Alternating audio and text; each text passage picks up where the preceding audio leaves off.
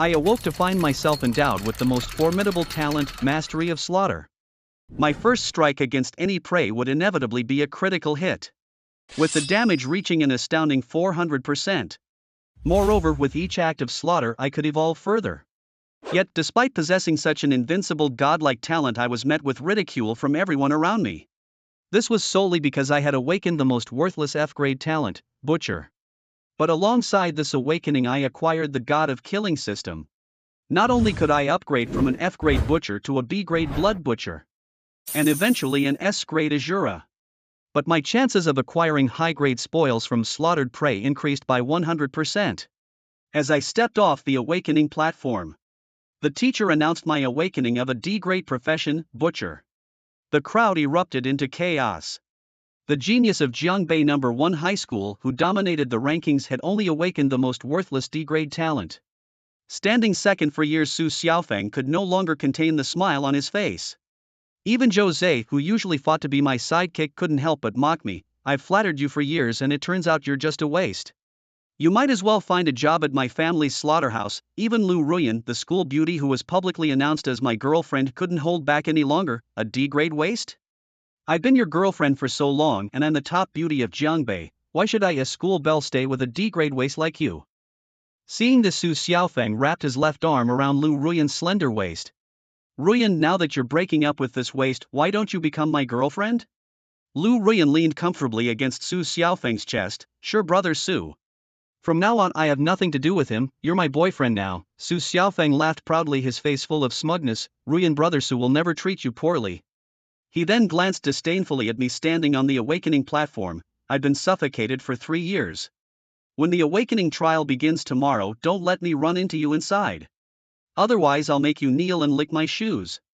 Amidst the merciless jeers of the crowd, I did not linger at the school. Instead, I walked home alone. As I was walking, a notification suddenly appeared before my eyes: "Kill count +3. Confused, I took another step forward: "Kill count +6. I furrowed my brows, sensing that something was amiss. I looked around but saw nothing unusual, except for a swarm of ants busily transporting food beneath my feet. Could it be? With curiosity, I stepped on the swarm of ants. Kill count +10 inch, kill count +13, kill count +20. A series of numbers flashed before me. It seemed I had stumbled upon something extraordinary. My gaze toward the ants changed instantly. I stepped forward and performed a set of punches over the ants. With a faint BGM playing in the background, countless mysterious numbers popped up continuously. After a while I saw a blood-red energy bar surging wildly. When it finally stopped, the number read: "Kill count 371/10,000. Do butchers have such talents? I don't recall that." Joy spread across my face. Could it be that my butcher talent is different from others? A thought suddenly crossed my mind. Without hesitation I headed to a supermarket in the city, bought a bottle of insecticide and a syringe, and returned to the spot where the ants had appeared. I searched around and sure enough found an ant nest with countless ants going in and out by the roadside. I used the syringe to inject the insecticide into the nest fiercely. Kill count +7 inch, kill count +13, kill count +11.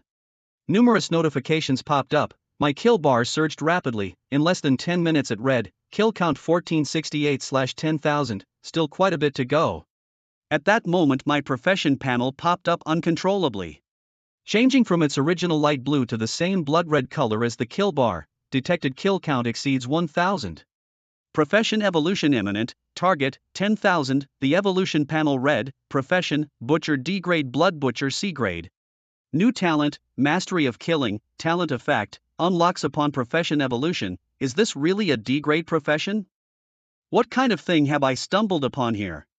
Lin Chen's eyes suddenly lit up. However, he quickly realized something crucial. It seemed his profession could evolve to a C-level. Moreover, the name had changed from Butcher to Blood Butcher. Could it possibly evolve to the legendary SSS level in the future? Wasn't it just a matter of killing 10,000 ants? That should be easy enough. Lin Chen's lips curled into a slight smile as he immediately picked up the basin filled with insecticide and headed in another direction.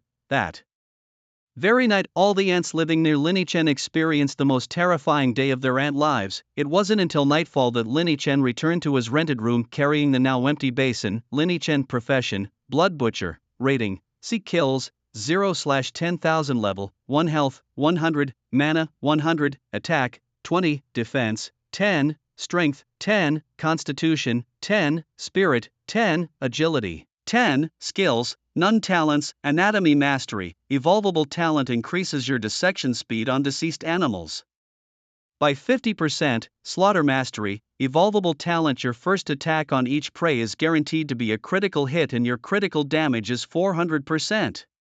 Number of talent evolutions, 1. As he opened the panel and looked at this plain data, Linny Chen almost burst out laughing. Just the slaughter mastery talent alone was a top-tier offensive talent. The first attack on prey was guaranteed to be a critical hit with critical damage reaching 400%. Normally critical damage was only 200%.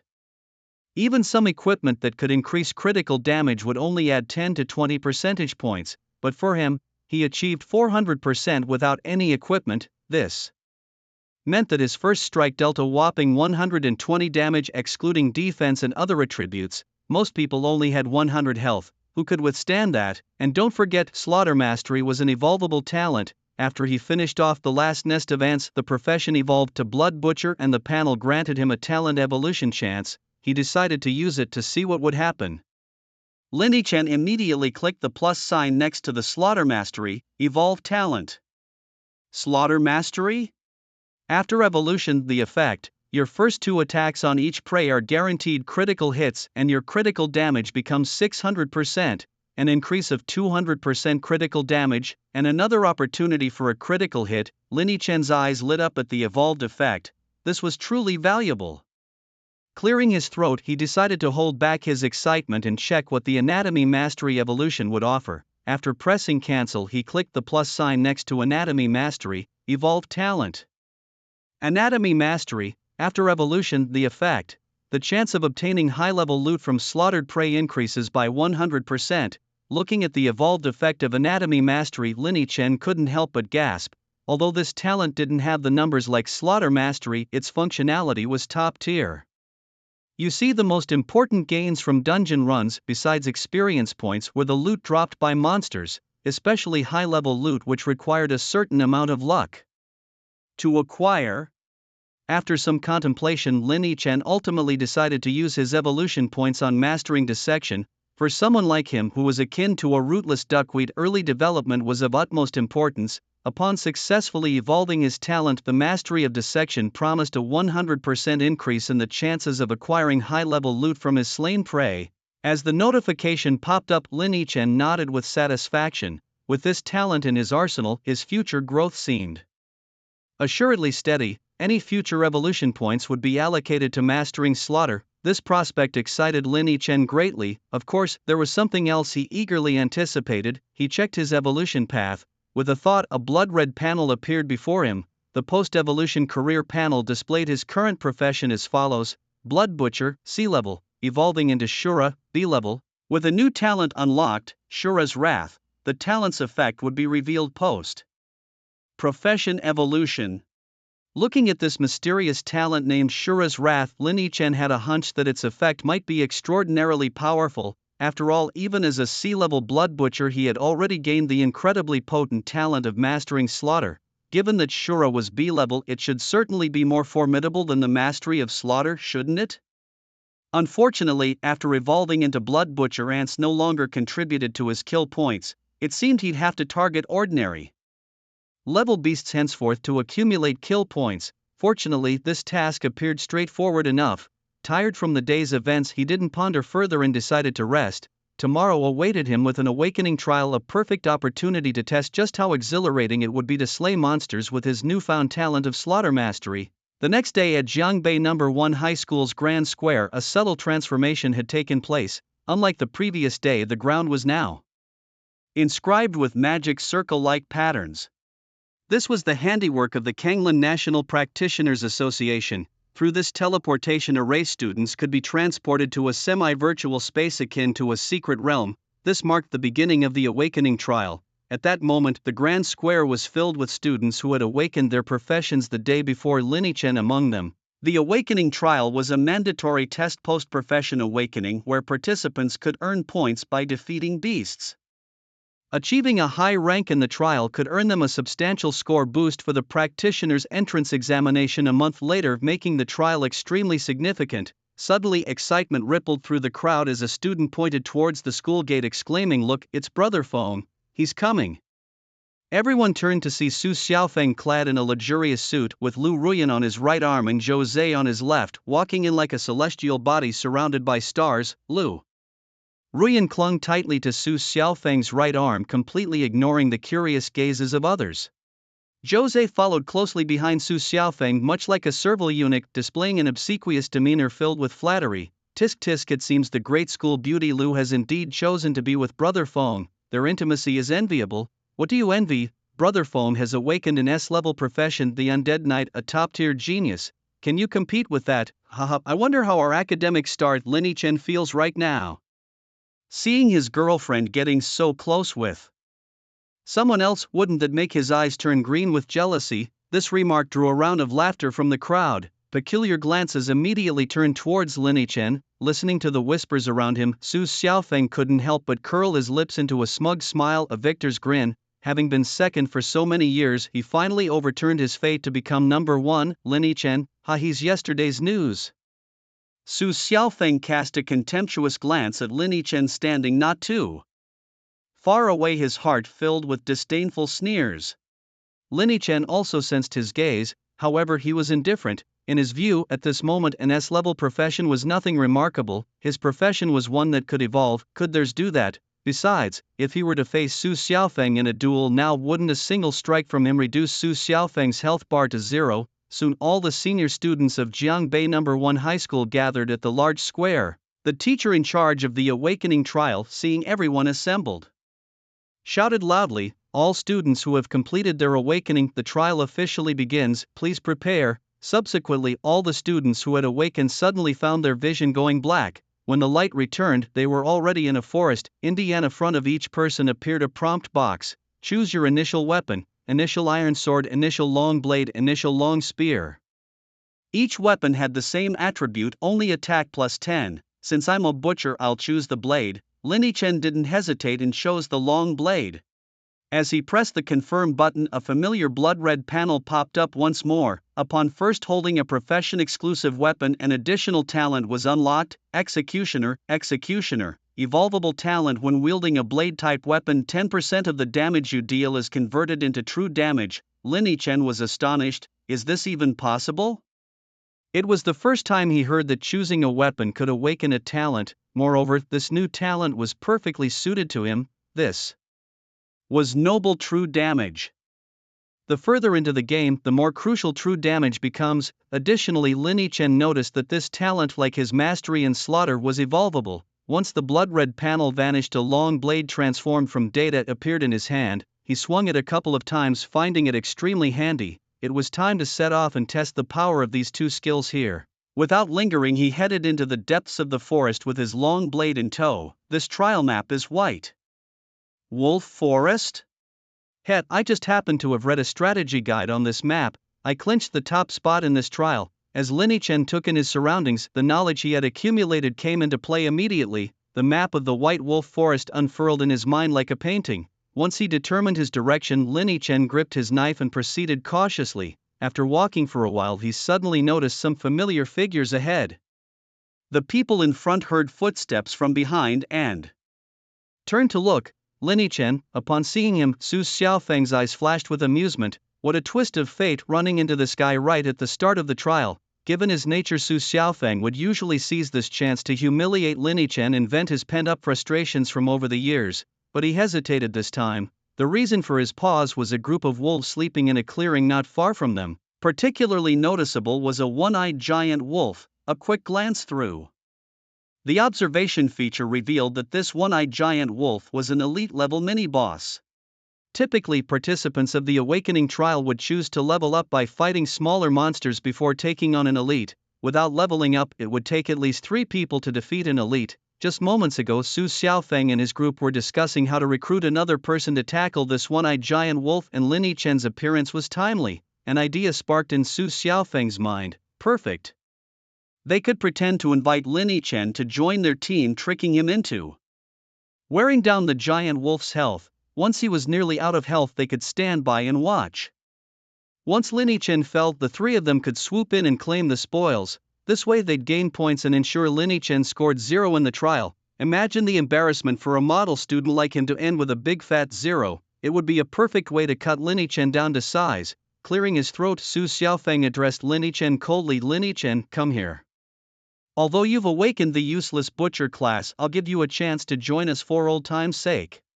See those wolves? Lead the charge and whittle down that one-eyed wolf's health, then we'll switch you out and finish the rest ourselves. You don't mind, do you? Upon hearing Su Xiaofeng's suggestion, Lin Chen couldn't help but retort, why don't you do it yourself, you idiot? Su Xiaofeng's calm demeanor was instantly shattered, a flicker of murderous intent crossing his face.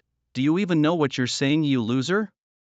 Lin Chen didn't hesitate to reply, calling you an idiot, did it make you happy? Want to hear it again? Before Su Xiaofeng could respond, Lu Ruyan jumped in, clearly upset. Pointing at Lin Chen, she exclaimed angrily, Lin Chen, how can you use such language? In the chaotic world of competitive trials, a young man named Lin Chen found himself surrounded by hostility. Accused of being useless and unworthy of joining a team, he faced ridicule from his peers, particularly from a group led by Su Xiaofeng, a talented necromancer knight. Lin Chen was unperturbed by the insults and the shifting loyalties of those around him, notably from Lu Ruyan and Zhou Zhe, who once flattered him but now turned against him.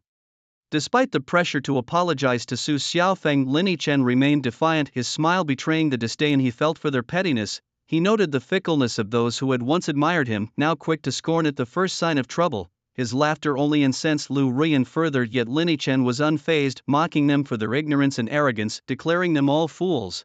Su Xiaofeng, seeing Lin Chen's refusal to submit, decided to teach him a lesson, advancing menacingly with his initial greatsword. The rules of the trial forbade attacks unless in self-defense, with penalties threatening to nullify any points gained, yet for Su Xiaofeng, an S-class prodigy, such consequences seemed trivial, his arrogance fueled by his powerful status. As Su Xiaofeng prepared to strike, confident in his superiority, Lin Chen remained calm. The greatsword, enhanced with the chilling power of Su Xiaofeng's necromancer abilities, seemed poised to overwhelm Lin Chen. However, Lin Chen was ready, his expression betraying no fear. With a swift motion he countered the attack, his own blade slicing through Su Xiaofeng's weapon and ending his threat swiftly. In a stunning reversal, Lin Chen's strike was devastating, eliminating Su Xiaofeng in an instant. The damage numbers floated before him, a testament to his hidden strength. His mastery of combat and lethal talents allowed him to deliver a blow that far exceeded expectations, proving that beneath the surface Lin Chen was no mere D-class underdog but a force to be reckoned with. It's important to understand that while professions may vary in rank and the potential for skill development, everyone starts with the same basic stats. The initial health is set at 100. The strike he delivered, dealing 120 damage after accounting for minor reductions due to defense values, was enough for a one-hit kill, one strike shattering any dreams of a comeback. A lackey should be at their master's feet, behaving like a proper dog, as Su Xiaofeng was effortlessly taken down by Lin Chen with a single blow. Zhou Zhe and Lu Ruyan stood dumbfounded. You actually dared to strike during a trial, and you killed Brother Feng? They had been anticipating a good show, but now Zhou Zhe and Lu Ruyan were completely stupefied. A madman, truly a madman. Zhou Zhe pointed at Lin Chen, exclaiming furiously, you're finished. Daring to kill someone during the trial, the teachers won't let you get away with this once we're out. Observing their terrified expressions, Lin Chen merely smiled faintly. I was acting in self-defense, where is the fault in that? His words left Zhou Zhe speechless. After all, it was indeed Su Xiaofeng who struck first, and countless teachers were likely watching the trial through their monitors. There was no way to deny it. Ever since Lin Chen awakened his D-rank profession, Zhou Zhe had been planning to become Su Xiaofeng's lackey. Seeing that this avenue couldn't threaten Lin Chen, and considering Lin Chen had just taken down Su Xiaofeng with a single blow, Zhou Zhe pondered for a moment before his eyes darted around, then continued, though it was self-defense. Brother Feng is the young master of the Hidden Edge Pavilion. You dared to harm him, the Hidden Edge Pavilion won't let you off, just wait. With that, Zhou Zhe scurried away, fearful that Lin Chen's next strike would be aimed at him. Soon only Lin Chen and Lu Ruyan were left in the woods. Facing this former girlfriend, Lin Chen couldn't help but smile wryly. Your two men have already run off, what are you still doing here? What did you say? Lu Ruyan's eyebrows shot up at his words. Lin Chen, even after being my boyfriend you dare speak to Me like this, ooh boyfriend? Lin Yichen chuckled coldly. Just now outside, didn't you break up with me to become Su Xiaofeng's girlfriend? You. Lu Ruyan bit her lip in anger. As the most popular girl of Jiangbei High, when had she ever been treated like this? So what if I said we broke up? Don't you have any faults? If you hadn't awakened a D-rank profession, would I have broken up with you? Pathetic man. Aren't you leaving yet? Seeing that Lu Ruyan showed no intention of leaving, Lin Yichen decided to drive her away. He didn't want to see her even for a moment longer. Initially he thought Lu Ruyan genuinely liked him, but it turned out she only liked his impressive talent. I'm not leaving, Lu Ruyan retorted, unwilling to budge. She scoffed, you cost me 2 teammates, you have to compensate me. You're so powerful, go weaken those wolves so I can finish them off. Saying this, she pointed towards a pack of giant wolves sleeping soundly nearby. In the face of such shamelessness, Lin Yichen couldn't help but laugh. Not leaving, huh? Fine, but let me warn you. Once the fight starts, I might not be able to look after anyone else. With that, he strode towards the pack of giant wolves without hesitation. Lu Ruyan, observing his actions, felt a smug sense of satisfaction. She interpreted Lin Yichen's words as an agreement to let her gain experience alongside him. Acting so aloof earlier, yet now you're still trying to cozy up to me? She thought to herself, as she hoped Lin Yichen indeed ventured into the wolf pack.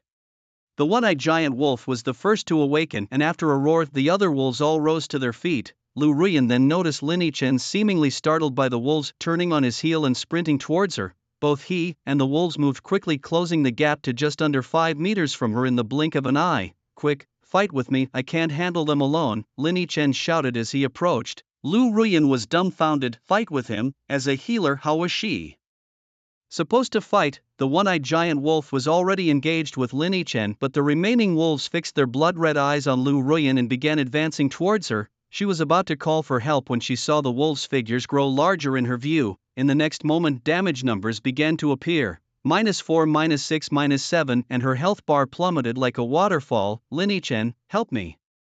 She screamed in panic, but he was too engrossed in his battle with the one-eyed giant wolf, exchanging fierce blows back and forth. I can't help you, you need to fight them off. Kill them and you'll be fine, he shouted back while dodging the wolf's attacks. I'm a healer, how can I fight? Lu Ruyan cried, tears of frustration welling up. If she were a higher level healer, she might have had some offensive capabilities, but at level 1 she was helpless. At this rate, she feared she wouldn't score a single point before being expelled from the trial. No university would want her with a 0 score. Figure it out yourself, Lin Yichen retorted, leaving her pleas unanswered. Lu Ruyan's health bar continued to dwindle until it finally hit 0. With a look of hatred, she gradually dissolved into ash and vanished. Finally dead, what a nuisance, Lin Yichen muttered, smiling as he watched her disappear from his view. He turned his gaze back to the giant wolves. Now it's your turn. He raised his long blade and, ignoring the one-eyed wolf, charged at the others. 1/2 slashes, 3 slashes, each swing of his blade resulted in the death of a wolf in an instant, as he dealt -111 and -117 damage, adding to his kill count with each strike. Each wolf had 50 health points, yet Lin Yichen's every strike was a clean kill. After dispatching the minions, Lin Yichen faced off against the one-eyed wolf. With a few swift strikes, the formidable elite monster, which would normally take regular students ages to defeat, was instantly vanquished. Kill count +2. Congratulations on leveling up, level 1 to 3, with enhancements to the 4 basic attributes, and he received free attribute points, 2, along with a high-grade loot, the Decayed Wolf Eyeball, usable in potion making. Lin Yichen was in high spirits. To level up twice and gain materials right at the start of the trial was unparalleled efficiency. Moreover, he noticed something important. The kill count from slaying the elite giant wolf was double that of a regular giant wolf. This must mean that the kill count is based on the level of the creatures I kill, right? The ant was too weak, so it didn't add anything, but the elite giant wolf was stronger, so it added +2. Lin Yichen nodded to himself, thinking he had figured out the rules. Understanding the rules made things simpler. As for the attribute points gained from leveling up, he decided to allocate all 2 points to strength. He had already planned it out. Since his 2 talents were so strong, his subsequent attributes would focus on strength. The strength attribute was directly related to attack power. The best defense is a good offense. Just as Lin Yichen was about to allocate his points, his blood-colored panel appeared again. A new talent was revealed. After his first slaughtering of an elite-level monster, a new talent appeared, Scarlet Reaper. Scarlet Reaper, evolvable talent your attacks now inflict. Lifesteal amounting to 10% of the damage dealt, and the experience you gain from killing monsters is doubled, double experience points and lifesteal. Lin Chen was momentarily stunned. This talent was simply overwhelming. Not only did it passively grant lifesteal with attacks, but it also allowed him to level up twice as fast as others, critical hits, and bonus damage plus lifesteal and double experience gain. No need for complex maneuvers, just pure stats. Being a stat monster feels great. Lin Chen sighed with satisfaction and then once again raised his long sword, heading deeper into the forest. With the double experience gain, if he didn't grind to level up, he'd have to slap himself. Lin Chen fought his way to the depths of the White Wolf Forest. His level had risen from 3 to 8, open panel. Lin Chen silently commanded in his heart. Lin Chen class, Blood Reaper, rating, C level, 8.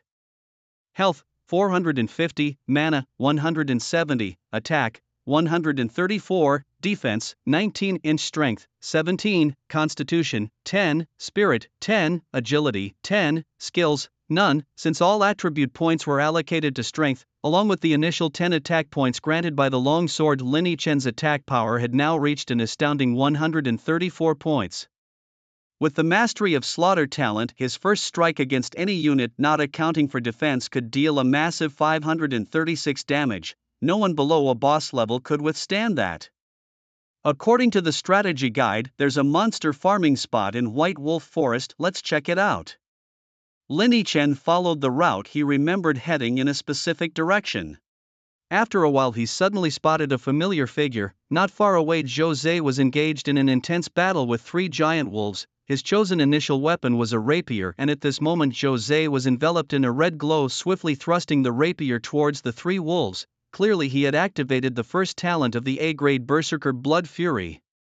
Once activated, it could increase attack speed by 50% for a short time, with attacks causing bleeding. However, the downside was losing half of the current health once the effect ceased. It wasn't long before the 3 wolves were on the brink of collapse. Fate has brought us together, let me add some difficulty for you, Lin Chen thought with a slight smirk on his lips. He promptly turned around and headed in another direction. With a deep breath, Jose looked at the fallen wolves before him, feeling a sense of accomplishment. Level 1 to 2 attribute points gained. 1. He observed his panel, pride gleaming in his eyes. Just entered and already at level 2-inch. Who else can match the speed besides those S-grade monsters? He mused, yet a flicker of resentment crossed his face as he recalled, if it weren't for that madman Lin Chen teaming up with Brother Xiaofeng, I might have reached level 3 by now. Such bad luck. After cursing under his breath, he began allocating his attribute points. Just as he opened his attribute panel, Jose heard a commotion behind him. Curious, he turned around and was astonished to see Lin Chen rushing towards him, leading a pack of giant wolves. Damn it, don't bring them over here. Jose's expression turned vibrant as he instinctively bolted away. Having just finished a wave of smaller monsters, coupled with the side effects of Blood Fury, Jose's health was nearly depleted down to a mere 30 points. With such scant health, being surrounded by these wolves could mean being utterly devoured. Things, however, did not unfold as Jose hoped. Lin Chen and the wolves were much faster than him. Within moments, they were on his tail. Brother, run faster. Why are you so slow? Lin Chen shouted as he sped past Jose. Furious, Jose cursed loudly, his eyes even redder than when he activated Blood Fury. Realizing he couldn't outrun them, he set his sights on the depths of the White Wolf Forest. Trying to set me up, are you? I'll take you down with me. Jose sprinted into the forest's depths. Lin Chen watched Jose's retreating direction, his eyes narrowing slightly. He knew what lay in that direction, the final boss of the White Wolf Forest trial, the White Wolf King, cornered and looking to take me down too. Lin Chen chuckled. Perfect, I also want to test how sharp my blade is now. With a grin, he stopped chasing Jose, turning back to swiftly dispatch the pack of wolves trailing behind him. Once Jose stepped into that territory, there was no turning back. Leading this pack of wolves to the boss room would only amplify the challenge. The final boss of the White Wolf Forest, the White Wolf King, was formidable. It possessed a skill known as the Wolf King's Howl, a group buff that could increase the attack speed of all surrounding wolves by 100% for a full minute. Indeed, the most troublesome aspect of facing the White Wolf King wasn't the boss itself, but the pack of wolves accompanying it. However, for Lin Chen, whose every strike was a critical hit, this was akin to being handed experience on a silver platter. Soon enough, Lin Chen spotted a conspicuous clearing not far ahead. In that clearing, dozens of giant wolves were resting, but one wolf caught his attention. A silver-white behemoth, twice the size of the others, patrolling its domain. The White Wolf King, a Demon King level boss with 2,000 health points and an attack power of 80. Its skills included the Wolf King's Howl, which could send nearby wolves into a frenzy, doubling their attack speed. Its danger level was marked in red. At that moment, the White Wolf King seemed to sense something amiss and turned its gaze towards Lin Chen's direction. But it wasn't Lin Chen it was looking at. It was Zhou Zhe, sprinting wildly ahead of him. With a chilling howl, the White Wolf King raised its head to the sky, and the resting giant wolves promptly rose to their feet, their eyes turning blood red. Confronted by a pack of wolves with crimson eyes, Zhou Ze's legs couldn't help but tremble. If he didn't know that dying in this trial wasn't real, he might have wet himself in fear. Yet Zhou Ze didn't linger in terror for long. The fury in his eyes quickly eclipsed his fear. He turned to see Lin Chen had indeed followed. "Come on, chase me. I'll make sure you die with me," Zhou Ze sneered, his face a mask of madness. At that moment, the White Wolf King and the wolf pack charged towards them. With relentless speed, in just a few breaths, the wolves swarmed around, with several giant wolves leaping forward to bite the nearest target. "Zhou Ze, Lin Chen, when we get out of here, don't even think about begging us on your knees to spare you," Zhou Ze shouted angrily at Lin Chen before being completely overwhelmed and bitten to death, his body dissipating. With one prey dealt with, dozens of blood-red eyes turned their focus on Lin Chen. Instantly, all the giant wolves pounced on him. Yet Lin Chen remained unfazed, gripping his long sword, his eyes brimming with fighting spirit. "Come on, let me show you what it means to be. My stats are above yours." With a single slash, minus 528 damage, the leading giant wolf fell dead on the spot. Following that, Lin Chen's sword moved so swiftly it seemed to blur into shadows. Each damage number that appeared marked the death of another giant wolf. Due to the sheer number of wolves, some occasionally managed to break through and bite Lin Chen. But with minus 52 inch, minus 53 kill count plus 1 kill count plus 1, each slash also healed him by dozens of health points. How could he lose? 3 minutes later, the clearing was left with only the White Wolf King standing. Lin Chen shook the wolf blood off his blade and turned his gaze towards the White Wolf King. Having just slain dozens of giant wolves and with the doubled experience boost, his level had already soared from level 8 to level 18. As Lin Chen stood in the midst of the battlefield, he took a moment to assess his attributes: 850 health points, 270 mana, 268 attack and 39 defense. Reaching this level was a testament to his hard work and determination. He turned his attention to his status panel, commanding it to maximize his strength. With his strength increasing from 17 to 27, his attack power surged to 308. "Watch closely," he murmured, "this strike will be your end." A silver blade sliced through the air, delivering a massive blow of minus 1,202 to the White Wolf King, who howled in agony. Lin Chen seized the opportunity and, undeterred by the creature's counterattacks, delivered 3 more strikes, bringing the mighty beast to its knees. The battle's conclusion was marked by a notification: kill count plus 10, level up from 18 to 20. He had also achieved his first boss kill of a Demon King class enemy, earning 2 talent evolution opportunities. Lin Chen was thrilled by the prospect of evolving his talents, recalling how the last evolution had transformed his useless dissection mastery into something extraordinary. As he pondered his next choice, a glimmer caught his eye on the fallen White Wolf King's body. Intrigued by the flicker, Lin Chen approached the corpse and used his weapon to uncover a faintly glowing, irregularly shaped lavender crystal. It was the White Wolf King's core, a Demon King level nucleus. The discovery invigorated him, as only beasts of leader rank or higher could drop such valuable cores. They were essential for crafting weapons and consumable magic items. Research suggested that the odds of obtaining a Demon King level core were nearly 8%, yet here it was thanks to his dissecting mastery. Lin Chen carefully stored the core in his inner coat pocket, recalling a strategy guide about the White Wolf Forest. The guide mentioned that the White Wolf King's core could be crafted into a platinum-grade battle shield. Although the shield required level 30 to equip, it boasted a skill called Wolf King's Roar, which increased the attack speed of nearby allies by 50%.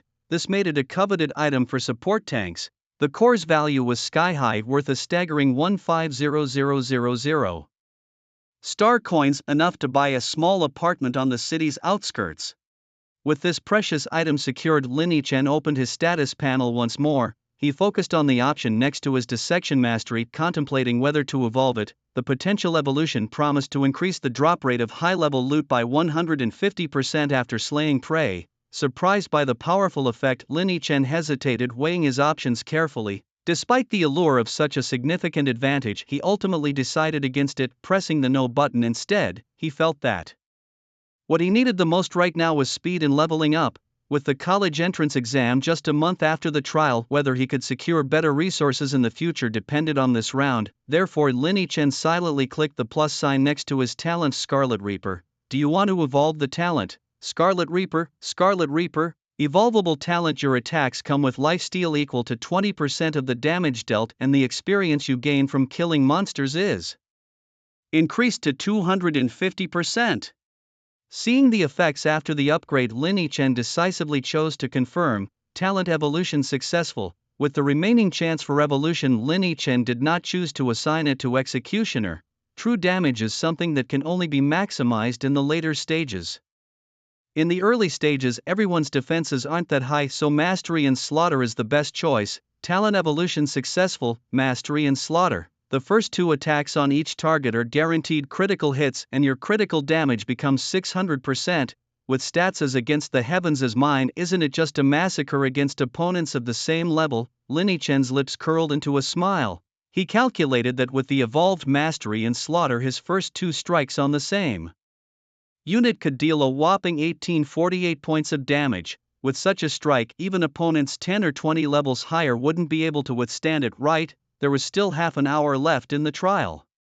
Lin Yichen glanced at the time and decided to use this last bit of time to gain more experience in the White Wolf Forest.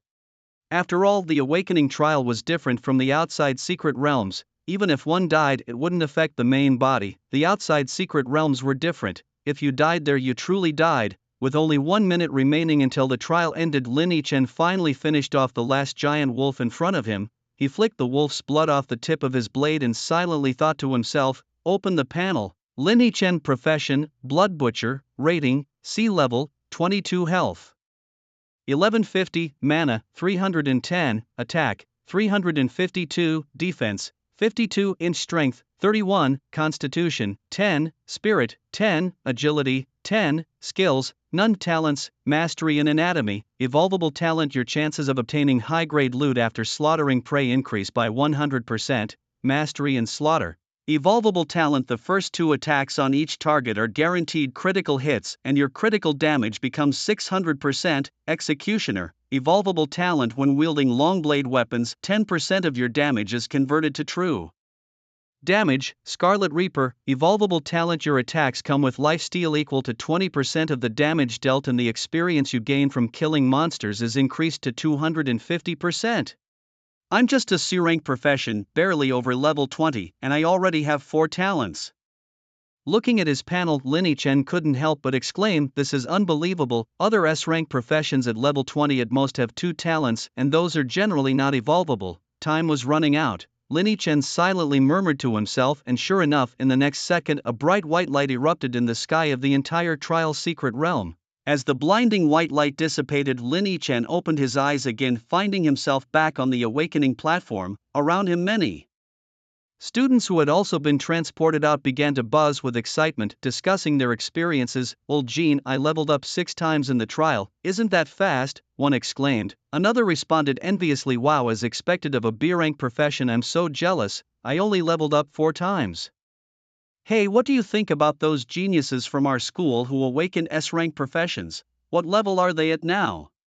I bet they're at level 10, someone speculated. Only level 10, you're underestimating S-rank talents. I think they could be at level 12 or 13. Just as the discussion heated up, a furious shout rang out from nearby. Lin Yichen, you finally came out. At the sound of the voice, everyone turned to look. Su Xiaofeng was striding towards Lin Yichen, accompanied by Zhou Lu Ruyan and Jianbei First High's vice principal, Ma Mingrui.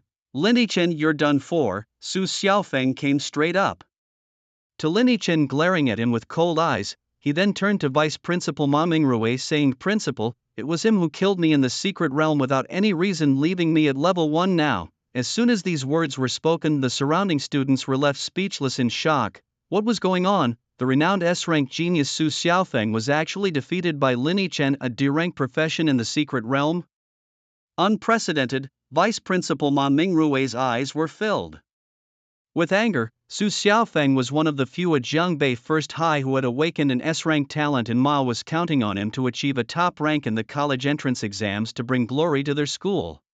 But Lin Yichen, who awakened only a D-rank talent, dared to strip Su Xiaofeng of his trial qualification, leaving him at level 1, unforgivable. Ma Mingrui glared at Lin Yichen coldly. Lin Yichen, you have greatly disappointed me, daring to attack a fellow student during the awakening trial. I once had high hopes for you, but you turned out to be such a disgraceful person. Your college entrance exam qualification is revoked. Hearing this, Lin Yichen remained unfazed, responding on what grounds? For killing someone in the trial. What other grounds do you need? Ma Mingrui, seeing Lin Yichen dare to argue, was infuriated, his voice leaving no room for discussion. Now immediately pack your things and get out of Jiangbei First High. We do not welcome people of such poor character. Despite Ma Mingrui's words, Lin Yichen stood his ground, showing no intention of leaving. He met the vice principal's furious gaze without fear. Principal Ma, did you watch the recordings? From the monitor? It was clearly Su Xiaofeng who attacked me first, and I merely defended myself. Isn't that self-defense? Self-defense? Ma Mingrui sneered. You, a D-rank life profession, managed to kill Su Xiaofeng in the secret realm. You must have used some underhanded trick to ambush him. Facing a direct confrontation, you stand no chance of winning. How could it be self-defense? He obviously hadn't watched the footage because he was watching the live broadcast. As soon as the awakening trial began, a group of teachers had their eyes locked on Su Xiaofeng, an exemplary S-level student. They all witnessed how Lin Yichen effortlessly took Su Xiaofeng down in a single move. Although the teachers were initially shocked, he was convinced that Lin Yichen must have been using some hidden equipment or items to enhance his attributes. Moreover, he had already instructed the teachers who were watching the live broadcast through the monitoring device, when he came out, to cooperate with Su Xiaofeng in identifying Lin Yichen. All the teachers were to keep silent. Anyone who dared to speak up for Lin Yichen would be fired immediately and blacklisted throughout Jiangbei City. This would make it impossible for them to find work in Jiangbei City. Upon hearing this, Lin Yichen realized that Ma Mingrui was certainly aware of the truth. It was just that he wanted to curry favor with the Su family and thus played along with Su Xiaofeng in this charade. Seeing Ma Mingrui's self-righteous demeanor, Lin Yichen found it laughable. He had once thought Ma Mingrui was a good principal, but in the end he was just another sycophant, well concealed so that Lin Yichen hadn't noticed. Whether it was self-defense isn't up to you or me to decide. I demand that the trial footage be played now. If Su Xiaofeng was the one who attacked first, it would be clear to everyone. Lin Yichen stood tall, his voice not loud but firm enough to echo. His stance indeed garnered some support from the students. Yes, Principal Ma, just show the entire trial footage. That way we can determine whether what Lin Yichen says is true. They echoed. However, upon hearing these voices, Ma Mingrui merely cast a cold glance at them and the students fell silent immediately. Lin Yichen's act of killing during the trial was an undeniable fact. Why would there be a need for a replay? Ma Mingrui then pointed to Lu Ruyan and Zhou Zhe, who stood nearby. Lu and Zhou were eyewitnesses. They saw Lin Yichen kill Su Xiaofeng during the trial. Are you all accomplices of Lin Yichen? With this accusation, those who had initially supported Lin Yichen grew even more silent, retreating a few steps. The label was too heavy for anyone to bear, and no one dared to challenge it. Seeing the surrounding silence, Ma Mingrui felt a great sense of satisfaction. He wasn't about to let them see the footage. Doing so would expose everything, wouldn't it? The principal of Jiangbei High School was often elusive, so despite being only a deputy principal, Ma Mingrui wielded significant power. As long as nothing unexpected happened, Lin Yichen would have to bear this false accusation for life. Seeing no objections, Ma Mingrui cleared his throat and began to announce the verdict. Given the violation of school rules and the laws of the Kanglin nation, Lin Yichen is hereby expelled. Just then, a small black dot appeared in the sky not far away, accompanied by an aged voice echoing from afar. What's all this commotion about? As the sound echoed, a tiny figure the size of a mung bean gradually enlarged in everyone's eyes until he arrived above the awakening platform and slowly descended. Only then did the crowd see his features clearly. He was an elderly man dressed in simple attire with long white hair. Ma Mingrui, how did the awakening trial results turn out for Jiangbei No. 1 High School this time? The old man spoke to Ma Mingrui in a tone that was more of a command from a superior to a subordinate. Upon seeing this elder, Ma Mingrui's previous arrogance vanished instantly and he was filled with alarm. He responded with a sycophantic smile. Elder, by the trial was Completed successfully, but there was a minor incident. Please allow me to resolve it before reporting the results to you. What minor incident? Bai Chuanqing asked, slightly frowning. Elder Bai, it's just a small matter not worth troubling you over. I will handle it perfectly. You should return to the association first and I'll report the results to you later. Ma Mingrui said hurriedly, even more flustered. This Bai Chuanqing was the newly appointed head of the Jiangbei Professional Association, a powerful 200-level 4-turn S-level 1,000-handed arhat. His strength was absolutely top-tier in Jiangbei City. He was also known for his boundless integrity. Ma Mingrui's attempts to curry favor with him had been repeatedly rejected. If he got involved in this matter, Ma Mingrui and Su Xiaofeng's plans would be ruined. However, the more Bai Chuanqing saw him like this, the deeper his frown became. Ma Mingrui, answer my question directly. I don't want to ask a second time. Hearing this, Ma Mingrui's forehead immediately began to sweat. He dared not refuse. It's just that during the awakening trial someone committed murder. All the witnesses are here and the evidence is conclusive. I'm dealing with the perpetrator now. Although he revealed the incident, he used his biased storytelling to directly label Lin Yichen as guilty. Bai Chuanqing asked again. Ma Mingrui quickly pointed to Lin Yichen. It's him, Elder Bai. The person he killed was Su Xiaofeng, a rare S-level talent from our Jiangbei No. 1 high school. Rest assured, I will severely punish the perpetrator and will not let him off. After listening, Bai Chuanqing turned to look at Lin Yichen, his expression extremely serious. Why did you kill? Bai Chuanqing asked coldly, as if Lin Yichen had to provide a satisfactory explanation or else he would face dire consequences. I was only defending myself. How can that be called murder? Lin Yichen took a deep breath and replied. He had heard of Bai Chuanqing, and though he felt the pressure of facing this over 200-level giant, he stood with his back straight. He hadn't broken any rules. To show fear now would only play into certain people's hands. Self-defense. Upon hearing those words, Bai Chuanqing's brow furrowed and his gaze became piercingly sharp. I will give you one chance to prove yourself. If what you say now is a lie, I will not spare you. Ma Mingrui have the entire scene's surveillance footage brought over. This.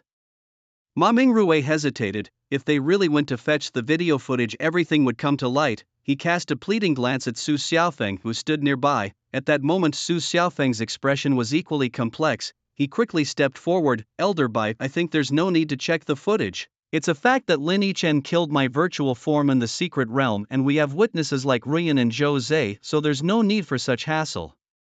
Su Xiaofeng's family had dealings with Bai Chuanqing and knew that the old man was stubborn, intolerant of any deceit, and held the laws of Kanglin country in high regard. During the trial, it was indeed he who struck first. If the footage was brought out, Lin Yichen would surely be deemed innocent by Bai Chuanqing. And Su Xiaofeng wasn't about to miss such a good opportunity to suppress Lin Yichen. Su Xiaofeng turned to Bai Chuanqing. Elder Bai, Lin Yichen's crimes in the secret realm go beyond just killing me. He indirectly caused the deaths of Lu Ruyan and Zhou Zhe as well. We three are all witnesses. There's no need to fetch the footage, right? After Su Xiaofeng finished speaking, Lu Ruyan quickly stepped forward and added, yes, Elder Bai, Lin Yichen is too vicious. He just awakened his profession and already killed 3 people. Who knows what terrible acts he might commit next? Zhou Zhe immediately chimed in. Elder Bai, please ensure Lin Yichen is severely punished. At this, the surrounding students were all shocked. What did they just hear? Did Lin Yichen not only kill Su Xiaofeng but also harm Lu Ruyan and Zhou Zhe? They didn't know how Lin Yichen managed to do it, but that wasn't important as the revelation was explosive. Hearing Su Xiaofeng's words, Bai Chuanqing's expression gradually turned severe. He turned his gaze back to Lin Yichen and said calmly, now that all 3 have accused you, what do you have to say? Seeing Bai Chuanqing's expression shift, Su Xiaofeng couldn't help but feel a surge of joy. Yes, just like this. Who needs to check the footage? With 3 witnesses here, they could directly announce Lin Yichen's punishment. Lin Yichen also noticed that Su Xiaofeng seemed eager to prevent Bai Chuanqing from viewing the footage. Just as he was about to speak, a figure in a pencil skirt and black stockings stepped forward and said, Elder Bai, I have been observing Lin, and he was indeed defending himself. Teacher Chang. Upon seeing the figure standing up for him, Lin Yichen felt a slight tug at his heartstrings. Chang Siming was their senior class's beast habits theory teacher and was one of the few teachers who cared about him the most. Yet after he awakened as a D-level professional, none of the other concerned teachers showed him any kindness. Unexpectedly, Chang Siming was willing to stand up for him in this situation. Teacher Chang, what nonsense are you spouting? Seeing someone coming to Lin Yichen's defense, Ma Mingrui immediately stepped forward to scold students. Su Lu and Zhou are all model students at Jiangbei High School. How could they lie? Moreover, Lin Yichen is just a D-level lifestyle professional. If he could defend himself and defeat student Su and the others, don't you think that's something no normal person would believe? Ma Mingrui spoke with conviction, and indeed his reasoning was sound. How could a D-class professional defeat 3 opponents, especially when one of them was S-class, another A-class, and they even had B-class Lu Ruyan as a healer? Winning under such circumstances would indeed be miraculous. However, Cheng Siming knew that the truth was exactly as unbelievable as it sounded. She wanted to defend Lin Yichen against Ma Mingrui's harsh accusations, but he cut her off mercilessly. Enough, no more words, he snapped, giving her a cold, threatening glance. Teacher Chang, if you continue to defend this murderer Lin Yichen, I will have to question whether you possess the moral integrity required to be a teacher. With that, Ma Mingrui turned his attention to Bai Chuanqing, ingratiatingly asking, Mr. Bai, what punishment do you think is appropriate for Lin Yichen, who killed another student during the awakening trial? His words seemed to have already convicted Lin Yichen, and if someone less determined to find the truth was in Bai's place, they might have gone along with Ma's narrative. Unfortunately for Ma, he was dealing with Bai Chuanqing. Principal Ma, let's just bring over the observation footage. Bai Chuanqing said nonchalantly, unaffected by Ma Mingrui's attempt to sway him. His tone was casual, as if he were merely having a regular conversation. Yet Ma Mingrui broke out in a cold sweat, gritting his teeth as he responded, yes, I'll have it brought over immediately. Ma had not anticipated that Bai Chuanqing, the newly appointed overseer, would personally come to the awakening trial site. In the past, principals like him would report to the association only after the trials were concluded. With Bai Chuanqing's directive in place, Su Xiaofeng dared not speak further. Soon, the observation footage was brought to the awakening platform by 2 teachers. It wasn't actually a video but rather a projector-like device. Once activated, it cast a crystal-clear image into the sky for all to see. As the footage played, showing Lin Yichen entering the trial and encountering Su Xiaofeng and his group, everyone present watched intently, particularly when Lin Yichen swiftly defeated Su Xiaofeng. With a single strike, the students were left speechless in shock. The teachers, on the other hand, frowned one after another, seemingly puzzled by the unfolding events. At that moment, Su Xiaofeng hung his head, his face flushed with embarrassment, feeling utterly humiliated. Lu Ruyan fared no better, her face also turning an awkward shade of red, especially during the part where she was shown cooperating with Su Xiaofeng, calling him Brother Feng as they schemed against Lin Yichen. She immediately sensed countless judgmental gazes directed her way. She didn't even need anyone to speak. She could already guess what they were thinking. After all, before today's awakening ceremony, she had called Lin Yichen brotherly countless times in front of everyone. Ma Mingrui, do you have anything to say? Bai Chuanqing suddenly spoke after a long silence following the video viewing. This Elder Bai, it was my carelessness, my lack of diligence. It's my fault. Ma Mingrui admitted his mistakes with a very sincere tone, his head bowed. During the awakening trial just now, I didn't watch from Su's and Lin's perspectives and almost wrongly accused Lin. He apologized persistently, ignoring Su Xiaofeng's threatening gaze from the side. You don't need to apologize to me. Bai Chuanqing remained unmoved. He pointed to Lin Yichen beside him. Go and apologize to the student. That's what you should be doing now. Ma Mingrui gritted his teeth, turned to face Lin Yichen and bowed again. Student Lin is the principal. I was momentarily confused and almost wrongly accused you. I'm sorry. He felt deeply embarrassed to apologize in front of so many people to someone he considered destined to remain at the bottom as a D-level failure. However, he understood that keeping his position was more important than saving face. Lin Yichen looked at Ma Mingrui, whose attitude had taken a 180-degree turn, his expression remaining cold. He felt no need to respond to such a hypocritical apology. Instead, he turned to Bai Chuanqing and cupped his hands. Thank you, Elder Bai, for clearing my name. No need to thank me. Bai Chuanqing nodded. This was the right thing to do. Seeing this, Ma Mingrui thought Bai Chuanqing wouldn't pursue the matter further. However, Bai Chuanqing then changed his tone. Today's matter still needs an explanation. He looked at Ma Mingrui. As the principal, you nearly wronged your student and almost prevented him from taking the most important exam of his life. I will report this matter truthfully. Ma Mingrui's previously relaxed mood instantly became tense again. He pleaded urgently, Elder Bai, please give me another chance. I promise this won't happen again. Ma Mingrue knew very well that if today's incident were reported and made public, he would undoubtedly lose his position as principal. You can make your promises to the association. I'm just stating the facts. Bai Chuanqing dismissed Ma Mingrue's pleas just as Ma Mingrue had ignored Lin Yichen's earlier. However, their positions were different. Realizing there was no room for redemption, Ma Mingrue was filled with resentment. At this moment, Su Xiaofeng with a gloomy expression signaled to Lu Ruyan and Zhou Zhe. They immediately understood, and Lu Ruyan stepped forward, addressing Bai Chuanqing elder by setting aside the fact that Lin Yichen acted in self-defense. Does that mean Lin Yichen bears no fault at all? Seeing this, the students who had thought the matter was settled and had lost interest now adopted a gossip-ready expression. Bai Chuanqing's brows furrowed slightly. What else is there?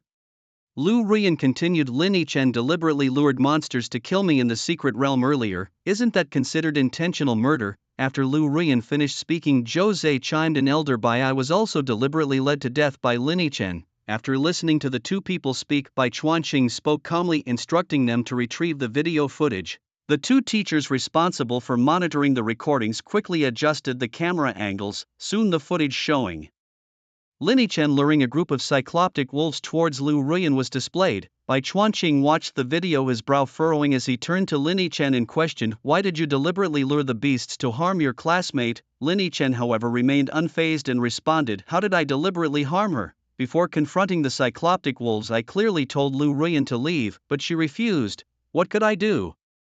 At these words, Lu Ruyan became agitated, pointing at Lin Yichen and accusing him, you intentionally wanted to harm me and now you're making excuses.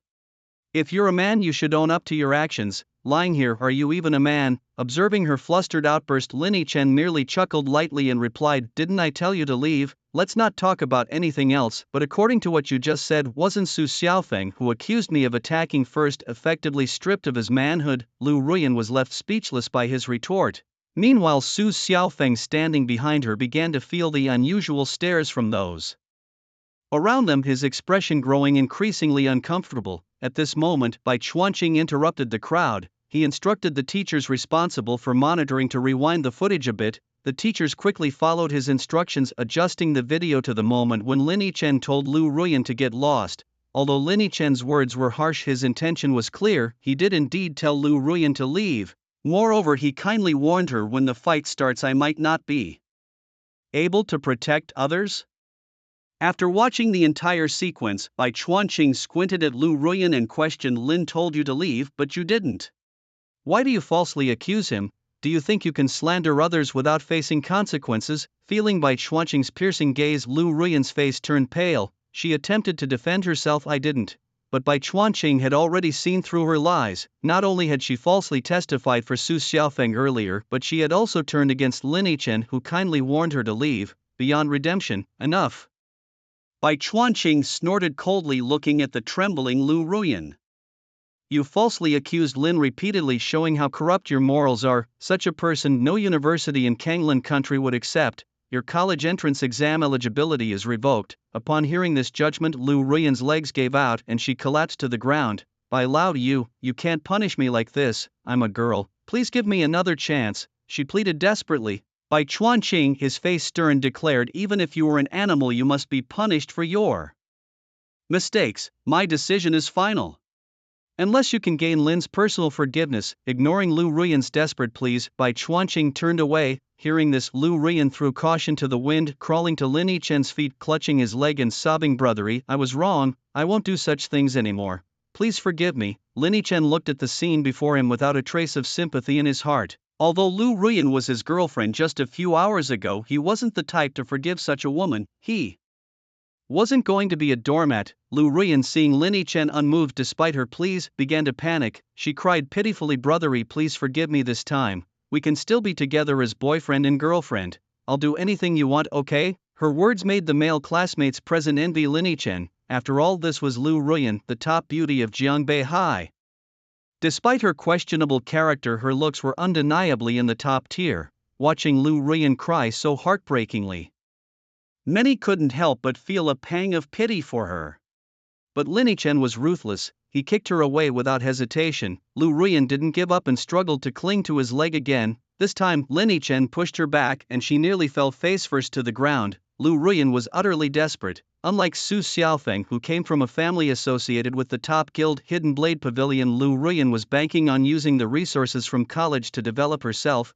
Now all her plans were in ruins. "Lin, are you sure you don't want to forgive her?" Bai Chuanqing asked as he assessed the situation one last time. Yes, Lin Yichen nodded firmly. "All right, then the punishment will be enforced." Bai Chuanqing announced the decision without further ado. Hearing this, Lu Ruyan's body went limp, but Bai Chuanqing wasn't finished yet. He turned his gaze to Zhou Zhe, who had come forward with Lu Ruyan to accuse Lin Yichen. "Did you also just claim that Lin caused your downfall?" Zhou Zhe froze, shaking his head vigorously. "No, I was just helping Lu report Lin Yichen," he stammered, fearing Bai Chuanqing might misunderstand. He definitely didn't want to end up like Lu Ruyan. He remembered when Lin Yichen led the wild wolves towards him, Lin was shouting for him to run. It was all too cunning. Besides, it wasn't even Lin's wolves that finished him off. It was the White Wolf King in the boss room he had entered himself. If this got out, he'd likely face the same fate as Lu Ruyan, with his college entrance qualification revoked by Bai Chuanqing. Seeing Zhou Zhe back down, Su Xiaofeng realized that there was nothing he could do against Lin Yichen today. Although his family held power in Jiangbei City's top guild, even they couldn't risk crossing Bai Chuanqing. Su's father's highest combat power was a 195 level 3rd turn S-class Shadow Knight, but that still paled in comparison to Bai Chuanqing. After Zhou Zhe conceded, the students thought the matter was settled. However, Bai Chuanqing's gaze shifted to Su Xiaofeng. "As the mastermind behind this incident, your college entrance qualification is also revoked. Do you have any objections?" "I have no objections." Su Xiaofeng gritted his teeth and said, knowing full well he couldn't afford to have any objections. The man before him was a figure even his father had to respect. Su Xiaofeng realized that offending Bai Chuanqing was unnecessary, especially when he could rely on his family's resources to grow steadily regardless of his academic path. "Good, since you have no objections, let's consider this matter closed," Bai Chuanqing declared with finality. The bustling atmosphere of the Grand Plaza fell into a hushed silence. Breaking the stillness, Bai Chuanqing spoke again. "Ma Mingrue, bring the awakening trial data from Jiangbei No. 1 High School." "Yes," Ma Mingrue replied, not daring to hesitate, and immediately sent someone to fetch the data. At last the results were about to be revealed. Curiosity buzzed among the crowd. Who would take the top spot in this trial? Who else could it be? Our school only has 2 professions above S grade, with Su Xiaofeng eliminated by Lin Yichen, it leaves only 1 student began. "You mean Mo Shui?" Another chimed in. "Exactly. He's usually so unassuming, average in grades, and aside from his good looks, seemed to have nothing special. Who'd have thought he'd awaken an SS grade profession?" Although I'm the most handsome guy in Jiangbei, I have to admit Mo Shui's good looks," someone joked. "Oh, shut up," came the retort. Amid the chatter, Lin Yichen glanced toward a corner of the plaza where a slender silver-haired boy stood. Indeed, Lin Yichen had to acknowledge the undeniable truth, yet he felt Mo Shui lean more towards a refined beauty, while Lin Yichen believed he led in masculine charm. "I recall the first place prize is 10,000 star coins and a gold grade weapon exchange voucher. Perfect timing, I can get a level 30 long saber to see me through the beginner phase," Lin Yichen mused silently to himself.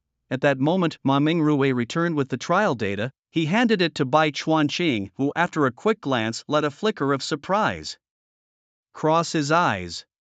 All eyes turned to Bai Chuanqing in anticipation. Finally, he cleared his throat and announced the top 3 in Jiangbei No. 1 High School's awakening trial are Lin Yichen, Qin Xinian, and Mo Shui. 3rd place goes to Qin Xinian, 2nd place is Mo Shui, and in 1st place, Lin Yichen. With a thunderous roar, the plaza erupted in disbelief. "Lin Yichen? How is it Lin Yichen? 1st place, a D-grade profession? Good heavens, how does one even survive like this?" Shock rippled through the crowd as they grappled with the notion of a D-grade profession surpassing an SS grade to claim the top spot. Was there an error in the awakening results? But as the final scores were revealed, all doubters fell silent. Qin Xinian 52 points, Mo Shui 89 points, Lin Yichen 162 points. The nearly 80-point lead was a staggering blow to the hearts of all present students. Even Bai Chuanqing found the score gap astonishing. In the awakening trial, slaying an ordinary beast earned 1 point, an elite-level beast 2 points, and a boss-level beast 5 points. The level of a demon king is slightly higher, worth 20 points. Lin Yichen's astonishing score of 162 indicates that he must have killed over 100 monsters during the trial. Such terrifying strength was unprecedented. Bai Chuanqing took a silver card from Ma Mingrui's hands and approached Lin Yichen. "Congratulations, Lin, on achieving first place in the trial." "Thank you, Mr. Bai." Lin Yichen accepted the card and politely expressed his gratitude. "No need to thank me, this is well deserved." Bai Chuanqing nodded. Typically, he refrained from prying into students' personal affairs, but this case was exceptional. A D-level professional achieving such high scores in the Awakening trial was unheard of across Kanglan Nation. Driven by curiosity, Bai Chuanqing continued, "Lin, would you come with me to the professional association?" "Of course, if you're unwilling, there's no pressure." "Invite me to the professional association?" Lin Yichen pondered as he watched Bai Chuanqing's kind smile. He could guess that Bai Chuanqing wanted to know how he managed to score so high. Perhaps he awakened a hidden profession or due to other reasons. Regardless, it was a good opportunity. The Professional Association was Kanglin's official organization, the leading guild of all in the nation. If he could join and make it his guild, then people like Su Xiaofeng wouldn't dare to trouble him easily. Sure, Lin Yichen nodded in agreement. "Great, then wait a moment, I'll finish up here and come pick you up." Bai Chuanqing was delighted, finally showing a slight smile on his otherwise stern face. He didn't linger long and went on to present prizes. To Mo Shuet, the second-place winner, and Qin Sinian, who came third, the rewards for second and third place were significantly lesser compared to Lin Yichen's. The second prize was merely 10,000 star coins and a bronze equipment exchange coupon, while the third place got only 10,000 star coins and nothing else. As Lin Yichen watched from the side, a figure suddenly entered his view. It was Su Xiaofeng, arms crossed and head held high, looking down at Lin Yichen with a haughty gaze. "What trick did you use to kill me with one strike?" "Idiot, get lost!" Lin Yichen shot him a cold glance. "You son of a..." Su Xiaofeng nearly exploded with rage. Considering the public setting and Bai Chuanqing's presence, he forcefully suppressed his anger. With a sneer, he finally voiced the words he had been brewing. "You think using underhanded means to get first place in the trial is enough to rise? Let me tell you, in this world you need background. Is your fortune stuck between your ears? I told you to get lost. Don't you understand human language?" Lin Yichen continued to sneer. "How dare you insult me, you worthless? Arguing with you is like watching someone throw a tantrum." "Shut up, it's disgusting," Lin Yichen retorted, unfazed. Enraged, Su Xiaofeng's face turned red. "Lin Yichen, I challenge you to a life and death duel. Dare you accept?" "What, are you tired of living?" Lin Yichen crossed his arms, an amused smile flickering across his face. "Just say whether you dare or not." On the eve of the college entrance examination, the arena by the riverside was filled with tension. Lin Yichen, with a subtle smirk at the corner of his lips, confronted Su Xiaofeng. "I thought you had lost your mind challenging me to a duel now," he remarked. "But remember this, Su Xiaofeng, no matter what, you will always be under my feet, bowing in submission." The disdainful look in Lin Yichen's eyes, as if he were looking at a mere dog, only fueled Su Xiaofeng's anger. Without hesitation, Su Xiaofeng summoned his data panel and sent a duel invitation to Lin Yichen. The notification blared. "You have received a duel invitation. Inviter, Su Xiaofeng. Duel type, life or death duel. Duel date, June 5, 2058. Location, Zhangbei City Riverside Professional Arena. Do you accept?" Note, once accepted you may withdraw within 7 days before the duel begins. After 7 days, the duel will proceed automatically. Lin Yichen glanced at the challenge and promptly pressed the accept button, solidifying the life or death duel with a countdown of 30 days. "You've got guts." Su Xiaofeng couldn't suppress a cruel smile as his provocation succeeded. With the support of his family, Su Xiaofeng was confident he could reach level 40 in a month. By then, his profession as an undead knight would awaken a second talent and 2 exclusive skills. As for Lin Yichen, at best his D-level profession might reach level 30 by the duel date. Su Xiaofeng also considered the possibility that Lin Yichen's profession might be some sort of mutation. Thus, he planned to keep an eye on Lin Yichen's visit to the professional association as suggested by Bai Chuanqing. Su Xiaofeng's family had connections with a high-ranking member in the Zhangbei Professional Association. His plan was simple. Once Lin Yichen joined the professional association, they would investigate his background. If Lin Yichen was merely an ordinary butcher who managed high scores in the trial through some tricks, then the duel would proceed. But if Lin Yichen indeed possessed a special profession, Su Xiaofeng would withdraw from the duel 7 days prior. He coldly mused, "Lin Yichen, you better be special or you'll understand the meaning of slaughter on the day of the duel." Su Xiaofeng soon departed, leaving a buzz of excitement among the onlookers. Wow, I can't believe Lin Chen actually dared to accept Su Xiaofeng's life or death duel. Isn't that a death wish? One student exclaimed. Sure, Lin Chen did well in the trial, but the gap in professional levels can't be bridged by mere tricks. Another chimed in. The crowd, eager for the spectacle, slowly dispersed, each speculating about the impending clash. Lin Chen watched as Su Xiaofeng walked away, his eyes betraying no emotion. Before awakening his profession, Su Xiaofeng had been a completely different person, and his ability to endure silently by Lin Chen's side for so many years showed just how dark and calculating he truly was. Such an enemy couldn't be allowed to remain.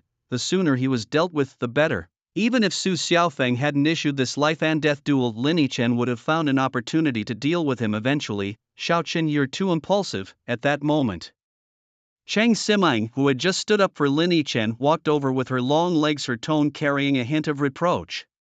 Teacher Cheng, I wasn't impulsive. Lin Chen smiled nonchalantly. You say, I really don't know what to say about you. Cheng Siming sighed. Su Xiaofeng's family is with the Hidden Blade Guild, the top guild in Jiangbei City. He himself has awakened an S-class talent. Give him a month and he could at least reach level 40, even if you can beat him now. Once the level gap widens and with the difference in professional levels, how will you fight him? Xiaochen, listen to your teacher and cancel the duel now. Cheng Siming tried to persuade him earnestly. Seeing this, Lin Chen merely shook his head slightly. Teacher Cheng, I have my own plans for doing this, so please don't worry. You. Cheng Siming looked at him, a bit helpless. Among the classes she had taught, Lin Chen was one of her favorite students. He was serious in class, had good grades, looked good, and whenever she had a class with class 1 she felt very happy. But why was this kid so stubborn? Agreeing to such an unwinnable duel was like courting death. Xiaochen, I'm begging you as your teacher, can't you just withdraw from the duel? You're still young with a long life ahead. Cheng Siming pleaded with one last glimmer of hope.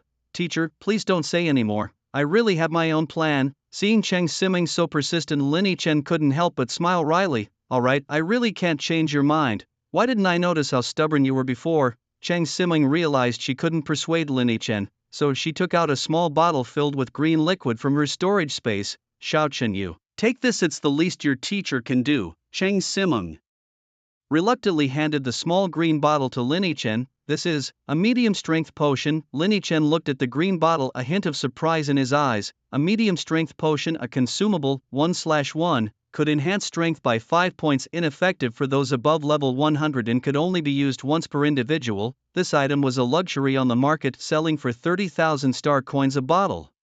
And Teacher Chang was just giving it to him like that. Come on, take it or I'll regret it later. Seeing Lin Chen hesitating, Cheng Siming sighed and directly stuffed the potion into his arms. Xiaochen, I know you have your own thoughts, but think over what your teacher said when you get back. It's normal for young people to be proud and ambitious, but don't be reckless. With that, she didn't stay any longer and left after saying goodbye to Lin Chen. Looking at the bottle of strength potion in his hand, Lin Chen felt a surge of emotion. He quietly placed the strength potion into his storage space. Lin, let's go, he said. At that moment, Bai Chuanqing had just finished awarding and was walking over. All right, Mr. Bai. Lin Chen nodded, following Bai Chuanqing as they left the school together. The Jiangbei City Professional Association is located in the city center, a traditional-style building that starkly contrasts with its surroundings, resembling a tower. Locally, it's known among professionals as the professional building. It houses everything a professional might need, from secret training realms and pawn auction houses to ability testing and mission halls. As they approached the professional building, 2 figures suddenly descended from the sky, drawing the attention of onlookers at the entrance. Who's that old man who can fly? He must be over level 100, someone exclaimed. Don't you know him? He's the new head of the professional association, another whispered. Oh, so that's the new head, but who's the handsome young guy with him? The wind whipping past Lin Chen's ears during the descent left his head spinning, worsened by the clamor of voices as they landed. Fortunately, Bai Chuanqing wasted no time pulling Lin Chen into the building, leaving the murmurs behind. Lin began to regain his composure. Looking at Bai Chuanqing, who appeared unfazed, Lin couldn't help but say, Mr. Bai, next time you should fly alone. His current level was too low and his constitution couldn't handle the demands of flying, causing the adverse effects. Once his attributes improved, such reactions would disappear. Bai Chuanqing, slightly puzzled at first, soon realized and apologized. Sorry, I didn't consider that. He then produced a small bottle of red potion. Consider this my apology. Lin accepted the potion. It was a beginner's constitution potion, consumable 1/1, increasing constitution by 1 point but ineffective for those over level 50. Lin didn't hesitate, unscrewing the bottle and downing it in one go. Constitution +1 and notification promptly appeared. After thinking it over, Lin added, Mr. Bai, actually if you bring me along a few more times it wouldn't be a problem. Bai Chuanqing pretended not to hear that. When they reached the 9th floor, Bai led Lin into a lavishly decorated reception room, elegantly and tastefully arranged. Please have a seat, Bai Chuanqing said, displaying no airs despite his position as the head of the professional association, even personally pulling out a chair for Lin, a recent high school graduate. Thank you, Mr. Bai. Lin expressed his gratitude as he sat down. Bai Chuanqing took a seat opposite him. Once seated, Bai Chuanqing got straight to the point. Lin, I brought you here because I'd like to see your professional panel. Of course, if you don't wish to share it, that's fine, I won't insist. He then quietly awaited Lin's response. Bai Chuanqing couldn't believe someone with a D-level profession could score so highly in the trials. If Lin truly had a hidden profession. As soon as Lin Yichen stepped into the room, he sensed the anticipation hanging in the air. Bai Chuanqing, a seasoned figure at the pinnacle of his career, wasted no time. He formally invited Lin Yichen to join their prestigious association, promising unparalleled benefits. Even if Lin Yichen were to decline, Bai Chuanqing would merely experience a tinge of disappointment. The notion that Lin Yichen was simply an ordinary butcher seemed absurd to Bai Chuanqing. His extensive experience told him that such feats could only be accomplished by those with exceptional talents.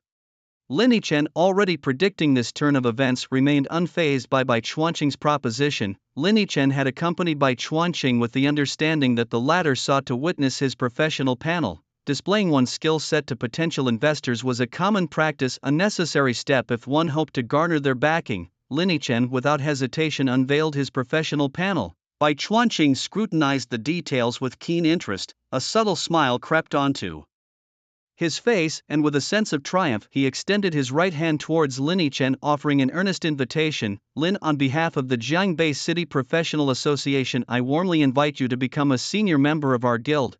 What do you say? The mention of becoming a senior member piqued Lin Yichen's interest. The professional association was a colossal entity with relatively accessible entry requirements.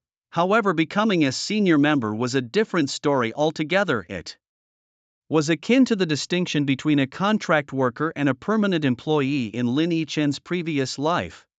Senior members were the core of the association. They enjoyed exclusive access to events and superior benefits, so upon hearing Bai Chuanqing's offer, Lin Yichen only hesitated briefly before shaking the outstretched hand. I accept. Excellent, Bai Chuanqing responded, unable to conceal his excitement. Having someone like Lin Yichen with his evolutionary potential was a tremendous boon for the association. It was a testament to the association's prestige that Lin Yichen chose them given the fierce competition among guilds for talents of his caliber. Lin, I've sent you an invitation, please confirm your membership. Bai Chuanqing added, manipulating his panel to formalize the invitation. Lin Yichen soon received the notification. Jiangbei City Professional Association, head, Bai Chuanqing invites you to join the guild, senior member, do you accept?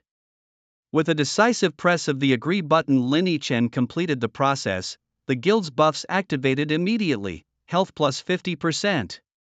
Mana plus 50%, attack plus 20%, defense plus 20% and more. As the enhancements cascaded across his panel, Lin Yichen noted the impressive array of benefits now at his disposal. The basic attributes need no elaboration, but supplementary ones like health recovery speed, mana recovery speed, and luck have all seen a significant boost. As for Lin Yichen, he merely accepted Bai Chuanqing's invitation to join the guild. The sensation was exhilarating. Observing the new emblem of the professional association on his personal info panel, Lin Yichen felt a deep sense of satisfaction. With the status of a senior member of the association, he now had access to certain features that were previously locked, accelerating his growth exponentially. Lin, your membership card has been ordered, and someone will notify you once it's ready. Be sure to collect it from the first floor membership office in about half an hour, Bai Chuanqing instructed Lin Yichen before leaving the reception room. As the association's administrator, especially on the day of the Awakening trial, he had numerous responsibilities to attend to. Once Bai departed, Lin Yichen didn't linger in the reception area either. Instead, he aimlessly wandered around the guild building, which was equipped with rooms for various functions. Most were accessible to all members, while a few high-tier facilities were reserved for senior members. After touring 3 floors, half an hour had passed. Linny Chen took the elevator down to the first-floor membership office and quickly obtained his membership card. This card was crucial, akin to a passport. It was required for accepting missions or utilizing any of the association's functions. With the card in hand, Linny Chen's next priority was to redeem his first-place trial reward. The redemption area was also within the guild building, so Linny Chen took the elevator to the 5th floor. Upon finding the redemption counter, he handed Bo Chuanqing's voucher to the staff. Upon realizing Linny Chen was redeeming the first-place trial reward, the staff member gave him a few surprised glances. "Please fill in your bank account details." Linny Chen swiftly completed the form and the funds were arranged for transfer. "Also, please accept this weapon voucher. The weapon redemption area is next door." Accepting the weapon voucher, Linny Chen's phone immediately buzzed with a notification. "Your Kanglan bank account ending in 0908 has been credited with 100,000 star coins. Balance, 101,131 star coins. Beware of scams."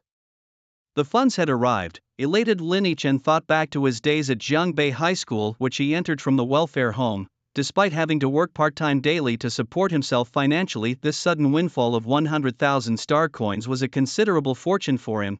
After the funds arrived, Linny Chen wasted no time and turned towards the equipment exchange located on the same floor. The staff at the exchange was a bespectacled young man. After handing over his exchange voucher, Linny Chen was led to a room with a sign that read "Gold-level weapons." "Inside you'll find all gold-level weapons," the young man with glasses said cheerfully. "Just pick what you like and bring it to the front."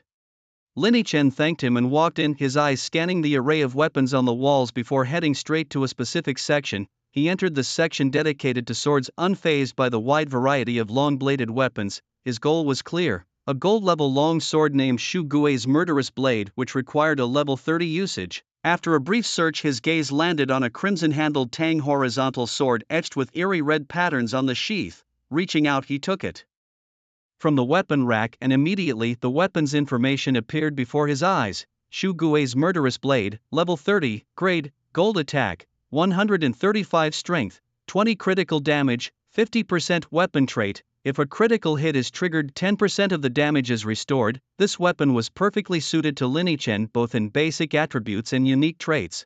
This particular sword, Shu Gui's Murderous Blade, was a rare drop from a secret dungeon known as the Scarlet Village, specifically from the final boss, the killer ghost Shu Gui.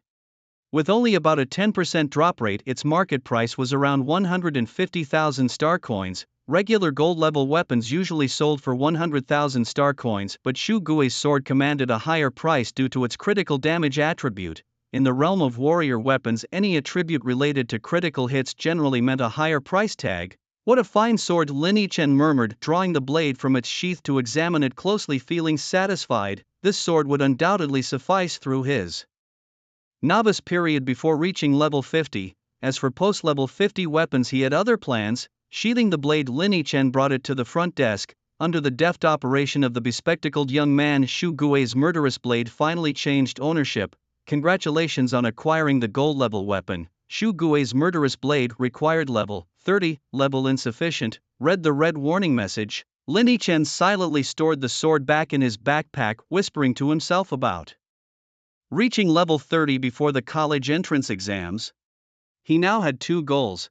First, to achieve a score that would allow him into a top university, and second, to quickly earn enough to buy his own home. His current residence was the student dormitory provided by Jiangbei No. 1 High School. Before today's awakening ceremony, the school had already notified them to vacate the dormitory within a week. If he couldn't gather enough money to buy a house by then, he would be homeless.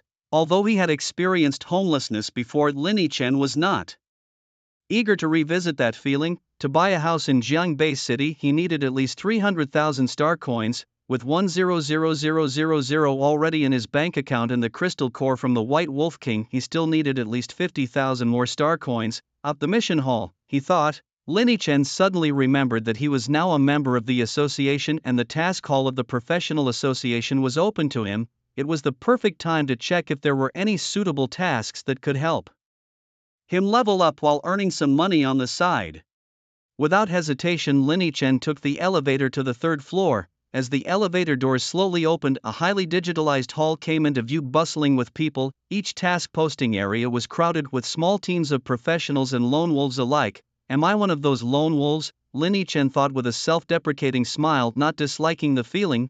Teaming up has its pros and cons. It's great if you find good teammates, but if you encounter unreliable ones, you might not even know how you ended up in danger. Stepping out of the elevator, he made his way to a larger task bulletin board, raising his eyes to scrutinize its contents. Help find 20 rotten corpse mud. Reward 20,000 star coins. Too low. Lin Chen thought decisively, moving on to the next. Leveling assistance 5 to 15. Reward 30,000 star coins. Still a bit low. Lin Chen frowned slightly, continuing to search the task notice board. Finally, after skipping over 5 or 6 tasks, his gaze locked onto a corner of the board.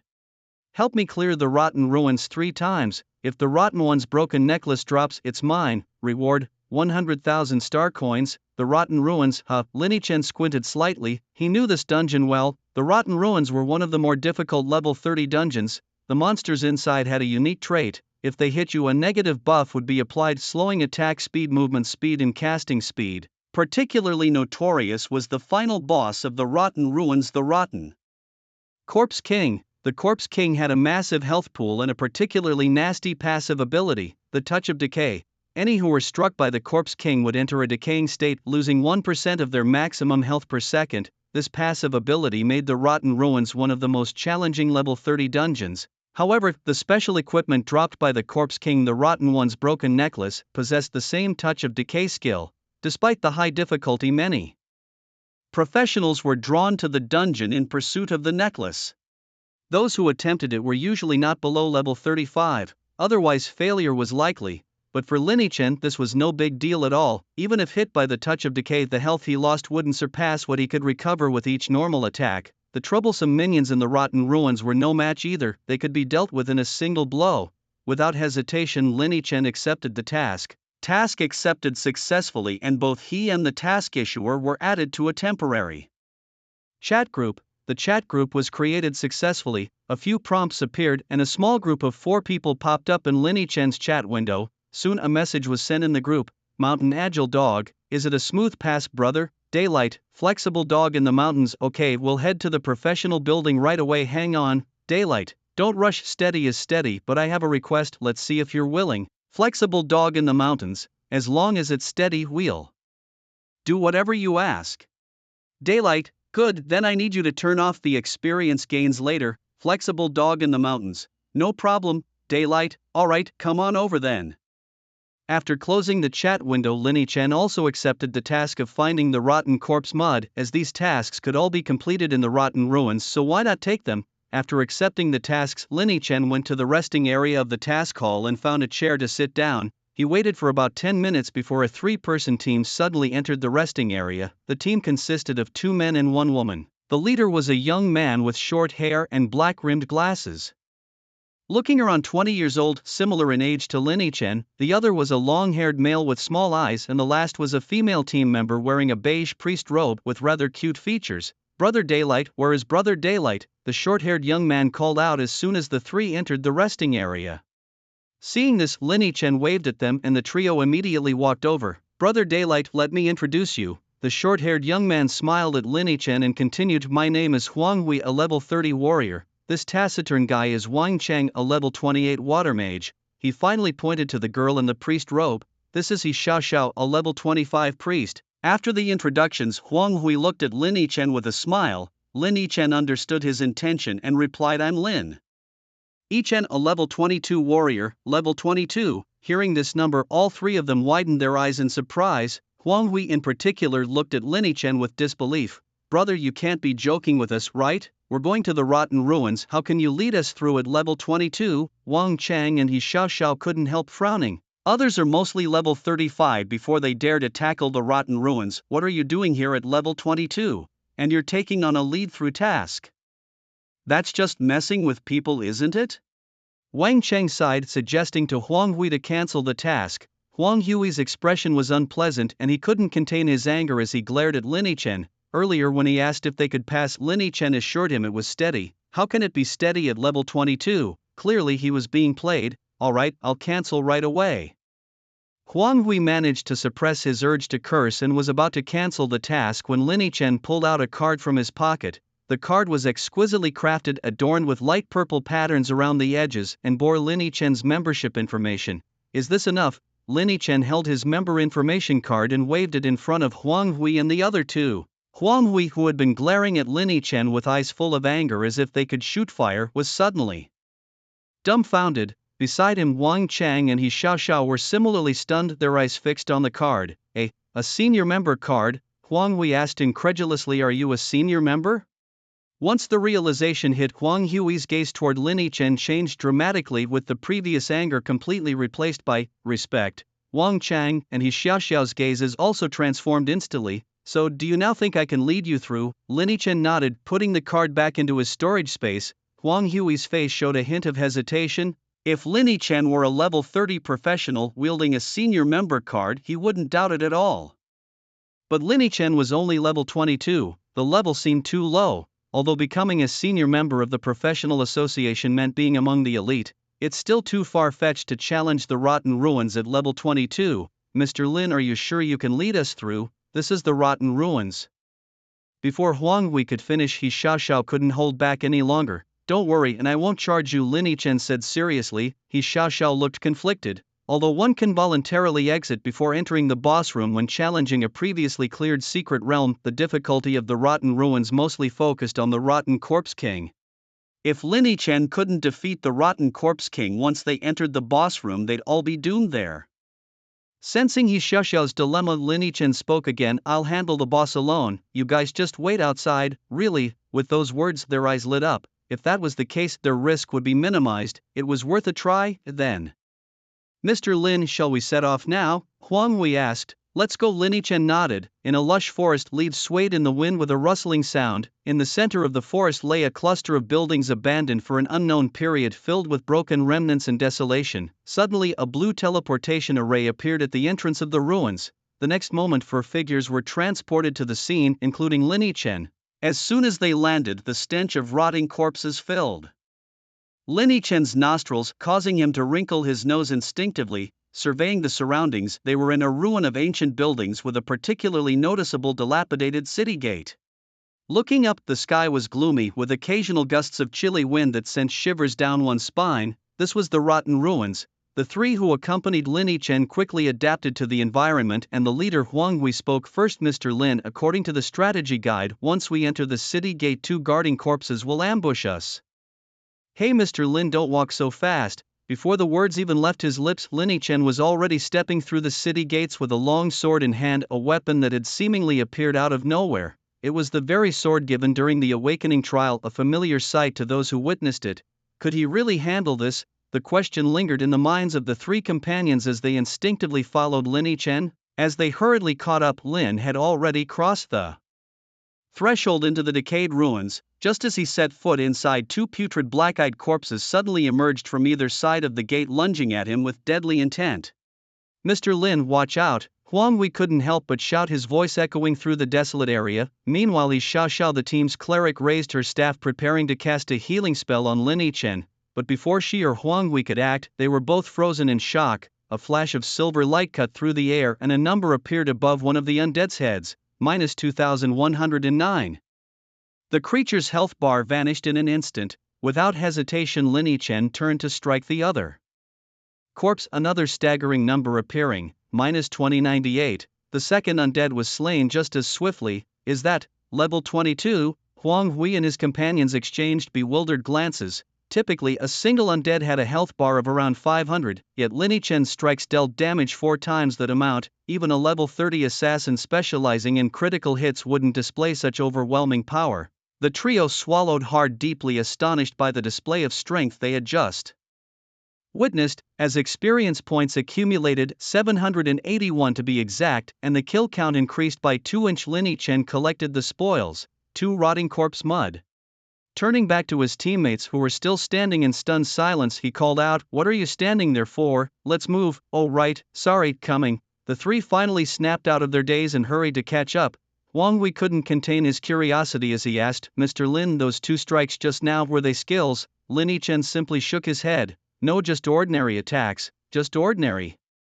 Huang Hui and his companions were nearly dumbstruck once more. 2,000 points of damage from a basic attack, you've got to be kidding. That strike was more powerful than skills from level 30 professionals. Silence fell over the group as Lin Chen led the way, carving a path through the ruins. Each time they encountered undead, Lin dispatched them with a single blow. Huang Hui and the others, initially eager to assist, now found themselves numbed by the spectacle. Was this the true power of a high-ranking association member? As they ventured deeper into the ruins, he Xiao spoke up cautiously, "Mr. Lin, be careful near that shop entrance up ahead. The guide mentions a high chance of an elite undead ambushing us there." Lin Chen paused in his tracks, gazing ahead. As expected, about 50 meters away stood a building taller than those surrounding it, though in a state of disrepair. The sign above the door displayed several faded characters, yet Lin Chen could barely discern them. Treasure Pavilion. Lin Chen squinted slightly. He had read about the rotten ruins in a strategy guide, which mentioned that an elite-level rotting corpse would ambush players at a shop named Treasure Pavilion. With his spirits heightened, Lin Chen approached the pavilion at a steady pace. Huang Hui and the other two followed closely behind him. As they reached the entrance of the Treasure Pavilion, a sudden hoarse roar erupted. A massive rotting corpse, a full circle larger than the ordinary ones they'd encountered on the road and wielding a long sword, leapt out in front of them. This was no ordinary foe. It was the Rotten Swordsman, elite, boasting 3,000 health points and an attack rating of 154. The moment it appeared, the creature brandished its sword with its bony arm, aiming a vicious strike at Lin Chen's heart. Anticipating such a move, Lin Chen expertly stepped back, narrowly dodging the attack. Eyes now sharp with focus, he swiftly closed the gap between him and the Rotten Swordsman, delivering a powerful slash. -1978. The Rotten Swordsman's health bar plummeted by half with that single blow. "Shall he prepare the buffs? Wang Cheng, charge with me." Huang Hui, unwilling to stand idly by, shouted, charging forward with a shield in his left hand and a sword in his right. Wang Cheng followed closely while he Xiao began chanting spells, yet before they could engage, Lin Chen swung again. -1989. A terrifying damage figure flashed and the Rotten Swordsman's health was utterly depleted. Gaining experience 5,317. Rotten Corpse Mud +3. Congratulations on leveling up. Level 23 to 24. Attribute point gained 1. An elite monster, and it leveled me up. Truly, this is a high-level dungeon. Lin Chen was elated by the barrage of notifications. The smaller rotting foes he defeated earlier had raised him from level 22 to 23 inch, and now a single elite monster had propelled him another level higher. The pace was astonishing. By the time the college entrance exams came, he might even achieve his first-class change. It was over so quickly. Huang Hui and his companions, who had been prepared to fight alongside Lin Chen, were dumbfounded. This was an elite monster. Its health and defense were far superior to ordinary foes, and yet Lin Chen had only needed 2 strokes. "Mr. Lin, are you really only level 22? Wang Cheng couldn't help but ask, a mix of awe and disbelief in his voice. Huang Hui and he Xiao stared at Lin Chen, awaiting his answer. "Well, not exactly." Lin Chen shook his head in response. "Phew. I knew it, you must have been hiding your true strength, otherwise how could the damage be so high?" Wang Cheng sighed in relief upon hearing this. Huang Hui and he Xiao's faces broke into smiles again. Indeed, Lin Chen had deliberately concealed his power. Otherwise, how could a level 22 professional inflict such exaggerated damage? But before they could even finish celebrating, Lin Chen spoke again. "It was indeed level 22 just now, but now it's level 24. Seriously, don't speak halfway. Do you know how frustrating that is?" 3 pairs of resentful eyes turned towards Lin Chen. Yet Lin Chen simply ignored them and continued walking forward. "Hurry up, let's not waste time here." All right. Huang Hui and the others quickly responded and followed. Meanwhile, on the 11th floor of the professional building within the Secret Realm teleportation area, at the entrance of the level 30 Secret Realm dungeon teleportation array, Cheng Simeng had changed out of her tight skirt and black stockings, now wearing a blue mage robe and holding a wand. Beside her were 2 women and a man, each dressed in their respective professional attire. These 3 were Cheng Simeng's regular teammates. Today, they were prepared to challenge the rotten ruins, hoping to try their luck and find the broken necklace of the decayed one. "Simeng, why do you look so out of sorts today? Did something happen?" Her close friend Qin Yanran suddenly poked Cheng Simeng's side, curiously asking. "Ouch, Yanran, what are you doing?" Cheng Simeng shivered from the poke, glaring at Qin Yanran in mock anger. "Hey, don't change the subject. Come on, tell me, what did you do today? Why do you seem so drained? Qin Yanran pouted as she spoke. Nothing, it's just one of my students, sigh. Chung Simung shook her head, unable to help but sigh at the thought of Lin Chen's duel. What's going on? Is it that your student is misbehaving again? Qin Yanran became even more curious. Oh, by the way, I heard that at Jiangbei First High's Awakening trial today there was an incredible genius who scored over 100 points. That's exactly who I'm talking about. Chang Siming spread her hands helplessly, recounting the day's events to her three friends. Wow, this Lin Chen kid sure is stubborn. Why insist on going out there? Qin Yanran couldn't help but frown after hearing Chang Siming's story. Yeah, he's just wasting your good intentions, Siming, despite all your advice. Another girl couldn't help but chime in. Oh, don't be too hard on him. He's young and a little headstrong. It's just a pity. Chang Siming trailed off, hesitating. All right, let's not talk about him anymore and get to the dungeon. Qin Yanran quickly changed the topic, fearing that further conversation would worsen Chang Siming's mood. Yes. Chang Siming nodded, and the four of them proceeded to the entrance of the Rotten Ruins teleportation array. Hey Siming, look at the speedrun leaderboard for the Rotten Ruins. Just as they were about to enter the teleportation array, they noticed an electronic screen. Hanging from the ceiling where a team named Agile Dog in the Mountains was swiftly climbing the speedrun rankings. Is there another big shot attempting a speed run through the decayed ruins? Chang Siming couldn't help but raise an elegant eyebrow at the sight. Siming, look, they've reached the boss room in just 10 minutes. Oh my god, Qin Yanran exclaimed, pointing at a spot on the electronic screen. 10 minutes to the boss room? You must be joking. Her outburst immediately caught the attention of others in the teleportation hall, drawing their gazes. You see, any team looking to challenge the speed leaderboard must have an average level no more than 10 levels above the dungeon's level. Given the high difficulty of the decayed ruins, even a team with an average level of 40 would typically take close to an hour. Reaching the boss room in 10 minutes was unheard of. Could it be that an SS-class genius has formed a four-man team for this challenge? Chang Siming also caught sight of those astonishing, rapidly changing numbers, a flash of disbelief crossing her eyes. Siming, why don't we wait for this team to come out before we enter the dungeon? Qin Yanran suggested, unable to resist the temptation. This incredible speed piqued her curiosity about who exactly was in this team. All right, I want to see it. Chang Siming agreed, nodding vigorously. Her mind was now brimming with curiosity as well. Their other two teammates had no objections, so the group of four decided to stay put, silently waiting for the team with the peculiar name Agile Dog in the Mountains to emerge. Elsewhere in the teleportation area, others also paused, joining the quartet in waiting at the hall. Meanwhile, inside the dungeon, Lin Chen, a top-tier warrior capable of taking down enemies with a single strike, led the way. The team of four quickly reached the boss room of the decayed ruins. The boss room was easily recognizable, a courtyard marked by two stone lions at its entrance. You all stay here. I'll handle the boss and call you in afterward, Lin Chen said, standing at the courtyard's entrance. Turning to the other three. No, Mr. Lin, we should go in together. Huang Hui suddenly changed his mind. All right, come with me, Lin Chen agreed, not refusing. Although he could solo the Decayed Corpse King, having teammates would make things faster. With that, he entered the courtyard without looking back, the other three quickly following. As they stepped into the courtyard, navigated a few corridors filled with ordinary decayed corpses, Lin Chen and his team finally arrived at an open area. The space was arranged like a training ground with weapon racks scattered around, and a large drum stood in the north, albeit with a broken surface. So this is the boss room of the decayed ruins.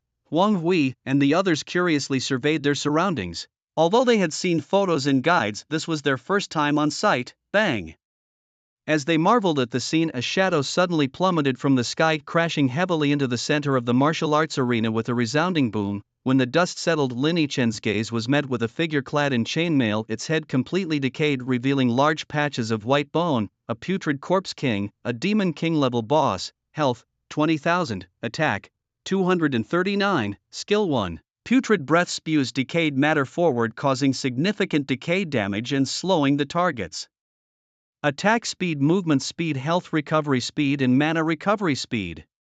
Skill 2, Putrid Touch, inflicts a decayed state upon a successful hit, deducting 1% of maximum health every second, danger level, red. An extremely exaggerated attribute panel appeared before the four, but Lin Chen's attention was elsewhere. The moment the Putrid Corpse King appeared, his own profession panel was inexplicably awakened, detecting a special boss.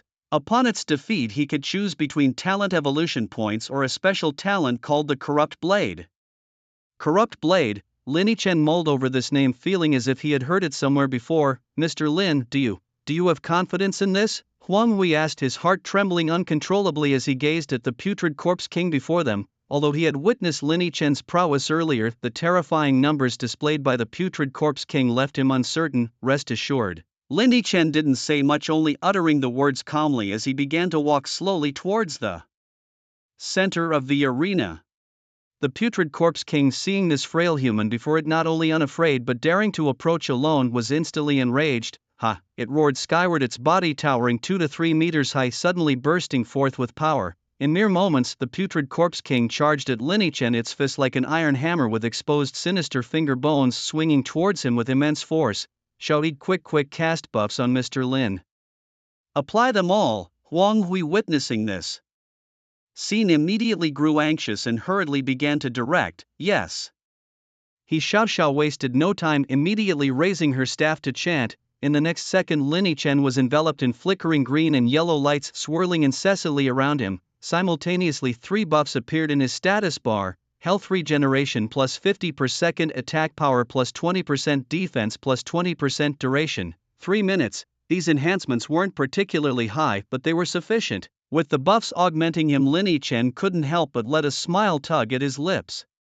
He gripped the initial long blade tightly, not dodging, and slashed directly at the putrid corpse king's oncoming fist. Bang! The clash of fist and blade emitted a ringing metallic clang. -2491. At the same time, a string of red numbers prominently appeared above the putrid corpse king's head. Its life bar, boasting a full 20,000 health points, instantly lost a segment. Ugh! The putrid corpse king, shaken by the strike, stumbled backward, retreating 10 steps before finally halting. Following this, an expression of shame and anger appeared on its fleshless face. The monstrous creature let out a deafening roar, once more charging furiously at Lin Chen as if unwilling to concede defeat. Its massive 3-meter frame made the ground quake with each powerful step, causing Huang Hui and his 2 companions who were watching from behind to struggle to maintain their balance. Wang Cheng, let's go assist Mr. Lin, exclaimed Huang Hui, witnessing the enraged rotten corpse king. All right. Wang Cheng nodded, and the 2 swiftly armed themselves and sprinted toward the center of the stage.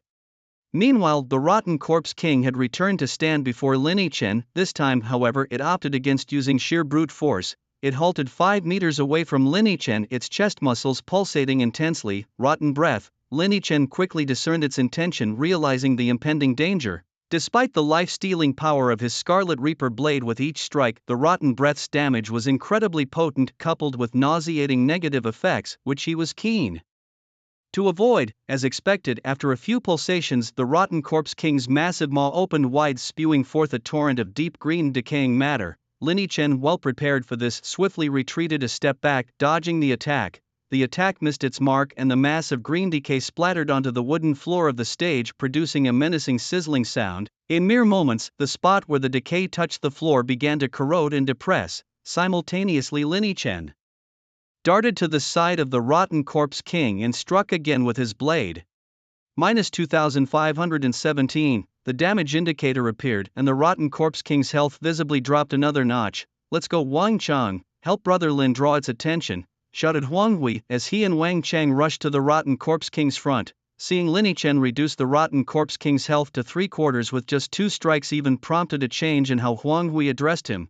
Following Huang Hui's lead, Wang Cheng raced forward, drawing the rotten corpse king's ire as it began pummeling the 2 with its powerful fists. Meanwhile, its back was completely exposed to Lin Chen, who gripped his initial long blade tightly and delivered several slashes to its back. -470, -461. Without the guaranteed critical hit from his first 2 strikes, Lin Chen's attacks now chipped away nearly 500 health points each. For a level 22 warrior, this was an impressive feat made possible by Lin Chen's strategic skill point allocation. After several intense minutes of battle, even with his Xiao continuously casting healing spells on Huang Hui and Wang Cheng from behind, their health was rapidly depleting under the rotten corpse king's relentless assault. They were nearing their limits. Fortunately, Lin Chen's relentless attacks had whittled the rotten corpse king's health down to 5,000 points. Step aside, I've got this, Lin Chen shouted confidently after delivering a fierce blow to the decaying corpse king. he turned to Huang Hui and Wang Chang, who stood nearby. Lin, I still have some health left. I can hold on a bit longer, Huang Hui insisted, gritting his teeth. Don't worry, I have a lifesteal ability, you two should retreat. For now, Lin Chen reassured them, when the Corpse King's health drops to 3,000 it'll go berserk. If you're still here you might get wiped out in an instant. Reluctantly seeing Lin Chen's determination, the two backed away without further protest. With the Corpse King's attention refocused on Lin Chen, he seized the opportunity, striking several more blows. -463, -465. The Corpse King's health plummeted below the critical 3,000 mark. Instantly, its eyes flared with a fiery red light. Its chest swelled once more as it directed its mouth toward its hands, covering them in a repulsive, decayed substance. Entering its second phase, the Corpse King fixed its crimson gaze on Lin Chen and launched a relentless assault akin to a violent storm. But Lin Chen stood his ground, counterattacking with fierce resolve. After a tense standoff lasting several tens of seconds, Lin Chen delivered a final decisive blow. The massive form of the Corpse King crashed to the ground with a resounding thud. Kill count plus 100 experience gained. 27,891. Congratulations on leveling up. Level 24 to 26, all 4 basic attributes increased. You have earned 2 free attribute points. Choose from the following extra loot. Option 1. Talent Evolution *1 inch. Option 2. Corrupt Blade. Mutatable talent. Your attacks inflict a scarlet corruption effect on enemies, dealing an extra 3% max health damage per second for 60 seconds. Lin Chen's eyes narrowed at the newly appeared term Corrupt Blade, feeling a twinge of recognition. It reminded him of a skill related to the legendary red-haired Valkyrie. Seeing its potential for percentage-based damage, Lin Chen chose the Corrupt Blade without hesitation. Such potent damage was not to be passed up. Having made his selection, a new talent, Corrupt Blade, appeared in his talent roster, yet he pondered the intriguing note that came with it: mutatable talent. Could this mean there was a way to further enhance or mutate the Corrupt Blade? Even without mutation, its effect of dealing 3% max health damage per second was formidable. Lin Chen dared not imagine what havoc it could wreak if it were to mutate. Suddenly, Huang Hui's startled cry snapped him back to reality. Lin looked at the Corpse King's neck. Following Huang Hui's gaze, Lin Chen saw something unusual. A worn necklace had appeared around the Corpse King's previously bare skeletal neck. Intrigued, Lin Chen approached and carefully removed the necklace from the Corpse King's neck. The necklace was ancient in design, crafted from a circle of bronze links with a pendant that held a striking blood-red gemstone. The broken necklace of the Decade, level 30, is of platinum grade, boasting impressive stats: strength, 30 defense, 50 critical hit rate, 10%, and the unique skill Touch of Decay, which has a high chance of putting enemies into a decayed state, deducting 1% of their maximum health per second for 60 seconds. Wow, did we really get this on the first try? Huang Hui couldn't help but exclaim in amazement upon seeing the necklace. Beside him, Wang Chang and his Xiao Xiao also wore expressions of astonishment. After all, the drop rate for the broken necklace of the Decade is merely about 10%. It's purely random, and if luck isn't on your side, it could take 10 or 20 attempts without any guarantee of it dropping. When they posted this task, they were actually prepared for the possibility that it might not drop even after 3 runs. However, after meeting Lin Chen, not only did their path to clearing the dungeon become smooth and effortless, but defeating the boss was also a breeze. They completed the dungeon in under 20 minutes and even managed to get the necklace on the first try. Huang Hui and the others exchanged wide-eyed stares, each seeing the shock mirrored in the other's eyes. Here, take it. Lin Chen, seemingly indifferent to their expressions, casually glanced at the necklace's stats before handing it over to Huang Hui, the team leader. Oh, thank you, Huang Hui stammered, still in a daze from the shock as he accepted the necklace. Why thank me? Isn't this your own task? Lin Chen asked, puzzled, casting a glance at him. Seems like it. Huang Hui scratched his head, quickly giving Lin Chen a thumbs up. Brother Lin, you're amazing. Despite being only in your 20s level-wise, your strength is astonishing. You led us through the decayed ruins in just 20 minutes. Your speed is more than enough for the speedrun leaderboard. As Huang Hui finished speaking, he Xiao Xiao let out another excited exclamation. The speedrun leaderboard. Brother Hui, doesn't our team qualify to join the speedrun competition? Huang Hui's eyes widened again upon hearing this. It seems so, Brother Lin, and we are all under level 40. Wang Cheng's face lit up with joy. So does that mean we might just take first place on the speedrun leaderboard? Damn, Brother Lin, you're incredible. The trio of Huang Hui, Wang Cheng, and he Xiao erupted in cheers. Upon hearing this, Lin Chen recalled that the speedrun level cap for the Decayed Ruins is indeed 40, their entire team hadn't exceeded level 40, and with his terrifying monster-killing speed they completed the Decayed Ruins in just over 19 minutes. It's important to note that the speedrun leaderboard isn't just a list of honor, it comes with rewards. Making it onto the leaderboard means the entire team can claim a luxurious gift package from the Adventurers Association, especially for the top 3 on the leaderboard. The rewards are nothing short of extravagant. Brother Lin, we should hurry out, Huang Hui said excitedly. The speedrun leaderboard, this is my first time being on it, I wonder what the rewards are. The adorable Xiao, full of excitement, chimed in. Yes Brother Lin, let's go collect our prize. Hearing this, Lin Chen couldn't help but ask, you're not playing the next 2 rounds? Nope, not playing anymore, Huang Hui chuckled, the necklace has already dropped. What more is there to play for? He laughed heartily and continued, Brother Lin, just a moment, I'll settle the task right away. With that he opened his panel and started operating it. In no time Lin Chen received an email notification. The email congratulated him on completing task number 0641, the reward, 100,000 star coins, already credited to his account. Sure enough, the moment the email arrived, an alert for a 100,000 star coin transaction popped up in Lin Chen's bank account. Brother Lin, the task is settled, let's go. Huang Hui closed his panel and said to Lin Chen with a smile, no, you go ahead. Lin Chen shook his head, declining the invitation. He wanted to run the Decayed Ruins a couple more times, hoping to get a Decayer's necklace for himself. This, combined with his Decay Blade talent, would boost his damage per second percentage to 4%, though it seemed like just a 1% increase, the actual amplification was significant. Moreover, he didn't have any jewelry equipped yet, and the Decayer's necklace was considered a god-tier accessory for the early stages. What, Brother Lin, you still want to play? Huang Hui looked disappointed upon hearing this. Yes, you all go ahead, Lin Chen nodded in response. The 3 exchanged glances and decided not to persuade him further. See you, Brother Lin. They waved to Lin Chen and exited the dungeon. Lin Chen didn't linger, he immediately chose to continue the challenge. As soon as he pressed the button, he was transported back to the entrance of the Decayed Ruins, seeing the familiar dilapidated city gate. A slight smile appeared on Lin Chen's lips. Having completed the Decayed Ruins once, his level had already risen to 26. With the newly acquired Decay Blade talent, not only was his speed in dealing with small monsters astonishing, but his boss fighting speed would also reach new heights. Panel allocate points. Lin Chen poured all his points into strength, then grabbed his initial long sword and stepped through the crumbling city gate. His goal for staying wasn't just to farm the Decayer's necklace, but to continue leveling until he reached 30 and could equip the infamous Shu Hui's killing blade. By then, his combat power would experience a transcendental boost. In the teleportation hall, the team named Mountain Agile Dog had secured the top spot on the Decayed Ruins speedrun leaderboard. All the professionals in the hall were fixated on the completion time column, their faces filled with awe. 19 minutes and 41 seconds. This team had cleared the Decayed Ruins in just 19 minutes, not even reaching the 20-minute mark.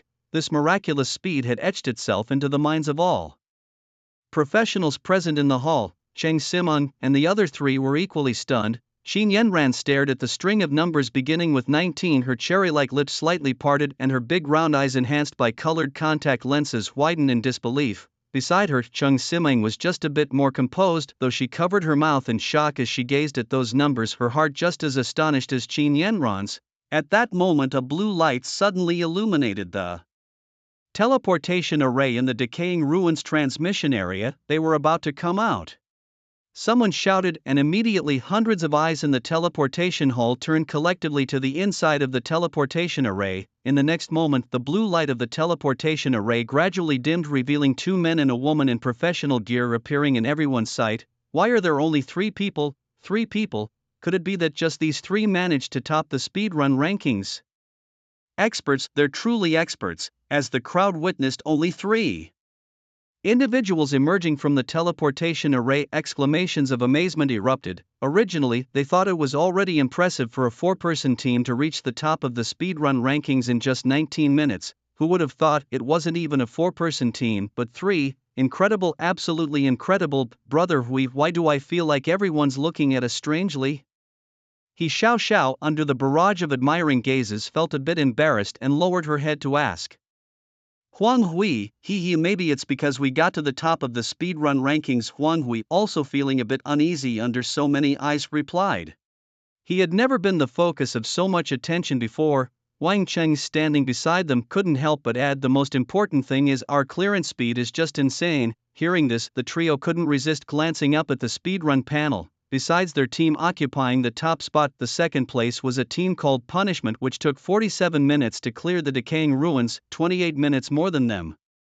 The gap was simply astonishing. Big Shots, please take me along. Do you need more people in your team? Big Shots, do you think I would fit? Don't listen to him, Big Shots, he's just a lousy tank. Look at me, I'm a top-tier tank and I charge at monsters relentlessly. While the trio was still in a daze, the professionals in the hall had already surrounded them, eyes sparkling as if they were looking at some rare treasures. Cheng Siming was also pulled over to the teleportation array by Qin Yanran. Qin Yanran shouted to the three, "Hey Big Shots, look at my bestie. She's a high school teacher with a great figure and a pretty face. Having such an adorable girl in your team wouldn't be a loss at all." Yanran, what are you saying? Cheng Siming's face turned beet red from Qin Yanran's outburst and she glared at her best friend fiercely. Qin Yanran giggled, "I'm doing this for your own good. Just think about it, they cleared the decaying ruins in 19 minutes with 2 guys and a girl. They just need one more girl. If you get in, you might hit it off with one of those Big Shots. It could greatly boost your future prospects." Mang, you. Oh come on, I'm not ready to have a boyfriend yet. Cheng Siming shot a playful glare at Qin Yanran. Huang Hui and his 2 companions were suddenly overwhelmed by the crowd's enthusiasm. Faced with eager faces almost pressing in on them, Huang Hui hastily explained, "It wasn't the 3 of us who climbed the speed leaderboard. A Big Shot took us up there." Huh. The group was momentarily stunned by this revelation. A bald man inquired further, "Weren't you 3 a team?" Huang Hui shook his head. "No, of course not. It was a guy named Lin who helped us through." Xiao Xiao chimed in. Wang Cheng nodded in agreement. "Yid brother Lin was incredible, taking out opponents effortlessly. We barely had to lift a finger following him." Silence. An awkward silence fell over the room as everyone processed this explanation. Eyes darted around the room, trying to make sense of their feelings.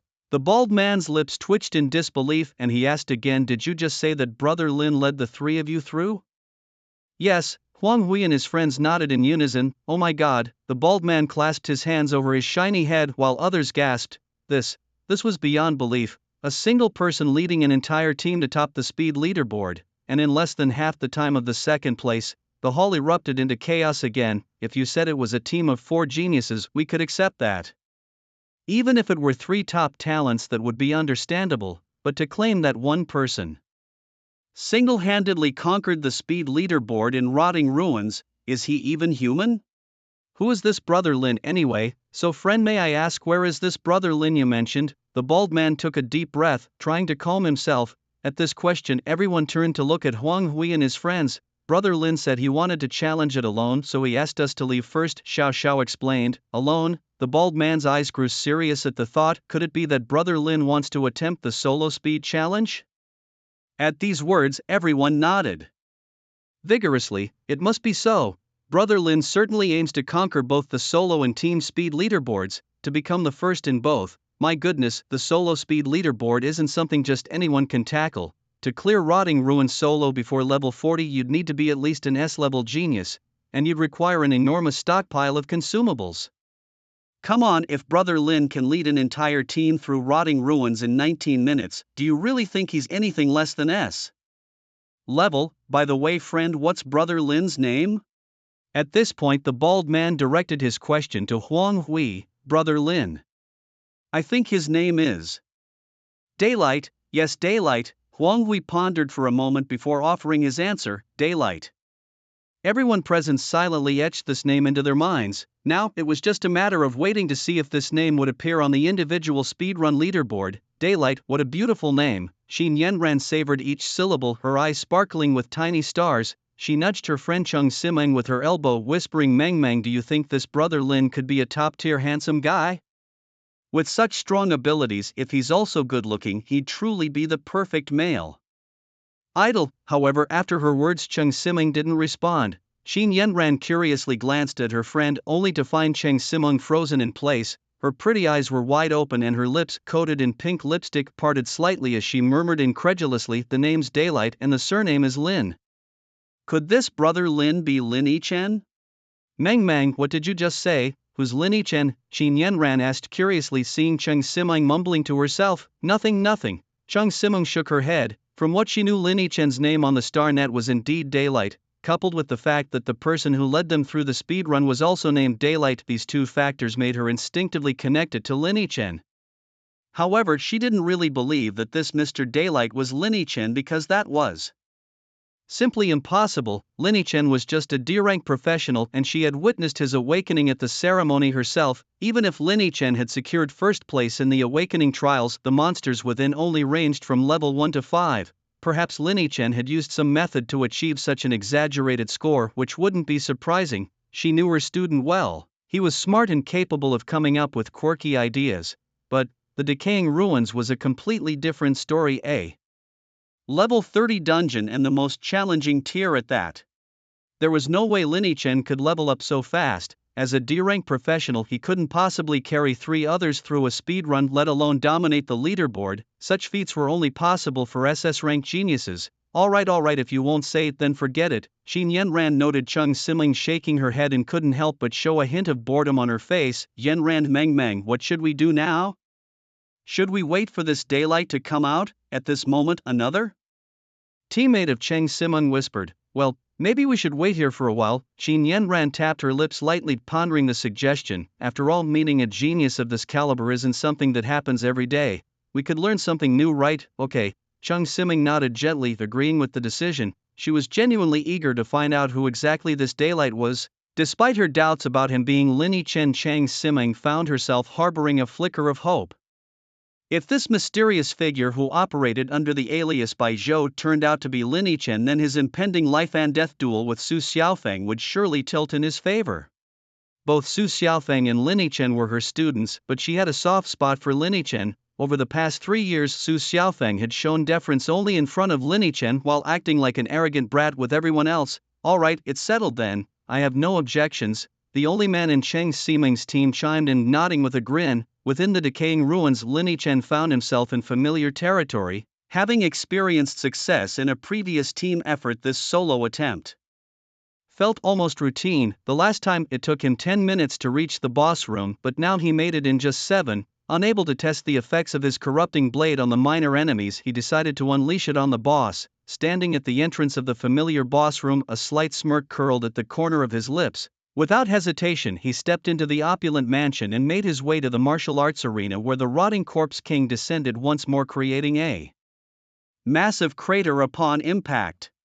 As the dust began to settle, the boss saw a flash of white light breaking through, heading straight for it. A red critical hit number, -2319, immediately appeared above its head. Before it could react, the white light struck again. Another hit, -2372, and just like that, a quarter of the rotting corpse king's health was gone. But it wasn't over yet. After the 2 strikes, a scarlet number surfaced every second, -600, -600, showcasing the corrupting blade's effect. This damage per second surpasses my non-critical normal attacks, Lin Yichen exclaimed in awe at the impressive 600% damage. Even more astonishing, after the corrupting blade's numbers flashed, a series of green healing numbers appeared on Lin Yichen's forehead, +120, +120, could it really possess a lifesteal passive? His eyes widened in disbelief at the overpowered nature of the Crimson Reaver's talent. With this ability, facing top-tier bosses in future dungeons would be a breeze as long as the boss couldn't one-shot him. Congratulations on leveling up, level 28 to 30-inch with upgrades in 4 basic attributes, and 2 free attribute points gained. Thanks to the corrupting blade's assistance, Lin Yichen vanquished the rotting corpse king in under 2 minutes. His completion time was a remarkable 8 minutes and 11 seconds. The smaller monsters he defeated on the way had already boosted him from level 26 to 28, and now, having conquered the rotting corpse king, he soared to level 30, perfect timing. As the infamous Shu Hui's killing blade could finally be equipped, Lin Yichen's eyes sparkled with excitement. The initial longsword he wielded had been holding back his combat prowess considerably. Without a moment's hesitation, he swapped it for the Tang horizontal blade adorned with eerie red patterns. Shu Hui's killing blade was now equipped, boasting an attack power of 440 to 575, strength 35, 55, critical damage 600, 650, As Lin Chen observed the surge in these statistics, a wave of satisfaction washed over him. With these newfound abilities, even challenging a level 40 dungeon would be a breeze, yet there was a slight twinge of regret in his heart. The necklace unfortunately didn't drop this time. His gaze fell upon the neck of the rotten corpse king, where only its stark white collarbone was visible. However, he wasn't too disappointed. After all, the drop rate for the rotting necklace was merely around 10%. His mastery in dissection only doubled this chance to 20%, managing to obtain it in one go. Previously was purely a combination of luck and innate talent. No worries, he thought to himself, smiling slightly. It was the perfect opportunity to try again. With the new weapon in hand, he was eager to see how quickly he could clear the dungeon. Lin Chen glanced at the red tang sword strapped to his waist and without hesitation opted for another challenge. In the teleportation hall, all the professionals present stared wide-eyed at the speed leaderboard for the rotting ruins. The name Daylight had astonishingly appeared at the top of the solo speedrun list.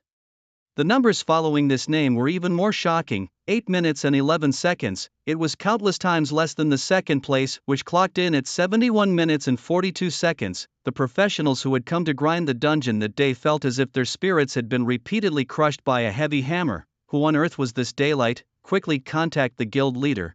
There's an unparalleled genius here.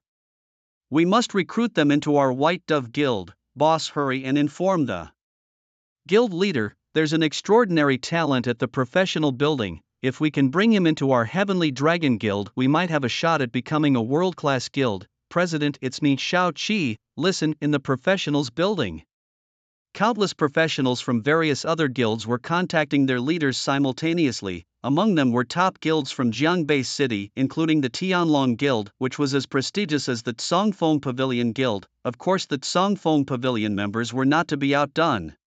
A hooded man immediately phoned the Tsongfeng Pavilion's president, Su Jintian. President, send someone to the professionals building to the teleportation hall quickly. Meanwhile, at the Tsongfeng Pavilion Guild, Su Jintian, who was enjoying tea with his son Su Xiaofeng, felt a sudden jolt of excitement. Could such a genius truly exist? Excellent. Su Jintian laughed heartily and turned to Su Xiaofeng. Xiaofeng, now is your chance to shine as the young master of our Tsongfeng Pavilion. A top talent has emerged in the professionals building. Go and invite him to join our guild. If you succeed, our Tsongfeng Pavilion might not only be a top guild in Jiangbei City but a world-class guild in the future. This crucial task is yours. Su Xiaofeng was taken aback upon hearing the news. He immediately stood up, declaring with determination, Father, I will not fail in my mission. I will certainly recruit this genius into our Tsongfeng Pavilion. With those words, Su Xiaofeng swiftly left, ready to execute his task with vigor. This scene was not unique to Su Xiaofeng. Across Jiangbei City's top guilds, similar fervor was unfolding. In just a few minutes, the teleportation hall, which had been only half full, was now packed to capacity. Among the crowd, the most noticeable figures were Su Xiaofeng representing Tsongfeng Pavilion and Shang Guanyan from Tianlong Guild. Shang Guanyan, the genius we are determined to recruit for our Tsongfeng Pavilion. Your Tianlong Guild doesn't stand a chance. Su Xiaofeng crossed his arms, his tone icy as he addressed Shang Guanyan in front of the decaying ruins teleportation array. Adorned in luxurious attire, Shang Guanyan displayed a look of disdain. Su Xiaofeng, for other matters I might let you have your way, but not with this genius. Our Tianlong Guild is set on him, and it would be wise for your Tsongfeng Pavilion to step aside. Su Xiaofeng sneered. The benefits our Tsongfeng Pavilion offers are far superior to those of your Tianlong Guild. Just wait and see. When this genius appears, he'll choose us without a doubt. Shang Guanyan also let out a cold laugh, then turned his gaze to the teleportation array, choosing not to argue any further with Su Xiaofeng. At this moment, Jose and Lu Ruyan, who had accompanied Su Xiaofeng, couldn't resist joining the conversation. Lu Ruyan, looking worried, said, Brother Feng, I just inquired. This genius named by Zhou also has the surname Lin. Do you think he might be Lin Chen?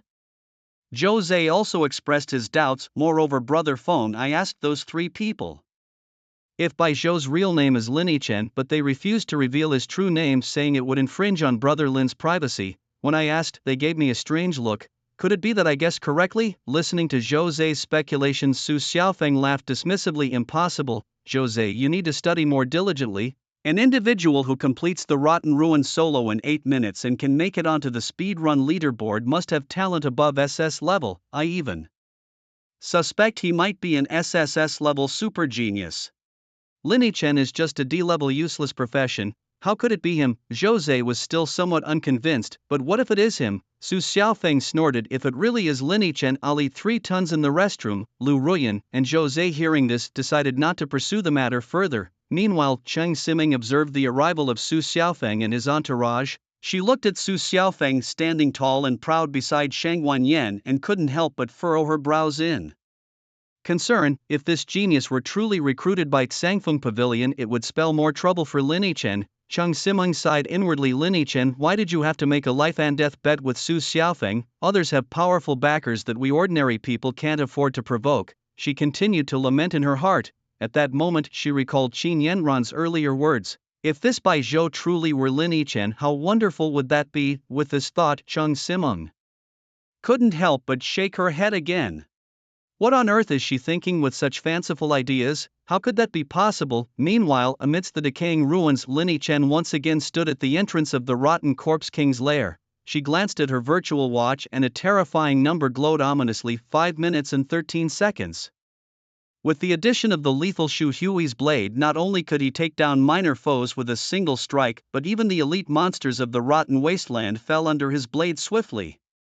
His pace to the boss room broke the 5-minute mark once again. Without hesitation, Lin Chen stepped into the boss room. Arriving on the familiar stage, the rotten corpse king descended from the sky, and Lin Chen, mimicking past victories, struck swiftly twice as the dust settled. 3712, 3731. 2 incredible critical hits appeared, and almost half of the rotten corpse king's 20,000 health points vanished in an instant. Enraged, the rotten corpse king charged at Lin Chen with fury in its eyes.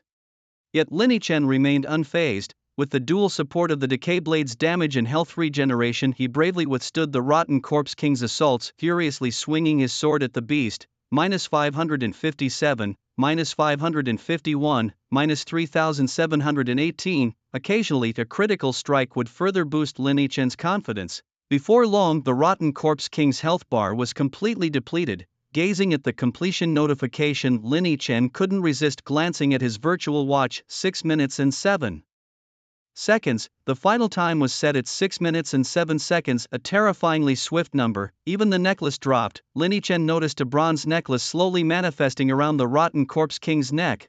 Without hesitation, he stepped forward, grabbed the necklace, and promptly equipped it. The rotten one's damaged necklace was now equipped. Strength 55 to 85, defense 60 to 110. Critical rate 10% to 20%. New equipment effect: touch of rot. Attacks have a high chance to inflict a rotting state, reducing the enemy's maximum health by 1% per second for 60 seconds. His strength was soon to break the 100 mark. Could his speed and upgrading stats be unmatched in history? Lin Chen examined his 85-point strength with excitement. Strength might only add 2 points to attack per point, but it had hidden effects, for instance damage amplification. As per data scientists, each point in strength increases damage by approximately 3%. Additionally, a well-known effect is that when strength breaks through the thresholds of 100, 300, 500 and 1000, it directly doubles the base attack. Hence, for professions relying on explosive damage, strength is a must-have attribute. After leveling up, he had 4 free attribute points to allocate. He decided to boost his constitution and agility, raising them to 13 and 12 respectively. Constitution was vital, affecting health and defense.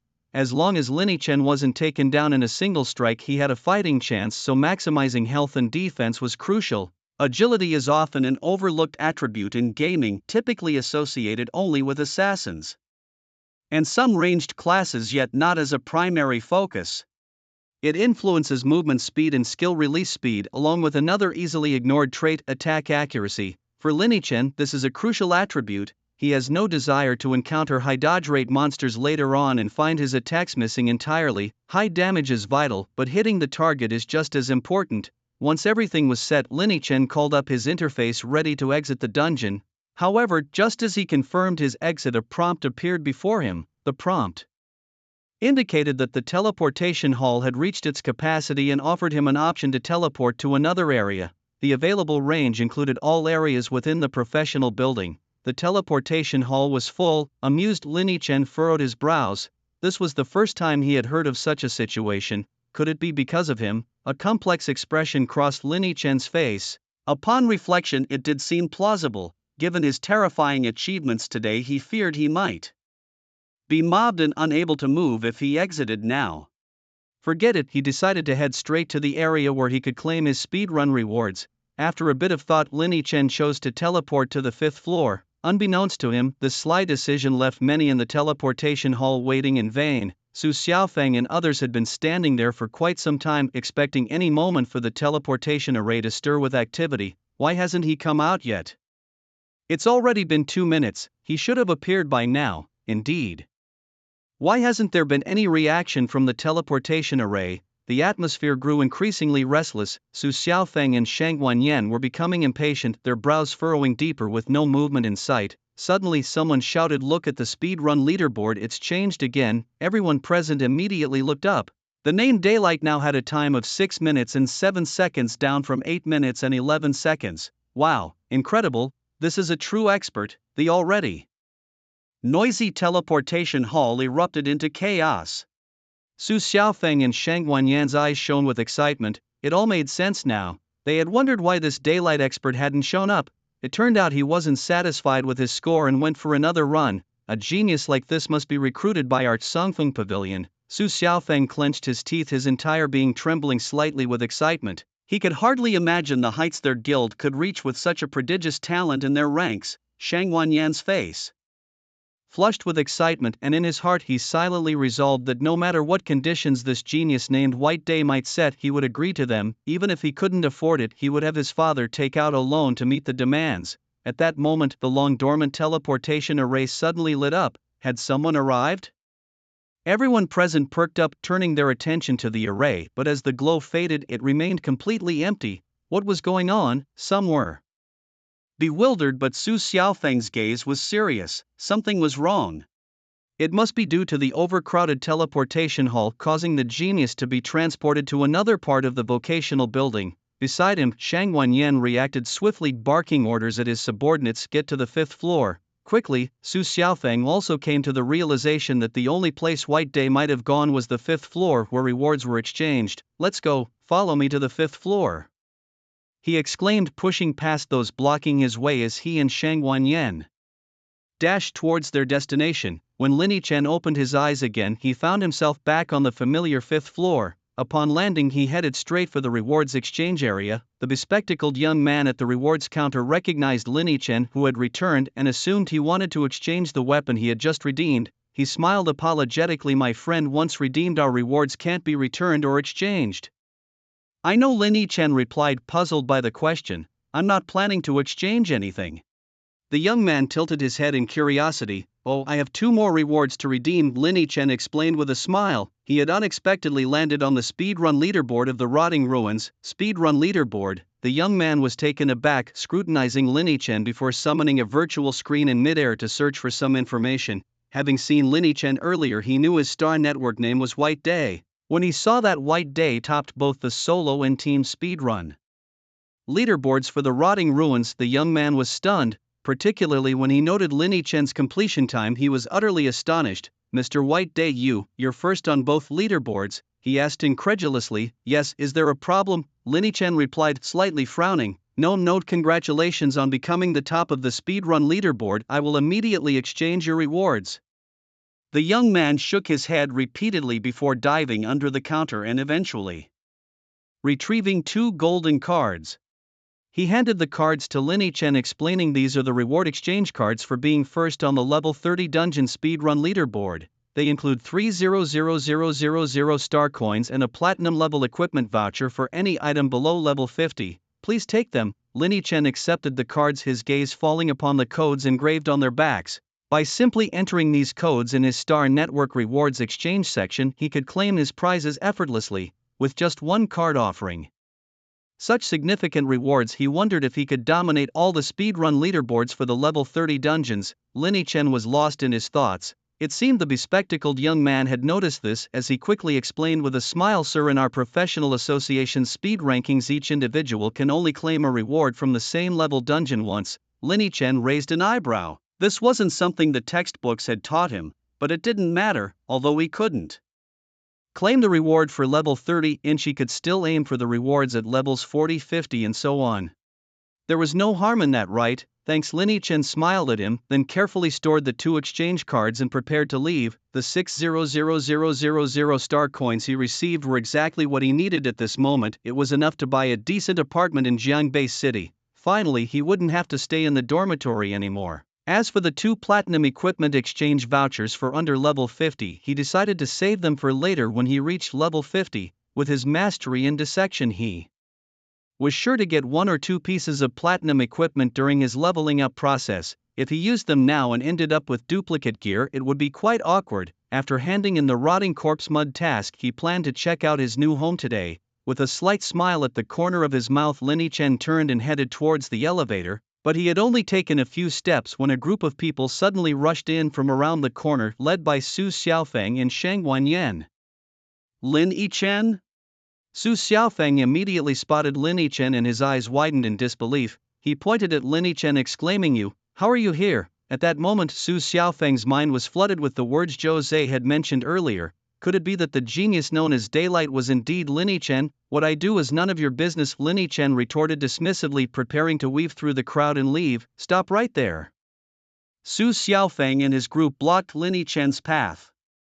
Refusing to let him pass, "Move aside." Lin Chen's narrow eyes slightly narrowed, a chill emanating from his gaze. "Lin Chen, why are you here?" Su Xiaofeng persisted, staring intently at Lin Chen. He wanted to confirm whether the top-tier genius who bore a striking resemblance to Lin Chen was truly him. If it was, he intended to have his men take Lin Chen down immediately. Such a formidable adversary must not be allowed to thrive, even if it meant imprisonment. "Get lost." Lin Chen responded, his tone indifferent.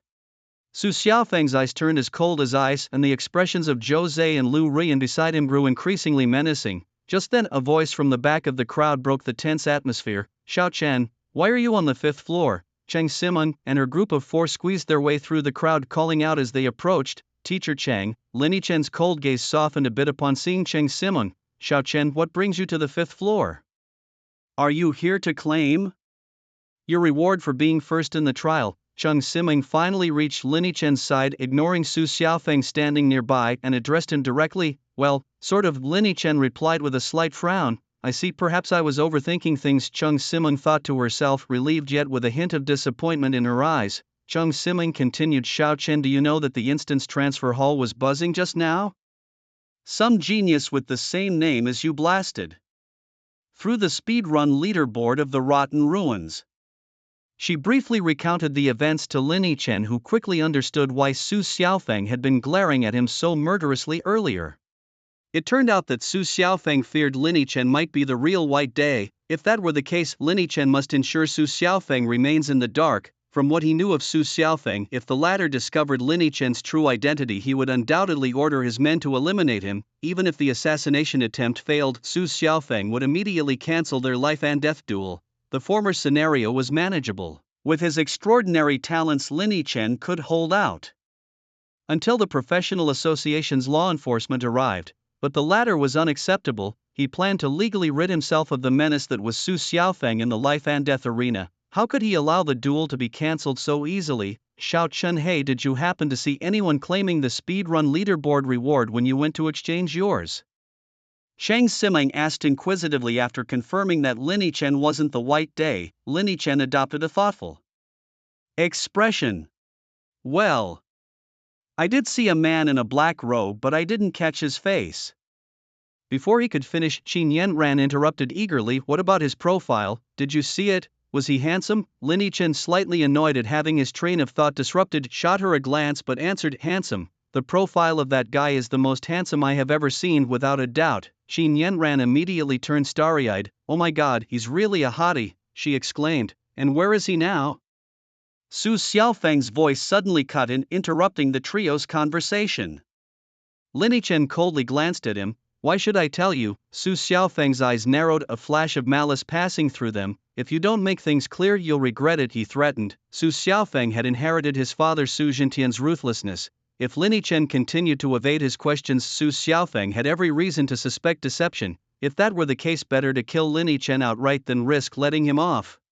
Lin Chen's face gradually hardened in response to Su Xiaofeng's menacing gaze. Just then 3 more people pushed through the crowd, interrupting the tense standoff. Make way, make way. Huang Wei stood out from the crowd of onlookers, bringing Wang Chang and his Xiao along with him. Where's brother Lin? Has anyone seen him? As the trio approached Lin Chen and his companions, Huang Wei pretended not to notice Lin Chen, directing his gaze elsewhere, however not spotting the person he was looking for. He couldn't help but grumble, wasn't brother Lin supposed to be on the 5th floor? Why can't I see him? Wang Chung, standing beside him, also expressed disappointment, lamenting, I really wanted to thank brother Lin properly, but it seems he Xiao. The cute girl in the group nodded vigorously in agreement. At that moment, Huang Wei turned his attention to Su Xiaofeng and Lin Chen. Addressing Su Xiaofeng first, he asked, hey there, did you happen to see brother Lin while you were leading the way?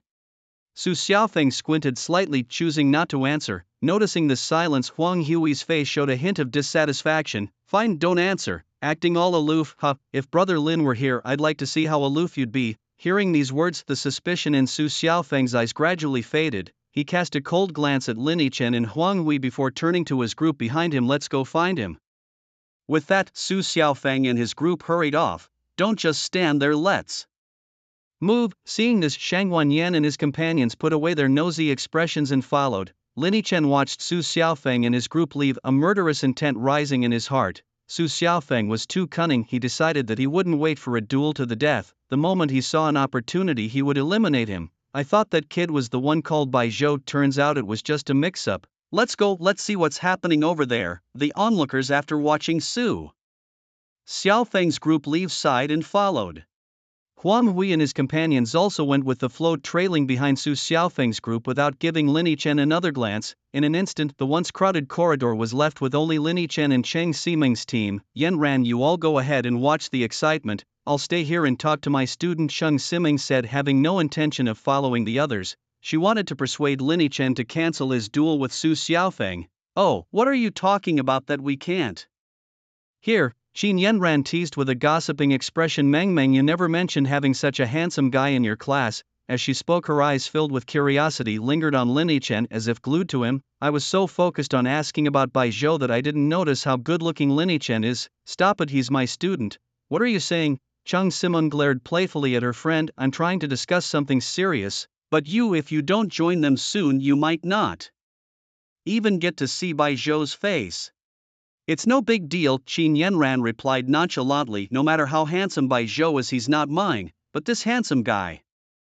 Qin Yanran cast a teasing glance at Lin Chen, her eyes filled with mischief. Do you have a girlfriend? She asked playfully. Yanran, Cheng Ximing interjected, her fair face turning a shade of crimson as she shot a glare at Qin Yanran. He's my student. What are you doing? Qin Yanran quickly apologized. Oh dear, Meng is angry. Alright, I'm sorry. I won't tease him anymore. Another girl in the group couldn't help but chime in. Yanran, you guys chat here, I'll go with brother Zhuang to see what's up.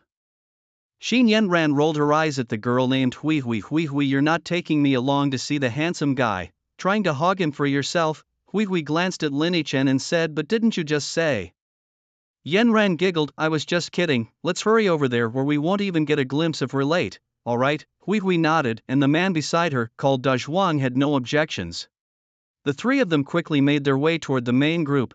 Before leaving, Qin Yanran turned and gave Cheng Ximing a cheeky grin. Meng, don't worry, I'll take some pictures for you. Who wants those kinds of pictures? Cheng Ximing shouted after them, her beautiful eyes filled with anger. With that, the trio disappeared around the corner. Xiaochen, tell me what your plans are, Cheng Ximing said, her focus returning to Lin Chen once the others had left. Plans? Lin Chen scratched his head, a thoughtful expression crossing his face. After a moment, he replied earnestly, I plan to become the strongest man in the world. That's not what I meant. Cheng Ximing was momentarily speechless at his response. She gave Lin Chen a sideways glance. I was asking about Su Xiaofeng, about the life and death duel, she said seriously. Xiaochen, this is no joke. As you saw earlier, just stepping out, Su Xiaofeng had several high-level bodyguards with him. The Songfeng Pavilion has them leveling up with him. Even if there's an experience loss buff when high levels carry low levels, his leveling speed is something we ordinary people can't match, so if you regret it, there's still time to back out, understand? Cheng Ximing advised earnestly, hoping to dissuade him. Lin Chen couldn't help but feel a bit exasperated. His teacher was wonderful in many ways, beautiful, dedicated, and caring towards her students, but she was a bit nagging, reminding him of the motherly love from his past life. Teacher Sheng, don't worry, I don't even consider Su Xiaofeng a threat, Lin Yichen said seriously. No, the issue I want to discuss with you is? Shang Siming began again, preparing to offer more advice, but Lin Yichen didn't give her the chance. Teacher Chang, I think my house is on fire, so I have to go. Goodbye, he blurted out before making a hasty exit. After dropping a quick comment, Lin Yichen headed straight for the elevator. What? The house is on fire. Xiaochen, you better hurry up and go. Chang Siming, hearing such a serious matter, didn't stop him. However, she quickly realized something was off. Wait a minute, don't you live in the dormitory? There's an ant overseeing it, how could there be a fire? But it was too late, the elevator Lin Yichen took had already begun its descent. This kid. Chang Siming's fair cheeks puffed up slightly in frustration and she stamped her foot. She only withdrew her gaze when the elevator reached the first floor, standing there in a daze for a moment before sighing. He never lets me rest easy. Just as she was about to leave, suddenly a call from the personnel department of Jiangbei No. 1 Middle School came through. Chang Siming hurried to answer. Hello? A cold and unfeeling voice immediately resounded in her ear. Miss Cheng, the school has determined that you are no longer suitable for teaching and you have been dismissed. You can come to the school later to collect your things. Me, dismissed? Why? Cheng Siming was struck dumb by the news, as if struck by lightning out of a clear blue sky. The specific reason has already been communicated to you.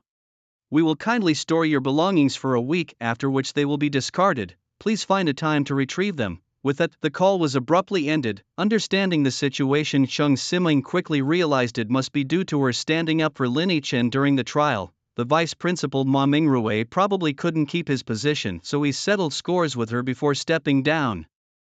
Cheng Siming swiftly went to the administrative office on the 7th floor, finding a young lady responsible for appointments, and asked, I need to know if Mr. Bai is available now. I have urgent matters to discuss with him. I'm sorry, Mr. Bai is busy today, he's gone to the headquarters. You've really come at a bad time. The receptionist offered an apologetic smile. How can this be? Cheng Siming was on the verge of tears from grievance. Then, is there any way to contact Mr. Bai? No, maybe you could wait for him to return, or see if someone around you has Mr. Bai's personal contact to help you reach out. The receptionist shook her head once again. All right then. Cheng Siming left in despair. Where could she find someone with Mr. Bai's contact? People like that were extremely rare in the whole of Jiangbei City. Having completed the task of delivering decomposed remains, Lin Yichen quickly found a real estate agency in Jiangbei City after leaving the professional building. With the 600,000 stellar coins from the speedboard, an additional 100,000 from completing Huang Hui's task, and another 100,000 from being first in the trial, Lin Yichen boldly spent 770,000 stellar coins to purchase a high-end apartment within the third ring of Jiangbei City. It was a one-bedroom, two-living room space, about 90 square meters. After signing the contract and having the door lock permissions transferred to him by the developer, Lin Yichen finally felt a sense of security. No matter what, he now had a place he could call home. Upon moving into his new home, the first thing Lin Yichen did was head to the bathroom.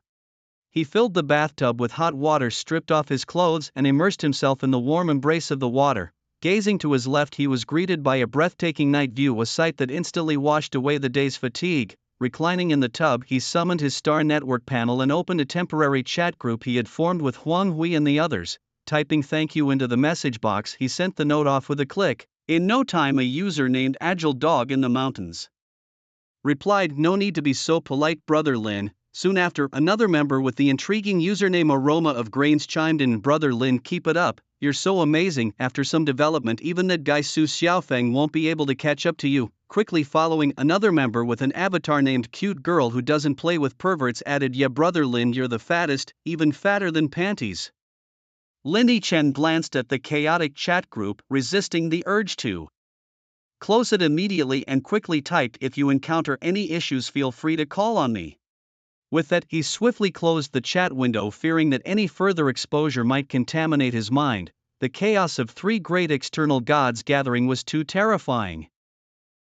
What's that sound? An earthquake? Just as Lin Yichen was about to get up, dry off, and get dressed, he noticed a tremor shaking his surroundings. The vibrations were so intense that even the water in the bathtub rippled with waves. Suddenly, above the previously ink-black sky of Jiangbei City, a burst of white light appeared. More accurately, it wasn't so much a sudden burst as it was a beam radiating from the southwest of Jiangbei City.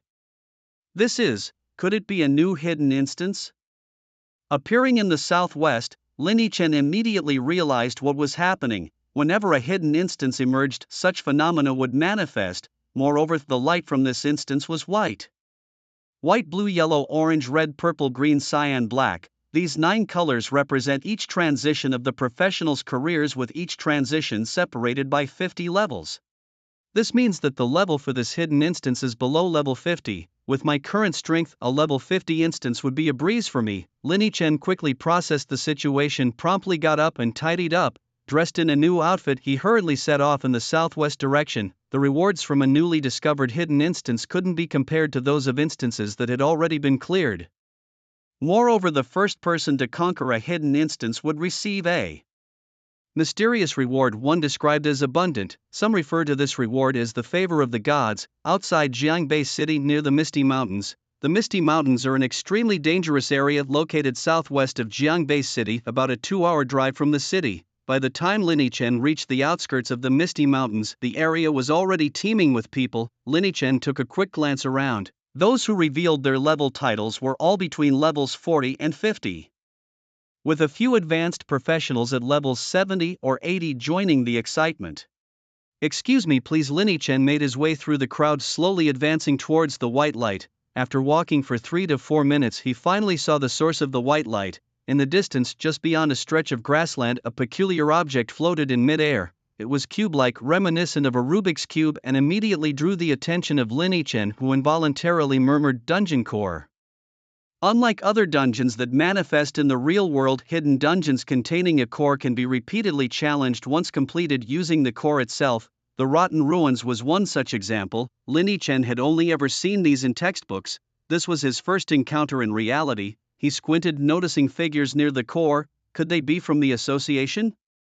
His gaze landed on 2 individuals in white robes from the professional association standing by the core, one a middle-aged man with a bushy beard glanced at the core before addressing the crowd. "The recommended level for this hidden dungeon is 40, the middle-aged man announced after a brief pause.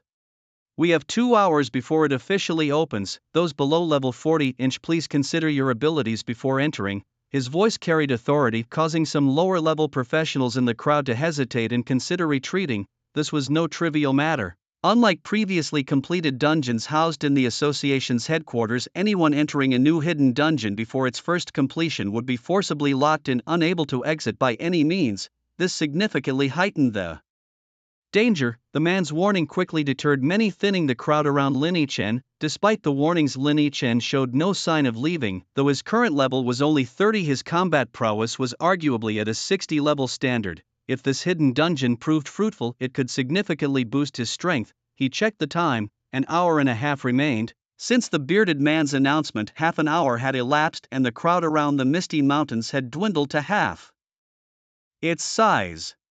Yet even with fewer people, the area was still densely packed. Suddenly a commotion erupted behind him. Members of the Tsangfeng Pavilion had arrived, along with the Tianlong Guild. The noise drew the crowd's attention and gasps rippled through them as they identified the newcomers. Lin Chen turned to see the once chaotic throng parting to form a wide path.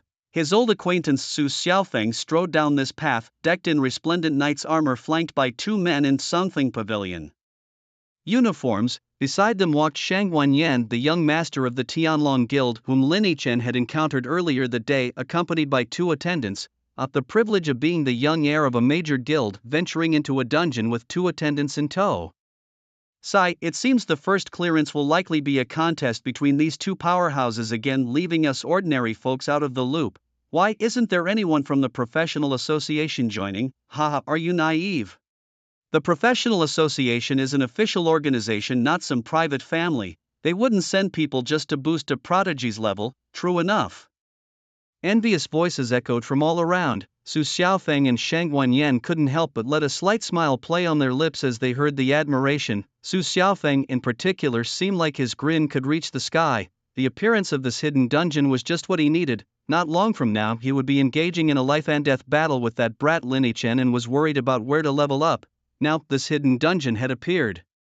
In hidden dungeons, unlike regular Dungeons teammates can't just turn off experience gain for one person to hoard all the experience. Still, the negative experience buff from power leveling in a hidden dungeon was at its lowest level, therefore he had his family prepare 2 level 60 professionals to help him power level. Level 60 was perfectly positioned to hit the second stage of the negative buff and they could easily carry him through the dungeon.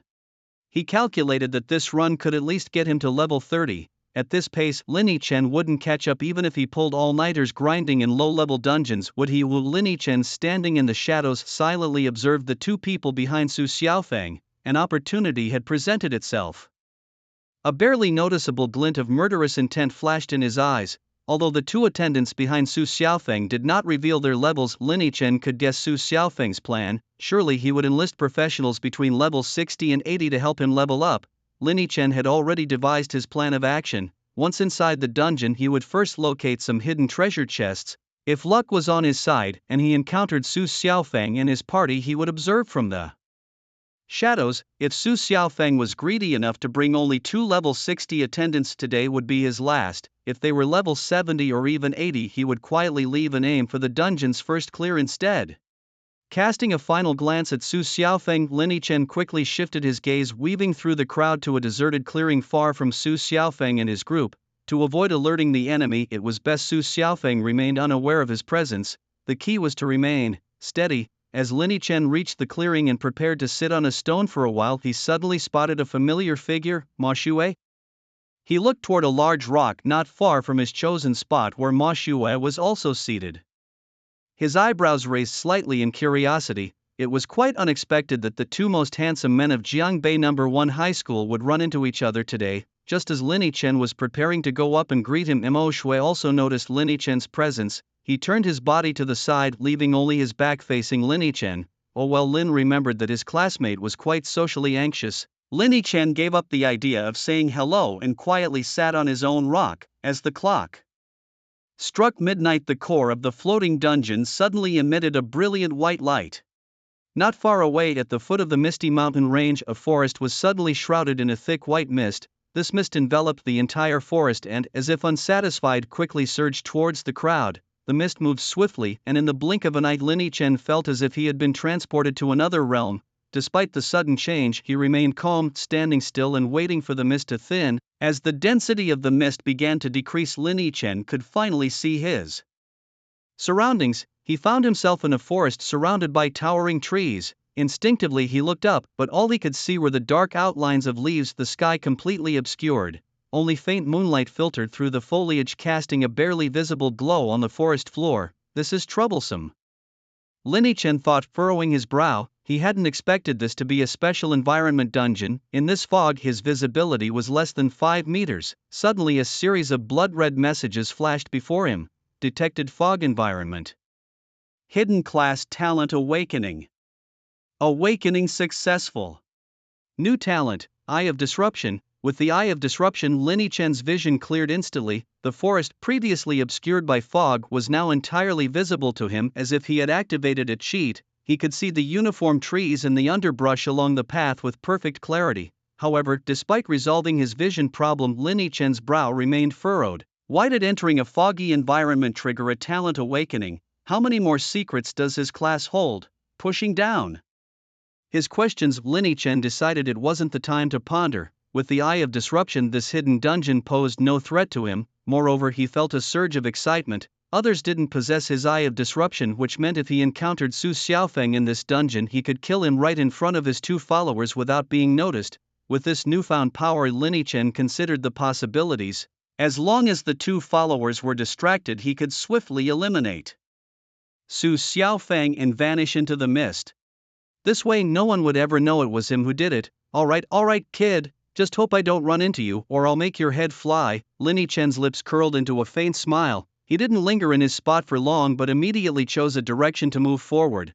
Now that he had the Eye of Disruption, he intended to claim every hidden treasure chest in this dungeon. As he continued on his path, Lin Chen suddenly noticed a ferocious-looking creature clinging to a tree not far ahead. Seemingly ready to ambush him, Could this be the monster of this dungeon? It's a species he's never seen before. Lin Chen squinted his eyes slightly, carefully examining the creature that resembled a squirrel but was many times larger with limbs as long as a monkey's. It was a mist ape level 40 with 3000 health and 147 attack points. Whatever the case, he decided to try out his blade on this creature first. Pretending he hadn't noticed it, Lin Chen walked straight ahead. Just as he reached the base of the tree where the mist ape was perched, it leaped at him. The mist ape moved with incredible speed, and in an instant its sharp claws were less than a meter away from Lin Chen. In that moment, Lin Chen swiftly drew the tang horizontal blade from his waist and slashed upward at the mist ape. The blow dealt a damage of minus 3,912. The mist ape stared with eyes full of terror as its body was cleaved in two. As its corpse hit the ground, Lin Chen gained plus 4,172 experience points. A stream of experience points instantly popped up above Lin Chen's head. Indeed, in a level 40 dungeon even a small monster offered such high experience. Lin Chen marveled for a moment, then sheathed his blade and continued on his way. Along the path, many other mist apes attempted to ambush him, but Lin Chen dispatched them one by one. Soon he noticed a clearing not far ahead. Quickening his pace, he swiftly crossed the forest and emerged onto the clearing. There in the center lay a massive black bear about 5 or 6 meters long, seemingly asleep. Beside this gigantic bear was a very ancient-looking treasure chest. The hidden treasure chest. At the moment Lin Chen laid eyes on the chest, his gaze lit up with excitement. Moreover, this chest was the most rewarding type of hidden treasure. It had a name, the boss chest. The immense black bear guarding the treasure chest was likely the boss-level boss of this hidden dungeon. Below the Demon King was the boss, and below that, the elites and regulars. I shall claim the first boss chest of this dungeon. With a slight smile, Lin Chen stepped boldly toward the black bear's location. The massive black bear seemed to hear the commotion, and its previously shut eyes suddenly opened wide, revealing 2 brown pupils. Upon spotting an unexpected intruder, the forest guardian bear stood up on its hind legs, letting out a heart-stopping roar. The stats were intimidating. Forest guardian bear, leader class, health 25,000, attack 307, skill bear stomp, a charging attack causing massive area damage to any foes in its path. Lin Chen's eyes narrowed at the sight of the bear's stats, which were even higher than those of the rotten corpse king.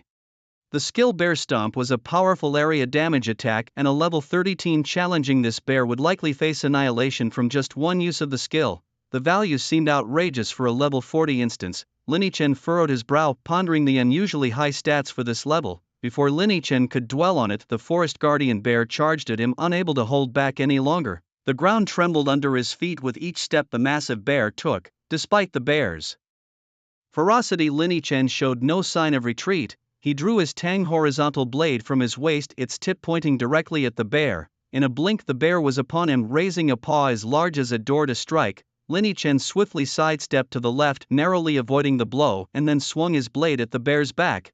A slash dealt minus 3,829 damage, quickly followed by another for minus 3,921, cutting 2 segments from the bear's health bar. The effect of the decay blade immediately took hold on the bear.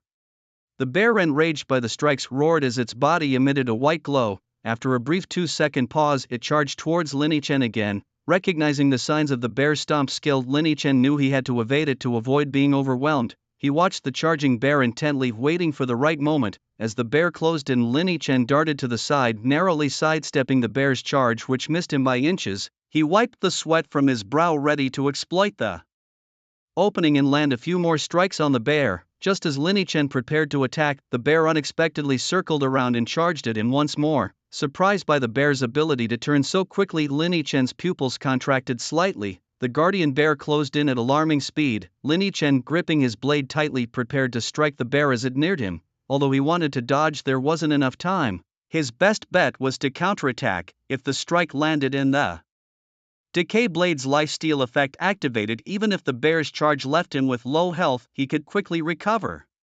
This was the optimal strategy available to him. The moment arrived. The black bear charged directly at Lin Chen, ready to bring down its massive paw in a crushing blow. Lin Chen, prepared for this moment, assumed a defensive stance with his blade, determined to leave a mark on the bear just as it collided with him, before being knocked away.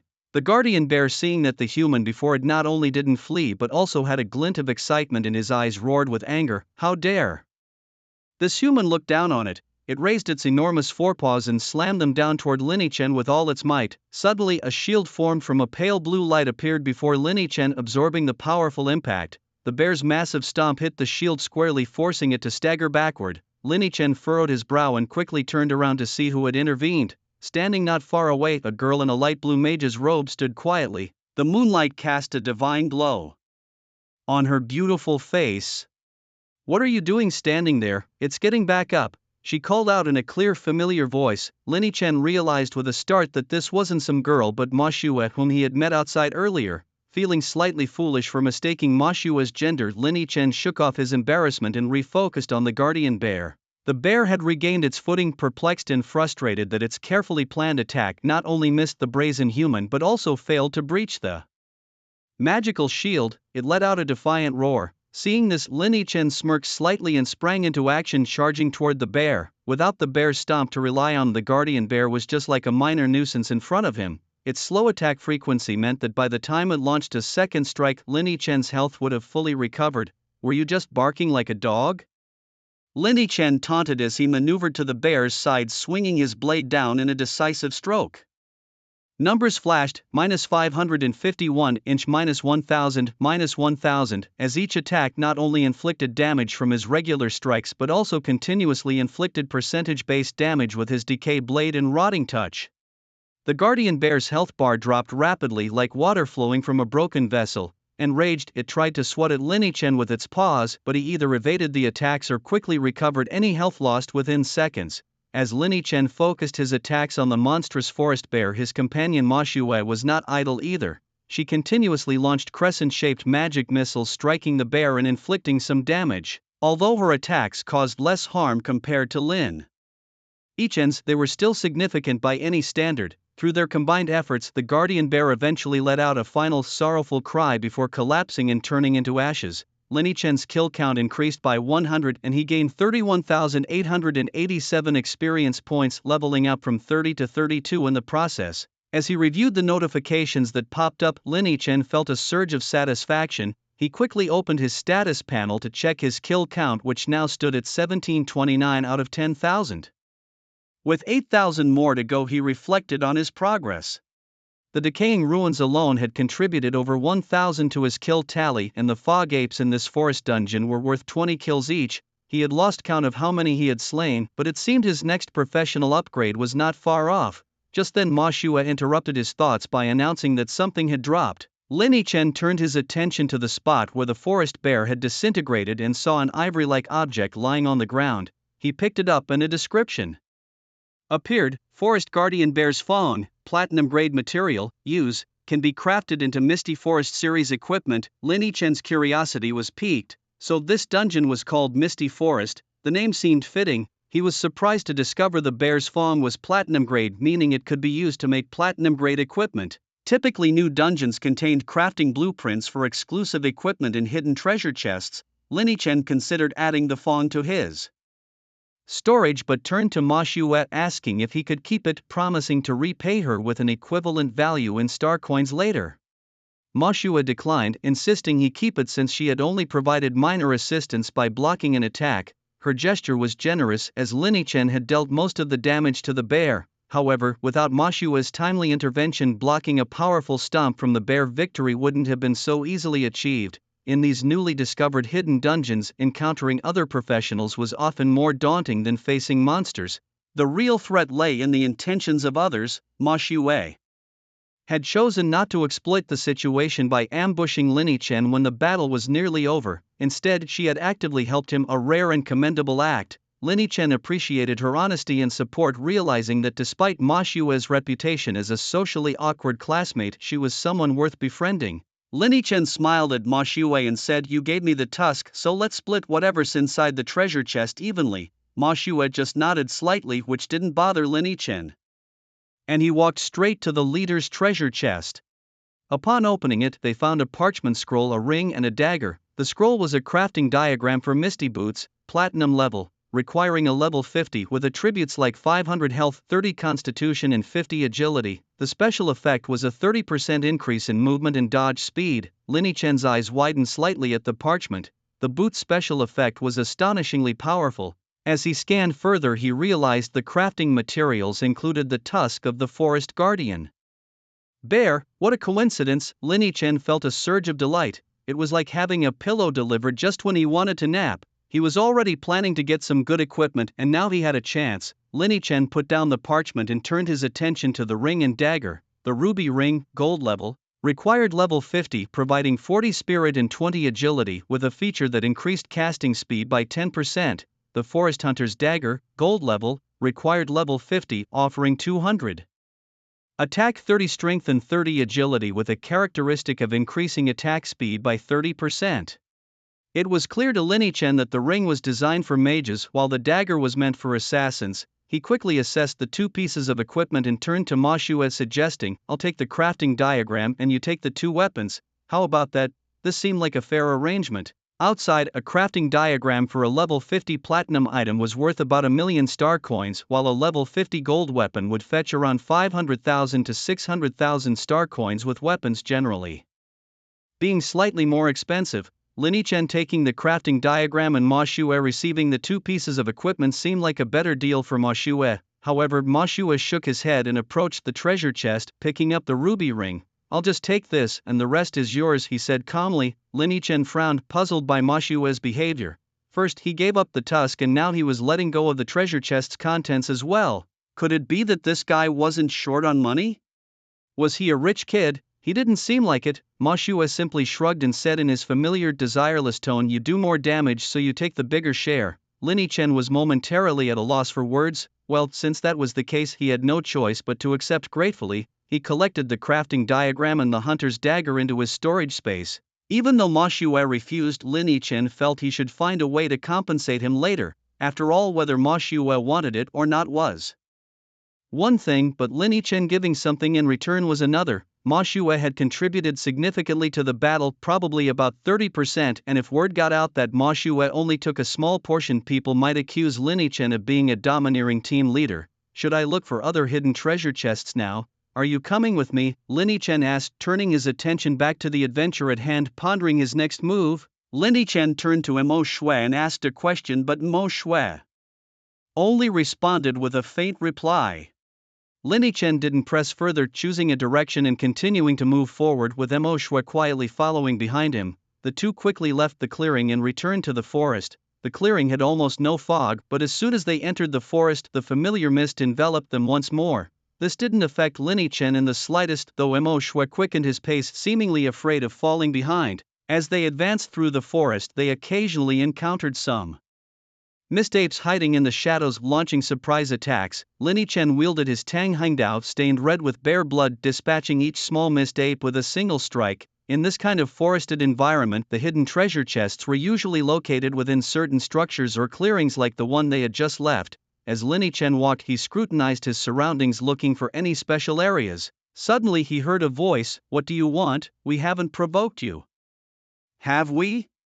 Xiao stepped back. Another voice demanded, "Tell me the name of the Lin brother who led you through the rotten ruins that day, and I'll let you go. If not, you'll all die here today." These familiar voices caught Lin Chen's attention and he frowned, immediately turning to look in the direction of the sound. About 10 meters away, familiar figures entered Lin Chen's view: Huang Weihe, Xiao Wang Chang, and a woman he hadn't seen before. Besides these four, there was also Su Xiaofeng and his two henchmen. At this moment, Huang Wei stood alone, shield raised, protecting He Xiao and the others, his gaze fixed intently on Su Xiaofeng as if confronting a terrifying demon. Su Xiaofeng, on the other hand, stood with his arms crossed, looking at Huang Hui's squad with indifference, his eyes filled with murderous intent. His two followers flanked the group, completely cutting off their escape, both wielding weapons. Trouble was afoot. Lin Chen thought to himself, realizing the situation's gravity. It appeared Su Xiaofeng, failing to find his target in the professional building, had once again turned his suspicions towards Lin Chen. What a cunning fellow! A flicker of murderous intent flashed in Lin Chen's dark eyes. Mo Xue, wait here for a moment, I'll be right back, Lin Chen whispered to Mo Xue, preparing to step forward and offer assistance. Where are you going? Mo Xue asked, frowning slightly. Some friends up ahead have run into trouble. I'm going to help them, Lin Chen explained briefly. Mo Xue looked ahead, puzzled. All he saw was a dense white mist with nothing visible beyond it. Nevertheless, he insisted, I'll go with you, Lin Yi Chen glanced at him surprised. Are you sure? This might not be a small problem. It's fine, Imo Shui replied simply. Seeing this, Lin Yichen didn't say more, accepting Imo Shui's company. Alright, follow closely behind me. Stop when I stop and try to keep your noise down, he whispered to Ma Shui before slowly advancing towards where Huang Hui and the others were located. Ma Shui cautiously trailed behind, and soon they were within 10 meters of Huang Hui and Su Xiaofeng. Although Ma Shui couldn't clearly see what was happening, he could hear voices speaking. This is your last chance, will you speak? Su Xiaofeng's cold voice echoed. Brother Lin never revealed his real name. I truly don't know it. Huang Hui gritted his teeth, glaring at Su Xiaofeng. You're lying, Su Xiaofeng replied icily. I'll ask one more time, is your brother Lin named Lin Yichen? I don't know. Huang Hui continued to clench his jaw. Fine, have it your way. Su Xiaofeng smirked with a cruel expression. Even at this point you still protect your brother Lin, how amusing. Along, go and take an arm off him. Let's see if his mouth is still so stubborn. With Su Xiaofeng's order, one of his followers, dressed in black robes and holding a dagger, swiftly moved to Huang Hui's side. The dagger, adorned with intricate patterns, struck towards Huang Hui's sword-wielding arm with alarming speed. Huang Hui quickly raised his brass shield to block, but to his horror the dagger, moving as if there were no resistance, pierced straight through the shield, then along deftly twisted the blade, slicing to the side. The brass-cast shield was effortlessly cleaved in two, the other half fell to the ground with a sharp clatter. Despair was etched on Huang Hui's face. Was this the difference in power? The level 30 brass shield, a silver-grade shield he had acquired at great cost, couldn't even withstand a single blow. Behind Huang Hui, Xiaoxiao and two others also looked grim. One female team member, unknown to Lin Yichen, couldn't hold back any longer and shouted, Huang Hui, just say the name. It's just a name, not your life. Are you really going to risk all our lives to keep a secret for someone you might never meet again? After she finished, a hint of amusement crossed Su Xiaofeng's face. She's right. If you tell me his real name now, I might spare you. Hearing this, he Xiaoxiao and Wang Chang gave Huang Hui a grave look while the woman stared at him with anticipation. However, Huang Hui didn't comply with her wishes. He bit his lip, turned to look deeply at Xiaoxiao and Wang Cheng, his gaze lingering on a bronze chain necklace around Wang Cheng's neck. Seeing their leaders look, Xiaoxiao and Wang Cheng nodded slightly in return. Huang Hui smiled, turned back to face Su Xiaofeng, and said calmly, I can tell you brother Lin's name, but you must first let my teammates go. Oh?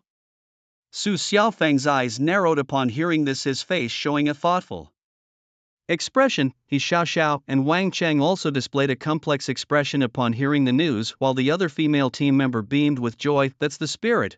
Huang Hui, you're finally acting like a good team leader. It's worth teaming up with you guys for this adventure. Huang Hui ignored her, focusing intently on Su Xiaofeng. Thanks to the unique environment of this scenario, if Xiaoxiao and Wang Cheng could leave first, Su Xiaofeng would have a very low chance of finding them in the forest again. But all this depended on one condition.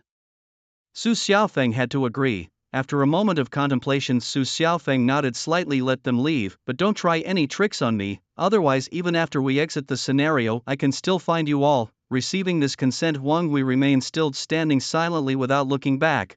Wang Cheng and Xiaoxiao also stayed silent, casting a deep glance at Huang Hui's back before turning and walking into the mist. The woman quickly followed suit upon seeing this scene. This entire scenario was witnessed by Lin Yichen and Ma Shui, who were lurking in the shadows. Observing Lin Yichen, who was eyeing Su Xiaofeng with a look of anticipation, Ma Shui couldn't help but ask, are you planning to make a move? Lin Yichen nodded. Yes, you stay here for now. I can go by myself. Ma Shui calmly replied, I can go with you. Why? Lin Yichen asked, puzzled. To repay a favor. Ma Shui turned his bright eyes towards Lin Yichen. Back in our second year of high school you helped me once.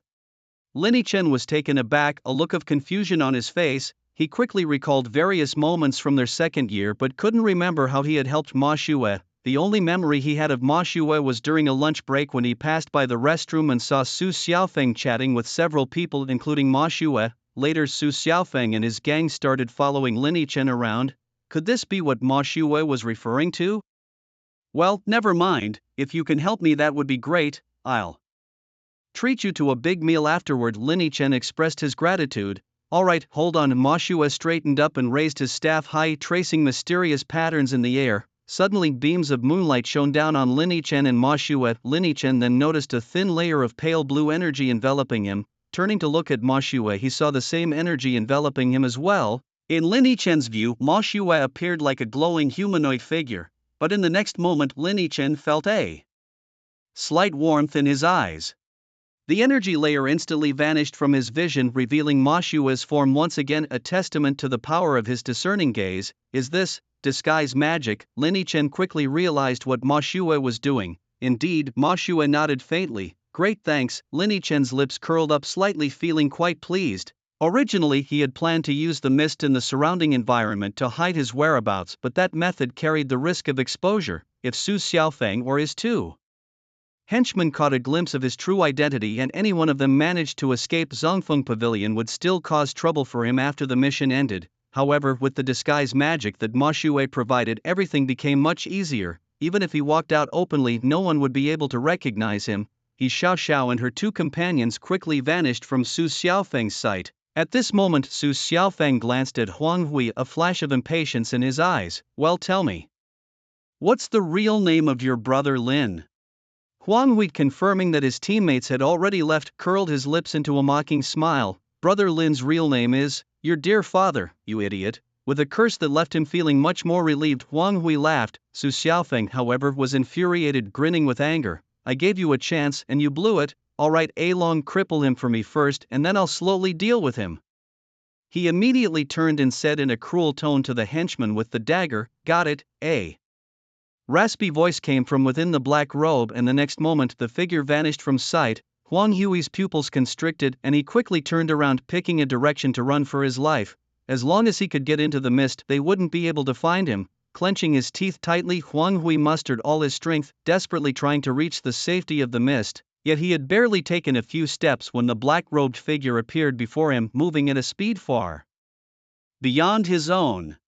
Despair flickered in Huang Hui's eyes. Long looked at the approaching Huang Hui with disdain, the dagger in his hand rising slightly, ready to cripple Huang Hui's legs.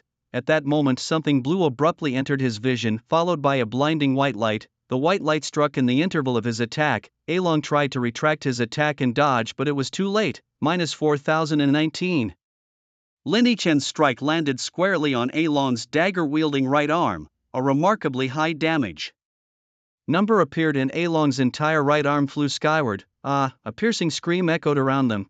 Su Xiaofeng and another attendant witnessed the scene, their eyes immediately filled with seriousness. Help me. Long, having lost an arm, watched his health bar, which had only 7,000 points, drop by more than half in an instant. That single blow nearly sent him to meet his ancestors. Now fear gripped his heart. Abandoning the dagger that had flown from his hand, Long dashed towards Su Xiaofeng in sheer terror.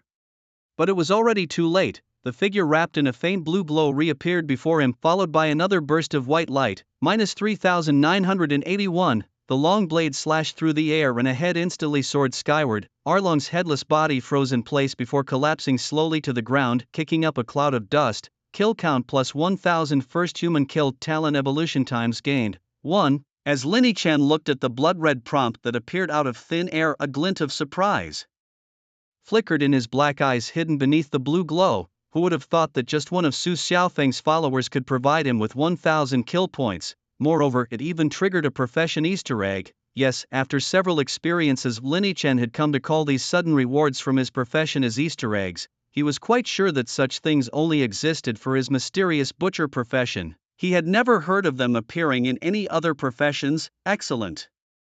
Aren't these all just experience packs? Lin Yichen's eyes slightly narrowed, his gaze instantly locking onto the other follower standing beside Su Xiaofeng. From those two slashes earlier, he had already discerned that Su Xiaofeng was indeed a greedy individual. The two followers he brought were definitely level 60 professionals, precisely stuck in the second tier of the experience negative buff. This made things much easier. Su Xiaofeng and his companion watched as Arlong died right in front of them, and it was by the hands of this bizarre blue creature that appeared out of nowhere and did it in just 2 moves. A deep fear flashed across Su Xiaofeng's eyes. This was supposed to be a level 40 dungeon, right? Yet the two followers he brought were both level 60 professionals. For Arlong to be killed in 2 moves, this blue humanoid creature was at least level 80 if not 90, a terrifying existence. How could such a monster appear in a level 40 dungeon? Su Xiaofeng's footsteps were already slowly backing away, preparing to flee. Young master, don't panic, it's a person in there. At this moment, the follower dressed as a warrior standing beside Su Xiaofeng spoke calmly. With this reminder, Su Xiaofeng realized, yes, this wasn't a monster at all, it was a human using disguise magic. The crucial point was, the person was using a very advanced form of disguise magic. Other disguise magics either couldn't completely cover one's appearance or rendered one immobile or had other negative effects, yet this person moved normally and their identity was completely obscured. Even the weapon they wielded was concealed. Su Xiaofeng could only vaguely guess from the long blue object that the person was holding some kind of long blade or sword. Powerful and wealthy Su Xiaofeng immediately labeled the mysterious figure before him with these two tags. To purchase such a high-level disguise magic skill book, this person was definitely from a major guild. However, since it was a person, things could be resolved. Su Xiaofeng swallowed, suppressing his fear, and spoke this, "Brother, I am the young master of Jianbei City's Tsangfeng Pavilion. I believe there might be some misunderstanding between us. Can we perhaps sit down and talk this over instead of fighting like this? What do you think?" Su Xiaofeng was desperate to negotiate, promising to meet any demand or condition from the mysterious blue-clad figure before him, yet the figure offered no response, merely advancing towards them with a slow, deliberate gait. Alarmed by the stranger's approach, Su Xiaofeng's warrior attendant whispered urgently for him to step back. Recognizing the danger, Su Xiaofeng retreated several steps, though he yearned to escape into the safety of the surrounding mist. However, his current level of 13, achieved after battling only 6 mist apes in the forest dungeon, was far too low for survival alone. He implored the approaching stranger, "We can discuss this, there's no need for violence." Despite Su Xiaofeng's retreating steps and attempts at diplomacy, Lin Yichen was in no mood for words. With a swift motion, he brandished his deadly shui blade, closing the distance between them in an instant. The warrior attendant, sensing the imminent threat, shifted his grip to a two-handed stance on his sword, preparing to defend against Lin Yichen's advance. But Lin Yichen's agility was unmatched. He darted forward, bypassing the warrior, aiming a direct strike at Su Xiaofeng. In a moment of sheer terror, Su Xiaofeng faced the gleaming arc of the blade, a sight eerily familiar yet terrifyingly imminent. Just as he braced for the fatal blow, a steel greatsword interposed itself, deflecting the attack. With a resounding clash of metal, the warrior wielding the greatsword felt the force of the blow reverberate through his arms, nearly causing him to lose his grip. A damage indicator of -371 flashed above, shocking the attendant whose weapon had absorbed the attack. The strike had landed on the warrior's greatsword, a weapon crafted with special attributes to reduce incoming damage by 90% during weapon clashes, including an extra 20% reduction from its enchanted properties. Yet even with these formidable defenses, the mysterious attacker managed to inflict a staggering 371 points of damage. This calculation implied that a direct hit would have dealt a devastating 3,710 points. For a warrior like him, with a total health pool of nearly 13,000, the potential damage was terrifying. Astonished and deeply concerned, the warrior attendant wondered about the identity of this formidable opponent. Who could possess such immense power, and why would they participate in a dungeon designed for level 40 players? The implications were unsettling, raising questions about the true nature and intentions of this enigmatic figure. Faced with the formidable level 60 warrior in front of him, Lin Yichen's expression turned grave. Contrary to the warrior's expectations, Lin Yichen was genuinely surprised by the warrior's agility, a trait not commonly associated with such a burly figure. How was it possible that this warrior managed to intercept his blade aimed at Su Xiaofeng? This presented a problem. His first 2 strikes had been critical hits, but one was wasted on deflecting the warrior's sword. If he intended to eliminate this warrior, his second strike needed to land directly on the warrior's body. "Young master, fall back," the hulking warrior shouted, his muscles tensing and his skin flushing an intense crimson. He let out a roar to the heavens, and suddenly a spectrum of lights enveloped his body. Attack increased by 10%, defense by another 10%, and attack speed similarly boosted. Various beneficial buffs appeared in his status bar. However, unbeknownst to him, Lin Yichen's eyes gleamed with delight at this turn of events. A warrior, when using a battle roar, typically could not move. This was the perfect opportunity Lin Yichen needed to land his second strike on the warrior's body. Without hesitation, Lin Yichen gripped his long sword tightly, seizing the opening created by the warrior's immobility during his battle cry. He struck the warrior's chest with a powerful slash. -3,772, -520, -520. Alongside the critical hit's massive damage, the combined special effects of the corrupting blade and decaying touch were now afflicting the warrior. A faint smile played on Lin Yichen's lips. The outcome of this battle was now all but decided. This 1,000 kill count was his for the taking. What's happening to my health bar? The warrior was bewildered as he watched his health plummet. He could barely comprehend how this mysterious figure's single strike had slashed a third of his health. He was aware of the high damage potential, but what were these continuous 520 points of damage taking away his life?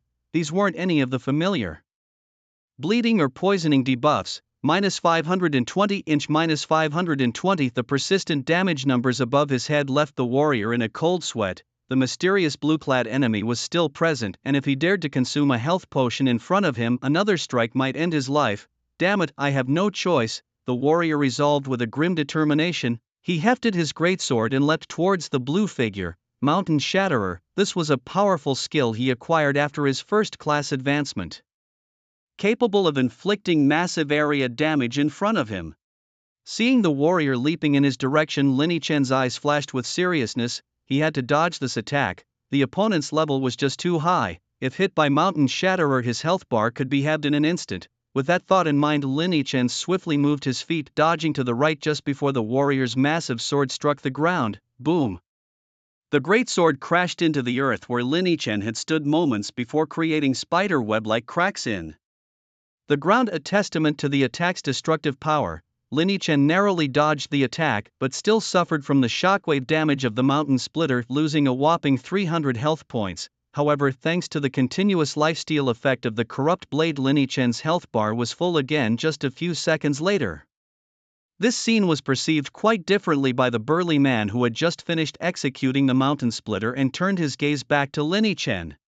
Not a single drop of health was lost. The burly man's pupils trembled violently as he stared at the full health bar above Lin Yichen's head. Although his mountain splitter missed, he was certain that the area damage had definitely hit the mysterious figure in front of him, yet this guy hadn't lost a single drop of health.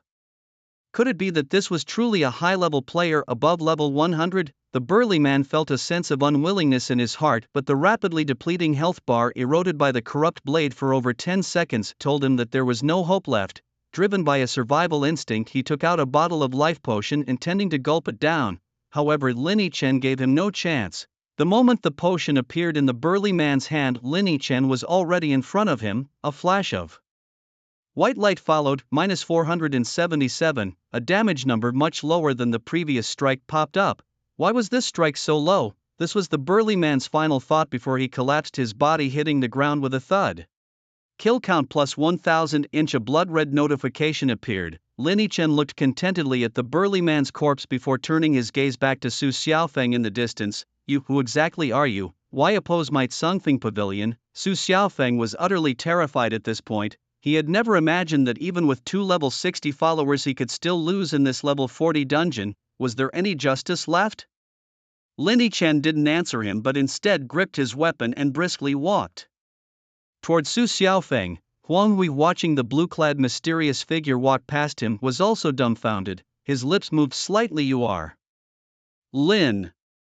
Before he could finish, he saw the mysterious person raise his weapon and gesture toward the nearby mist. Huang Hui understood and, without saying much, immediately disappeared into the mist. Seeing Huang Hui leave, Lin Yichen felt relieved. He truly hadn't expected that Huang Hui, in such a perilous situation where his own life was at stake, would still keep his secret. Such people were rare in today's world. It's your turn now. Lin Yichen dismissed his thoughts, refocusing his gaze on Su Xiaofeng, his eyes filled with murderous intent. Brother, you can pick any diamond-grade equipment without level restriction. Just spare me and I'll arrange it for you as soon as we're out. Su Xiaofeng was drenched in cold sweat, his heart pounding as if it would leap out of his chest. He retreated while desperately trying to bargain. Lin Yichen wasn't listening at all, striding swiftly toward him. If one isn't enough, how about 2, or even 3? Su Xiaofeng was truly desperate. It was his first time feeling death so close. He was the young master of Songfeng Pavilion, a top guild in Jiangbei City with a bright future waiting for him to enjoy. Faced with the enigmatic blue figure, Su Xiaofeng felt a chill run down his spine as the figure showed no signs of retreating. Instead, it quickened its pace, compelling Su Xiaofeng to turn on his heels and flee into the mist. He hadn't gone far when the spectral blue figure emerged once more from beneath a tree ahead, like a malevolent ghost from the depths of hell. Please, "Don't kill me," he stammered, desperation in his voice, offering treasures in exchange for his life. Yet, as he attempted another desperate escape, turning away, he was met with paralysis. The blue apparition had somehow appeared right behind him once more. Su Xiaofeng was struck with disbelief. How could this be happening? He glanced back in shock, his mind finally grasping the truth. There were two of them, two mysterious figures cloaked in their illusory blue magic. Despair slowly crept into his gaze. The familiar white light flashed before him, and in an instant his vision soared skyward before plummeting back down, rapidly rolling across the ground. A dull thud, the sound of his lifeless body hitting the earth, was the final note he heard. "Killing tally +10," Lin Yichen muttered, flicking the blood from his tang horizontal blade with a hint of disdain. "Only 10 points for that? Not worth much, are you?" he remarked, shaking his head. It made sense though. Su Xiaofeng hadn't even leveled up during the awakening trial before Lin Yichen cut him down. The sudden appearance of this hidden dungeon meant his level couldn't be high. Then a whisper from Ma Xue cut through Lin Yichen's thoughts. "Someone's coming." Lin Yichen, attentive, noticed the rustling from not far away. He turned to see Shang Wanyan approaching with a band of followers pushing through the leaves. "Let's go, follow me," Lin Yichen urged, grabbing Ma Xue's wrist to ensure he kept pace as they moved toward where Huang Hui had departed. After they left, Shang Wanyan and his group arrived at the scene of the grim occurrence. What happened here?" Shang Wanyan's eyes narrowed at the sight of the body strewn on the ground, his heart skipping a beat. It was Su Xiaofeng. His gaze fixed on the headless corpse and the familiar head lying beside it. Shang Wanyan felt a wave of dread. How could this be? Su Xiaofeng, the young master of Songfeng Pavilion, a guild rivaling their own Tianlong guild, killed in the dungeon just like that. "Young master, what should we do?" one of Shang Wanyan's followers asked, his voice trembling at the sight. Shang Wanyan took a deep breath, regaining his composure as he cast a deep, lingering look at Su Xiaofeng's body. "Once we get out, Su Zhentian will surely bring a high-ranking priest to revive Su Xiaofeng," he assured, contemplating their next move. In a world where hiring high-level priests is a costly affair, the unexpected turn of events seemed almost fortuitous for some. The act had not only squandered Su Xiaofeng's only resurrection chance but also forced Songfeng Pavilion to incur a significant expense, likely consuming their profits for several years. While the mastermind behind this remained a mystery, there was a sense of reluctant gratitude in the air. A follower, intrigued by the situation, inquired about the next steps to be taken. The young master, with a calm demeanor, suggested capturing a few pictures of the scene before moving on to secure the first completion of their mission. Meanwhile, with the aid of the Eye of Breaking Barriers, Lin Yichen swiftly caught up with Huang Hui, who was in a heated battle with a mist ape. It appeared that during his retreat, Huang Hui had been ambushed, making the situation dire as he was now without his brass shield and team support. Just when it seemed he might be overwhelmed, a silver-white blade struck down upon the mist ape, cleaving it in two. Recognizing the familiar gleam of the blade, Huang Hui's eyes lit up with excitement upon seeing Lin Yichen. "Brother Lin, I knew it was you the moment I saw your strike," Huang Hui exclaimed joyfully, his demeanor reminiscent of a child reunited with a hero. After exchanging a few cordial words, Lin Yichen inquired about Huang Hui's presence in a dungeon meant for those at level 40, while knowing he and his friends were only around level 30. Huang Hui somewhat sheepishly explained their venture into the hidden dungeon, hoping to gather some treasures by defeating lesser foes. Understanding their motives, Lin Yichen nodded and asked about Huang Hui's plan moving forward. Huang Hui mentioned his intent to regroup with Wang Chang and he Xiao and wait at the periphery until the dungeon concluded. Lin Yichen suggested they reconnect after the dungeon, offering to help Huang Hui find his companions first. Huang Hui readily accepted the offer, considering the dense mist of the dungeon was a significant hindrance to his vision and safety. Lin Yichen, acknowledging Huang Hui's agreement, turned to inquire with Ma Xue about accompanying them despite the potential delay. Ma Xue, in her usual calm tone, agreed to proceed. Without further ado, Lin Yichen led the way, recalling the direction Wang Chang and the others had taken when they parted. With the Eye of Breaking Barriers, locating them was a swift task. True to his expectations, after about 5 minutes of navigating the forest, Lin Yichen spotted the familiar silhouettes ahead. He gave Huang Hui a reassuring pat on the shoulder, indicating the location of his friends. Lin Yichen then decided it was time to part ways, allowing Huang Hui to reunite with his team. "Why?" Huang Hui asked, puzzled by Lin Yichen's decision to leave. Huang Hui was a bit confused but quickly caught on. "Brother Lin, that woman was a temporary teammate of ours. I didn't know she would act like that." Lin Chen smiled gently. I'm not blaming you, don't overthink it. You go ahead, we'll get in touch once you're out. Huang Hui nodded.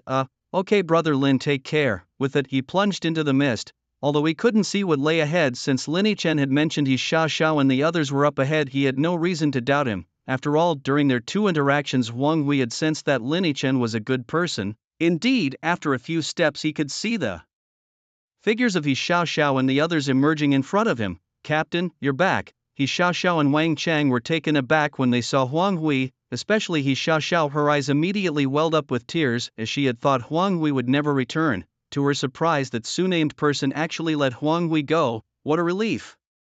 Captain, are you alright? Did that guy do anything to you? Wang Chung hurried over, eager to check Huang Hui for injuries. I'm fine, see, I'm back alive, aren't I? Huang Hui smiled at the two of them. Just then, another woman suddenly spoke coldly. You almost got me killed with you. You better compensate me later. Hearing this, He Xiao Xiao and Wang Cheng snapped back to reality. Since Huang Hui returned safely, did it mean he had revealed Lin Chen's real name to Su Xiaofeng? Instantly, their gazes toward Huang Hui changed, mixed with disappointment and disbelief. Huang Hui noticed this too and gave them a bitter smile. With this woman around, he couldn't explain much. It would be better to talk once they were out. As he was pondering this, a familiar silvery blade flashed, slicing towards the cold-faced woman who had her arms crossed. Her indifferent expression was frozen on her face as her body split in two and fell to the ground with a thud.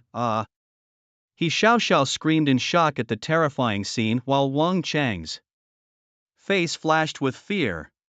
Only Huang Hui remained unfazed, even feeling a sense of relief. Yes, he had almost forgotten that this woman absolutely could not leave with them alive because the Su Xiaofeng who had let him go was now dead. It's me. Just as He Xiao Xiao and Wang Chang were about to lose their minds with fear, a familiar voice suddenly echoed from the surrounding mist. Brother Lin. Upon hearing this voice, He Xiao Xiao and Wang Chang immediately turned towards it. Lin Chen along with Mo Shui emerged from the mist. Sorry, did I scare you? Lin Chen offered an apologetic smile to the two people in front of him. Brother Lin, why did you kill her? Xiao Xiao asked, dispelling most of the fear in her heart upon seeing Lin Chen. Though still puzzled, Wang Cheng was the first to react. Brother Lin, it couldn't be that you killed that person surnamed Su, right? Smart. Lin Chen gave him a thumbs up, causing Wang Cheng to draw a sharp breath, his eyes filled with admiration for Lin Chen. After all, that was the young master of the Tsongfeng Pavilion, killed just like that. So ruthless. Truly worthy of being my brother Lin. Alright, as long as you're all safe, I'll be off, Lin Chen said with a smile, bidding farewell to the three before leaving with Ma Shue. Now that he had ensured their safety, he was off to claim the first completion of this quest instance. With Su Xiaofeng dead, the great weight in Lin Chen's heart lifted immediately. The competition for the first completion of this quest instance was now likely only between him and that guy named Shang Wanyan, however. No matter who it was, nothing could stop his advance. There was another crucial matter, the kill count. Lin Chen silently checked his kill count panel. 4796/10,000, still short by 5,000. This number wasn't daunting. First completion rewards, hidden treasure chests, career evolution. Lin Chen took a deep breath. This hidden quest instance could very well yield substantial rewards. At the outskirts of the Misty Mountain range, unlike when the Misty Forest first appeared, the area was no longer swarmed with a mass of professionals. Instead, several groups of professionals in various uniforms had gathered. The most notable among them were the red attire of the Tsongfeng Pavilion and the snow white of the Tianlong Guild. Another group, clad in black robes, stood beside the Tianlong Guild. Although fewer in number, the black-robed group was met with apprehension by the members of the Tianlong Guild, the Skull Guild. On par with the Tianlong Guild and Sunfeng Pavilion, but much smaller in numbers, because the Skull Guild only recruited assassins and necromancers. Despite their small numbers, each member was elite. Even though the top guilds of Jiangbei City had gathered with the presence of Tsongfeng Pavilion's leader Su Jintian, Tianlong Guild's leader Shang Wanjing, and Skull Guild's leader CKG, all eyes were drawn towards the core of the instance. There stood an elder, dressed plainly with white hair and an imposing aura, Bo Chuanqing. You're saying this quest instance is a trap instance, Bo? Chuanqing asked, his gaze sharp as he looked at the staff responsible for retrieving the instance core. Chief Bo, it is true, this instance is indeed a trap instance without a doubt. The bearded middle-aged man nodded quickly. His colleague hurriedly added, Chief Bo, fortunately the trap instance level is only 50, not too high, so nothing major should go wrong. I suppose that's somewhat good news. Bo Chuanqing nodded slightly, though a hint of worry lingered in his tone. This time, it seems that many will not survive this hidden dungeon. Unlike Bai Chuanqing's worry, Su Zhentian, the president of Congfeng Pavilion, was not overly concerned about Su Xiaofeng's safety. After all, Su Xiaofeng had brought along 2 level 60 guild members, and even if this was a level 50 trap dungeon, there was no real danger. He had come for one purpose only: to see if his son could secure the first clear of the dungeon. This was Su Xiaofeng's first dungeon run after graduation, and if he could bring back a first clear, it would be a great honor for him. With this in mind, Su Zhentian couldn't help but glance at Shang Wanjing beside him. As presidents of the top guilds in Jiangbei City, they had been vying for the title of number 1 for years without a resolution. Thus, if Su Xiaofeng could outpace Shang Wanyan and secure the first clear of this dungeon, Su Zhentian would finally have an edge over Shang Wanjing. He eagerly anticipated the moment Su Xiaofeng would emerge from the dungeon. Meanwhile, on a path leading to the misty mountain range, Cheng Simeng was rushing alone in a simple casual outfit, her steps quick as she headed towards the outskirts of the mountain range. She had received news just now. Bai Chuanqing had altered his route upon learning that the newly appeared dungeon was a trap dungeon, leaving his journey to Kanglan City and flying straight back to Jiangbei City. Upon hearing this news, Cheng Simeng was ecstatic. It was as if the heavens had opened a way for her. Moments earlier, she had been fretting about how to find Bai Chuanqing to help her keep her teaching position at Jiangbei No. 1 High School, and now this good news had arrived. Without a second thought, she discarded her pajamas and hastily donned a casual outfit, making her way to the misty mountain range under the cover of night. As she walked, Cheng Simeng pondered how to address Bai Chuanqing. Should she call him Elder Bai or Chief Bai? Her mind raced with thoughts on how to approach him later. Her steps were swift, and within minutes she reached the outskirts of the misty mountain range. Indeed, beside the glowing white dungeon core, she saw Bai Chuanqing in his plain attire. At that moment, Bai Chuanqing was staring intently at the dungeon core, his brows furrowed in deep thought. Seeing this, Cheng Simeng decided not to disturb him and planned to approach him after the situation concluded. Her gaze also fell upon the dungeon core. It was said to be a level 50 trap dungeon. Oh, how many would suffer this time? Cheng Simeng sighed quietly to herself. Trap dungeons were rare, but every time one appeared, many professionals perished inside. However, it was said that the rewards for the first clear of a trap dungeon were extraordinarily generous. For instance, this trap dungeon appeared to be level 40 on the surface, but upon entry, the dungeon core would transform into a level 50 scenario. Clearing such a dungeon for the first time meant that the rewards were akin to the combination of a level 40 and a level 50 dungeon. Double rewards, truly a bountiful prize. Yet, the accolades seemed only within reach of those belonging to large guilds or individuals wielding some extraordinary SS-level talents. A sudden thought invaded Chang Simeng's mind. Had Xiaochen ventured into the labyrinth? She quickly dismissed the notion, shaking her head. Simeng, what are you even thinking? Xiaochen just graduated, and his level might barely scratch the teens or 20s. How could he possibly tackle this dungeon? Reflecting on this, her gaze inevitably drifted toward the Congfeng Pavilion's party, particularly lingering on Su Zhentian's back. Surely Su Xiaofeng had guild experts guiding him through the dungeon, probably securing the first clear rewards. She pondered how Xiaochen might stand a chance against Su Xiaofeng. The boy was so stubborn. Despite her repeated advice, he refused to back down from his duel with Su Xiaofeng. What was the point of such obstinacy? If Su Xiaofeng truly claimed the first clear rewards, she would have to persuade Xiaochen once more. It would be such a waste of his prime years to ruin himself over a moment of spite. Cheng Simeng resolved silently that if Su Xiaofeng were indeed victorious, she must convince Lin Yichen to forego the duel. It was an unfair match without suspense. Inside the dungeon, Lin Yichen and Ma Xue had parted ways with Huang Hui and his group and had been steadily venturing deeper into the forest. Though the misty forest was shrouded in fog and the canopy above blocked all light, the trees within were not identical. The further Lin Yichen progressed in a single direction, the darker the trees became. He surmised that this region of dark brown trees must mark the heart of the misty forest. His journey had not been without gains. Firstly, his kill count had soared. He had slain numerous mist apes, raising his kill score from 4796 to an impressive 5812, an increase of 1,000 points. This was thanks to the mist apes being level 40 creatures, each awarding him 30 kill points. His own level had climbed to 36.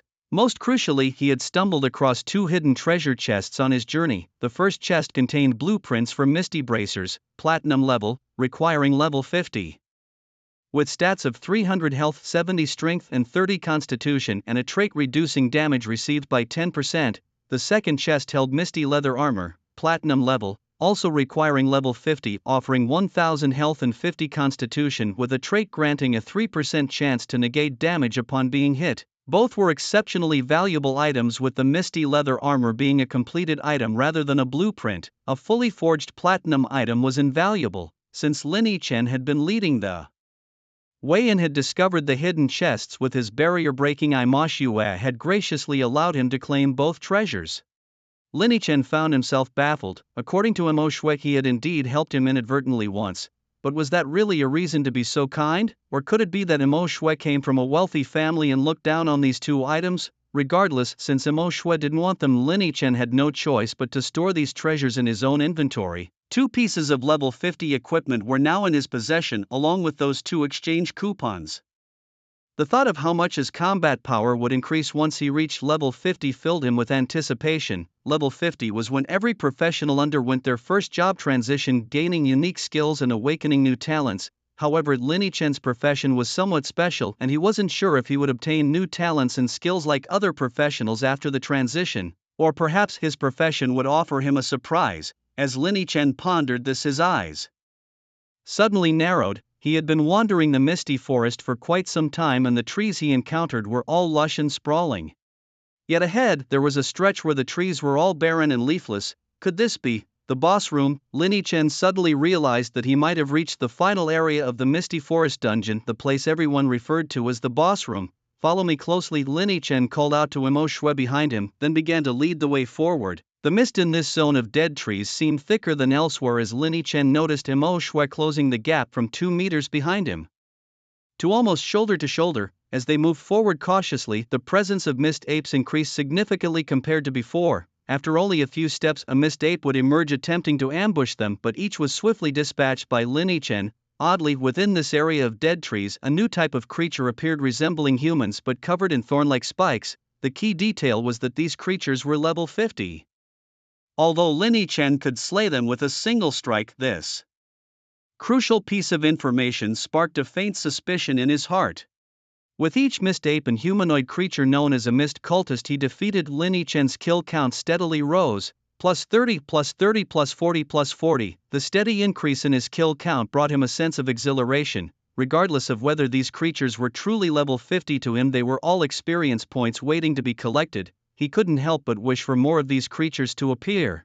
After another 10 minutes or so, Lin Yichen noticed that the dead trees were becoming increasingly sparse. Suddenly he halted his steps, his eyes fixated on something not far ahead. There, huddled beneath a larger dead tree, was Shang Wanyan and several of his followers, accompanied by some professionals Lin Yichen had never seen before. The group's attention was uniformly directed towards an open area ahead.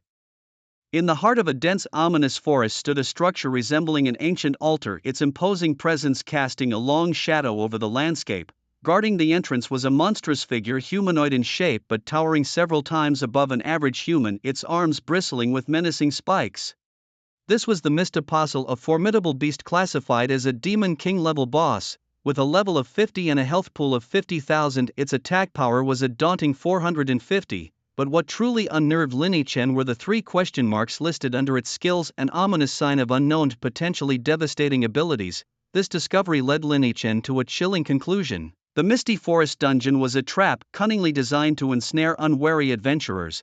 As Lin Yichen pondered this revelation, he realized the implications of the equipment and creatures tied to this place, all level 50. It dawned on him that most participants in this dungeon were around level 40, which meant those venturing into the withered tree area were in grave danger. He glanced at the group huddled beneath a massive dead tree led by Shang Wanyan, a figure known to represent various guilds of Jiangbei City. To have reached this far, their party likely included at least one level 50 player or a collection of highly skilled A-rank professionals. Their intent was clear. They were preparing to confront the boss. Lin Yichen observed Shang Wanyan and his team with a mix of curiosity and caution. It was evident that behind the Mist Apostle within the altar-like structure lay the coveted boss treasure chest. If Shang Wanyan's group planned to engage the boss, Lin Yichen saw an opportunity. He could team up with Ma Xue, stealthily infiltrate the altar and claim the treasure before the others. Then he could watch as Shang Wanyan's team whittled down the boss's health, ready to strike and claim the spoils at the critical moment. As if on cue, Shang Wanyan's team sprang into action. A contingent of heavily armored tank-class adventurers led the charge into the clearing, their presence a signal for the rest to follow. It was a tactical move, a collective effort to bring down the missed apostle. Lin Chen couldn't help but quietly commend their strategy. In a trap-laden dungeon like this, defeating the boss with a mere 4-person squad would be a Herculean task. However, by combining their strengths, the challenge would be significantly reduced. It was a sensible compromise under the circumstances. Watching the battle unfold, Lin Chen turned to Ma Shuai with a sense of urgency. "Is your disguise magic off cooldown yet?" he inquired, his mind racing with plans to capitalize on the unfolding chaos. Mo Shui remained silent, merely raising her staff, which soon enveloped the two of them in a soft blue glow under the familiar moonlight. Lin Chen's lips curled into a slight smile, a glint of excitement flashing in his eyes. "Let's go, time to raid their base." At the altar's entrance, the battle raged on fiercely. "Tanks, hold your formation, don't let the boss break through. Healers, buff up the tanks, use every enhancement you have. This boss is tough, so we must be cautious," it commanded the leader. "Warriors and assassins, follow me, deal damage from behind the tanks, but don't attract the boss's ire. Mages and archers, stay with the healers. And remember, don't attack too fast or you'll draw aggro." Shang Wanyan, the battle's commander, issued directives one after another, and all the players obeyed without hesitation. The missed apostle, having just awakened from its slumber, had its human-like head suddenly ignite with two blood-red eyes. The leading tank squad, seeing the missed apostle awake, raised their weapons and struck down simultaneously. -113, -121, -138. The tank's attacks were too weak, inflicting only minor damage on the missed apostle, but they successfully diverted its attention entirely. Roaring, the missed apostle swung its spike-laden arms at the humans before it. Bang, bang, bang. The apostle's attacks landed squarely on the tank's shields, producing a resounding clash of metal. The spikes on its hands were harder than steel, leaving dents on the brass and iron shields with each strike. "Healers, keep up.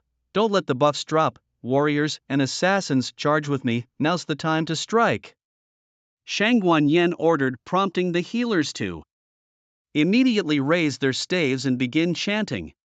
The warriors and assassins, following Shang Wanyan, unleashed a barrage of attacks on the missed apostle. The mages and archers from the rear also launched their ranged attacks. Despite being low-level players without flashy skills, their combined assault allowed them to see the missed apostle clearly. Among them, Shang Wanyan stood out. He lifted his greatsword, thrust it skyward, and a holy light pierced the clouds, illuminating the missed apostle. -517, a significantly higher damage number than others appeared, visibly reducing the missed apostle's health bar. A Vow Paladin, Lin Chen, hidden in the mist, immediately recognized the title in his mind. This was an S-class profession, an exceptionally unique one at that. Unlike other knights, the Vow Paladin's main attack came from this divine prayer-induced light. Of course, one can also imbue the sword with holy light, making it a versatile class both in offense and defense. "Let's sneak over there," Lin Chen suggested, pulling his thoughts back to the present.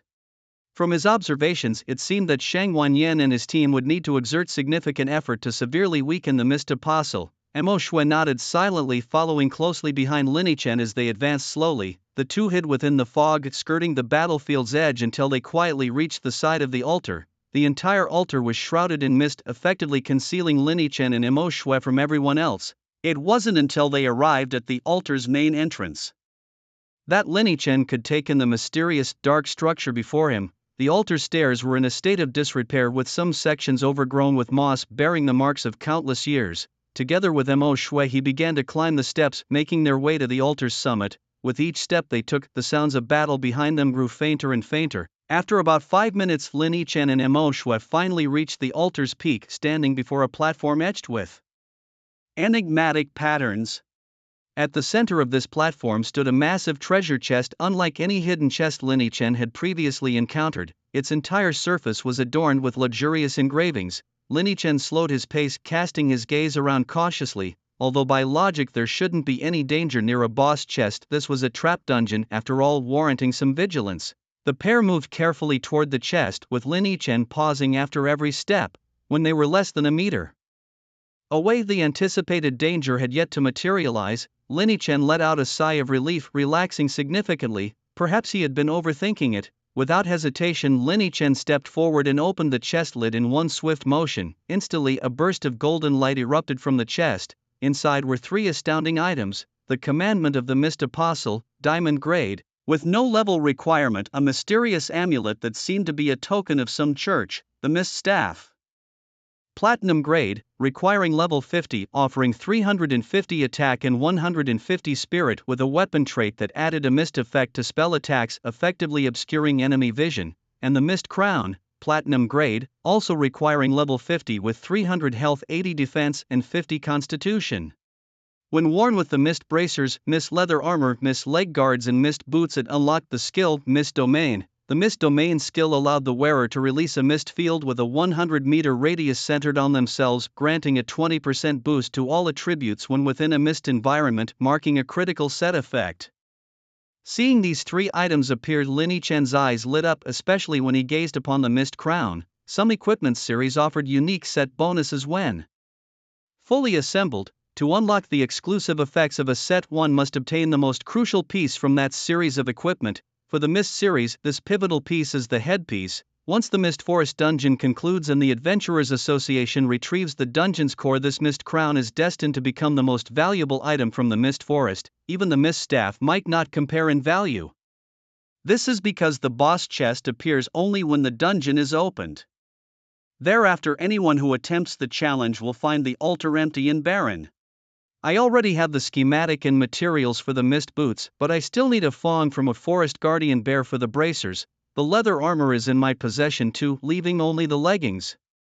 Lin Yichen pondered over the Mist series gear he had collected and felt his excitement grow. He was determined to claim the first kill of this dungeon's boss. Clenching his fist in silent resolve, he knew that this first kill, known as the Blessing of the Gods, would include a chance to select any piece from the dungeon series. Moreover, as this was a trap dungeon, the first kill reward would be twice as valuable as that of a standard dungeon. This meant that if Lin Yichen achieved the first kill, he would complete the Mist series set. All that remained was to level up to 50, at which point he could don an entire set of platinum grade equipment with series effects. Such a feat was something most adventurers could only dream of. A complete set of series effect platinum gear was astronomically priced, with a minimum cost in the 7 figures. I'll take the headpiece and the rest, and you can have the staff. How does that sound? Lin Yichen asked, turning to Emo Shui. Emo Shui nodded in agreement without any hint of objection. His gaze was fixed on the Mist Staff, and in his usually calm eyes, a flicker of desire emerged. Clearly, Emo Shui also had his sights set on the Mist Staff, as his profession was that of an SS-level Crescent Moon Mage. Despite its unassuming name, the Crescent Moon Mage was a coveted profession among all mage adventurers, especially upon reaching the 7th transformation, where he would advance to become a Moonlight Holy Magic Prophet, capable of obliterating tens of thousands of monstrous beasts with a mere wave of his hand. Truly terrifying. Seeing Emo Shui's agreement, Lin Yichen handed over the Mist Staff to him, keeping the Mist Crown and the Apostle of Mist's decree for himself. Although the decree's purpose was not clearly defined, Lin Yichen did not consider it a useless trinket. On the contrary, he felt an undercurrent of anticipation. Such mysteriously described items should not be underestimated. It was quite possible that it was the key to unlocking a hidden dungeon or a prerequisite item for some secret reward. Having looted the chest entirely, Lin Yichen led Emo Shui down from the altar and returned to the entrance of the altar staircase. At this moment, amidst the thick fog ahead, the sounds of fierce combat from Shangwan Yan and his companions continued unabated. Lin Yichen cast a quick glance and noticed that within the tank formation, many were on the verge of collapse, with only a sliver of their health bars remaining. Corpses of tanks already lay scattered around, and the front line was held by warriors with thicker health acting as semi-shielded combatants. The scene painted a rather grim picture of the battle. Lin Yichen murmured thoughtfully before turning his gaze towards the Fog Apostle. After a period of intense fighting with Shangwan Yan and his group, the Fog Apostle's health bar was nearly depleted, dropping from the original 50,000 to a mere 8,163. The Fog Apostle had entered a berserk state, ferociously attacking the ranks of the professionals with its spiked arms. Each sweep could take out at least one frontliner, sometimes even cleaving through shields and cutting the wielder in half. This gruesome spectacle relentlessly assaulted the eyes of everyone present, causing them to tremble with fear. If it weren't for the fact that the Fog Apostle was already so low on health, the crowd would have long since scattered. Kill, everyone use your final means of attack and smash this damn thing to death for me. Shang Wanyan was also seeing red with rage. He had already lost 2 of his brothers from the Tianlong Guild in this battle. His anger boiled over, wishing he could tear the beast before him into pieces. The combined assaults of the group landed one after another on the Fog Apostle, each strike dealing triple-digit damage. Although the damage was not high, the sheer volume of attacks compensated for this flaw, causing the Apostle's health bar to plummet like a cascading stream. It quickly breached the 5,000 mark. This was the perfect opportunity. Lin Yichen, who was observing the fight, had his eyes light up with excitement. He gripped his long sword tightly, glancing at his buff bar. The disguise magic cast by Ma Shua had 1 minute left, which was more than enough time for him to claim the first kill. Charge! Shang Wanyan and his group had also reached a frenzied state. As they watched the Fog Apostle's health bar dwindle further, they unleashed their most powerful attacks, throwing skills at the Apostle as if they cost nothing, each one trying to secure the coveted first kill amidst the throng. This was the first kill of a trap dungeon, and with great rewards promised, none wished to relinquish this golden opportunity, especially Shang Wanyan, whose bloodshot eyes were fixated on the Fog Apostle, waiting for its health to drop below the 1,000 mark. At that moment, he planned to unleash his highest damage skill, the Holy Light Arrow, to finish off the boss and claim the first kill. His 2 guild brothers had fallen to this boss, and if he failed to secure the first kill, it would be a monumental loss. He was determined to claim this first kill and not allow anyone else to take it from him. In the midst of an intense battle, Shang Wanyan's eyes were fixed on the health bar of the Mist Apostle, watching it slowly drop from 4,000 to 3,500 and then to 3,000. His palms were sweaty as he gripped his sword hilt tightly, knowing victory was within reach. Just a bit more effort, and with 2,000 left on the Mist Apostle's health bar, he could finally unleash his skill. The surrounding fighters continued their relentless attacks, whittling down the Apostle's health. As Shang Wanyan's eyes locked onto the health bar hitting 2,000, a surge of excitement coursed through him. The first kill was imminent, and he braced himself to start the skill chant, perfectly timed to deal a 1,000-point blow that would pierce through the Apostle. However, just as Shang Wanyan was about to execute his plan, 2 strange, entirely blue figures suddenly appeared in his field of vision. His focus was abruptly shattered as he watched one of these figures swing a long object towards the back of the Mist Apostle. In a blink, a massive damage number far surpassing any they had managed to inflict popped up. Minus 3,989. The Mist Apostle's health bar vanished instantly, and the system announced its death. The Misty Forest dungeon's first completion was achieved, and as the rewards for the first kill were being distributed, the screen in front of all the players went black. When everyone reopened their eyes, they found themselves outside the dungeon at the familiar outskirts of the Misty Mountains. Confusion and disbelief swept through the group, with exclamations echoing from Shang Wanyan and his fellow combatants. They had all witnessed the astonishingly high damage number, but only a few, including Shang Wanyan and those beside him, had seen the blue figures. Rage boiled within Shang Wanyan as he roared, demanding to know who had stolen his first kill at the last moment. It was supposed to be his, and his guild's glory, won at the cost of 2 brave members of the Tianlong Guild. As Shang Wanyan fumed, his father Shang Wanjing approached, having waited outside for news. "Yenner, you're out. How did it go? Who got the first kill?" he inquired. Through gritted teeth, Shang Wanyan replied, "Father, the first kill. I didn't get it." Shang Wanjing paused, a flicker of disappointment crossing his face. "Ah, so it was that Songfeng Pavilion who claimed it then. Never mind, Yenner will strive harder next time. Don't lose heart," he consoled his son. At this moment, Su Jintian, father of Su Xiaofeng, joined their side, brimming with pride. "Ha, I knew Xiaofeng would be the final victor. That's my son, Su Jintian's son. Xiaofeng, come out now, no need to hide." He scanned the area but found no sign of his son, which soured his tone. Shang Wanyan, however, regarded Su Jintian with a look of disbelief. "Your son got the first kill? Don't kid yourself. Your son was taken out early in the fight. What are you even celebrating?" At this moment, Su Jintian sensed something was amiss. Why hadn't his son, the heroic figure who achieved the first kill in this dungeon, come out yet?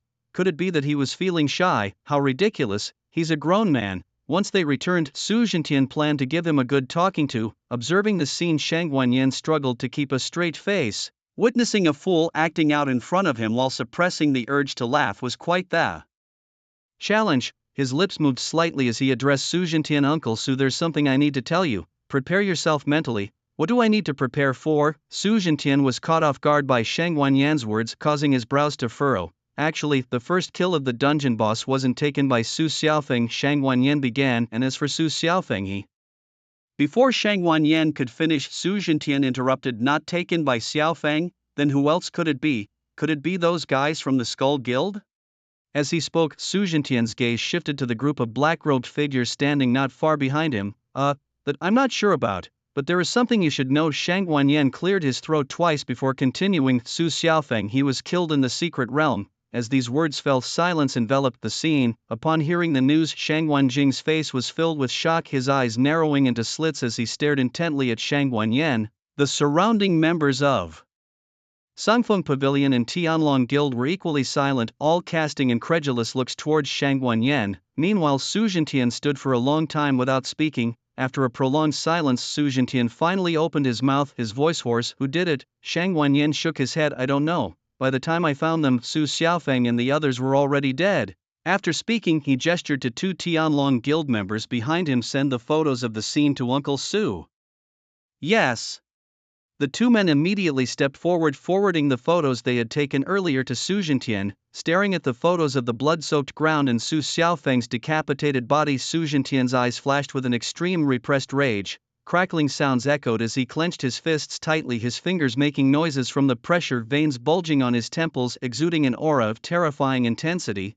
Witnessing this, everyone present fell silent, fearing to provoke this enraged lion. Finally, after what felt like an eternity, Su Zhentian turned around, addressing the members of Sangfeng Pavilion behind him with a wave of his large hand. Seal off the entire perimeter of the Misty Mountains. No one is allowed to leave. I will dig 3 feet deep if I must to find that beast. Yes. The members of Sangfeng Pavilion responded to the command, immediately dispersing while contacting other guild members who hadn't arrived at the scene. Meanwhile, Su Zhentian took a deep breath and instructed his trusted aide Xiao Daofeng to contact Pastor Lan and invite him over.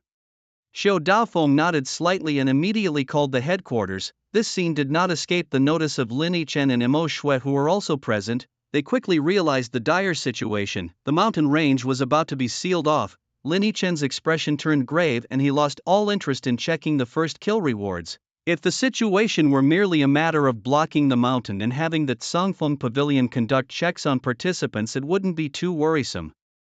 After all, when he appeared before Su Xiaofeng and his group, he was under Imo Shui's disguise magic, which remained intact even after he slew Su Xiaofeng. Moreover, given that Lin Yichen had swiftly taken down a level 60 assassin and a level 60 warrior, it was unlikely that Su Xiaofeng and his associates could fathom his true identity. However, the real concern lay with Huang Hui and the other two. Lin Yichen had overheard Su Zhentian's plan to invite a person known as Pastor Lan to the scene. Pastor Lan was a well-known figure in Jiangbei City, recognized as the only 8th-tier holy priest with the power to resurrect the dead. Yes, in this gamified world resurrection was possible, however, the cost was immense, with only top-tier priests of the 7th tier and above capable of learning resurrection skills. Each resurrection inflicted irreversible damage on the priests themselves, necessitating vast resources to persuade them to act, even for a top-tier guild like Sangfeng Pavilion in Jiangbei City. Summoning Pastor Lan would likely consume 3 years or more of the guild's total revenue. Lin Yichen felt a sense of urgency. To protect Huang Hui and the others, they had to leave Jiangbei City before Su Xiaofeng's resurrection, otherwise once revived Su Xiaofeng would undoubtedly target Huang Hui first. At that point, no matter how tight-lipped or loyal Huang Hui might be, Sangfeng Pavilion had ways to extract the truth that Lin Yichen was behind it all. Scanning the surroundings, Lin Yichen's gaze finally settled on Bai Chuanqing standing next to the core of the dungeon. Could it be that Bai Chuanqing, a key figure, was present as well? A glimmer of hope sparked in Lin Yichen's heart. Without wasting time, he prepared to move towards Bai Chuanqing. Suddenly, Imo Shui's voice interrupted him. Where are you going? Lin Yichen turned to find Imo Shui watching him calmly. To find Bai Chuanqing, to save the 3 of them. Lin Yichen replied briefly. Imo Shui offered to accompany him. Lin Yichen agreed, albeit with some curiosity, but the urgency of the situation left no room for hesitation. Swiftly, Lin Yichen maneuvered through the crowd with Imo Shui following closely behind. They quickly reached Bai Chuanqing's side. Lin, are you here for the hidden dungeon too? Bai Chuanqing inquired, recognizing Lin Yichen as he approached. When Bai Chuanqing first laid eyes on Lin Yichen, his typically calm demeanor was momentarily replaced by a flicker of surprise. During the earlier stages of the dungeon, he hadn't noticed any sign of Lin Yichen, yet, now that the dungeon had concluded Lin Yichen appeared out of nowhere. This could only mean one thing: Lin Yichen had participated in the hidden dungeon too. This revelation struck Bai Chuanqing as quite peculiar given that the trap dungeon was meant for level 50 participants, even though it was announced as a level 40 dungeon by their staff before it began. Lin Yichen, a fresh high school graduate, shouldn't have been involved. Yet here he was, not only participating but emerging unscathed, which certainly warranted some contemplation. Mr. Bai, I did join this dungeon. Lin Yichen nodded, acknowledging without any hesitation, and he paused. Bai Chuanqing's curiosity was piqued. Lin Yichen leaned in closer and whispered conspiratorially into Bai's ear, and I secured the first kill. Bai Chuanqing was internally thunderstruck. First kill? Seriously? He couldn't believe his ears. Lin Yichen was just a recent graduate with no apparent backing. Sure, he might be talented, but this was beyond belief. Despite the shock, Bai Chuanqing maintained a stoic exterior, though a keen observer might notice the slight tremor in his pupils indicating his astonishment. Well, Lin, I understand. So your reason for seeking me out today is? Bai Chuanqing took a deep breath to steady himself, the initial shock giving way to curiosity. If Lin Yichen's potential was initially seen as that of an S-level seed in his eyes, now he was undoubtedly an SS-level seed. Nurturing such an exceptional talent would be a significant contribution not only to their guild but to the entire Kanglan nation. Mr. Bai, there's something I'd like to ask your help with. Lin Yichen got straight to the point. What is it? Tell me. As long as it's not unreasonable, I'll do my best to help. Bai Chuanqing's attention was immediately focused when he heard Lin Yichen needed assistance. Having already classified Lin Yichen as an SS-level seed in his mind, he was determined to prioritize any request Lin Yichen might have as long as it didn't cross any boundaries. Mr. Bai, I have 3 friends who are in urgent need of assistance to leave this place, Lin Yichen explained. Oh, just that? Bai Chuanqing listened, a slight wave of disappointment crossing his face. He had anticipated something more significant. This request was simple, a matter of mere words for him. Although Su Jintian had announced the sealing of the Foggy Mountains perimeter, his target was merely those without support or whose guilds weren't as formidable as their hidden blade guild. Naturally, members of their guild association were exempt from such restrictions. Moreover, Bai Chuanqing himself was present at the scene. Even if you gave Su Jintian 100 chances, he wouldn't dare to stop someone from the professional association. Of course, there's a prerequisite. You need to be a senior member of the association, as ordinary members don't receive such privileges. Where are your 3 friends? Bai Chuanqing asked, his tone straightforward. I'll have someone escort them out.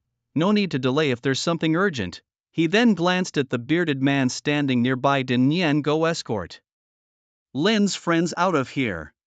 Yes, the bearded middle-aged man responded promptly, moving towards Lin Yichen. Excuse me, please follow me, he said politely to Lin Yichen, who nodded and joined him as they made their way through the crowd. Watching from the side, Mo Shui noticed the scene and decided to follow them. Hey! It was only then that Bai Chuanqing realized there was someone else trailing Lin Yichen. He intended to stop Mo Shui, but she moved too swiftly and disappeared before he could say a word. A hint of helplessness mixed with relief appeared in Bai Chuanqing's eyes. The young fellow finally made some friends. Lin Yichen and his party navigated through the throng for a while before spotting the familiar figures of Huang Hui and the others. At that moment, Huang Hui and his companions appeared grave, their expression somber. Xiao Xiao in particular seemed on the verge of tears, her eyes brimming with emotion. Originally, their plan was to leave Jiangbei City after this mission. However, things never go as planned, and who would have thought Su Jintian would be waiting in this area? Adding to their woes, the outskirts of the Misty Mountain range were sealed off, making their intended escape route impossible. They knew very well what Su Xiaofeng's revival entailed, and when that happened, they wouldn't stand a chance of escape. As despair began to set in, Lin Yichen's voice suddenly broke through. All 3 of you are here, perfect. With Mo Shui and the bearded man by his side, Lin Yichen approached the trio, saying, you all have urgent matters, right? Hurry up and leave. With him, he can get you out. Lin Yichen gestured towards the bearded man as he spoke. Upon seeing Lin Yichen, Huang Hui almost blurted out a few words but stopped himself halfway. Let's go, he urged. Lin Yichen didn't elaborate further, merely giving them a meaningful look. The trio immediately grasped his intent, their faces lighting up with relief. Indeed, it was Lin Yichen who saved them. They recognized the bearded man as one of the elite members of the professional association by Lin Yichen's side. For him to intervene, Lin Yichen must have used a significant favor. With this realization, their hearts were filled with gratitude. Thank you, Huang Hui said first as he and his companions followed the bearded man towards the exit. the journey was smooth and uninterrupted. Even when passing through checkpoints set by the Tsongfeng Pavilion, no one dared to stop them upon seeing the bearded man leading the way. Thus, under his guidance, Huang Hui and his two companions safely exited the outskirts of the misty mountain range. After bidding farewell to the bearded man, they promptly hailed a cab which sped along the highway out of Jiangbei City. "Take care, brother Lin." In the crowd, Lin Yichen glanced at the message in the chat group, a slight smile tugging at the corners of his mouth as he replied, "Don't worry." As he pressed send, a sudden commotion erupted behind him. Lin Yichen closed the chat interface and looked toward the entrance of the misty mountain range outskirts, where a tall man in a pristine white robe adorned with elegant golden patterns appeared.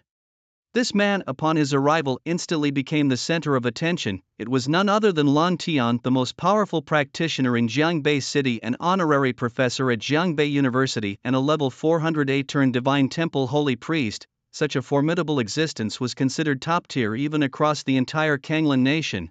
In fact, Jiangbei City's fortune lay in having such an elite powerhouse among its ranks. No one knew why Lan Tian had come from Kanglan City to Jiangbei City.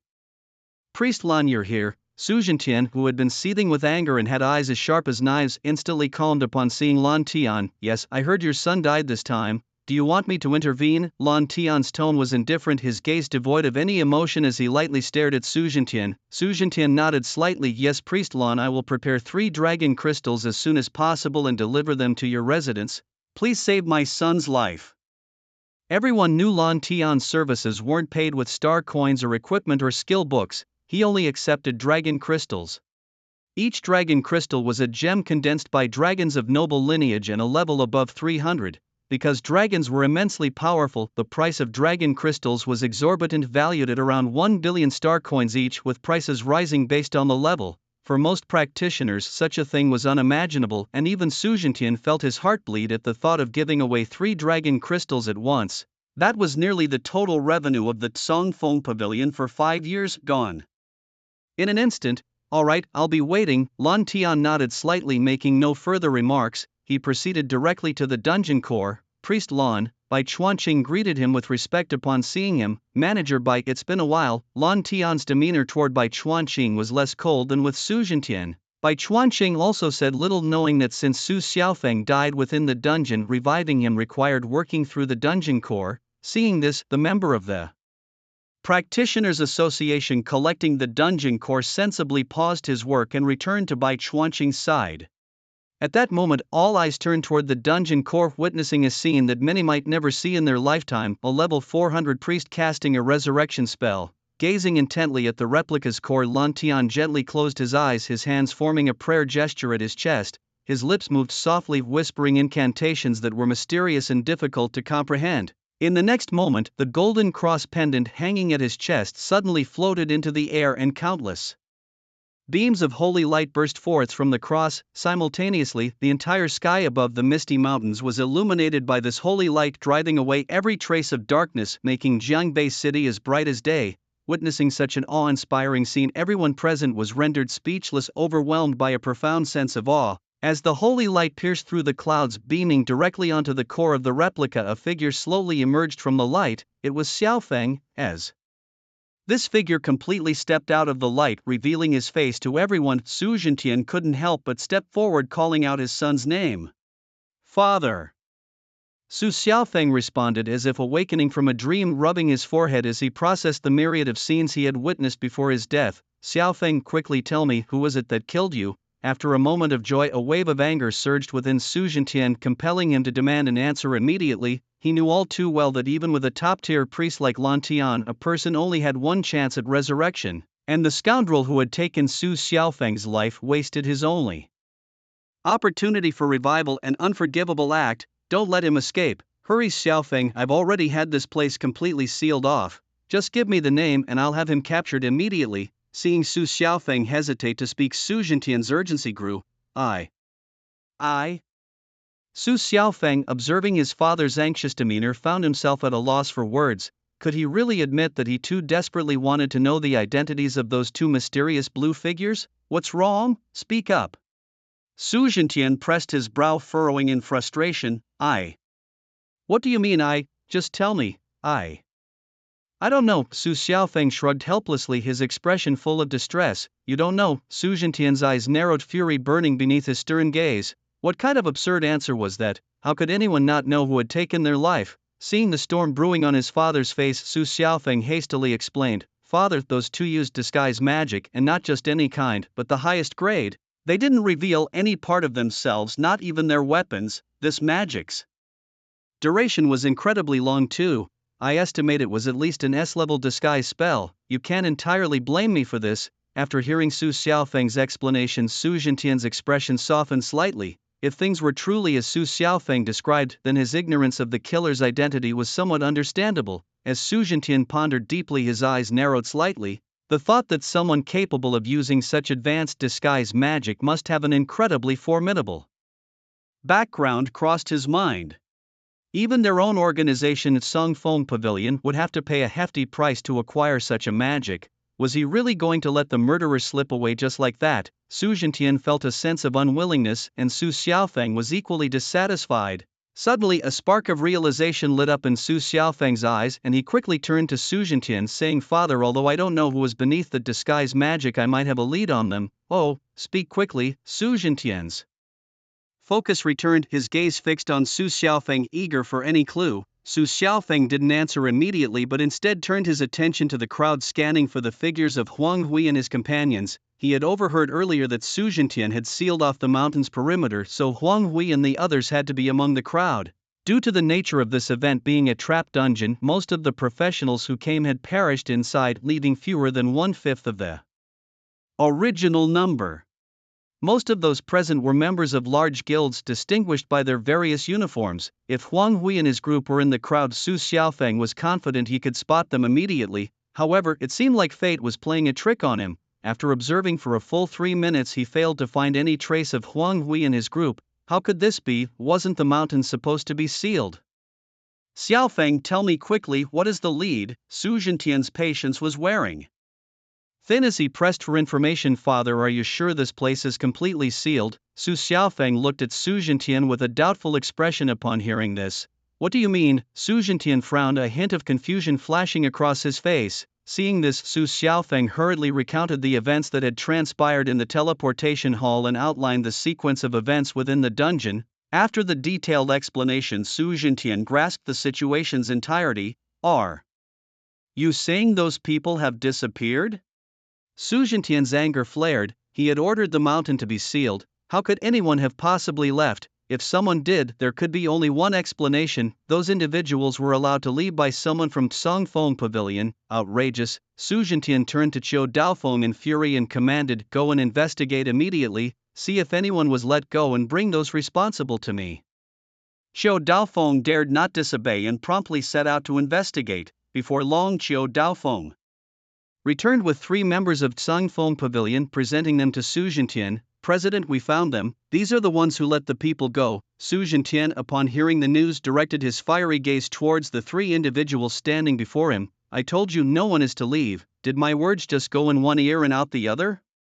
The 3, clearly shaken, hurriedly explained, Chairman, we didn't want to let them go either, but it was the Guild of Professionals who took them away. We couldn't stop them even if we tried. Su Zhentian's eyes narrowed as he processed the information. The Guild of Professionals, he repeated, suspicion creeping into his voice. Yes, that's right, one of the men quickly added, pointing towards a bearded man who had already returned to Bai Chuanqing's side. It was Deacon Nian from the guild who personally escorted those 3 away. I see. Su Zhentian's gaze hardened, fixating on Bai Chuanqing with a burning intensity. He never imagined that the person who killed his son would have ties to the Guild of Professionals. Just as he had sealed the mountain, the guild's people escorted those individuals away. If that wasn't collusion, then what was? Could the Guild of Professionals really be so brazen?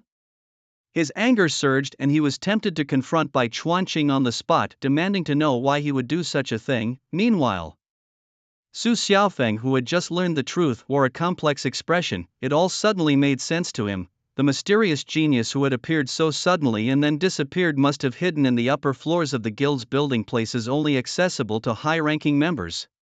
No wonder he hadn't been able to find him despite searching for so long. Su Xiaofeng's heart was filled with indignation. Could it be that he would never get his revenge? that guy had cost him his life after all. Even though he was revived now, it came at the cost of the entire 5-year revenue of Sangfeng Pavilion, and he lost his one chance at resurrection. It was infuriating. As Su Xiaofeng stewed in his anger, a familiar figure caught his eye, Lin Yichen. His pupils contracted sharply, and his face was a mix of astonishment and uncertainty. Why would Lin Yichen be here? Was he one of the participants in this instance? It didn't seem possible. This kid was only a D-rank professional. Even if he joined this event, how could he have come out alive? Something was definitely off. A chilling suspicion crept into Su Xiaofeng's mind, one that even he found terrifying. Could it be that the legendary brother Lin was actually Lin Yichen? Otherwise, how could it be so coincidental? With this thought, Su Xiaofeng turned abruptly and shared his conjecture with Su Zhentian.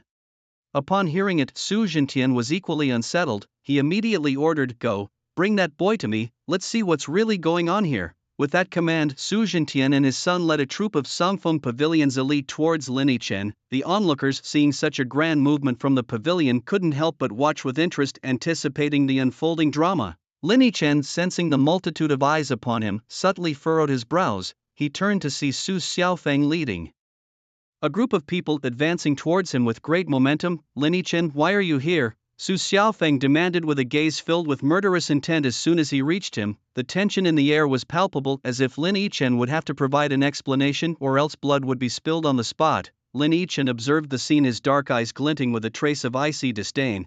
"Do I need to explain myself to a loser like you?" he sneered. "What the hell did you just say?" Su Xiaofeng exploded upon hearing this retort.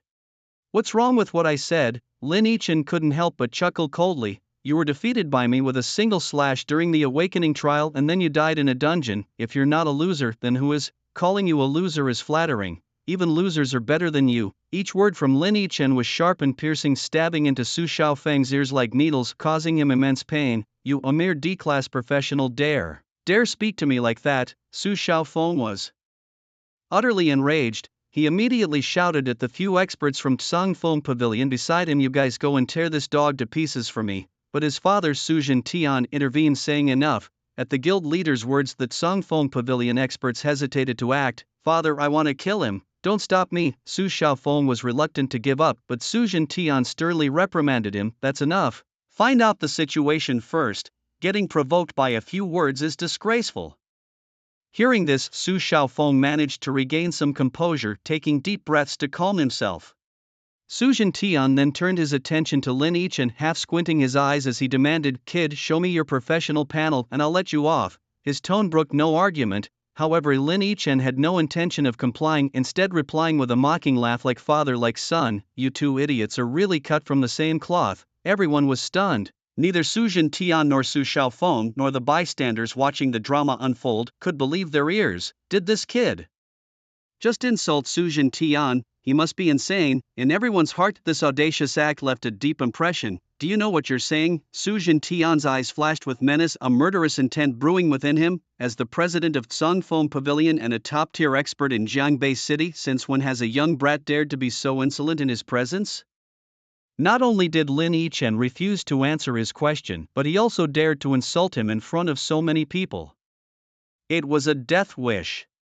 Despite facing this enraged lion, Lin Yichen showed no fear. His courage stemmed from having solid backing. It's true that Sangfeng Pavilion was powerful, but behind Lin Yichen stood the professional association, and he was a senior member. With such a background, would Sangfeng Pavilion really dare to challenge the professional association? Moreover, Bo Chuanqing, the head of the association, was present at the scene. Even if Su Zhentian had 100 times the courage, would he dare act against Lin Yichen in front of Bo Chuanqing? As for the inevitable enmity with Su Zhentian after this insult, it was inconsequential. Lin Yichen and Sangfeng Pavilion were already at a point of no return. Su Xiaofeng's resurrection was a testament to his family's wealth, able to afford the services of an 8th-turn high priest. But what about the next life and death duel? Does Su Xiaofeng have a third life to spare? The duel will conveniently end just before the college entrance exams. According to the regulations of Kanglan Nation, no unnatural or beast-related casualties are allowed in urban areas during the week leading up to these exams. This means that Su Jintian won't be able to make a move even if he wants to. Moreover, by the time the exams arrive with his strength, it's highly possible for him to achieve top ranks in the province or even nationwide. Once he enters a prestigious university, what could Su Jintian possibly do to him then? As Su Jintian saw Lin Yichen fall silent, the murderous intent on his face grew more pronounced. Idiot! As if fulfilling his wish, Lin Yichen smirked coldly and retorted, looking for death. Su Jintian could no longer hold back. His expression chilled, and he prepared to slap the arrogant youngster in front of him to death. Just then, a pleasant voice suddenly intervened from the side. President Su, please show mercy. Frowning, Su Jintian looked towards the source of the voice and saw a rather cute girl dressed in casual attire. He recognized her. She was one of Su Xiaofeng's teachers. Teacher Chang, what do you want? Su Jintian asked flatly, though the glint of killing intent lingered in his eyes. This intent bore down on Chang Siming, making her legs tremble involuntarily. Yet, summoning her courage, Chang Siming spoke. President Su, student Lin is still young and doesn't understand things fully. Could you let him off this time? Oh? A trace of amusement flashed in Su Jintian's eyes. Teacher Chang, what makes you think your words carry enough weight to make me spare him? The moment he finished speaking, an enormous pressure erupted from Su Jintian's body. The aura of an S-rank professional nearing level 200 surged violently towards Chang Simeng. Her face turned ghostly pale. As someone not even reaching level 100, how could she withstand such oppression? In an instant her legs gave out and her body teetered. At this critical moment, a slender hand grasped her right arm, firmly supporting Chang Simeng. Xiao Chen, she gasped, drenched in cold sweat. Turning her head, she found it was Lin Yichen who had extended his hand. Looking at his adorably naive teacher, Lin Yichen couldn't help but reveal a trace of helplessness in his eyes. Ma Xue, lend a hand, he said, glancing back at Ma Xue, who nodded and stepped forward to assist Chang Simeng to the side. Such deep teacher-student affection. Su Jintian scoffed coldly at the scene. Then he refocused his gaze on Lin Yichen, a cold smile playing at the corner of his mouth. Kid, I'm giving you one last chance. Show me your profession panel, otherwise both you and she will leave your lives here today. The air was thick with tension and the threat in Su Jintian's words was unmistakable, leaving no room for negotiation. Everyone present knew he had the power to back up his words. They turned their gazes towards Lin Yichen, pity evident in their eyes, each shaking their head internally, thinking of him as nothing more than a naive young man who had just stepped into the real world. Lin Yichen, my father is asking you a question, are you going to comply or not? Su Xiaofeng stepped forward, his voice cold as he addressed Lin Yichen. Despite the pressure, Lin's expression remained unchanged. No, he replied calmly. Well, you've got guts. Su Xiaofeng's lips curled into a cruel smile. In that case, you can just go to hell. He waved his hand decisively. Go kill him on the spot. Yes. The experts from the Tsangfeng Pavilion besides Su Xiaofeng hesitated no more. Earlier they were held back by Su Jintian, but now Lin Yichen's luck had run out. Daring to insult their leader in front of everyone, they had long been itching to make a move. With cruel smiles on their faces, they charged forward together. In the next moment, dazzling skills were unleashed from their bodies, including a massive holy light sword spanning dozens of meters and a giant fireball the size of a boulder, all hurtling towards Lin Yichen. The crowd that had been standing around Lin Yichen scattered in panic, fearing the fallout. To them, Lin Yichen was as good as dead. This was the fate of offending the Tsangfeng Pavilion. Xiao Chen, Chang Simeng couldn't help but cry out at the sight, tears welling up in her eyes filled with unwillingness. Was she, as a teacher, really such a failure? Could she truly not protect her student? Such reluctance filled her heart. With a loud bang, the explosive spell that first targeted Lin Yichen detonated fiercely, followed by the holy light sword, death energy rays, and other skills exploding simultaneously. The area where Lin Yichen stood was now completely shrouded in the dust and smoke from the blasts. Haha, let's see if you're still arrogant now. Su Xiaofeng laughed heartily at the scene, feeling immensely pleased. Although he hadn't been able to kill Lin Yichen on the life and death stage, his heart was still content. Nothing else mattered anymore. Su Jintian watched the center of the smoke, his lips curling into a faint cold smile. This was the consequence of crossing the Tsangfeng Pavilion. But suddenly his pupils contracted sharply as the smoke began to clear. What they saw was not Lin Yichen blown to pieces, but a faint amber-colored energy shield like an eggshell. Underneath the shield stood two people. One was Lin Yichen, expression unchanged, just as before. The other was an old man dressed in plain clothes with white hair and beard. By Chuanqing. Upon seeing who had intervened, Su Jintian was shocked to his core. Why? Why would Bai Chuanqing intervene? Is it the Steward Bai, how could the steward Bai step in to help this young man? The members of the Hidden Blade Pavilion around, upon realizing it was Bai Chuanqing, also displayed expressions of disbelief. In this world, it's quite normal for professionals to engage in battles, and the Professionals Association, being the largest guild in the Kanglan nation and a semi-official organization, holds some law enforcement powers within city residences.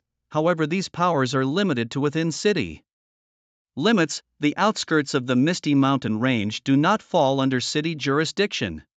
For Bai Chuanqing to make a move, there could only be one reason. Everyone's gaze returned to Lin Yichen, a hint of surprise and doubt flashing in their eyes. Could it be that this young man is somehow related to Bai Chuanqing? Is he perhaps a relative of Bai Chuanqing? Su Zhentian couldn't help but entertain such a speculation in his heart as he looked at Bai Chuanqing and asked, "Steward Bai, this is a matter for our Hidden Blade Pavilion. Your Professionals Association shouldn't interfere, should it?" The amber energy shield gradually dissipated, revealing Bai Chuanqing and Lin Yichen once more to the air. Upon hearing Su Zhentian's question, Bai Chuanqing's expression remained unchanged, his demeanor as calm as ever. "Does our association need to explain our actions to you?" With these words from Bai Chuanqing, the scene immediately fell into a dead silence. Domineering, simply too domineering. All eyes focused intently on Bai Chuanqing, filled with shock. Is this the confidence that the Professionals Association carries? They do not even regard the Hidden Blade Pavilion. Su Zhentian's face turned extremely sour. He truly hadn't anticipated that Bai Chuanqing would speak in such a manner, not even granting him a shred of respect. Feeling the countless mocking glances directed at him, Su Zhentian's old face couldn't help but feel a bit disgraced. Beside him, Su Xiaofeng gritted his teeth and said, "Steward Bai, this person is closely linked to the murderer who killed my kin in the secret realm. By doing this, are you trying to shield him? Previously at the school you valued the rules so much, but now how can it be reversed? Are you trying to protect a murderer?" After saying this, Su Xiaofeng glared angrily at Bai Chuanqing, demanding an answer. However, he hadn't realized that everyone present was looking at him with a gaze akin to watching a fool. Su Zhentian's face instantly turned as dark as a piece of coal, glaring at Su Xiaofeng with extreme dissatisfaction. "Rules? This place is neither a school nor within a city, so where do the rules come from? The only rule present here is strength. In other words, among everyone here, the only ones who could be considered as embodying the rules are the Blue Priest and Bai Chuanqing, and the Blue Priest is absolutely neutral. Even if invited to resurrect Su Xiaofeng, if a fight truly broke out, he would definitely not intervene. In this scenario, Bai Chuanqing stands as the strongest present." "Are you joking about discussing rules with the strongest?" Su Zhentian silently made up his mind that once they returned, he would definitely find a psychological therapist to give Su Xiaofeng a thorough session. This child was fine before, so why has he suddenly become foolish now? Hearing Su Xiaofeng's words, even Bai Chuanqing's previously emotionless face couldn't help but show some fluctuation, with the corners of his mouth slightly curling up as if Su Xiaofeng had just told a joke. Indeed, he valued rules greatly. Otherwise, he wouldn't have spoken up for Lin Yichen, a student he had never met during the awakening ceremony. However, he was also acutely aware that in this world, all rules are established on the premise of strength. If you are weaker than others, talking to them about rules will only be laughable. He knew this deeply. Ignoring Su Xiaofeng, he cast his gaze over the crowd present and said calmly, "Please leave in an orderly manner. The process of collecting the dungeon core is about to commence, and all unrelated personnel must withdraw." Upon hearing this, the onlookers wisely began to disperse. The collection of the dungeon core involved two stages. The first was to disable the core's defenses, and the second was to collect the core itself. The second stage required a special method, which was a closely guarded secret of the Professional Association. No one would be foolish enough to provoke the association. The three top guilds, Zhongfenggu, Tianlong Guild and Skull Guild, were no exception, and they all led their people away. As Su Xiaofeng departed, he kept glancing back at Lin Yichen, his eyes filled with unwillingness and anger. Once the members of Zhongfenggu had moved away from the periphery of the Misty Mountains, Su Xiaofeng spoke with dissatisfaction. "Father, what should we do next? Are we just going to let that kid live so comfortably?" Su Zhentian's expression was equally grim. "First, let's have someone hunt down those three who escaped. We'll discuss that kid's situation once we return."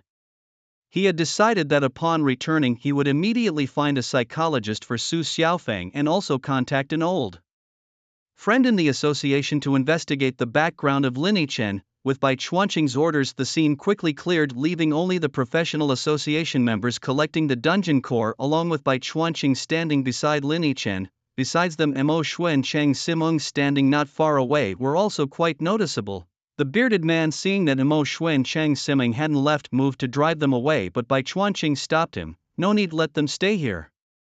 The bearded man was a bit surprised but nodded and returned to the dungeon core.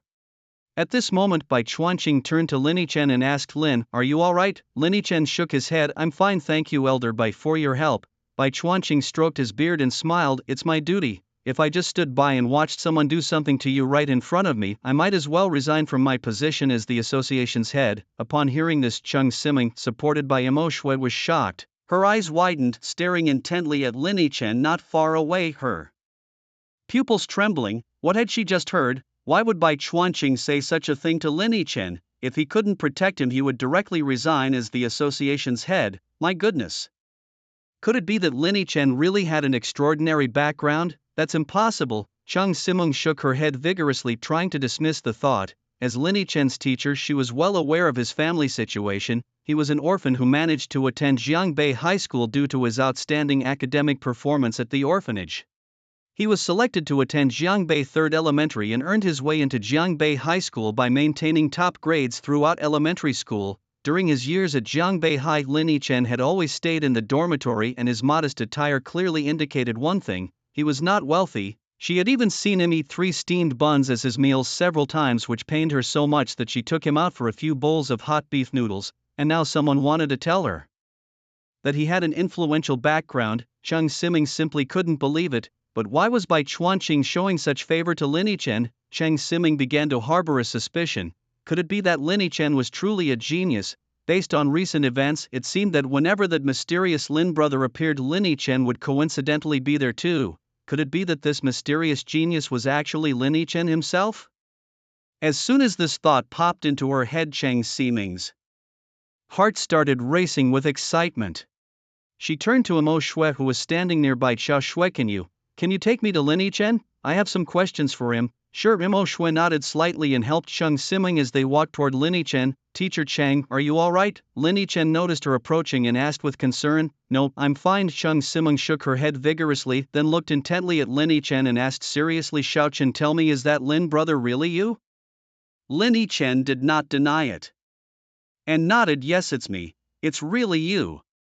Chang Simeng's mouth hung slightly open and she was stunned. She had considered this possibility, but each time the thought arose, she dismissed it. After all, it was too unbelievable. She had been present during Lin Yichen's awakening and witnessed him awaken a D-level profession. What, you think the awakening platform made a mistake? That was impossible. It had never malfunctioned before. Thus, in Chang Simeng's eyes, Lin Yichen was a student who had awakened to a D-level life profession, destined for a future in a slaughterhouse or market. But she could never have imagined that the expert who shattered the Rotten Ruin solo speedrun record in less than 10 minutes was Lin Yichen. Was this still the student she knew? Chang Simeng felt a bit dazed. After a moment, she regained her composure and continued to ask, Xiao Chen, are you really a D-level profession? As she finished, she looked at Lin Yichen with intense curiosity. Realizing that her question might have been too direct, Chang Simeng quickly added, if you don't want to say, that's okay, I'm just curious. Lin Yichen observed the scene and couldn't help but chuckle. Mr. Chang, my profession is rather unique. It started as a D-level profession, but it's no longer that. Chang Simeng suddenly understood. No wonder she had been puzzled about how a D-level profession could achieve such extraordinary results. It seemed that Lin Yichen's profession was a highly specialized and evolvable one. Relieved, Chang Simeng looked at Lin Yichen with a mixture of admiration and a hint of reproach in her eyes.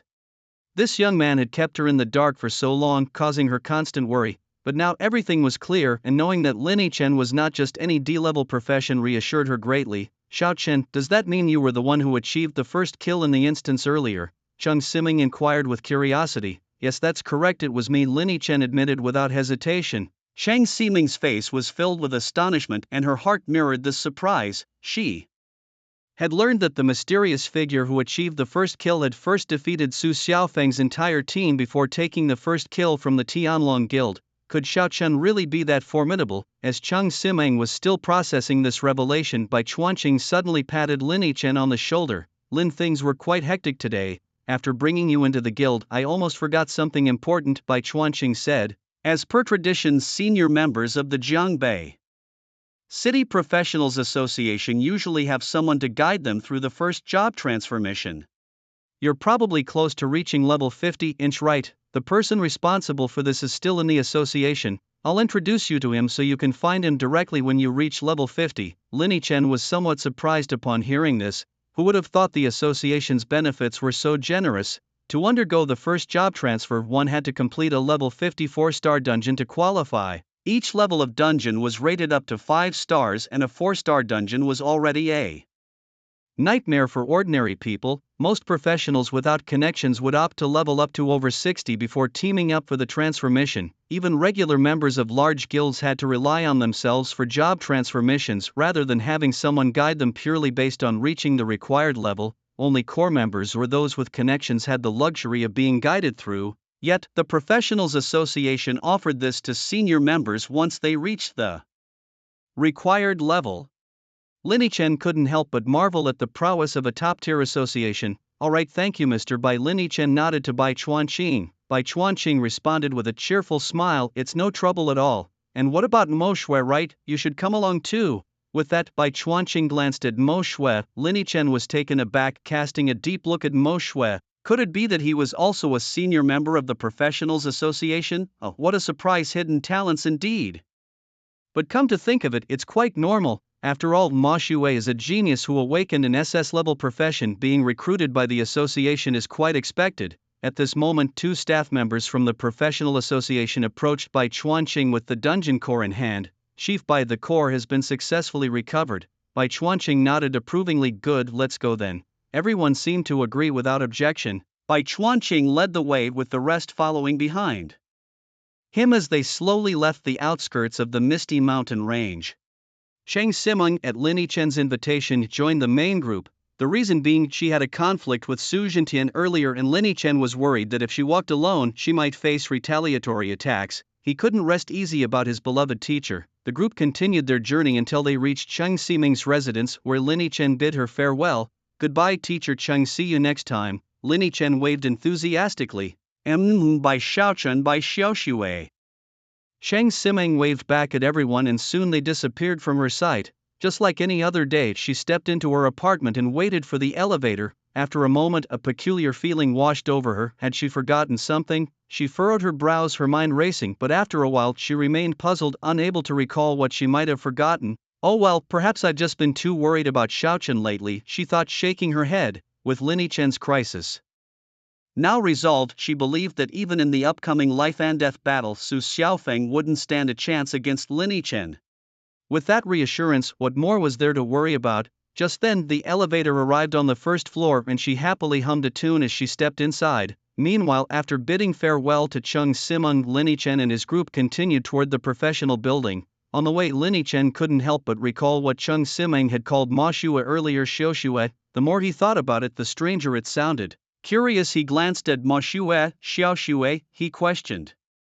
Ma Shui looked back at him, puzzled. Lin Chen raised an eyebrow. Xiaoxue. Ma Shui tilted his head. What is it? Lin Chen, still puzzled, asked. Aren't you bothered by that name at all? Doesn't it sound like a girl's nickname? Ma Shui paused for a moment and for the first time a strange expression flickered across his usually calm face, especially when Lin Chen mentioned the word girl. Got used to it, Ma Shui replied coolly, quickly regaining his composure and leaving Lin Chen behind as he quickened his pace.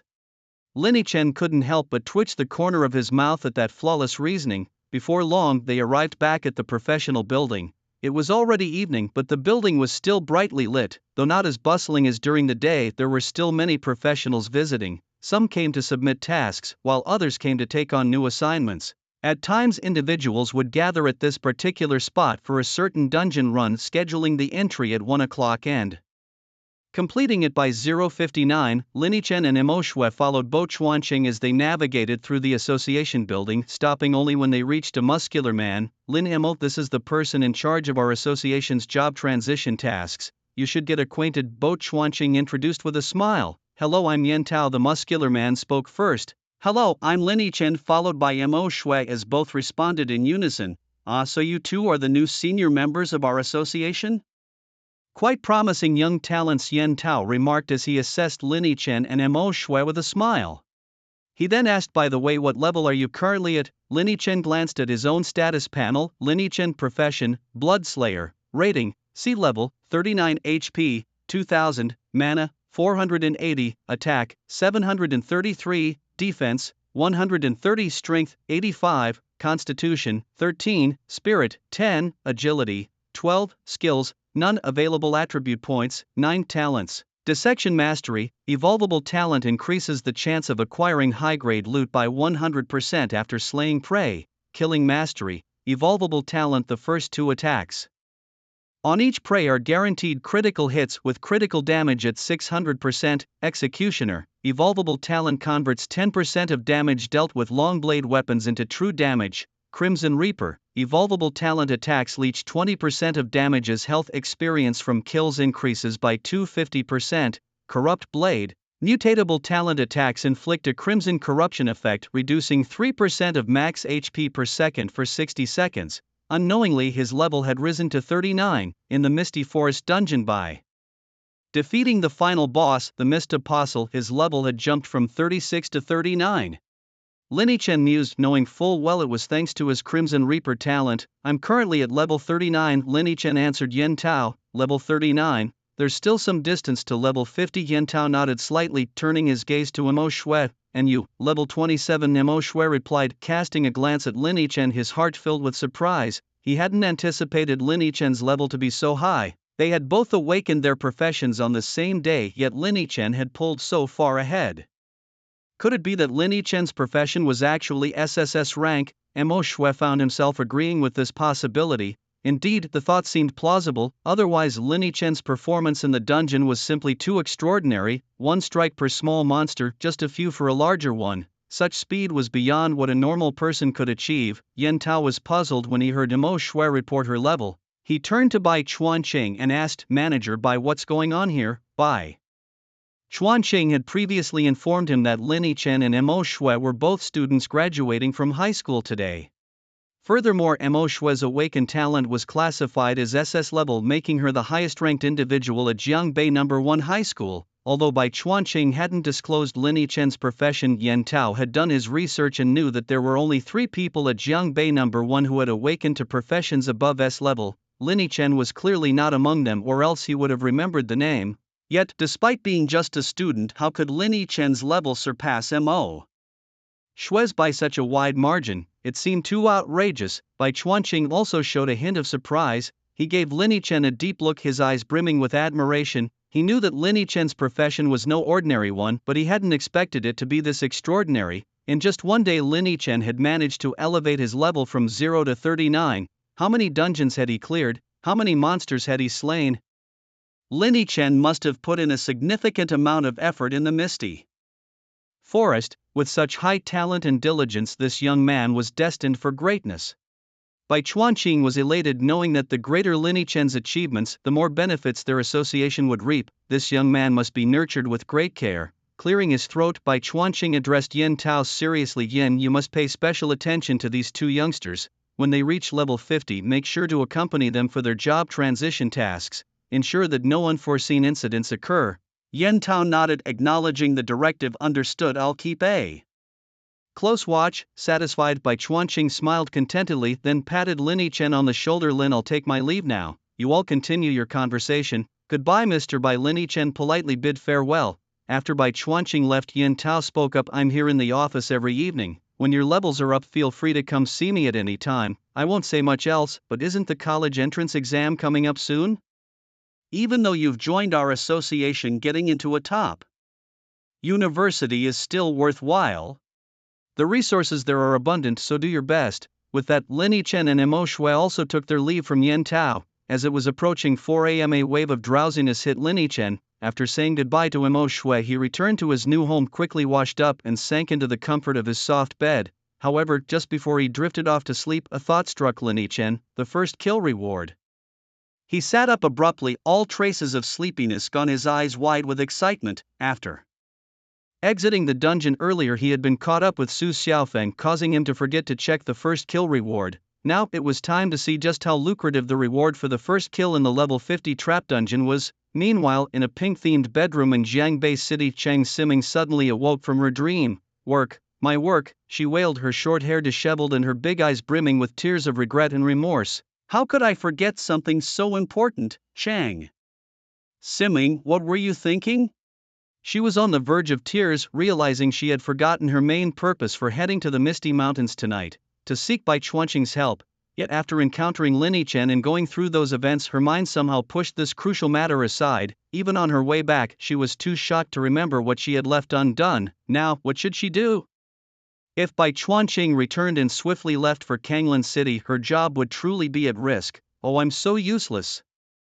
Cheng Simon lamented, nearly in tears. She opened her Star Network panel, her eyes fixating on Lin Chen's avatar in her friend list filled with inner conflict. Among the people she knew, Lin Chen was probably the only one familiar with Bai Chuanqing, but glancing at the time, it was nearly 5 o'clock. Little Chen was likely already asleep. Disturbing him now didn't seem like something a teacher should do, yet she feared Bai Chuanqing might indeed be on his way to Kanglan City without. Pause, torn by indecision, Cheng Siming reluctantly refrained from interrupting Lin Chen's sleep. She lay back down, her delicate face resting on the pillow, her large eyes welling up with tears. This job was incredibly important to her. She had spent a significant portion of her savings to buy Lin Chen that bottle of intermediate strength potion, and her rent was due soon. Losing her job at this critical juncture would leave her no choice but to beg on the streets. She was truly at her wit's end.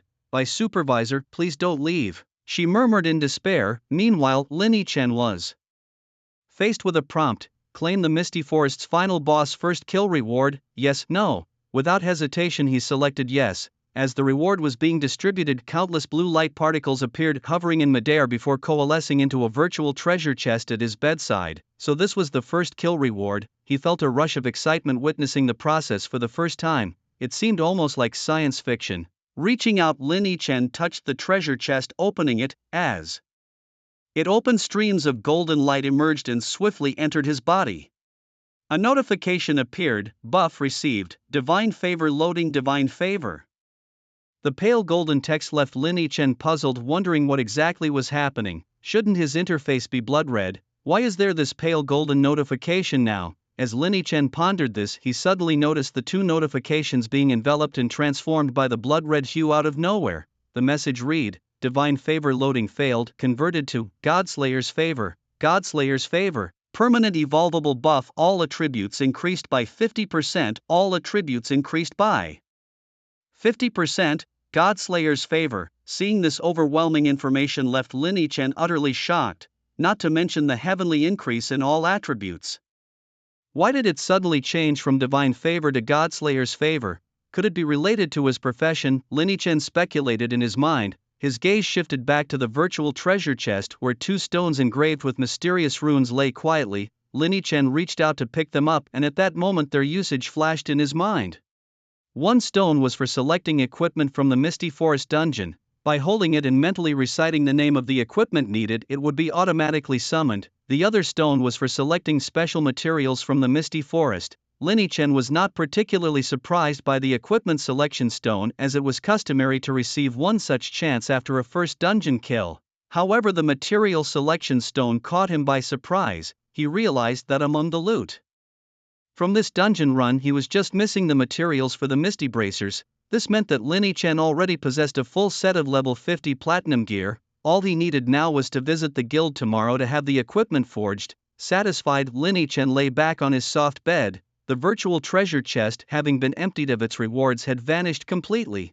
Being a recent graduate with no morning obligations, Lin Chen slept until noon, a luxury he could never afford as a high school student. After waking up and freshening up, Lin Chen opened his Star Network. A message from Teacher Chang. He immediately noticed the flashing red dot on the chat interface next to Cheng Siming's avatar. Upon opening it, he found several messages from Cheng Simon. Xiaochen, are you awake?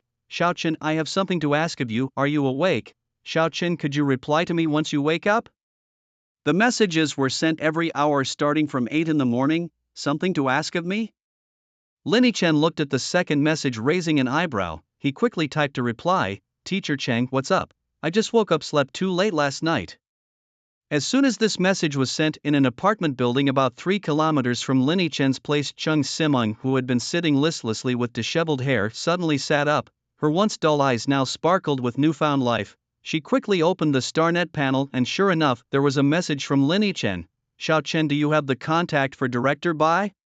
Her teacher had something to discuss and she hoped Lin could help her get in touch. Chang Ximing's fingers flew over the keyboard, rapidly typing a line before sending it off. Lin Yichen replied promptly, yes, just a moment, Teacher Chang. I'll forward Director Bai's contact to you. After a flurry of clicks, Chung Siming soon received a contact card. Your friend Bai Zhou recommends Ji Bai. Would you like to add?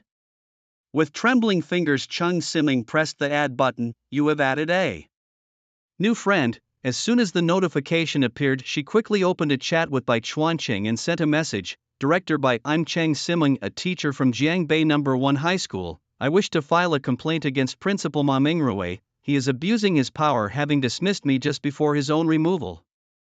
At that moment, Bai Chuanqing was sipping tea in his office at the association's building when the message from Chang Siming arrived. Chang Siming, is she the one who stood up for Lin the other day? He wondered. Ma Mingrui, how dare you cause such chaos in school before your official dismissal? You've really overstepped. Bai Chuanqing's expression turned increasingly grim as he read the message. Without hesitation, he stood up from his chair and replied to Chang Siming, I understand, I'll handle this immediately. After sending the message, he stepped out of his office, heading straight for Jiangbei No. 1 High School. In her bedroom, Chang Siming was overwhelmed with emotion as she read Bai Chuanqing's reply. Tears of relief streamed down her cheeks. She knelt on her bed, her expression one of vindication. Her job was saved. Meanwhile, Lin Yichen, unaware of the unfolding drama, was on his way to the professional building. After participating in the Misty Forest event yesterday, his kill count had reached 6,921 points. He was just a third away from the ultimate goal of 10,000 points. Lin Yichen was eager to quickly ascend to level 50, planning to spend every moment outside of eating and sleeping in dungeons to boost both his kill count and level.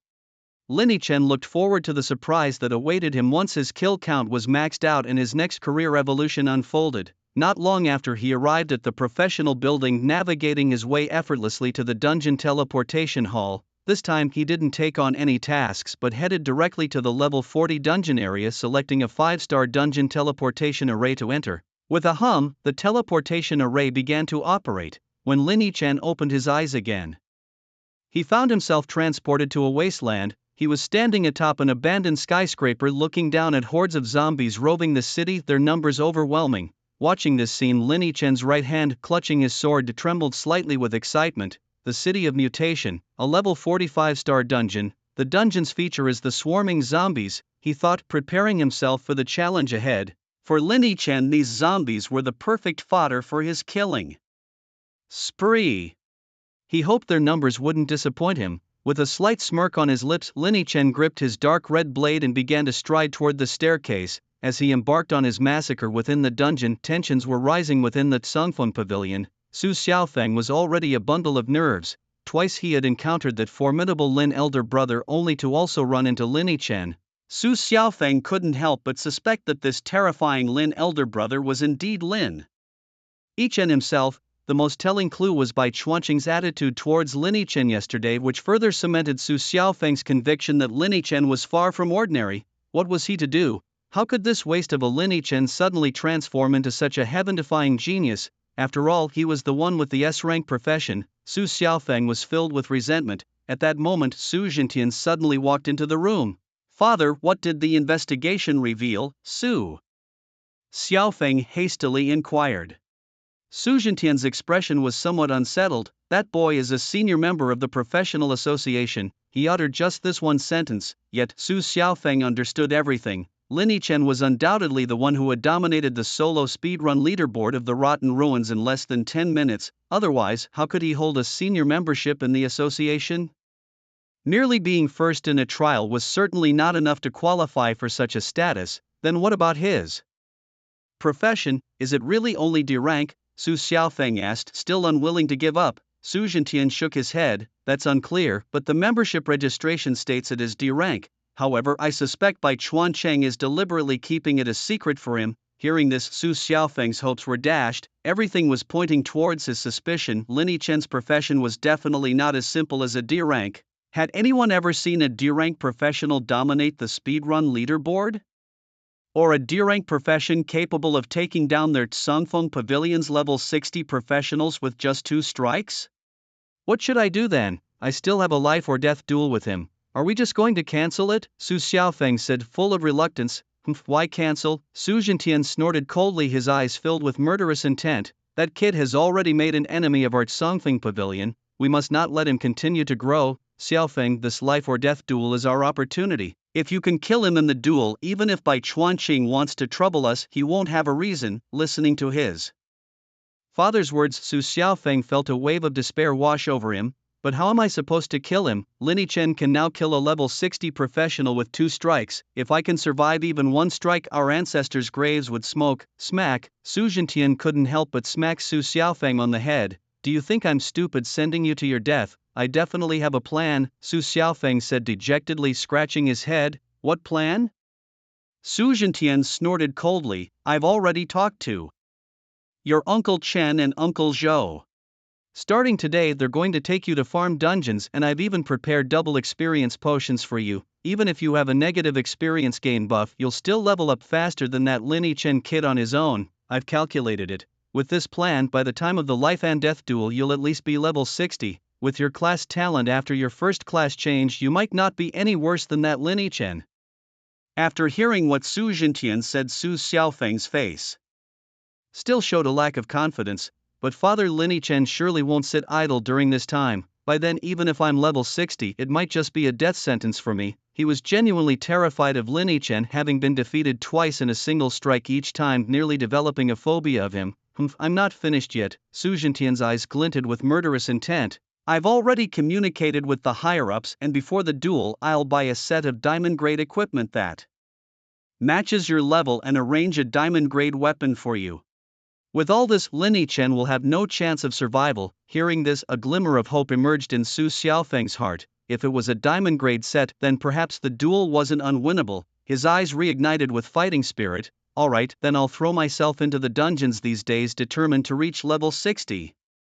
No level 70 before the duel. Su Zhentian patted his shoulder with satisfaction. That's more like it. That's the son of Su Zhentian. Meanwhile, Lin Chen was on a rampage. In the city of mutations, the ground was littered with the bisected bodies of zombies, their greenish blood pooling into a small lake. With each kill, his kill count steadily rose. After his 7th entry into the city of mutations, he finally reached a milestone. Kill count 10,000/10,000. The system detected that his kill count had exceeded the limit and his class was evolving. Evolution successful. Class: Blood Butcher, C level, to Azura, B level. New talent acquired: Azura's Wrath. Azura's Wrath, evolvable talent, unleashes the power of slaughter within, increasing attack power by 300% and critical damage by 300% for 10 seconds with a critical rate of 100%. It also causes creatures within 10 meters to enter a state of trembling, a special effect causing enemies to be unable to act and their defense to drop to 0, cooldown, 24 hours, talent evolution count, 1. Lin Chen was astounded by this development. This talent was truly heaven-defying. With such exaggerated stats and effects, Lin Chen could only say, well done. What he was after were the stats, the overwhelming power. In the face of such an impressive talent effect, a cooldown of 24 hours hardly seemed like a drawback at all. Lin Chen was a top student, having read about numerous extraordinary career talents in books, yet none of those talents could hold a candle to his own Wrath of the Azura, not to mention the staggering increase in stats. This special effect called Dread was at least a talent that only SS-rank professions could possess. He wondered what the next evolution would bring. Taking a few deep breaths to calm his excitement, Lin Chen opened the panel once more. The kill count read 0/10,000. Upon evolving, the career panel would appear as follows: Profession: Azura, B rank; Blood C Azura, A rank. With new talents: Blood C Domain, Power of Slaughter. Talent effects: unlocked upon career evolution, 2 talents. Lin Chen keenly picked up on the most crucial piece of information: his next evolution would grant him 2 talents. And both sounded incredibly powerful. If his B-rank talent Wrath of the Azura was already so formidable, would the subsequent Blood C Domain and Power of Slaughter be even more monstrous? Lin Chen suppressed his excitement and focused on the number of talent evolutions available to him. he had to carefully consider where to allocate this evolution opportunity. Should he evolve this new talent Wrath of the Azura directly, or should he focus on another talent? He decided to first test Wrath of the Azura. After pondering for a moment, he thought it best to assess the effects of the new talent evolution.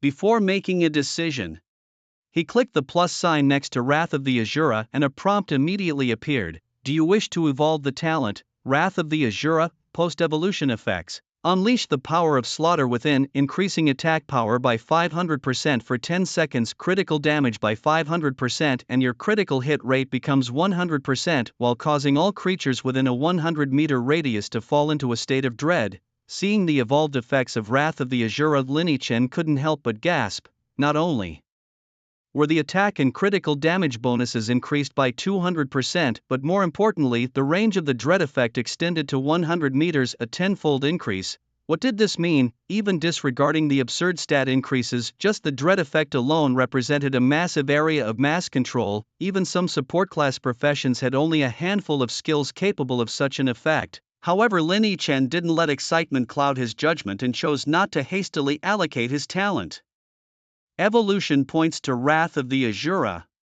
He decided that the current 100-meter mass control wasn't a significant enough enhancement for him and developmental talents suited him better. Lin Chen silently contemplated that when tackling dungeons he could typically dispatch minor enemies in a single blow. Wrath of the Azura was only truly effective against bosses. As for the 100-meter group control, he couldn't think of an immediate use for it. However, the further he progressed, the more valuable this talent would become. Lin Chen decided to continue as the Crimson Reaper. After much deliberation, he chose to allocate his evolution attempts to the Crimson Reaper. Given his current situation, it seemed most prudent to first quickly level up before considering other options. Talent evolution successful, Crimson Reaper. Evolvable talent. Your attacks now include a lifesteal effect equivalent to 30% of the damage dealt, and the experience gained from defeating monsters is increased to 300%, permanently tripling experience gains and unbeatable leveling speed. Lin Chen nodded in satisfaction before continuing deeper into the dungeon. The spot where Lin Chen stood was just over 100 meters away from the boss room of Spiegel Hospital, a short walk away. However, one must not underestimate this distance. The deeper one ventures into this mutated city, the more zombies one encounters, especially at the entrance to the final boss, Dr. Fran, where zombies come in waves. Any slight oversight could result in severe injury. As Lin Chen left the hospital parking lot, a dozen zombies suddenly emerged around him, their bodies twisting as they quickly advanced toward him, their green eyes filled with a thirst for blood. With a clang, Lin Chen swung his crimson blade, each strike taking down 2 or 3 zombies, quickly restoring peace to the area. He stopped counting his kills. After dealing with the zombie horde, Lin Chen frowned slightly, secretly pondering, could it be that the level 40 dungeon mobs no longer provide the necessary killing energy he now requires? What level of monsters would suffice? Lin Chen planned to finish this run and then attempt a level 50 dungeon to see if those mobs could provide killing energy. Soon Lin Chen kicked open the doors of Spiegel Hospital. He took the elevator to the top floor where the final boss, Dr. Fran, awaited. Opening the door to the rooftop, Lin Chen stepped in slowly. The first thing he saw was a gray dim sky, followed by an old man sitting in a wheelchair not far away, his body covered with 4 drips. Upon seeing the intruder, the old man immediately pressed a button on his wheelchair and a green serum was injected into his body, transforming him instantly into a towering, over 4-meter-tall creature with bizarre red muscles. With previous battles against Dr. Fran under his belt, Lin Chen was faster this time. After just a few exchanges, he delivered the final blow, reaping Dr. Fran's life. Kill count +1, huh? Seeing the notification pop up again, Lin Chen raised an eyebrow. It seems that level 40 dungeon mobs no longer provide kill value, but the boss does. If this theory holds, then level 50 dungeon mobs should also yield kill value. Lin Chen was eager to test this out. He exited the dungeon. In the next moment, Lin Chen's figure reappeared in the teleportation hall. He slowly walked out of the magic circle's range, glancing up at the speedrun leaderboard of the mutated city. In the solo speedrun section, the prominent characters' daylight were displayed. In the midst of the bustling city, a name stood out prominently at the top of the leaderboard, Daylight, clocking in at an impressive 19 minutes and 11 seconds. This was a significant lead, leaving the second place far behind by over an hour and 33 minutes. It was even more remarkable considering Lin Chen hadn't been trying to speed through, instead focusing on defeating enemies to increase his kill count. Suddenly Lin's thoughts were interrupted by a shout, "Brother, are you Daylight?" Turning around, Lin saw a crowd gathered at the entrance of the city of mutants, their eyes fixed on him. It wasn't as packed as the previous time at the rotten ruins, but still noteworthy. Lin Chen, maintaining his composure, responded, "I'm not. What's going on? Why do you ask?" His feigned confusion seemed convincing enough for the bespectacled man who had addressed him. The man pointed towards the leaderboard, explaining excitedly, "Look, the Daylight who soloed the rotten ruins and set the national record is here again, tackling the city of mutants.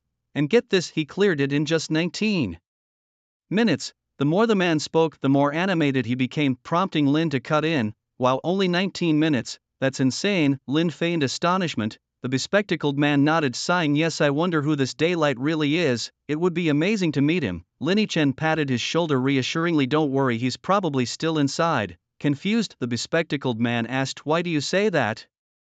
The crowd's attention shifted towards Lin, who explained earnestly, "Think about it. Last time at the rotten ruins, Daylight nearly broke the 10-minute mark.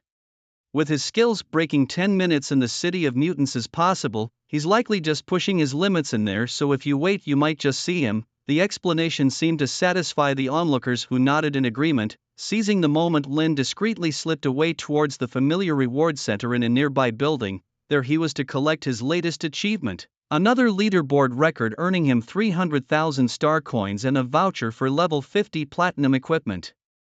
Approaching the counter, he was greeted by the same bespectacled young man from before, who stood up with a smile. "It's you again, here to claim something?" Returning the smile, Lin replied, "Yes, I'm here for the leaderboard top prize." The young man acknowledged, "Oh, here for the leaderboard top prize, are you? Just a moment." He began the process but then paused, suddenly looking at Lin with astonishment. "Wait, what did you just say?" Lin Chen repeated once more, "Claim the top reward, right?" The bespectacled young man's mouth formed an O of surprise as he stared at Lin Chen with wide eyes. "You've topped the leaderboard again?" Lin Chen nodded, confirming the young man's disbelief. The young man looked at Lin Chen as if he were some kind of phenomenon. How long had it been? Yet here Lin Chen was back at the top of the speed leaderboard. What kind of extraordinary being was he? "Could you please help me redeem the reward?" Lin Chen reminded him gently with a smile. Oh, sorry about that, I'll do it right away." The young man snapped back to reality, quickly starting the redemption process. After receiving his reward, Lin Chen headed to the building's trading area. While inside the city of mutation, he not only maxed out his kill count but also acquired quite a bit of gear, including the exclusive boss gear from the city of mutation, the Fran gauntlets. The profession that uses gauntlets as weapons is quite rare, and Lin Chen had no use for such an item, so he planned to sell it along with the other spoils from the city of mutation and exchange them for star coins. Once he had listed everything for sale in the trading area, Lin Chen found himself contemplating the two conspicuously placed level 50 platinum gear exchange vouchers in his inventory. Should he sell these vouchers too, he wondered quietly. It was important to note that Lin Chen had already gathered a complete set of level 50 platinum gear, which even had set bonuses. The gear that could be exchanged with these vouchers did not include any with set attributes, rendering them somewhat useless to him now. Better to sell them and use the star coins to buy something useful for development, he thought. In the end, Lin Chen decided to list the vouchers on the market as well, pricing each at 15 million star coins. It wasn't long before he completed the transaction and listed them. It was after all a fair price.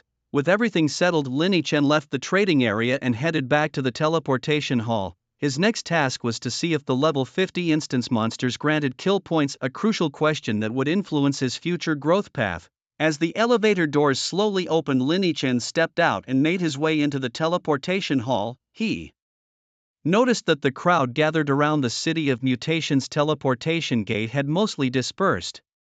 Perhaps they had stopped because the leaderboard hadn't changed, Lin Chen mused to himself as he prepared to head to the level 50 instance area. Just then, a commotion erupted at the entrance of the teleportation hall. "Isn't that the young master of the Songfeng Pavilion? Is he here to recruit Daylight again?" someone speculated. "I guess so. I heard last time Songfeng Pavilion and Tianlong Guild turned the building upside down looking for Daylight but couldn't find a trace. Now that Daylight has shown up, Songfeng Pavilion surely wouldn't want to miss this chance," another remarked. the surrounding professionals began whispering amongst themselves upon seeing Su Xiaofeng's arrival.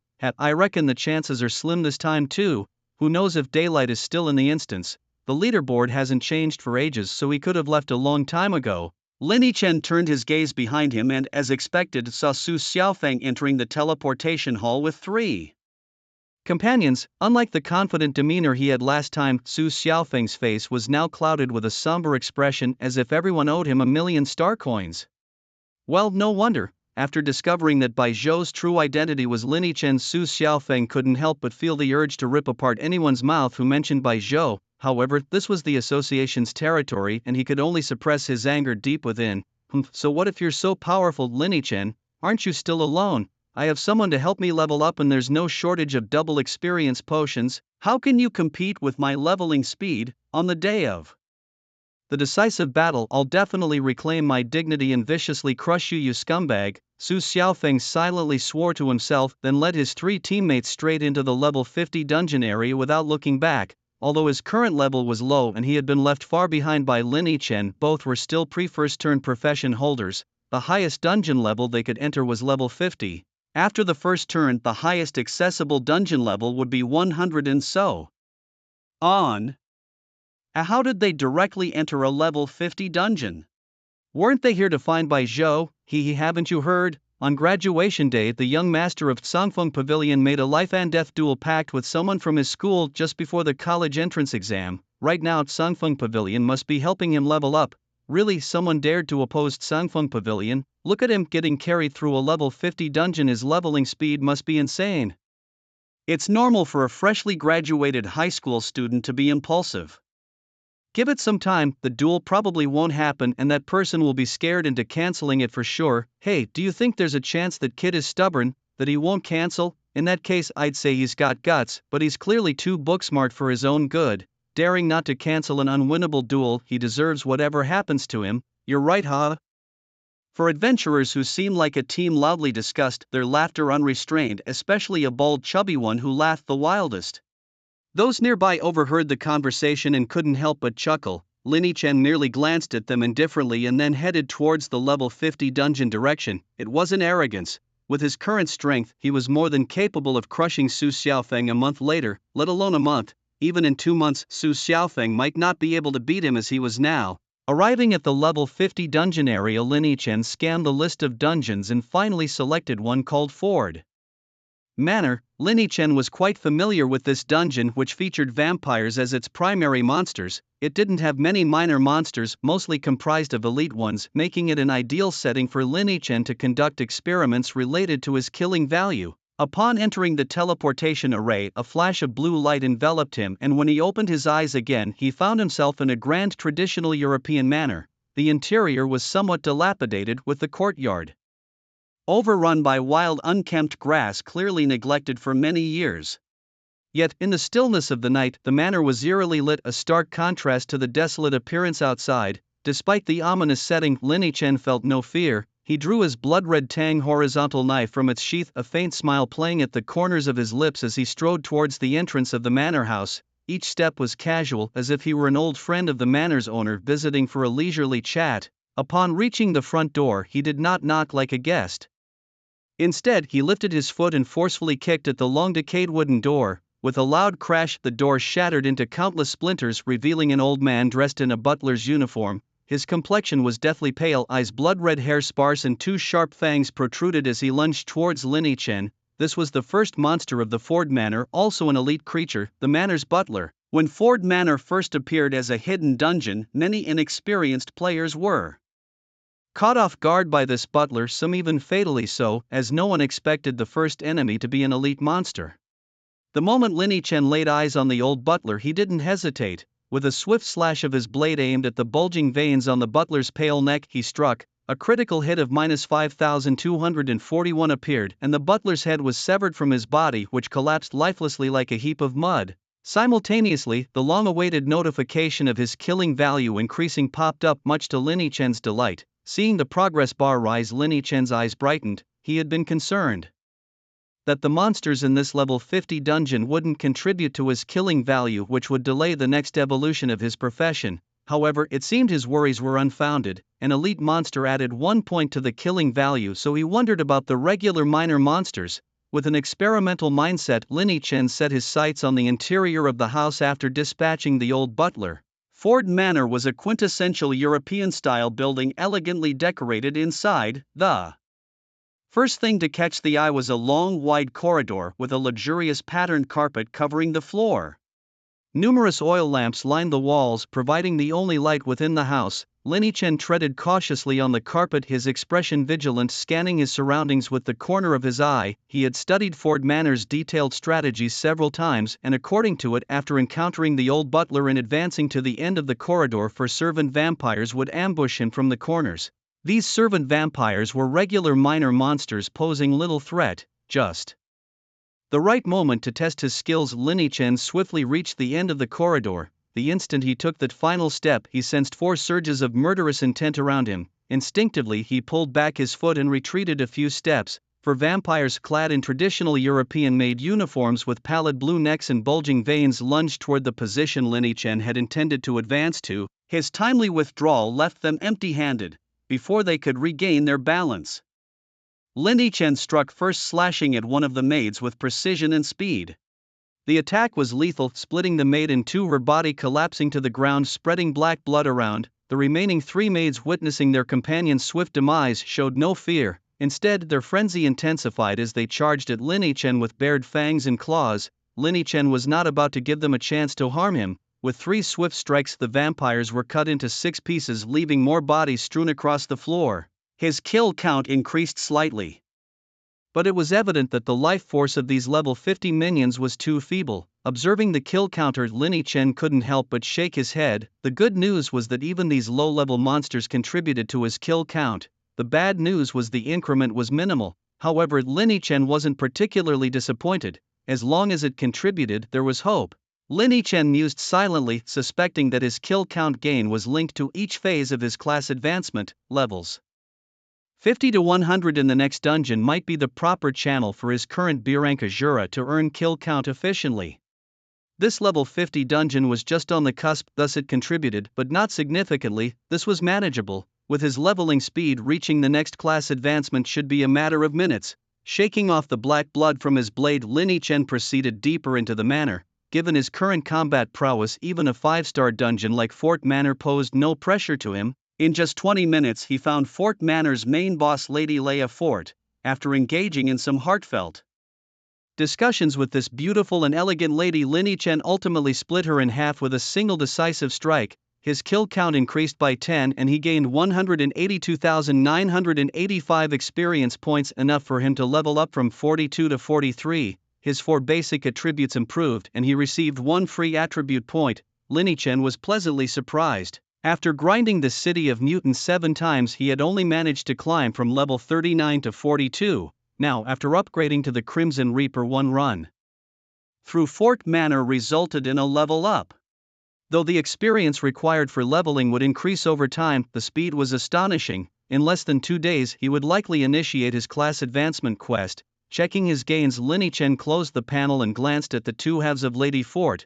Unfortunately, no special equipment dropped. Seeing that nothing had exploded, Lin Chen shook his head, thinking that if he had extra evolution opportunities in the future, he must definitely add a few more points to dissection mastery. Although he already had a 100% higher drop rate for high-level loot compared to others, it still felt too little and did not match his status at all. How could 100% suffice? Let me propose a number: 1000%. Deep Blue, add points. Oh wait, there are no points to add for now. Lin Chen did not exit the instance but chose to continue the challenge. Since the ordinary little monsters now provided him with almost no kill points, Fort Manor, with its abundance of elite monsters, was the best place for him to be at the moment.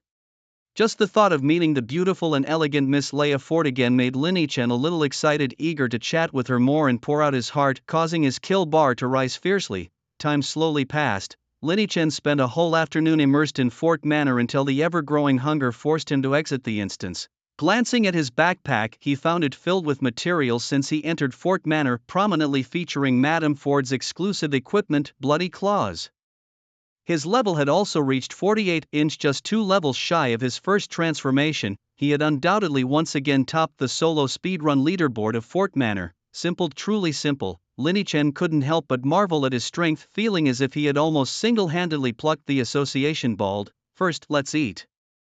Linny Chen was about to exit the instance, but just as he was about to choose the exit option, he paused. Then he selected the teleport destination to be the building's Reward Redemption Center and pressed the button. Better redeem the rewards first, he thought. The moment he pressed the teleport button, Linny Chen's vision went black, and when he opened his eyes, he was at the familiar Reward Redemption Center. The person at the redemption counter was still the bespectacled young man currently sitting in a chair, lost in thought, seemingly daydreaming and oblivious to what was happening around him. When he noticed someone approaching, he snapped back to reality and looked at Linny Chen. "Hello, how can I help you?" "It's you again," he was speaking when he suddenly realized the person here to redeem rewards was Linny Chen, once more leaving him stunned. "It's been a while, I'm here this time too."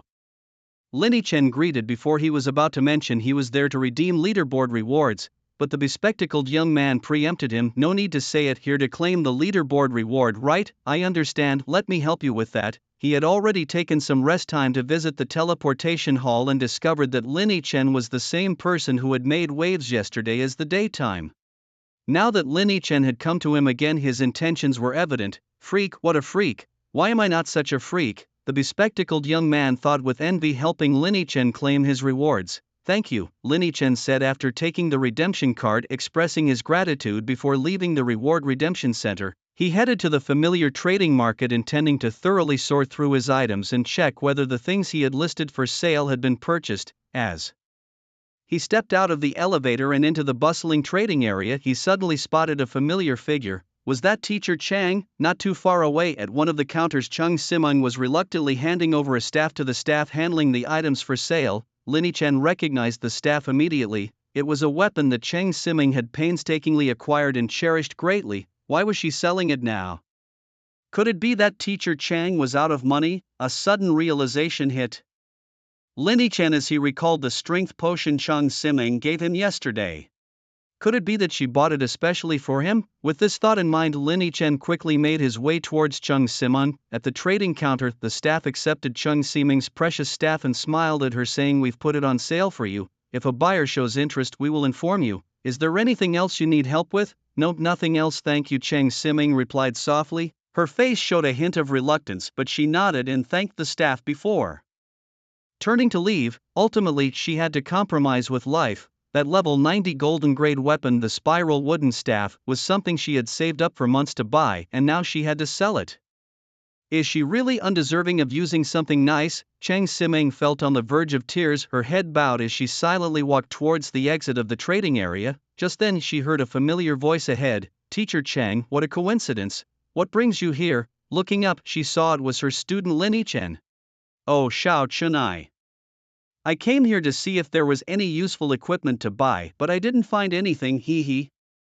Despite feeling heartbroken inside, Chung Simeng managed to mask her dejection in front of Linny Chen and even smiled. "Is that so? But I just saw you put your spiral wooden staff up for sale," Linny Chen said earnestly. "Ah, you saw that, huh? It's nothing really, just that I have my eye on another staff lately, so I thought I'd sell the old one to gather some funds." Her face flushed with embarrassment as Linny Chen's straightforward remark caught her off guard. Chung Simeng scratched her cheek with a small hand, trying to ease the awkwardness. Seeing through Chung Simeng's stubbornness, Linny Chen couldn't help but sigh inwardly. Indeed, Teacher Chang was in need of money, and he suspected it was related to the strength potion she gave him. He knew his teacher well. Despite her gentle demeanor, she was very strong-willed. Simply offering her money wouldn't work, she would never accept it. He needed to find another way to help. Perhaps he could take her dungeon running. Linny Chen suddenly had a spark of inspiration. After all, he had the inherent talent of being a master at dissection, a skill akin to a lucky charm. If he could team up with Chang Simeng to run some dungeons, the materials and equipment drops could fetch a considerable amount of star coins. Take for example the blood claw he was planning to sell, a level 50 golden weapon valued at 300,000 star coins in the market. If they could loot it together, splitting it would give Chang Simeng a handsome 150,000 star coins, a sum much higher than her monthly salary. With this thought in mind, Linny Chen directly suggested, "Imus, Chung, I'm planning to run some dungeons later, would you like to join me? Ha! Chung Simang was momentarily taken aback, unsure why Linny Chen would invite her to such an activity. Considering her level was 95, if she joined Linny Chen, the negative experience buff on him would max out, essentially granting him little to no experience. This would be a complete setback for her student. No, that won't do. Cheng Siming shook her head decisively. Xiao Qin, my level is way higher than yours. If I join you, it will slow down your leveling, and don't forget you have a duel with Su Xiaofeng coming up. I can't sabotage your progress. Lin Yichen smiled slightly. Ms. Cheng, if that's your concern, there's really no need to worry. My leveling speed is far ahead of Su Xiaofeng. Don't worry. The reason I'm inviting you is to try my luck at the Ford Manor. If we manage to loot the Blood Claw with you on board, it would be much easier. Please, join me. After hearing Lin Yichen's explanation, Cheng Siming's resolve remained firm. No, Xiao Chen, I can't jeopardize your future. If your team needs more members, I can help you find some players around your level, but as for me joining, that's out of the question. She hadn't even finished her sentence when Lin Yichen revealed his level. Cheng Siming saw the figures above Lin Yichen's head blur momentarily before settling into clear white letters. Level 48. Something seemed off, so she looked again. Level 48, the same large numbers unchanged. Still skeptical, she took another look. Cheng Siming blinked hard, refocusing on the level above Lin Yichen's head. Level 48. She was stunned. Her mind raced, eyes darting between Lin Yichen and the level displayed above him, finally settling on his face. Xiao Chen, how did you level up so fast? She asked in disbelief. Lin Yichen chuckled, calmly dismissing the level display before saying, Ms. Chang, surely you believe me now. Even if I stop running dungeons starting today, give Su Xiaofeng a whole month and he might still not catch up to me. Upon realizing that everything happening around her was indeed reality and not a dream, Cheng Siming scratched her head and pinched her cheeks. She eventually came to terms with the situation. Xiao Chen, since you want to go farming for equipment, I can accompany you. The teacher is also in need of some materials, she finally conceded, albeit somewhat reluctantly. Lin Yichen, relieved by her agreement, brightened up. Perfect, but I'm a bit hungry now. Have you a dinner, teacher? He asked with a smile. Dinner? I'm not hungry yet. Why don't you go first and I'll wait for you at the teleport hall, Cheng Siming suggested. In truth, she was starving, but she had already planned her dinner, a pack of instant noodles and the last sausage left in her rented apartment. Her current financial situation didn't allow for dining out, and if her spiral wood staff didn't sell, she'd be scraping by on scraps. No way, I can't just leave you here alone. Lin Yichen shook his head, recalling how the strength potion Cheng Siming had given him last time saved him in a pinch. I haven't repaid that favor yet, let me treat you to dinner today. Cheng Siming quickly waved her hands in refusal. No, that potion was a gift from the teacher, not a favor at all, she insisted. Lin Yichen sighed. Teacher, do you dislike me so much that you don't want to eat with me? What? No, it's not like that. Cheng Siming shook her head quickly. I just don't want you to spend too much. Then you must dislike me. Lin Yichen looked visibly downcast. No, how could the teacher possibly dislike you? Xiao Chen, you're my favorite student, Cheng Siming hurriedly explained, feeling panicked. Really? Lin Yichen looked up at her with hopeful eyes. Really? Cheng Siming nodded emphatically. That's good to know. Let's go eat. Lin Yichen, seeing her agreement, took her hand and led her toward the elevators, ignoring her protests. Wait, I haven't agreed yet. Cheng Siming was practically dragged to the elevator, which conveniently opened just as they arrived. Let's go, teacher, Lin Yichen urged, pulling her into the elevator. Cheng Siming looked helpless as she accompanied Lin Yichen in the descending elevator. Oh well, might as well eat since I'm hungry, she thought. However, there was a small sense of pride in her heart as she looked at Lin Yichen. Xiao Chen, since you're treating me this time, let me treat you next time, okay? Lin Yichen was about to refuse when Cheng Siming quickly added, if you don't agree, I'll just head back up. Alright, next time the meal's on you, teacher. Lin Yichen conceded with a nod. That's more like it. Cheng Siming beamed, her eyebrows curving into crescent moons with her smile. The two of them found a nearby buffet and enjoyed a sumptuous meal. Lin Yichen was so hungry that he devoured 3 bowls of rice, thinking he had eaten quite a bit. However, when he looked up and saw the stack of plates and bowls on Cheng Siming's table, he realized the difference between an ordinary squad and an elite squad. As Lin Yichen watched Cheng Siming devour her meal, he couldn't help but feel a bit bewildered. His teacher, who seemed so petite and cute, was consuming food with an impressive appetite like a true Mo girl. Cheng Siming, however, was too engrossed in her meal to notice his curious gaze. It wasn't until she had completely cleared the table of food that she leaned back, patted her slightly rounded belly, and let out a satisfied sigh.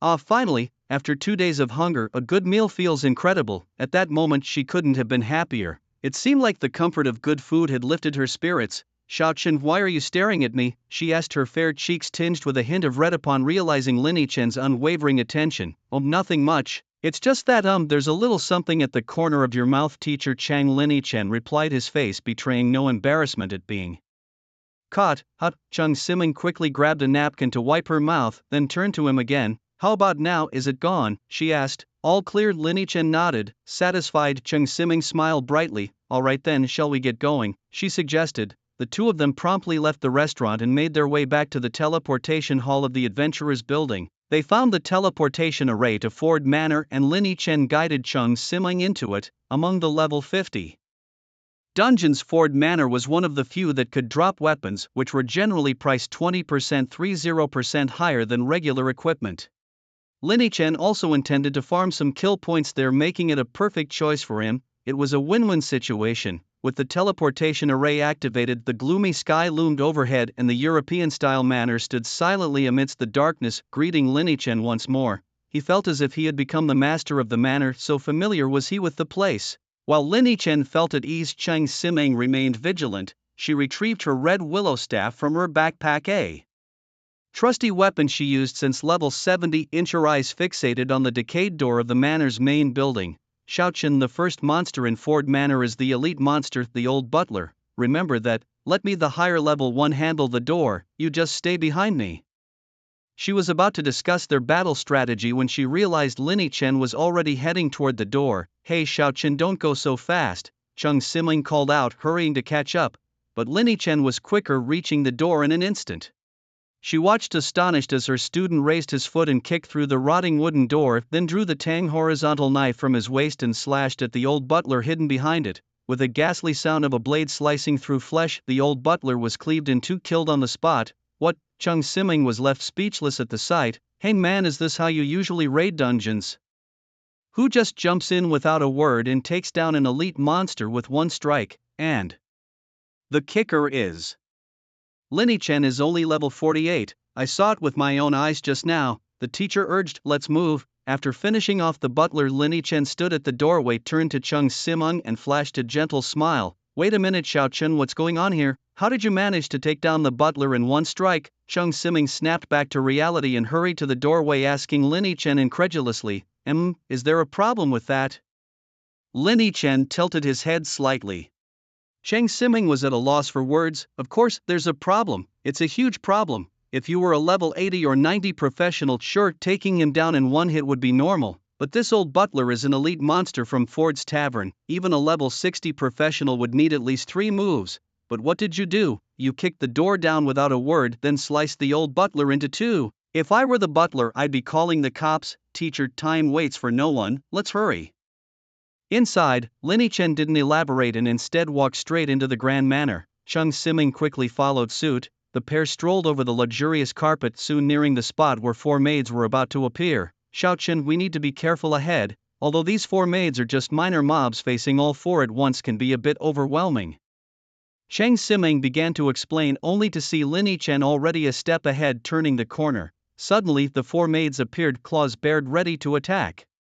Cheng Siming's eyes narrowed as she quickly raised her staff, preparing to cast a crowd control spell. Yet in the next moment, what unfolded before her eyes made them widen in disbelief. Lin Chen tightened his grip on his blade and with one sweeping motion struck 2 closely grouped maids. With a squelching sound, the 2 maids were instantly decapitated, collapsing just like the butler. Lin Chen then shifted his focus, swinging his blade at the remaining 2 maids. Another familiar sound resonated, and all 4 maids lay lifeless with the surrounding walls splattered in their dark blood. Cheng Siming was utterly stunned. She blinked at the corpses on the ground, then at Lin Chen, utterly bewildered. Is this even possible? She wondered. If it were up to her to deal with those 4 vampire maids, she would have had to use a high mana cost area damage skill. But Lin Chen, he just swung once and then again. With just 2 swift slashes, the 4 maid servants were instantly reduced to 8 cold corpses, though admittedly, their bodies were likely already cold to begin with. Xiaochen, how did you do that? Cheng Siming's eyes were filled with confusion as she looked at Lin Chen. How did he manage it? Lin Chen raised an eyebrow, then casually swung the tang horizontal saber in his hand through the air. Just like this. Who asked you about that? Chung Siming exclaimed, feeling exasperated. She wasn't blind, of course she saw Linny Chen's movements just now. What she really wanted to know was what skill or talent he possessed that allowed him to take down each target with a single strike. Linny Chen didn't give Cheng Siming any time to ask a second question. Teacher Cheng, hurry up and follow me, he called back, already striding deeper into the manor. Xiao Chen, wait for me. Chung Siming shook off her confusion and decided she would ask for details after the dungeon was over, quickly catching up to him. Along the way she tried to warn him. Xiao Chen, after passing this room 2 servants will rush out. But before she finished there was a sharp sound and it was over. Xiao Chen, there's Mrs. Ford's youngest son on the 2nd floor, he's an elite mob, we have to be careful. Again a swift strike and it was done. Xiao Chen, Mrs. Ford's room is just ahead, she's tough to handle, maybe I should. But once more a few slashes and Mrs. Ford was down. Cheng Siming felt numb. Was Xiao Chen always this strong? Encountering small mobs and elite mobs along the way, taking them out with one strike was one thing, but how could even the final boss not last a minute against him? She initially thought that Linny Chen wanted her to join him in the dungeon because of her high-level mage skills and damage control, yet seeing how things turned out she realized she had merely been along for the ride. Sometimes she wanted to cast a spell to support Linny Chen in battle, but before she could even finish chanting the monsters were already slain. It was only during the fight with the final boss, Mrs. Ford, that she managed to barely cast a control spell. Unfortunately no equipment dropped from the fight. Linny Chen, oblivious to Chung Siming's thoughts, glanced at Mrs. Ford's corpse, noticing that the blood talon didn't drop. You know, Xiao Chen, the drop rate for exclusive weapons is really low. We might have to try dozens of times before it appears, so let's lower our expectations. Chung Siming quickly consoled him. Let's start another round, Linny Chen replied, not particularly bothered. With his dissection expertise, he was confident that within 10 attempts they would likely get it. Cheng Siming didn't refuse his suggestion, and soon they began their next run. 20 minutes later, in Mrs. Ford's boudoir, Cheng Siming stared at the pair of blood talons on the ground, her mind in a daze. Was it really that easy? They had been told it might take dozens of attempts to get the drop. Reflecting on her recent words, Cheng Siming's face turned a deep shade of red. She suddenly felt that her years of experience seemed ineffective when it came to Linny Chen. Was it possible that she was getting old and no longer able to keep up with the times? No, that wasn't it. Cheng Siming suddenly realized that it wasn't her experience that was failing, nor was it her inability to keep up. It was Linny Chen who was simply too extraordinary. Whether it was taking down opponents with ease or acquiring rare gear in just a few attempts, these feats would be impossible for anyone else. Teacher, let's head to the trading market. We can clear out some of the materials we just collected, Linny Chen suggested, picking up the blood claw and handing it to Cheng Siming. She was taken aback. This, you should keep it, Xiao Chen. I didn't contribute much this time, it was all your efforts, so it should be yours. Chung Siming shook her head, not intending to take the blood claw. Linny Chen frowned slightly. Teacher Chung, we agreed to split any loot we found. If you don't take it, then everything I've done would be meaningless. But Xiao Chen, you were the one fighting in those instances, and I was just tagging along, contributing nothing. How could I possibly take it?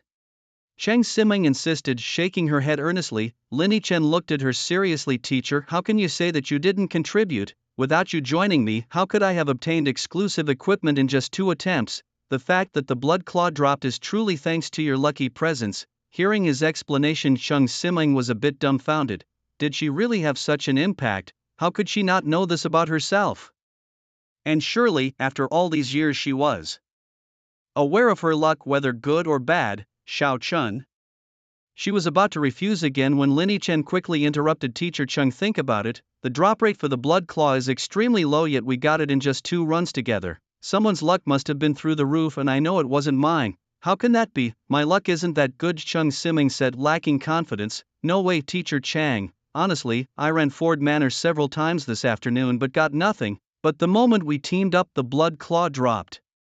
Isn't that a sign of your good luck? Linny Chen insisted with utmost seriousness. Is that true? Chung Siming tilted her head, skeptical. It's true, I wouldn't lie to you, Teacher Chung, Linny Chen said earnestly, but I still find it hard to believe.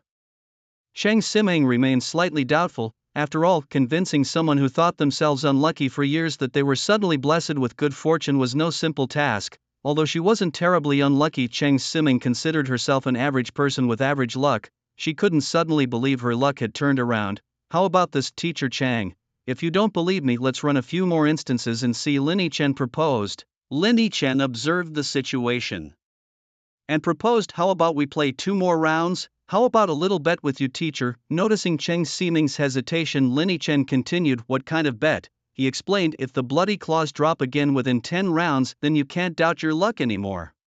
She asked, and if they don't drop? He smiled and said, then you can just consider my words as nonsense. Cheng Ximing agreed, all right, let's play 2 more rounds. She nodded, agreeing, not because she believed her luck would bring out the bloody claws, but because she thought she could gather some loot from the smaller monsters in the next 2 rounds to sell for some pocket money. The two, driven by different motives, eagerly began another few dungeon runs.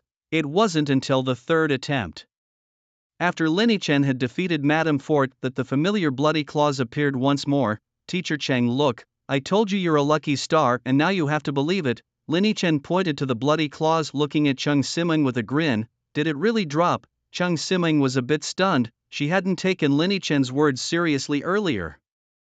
But how did it actually happen? Could it be that her luck was turning after all? All right, Teacher Cheng, it's getting late. Hurry and collect the items so we can head to the trading market together. Luckily, 2 pairs of bloody claws dropped, so we each get 1 plus all the other bits and pieces of loot.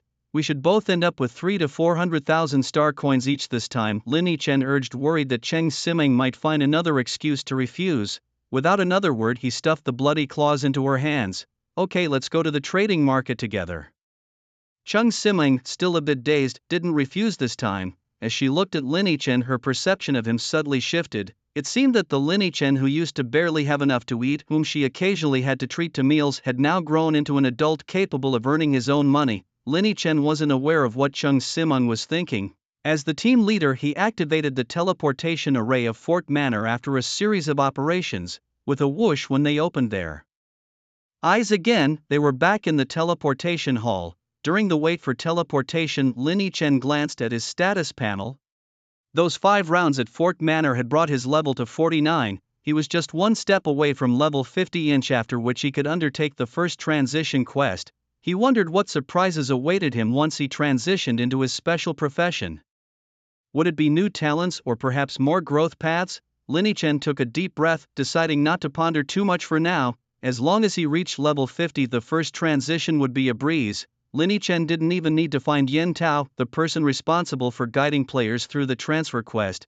He could easily complete the mission on his own. Lin Chen and Cheng Ximing quickly left the range of the teleportation array. Shortly after, they left a dungeon teleportation near Fort Manor suddenly began to activate, and the figures of Su Xiaofeng and his group appeared before the onlookers. Young master, our monster farming efficiency today was excellent, a long-haired man beside Su Xiaofeng commented with satisfaction once they appeared in the teleportation hall.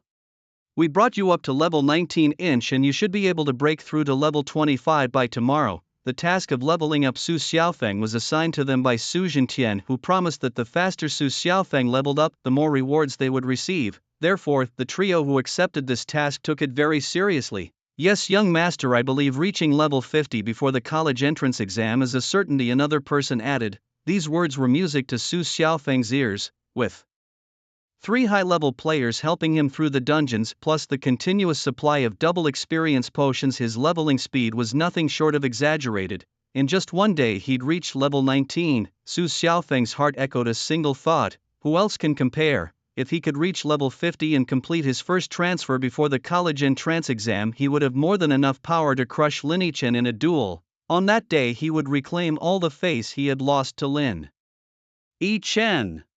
The appearance of the group from the Zhongfeng Pavilion also drew the attention of the other professionals in the teleportation hall. Hey, the young master of Zhongfeng Pavilion finally came out of the dungeon. I heard they went in during the day and stayed there all day, someone remarked. Having connections is really nice, even leveling up is done with help.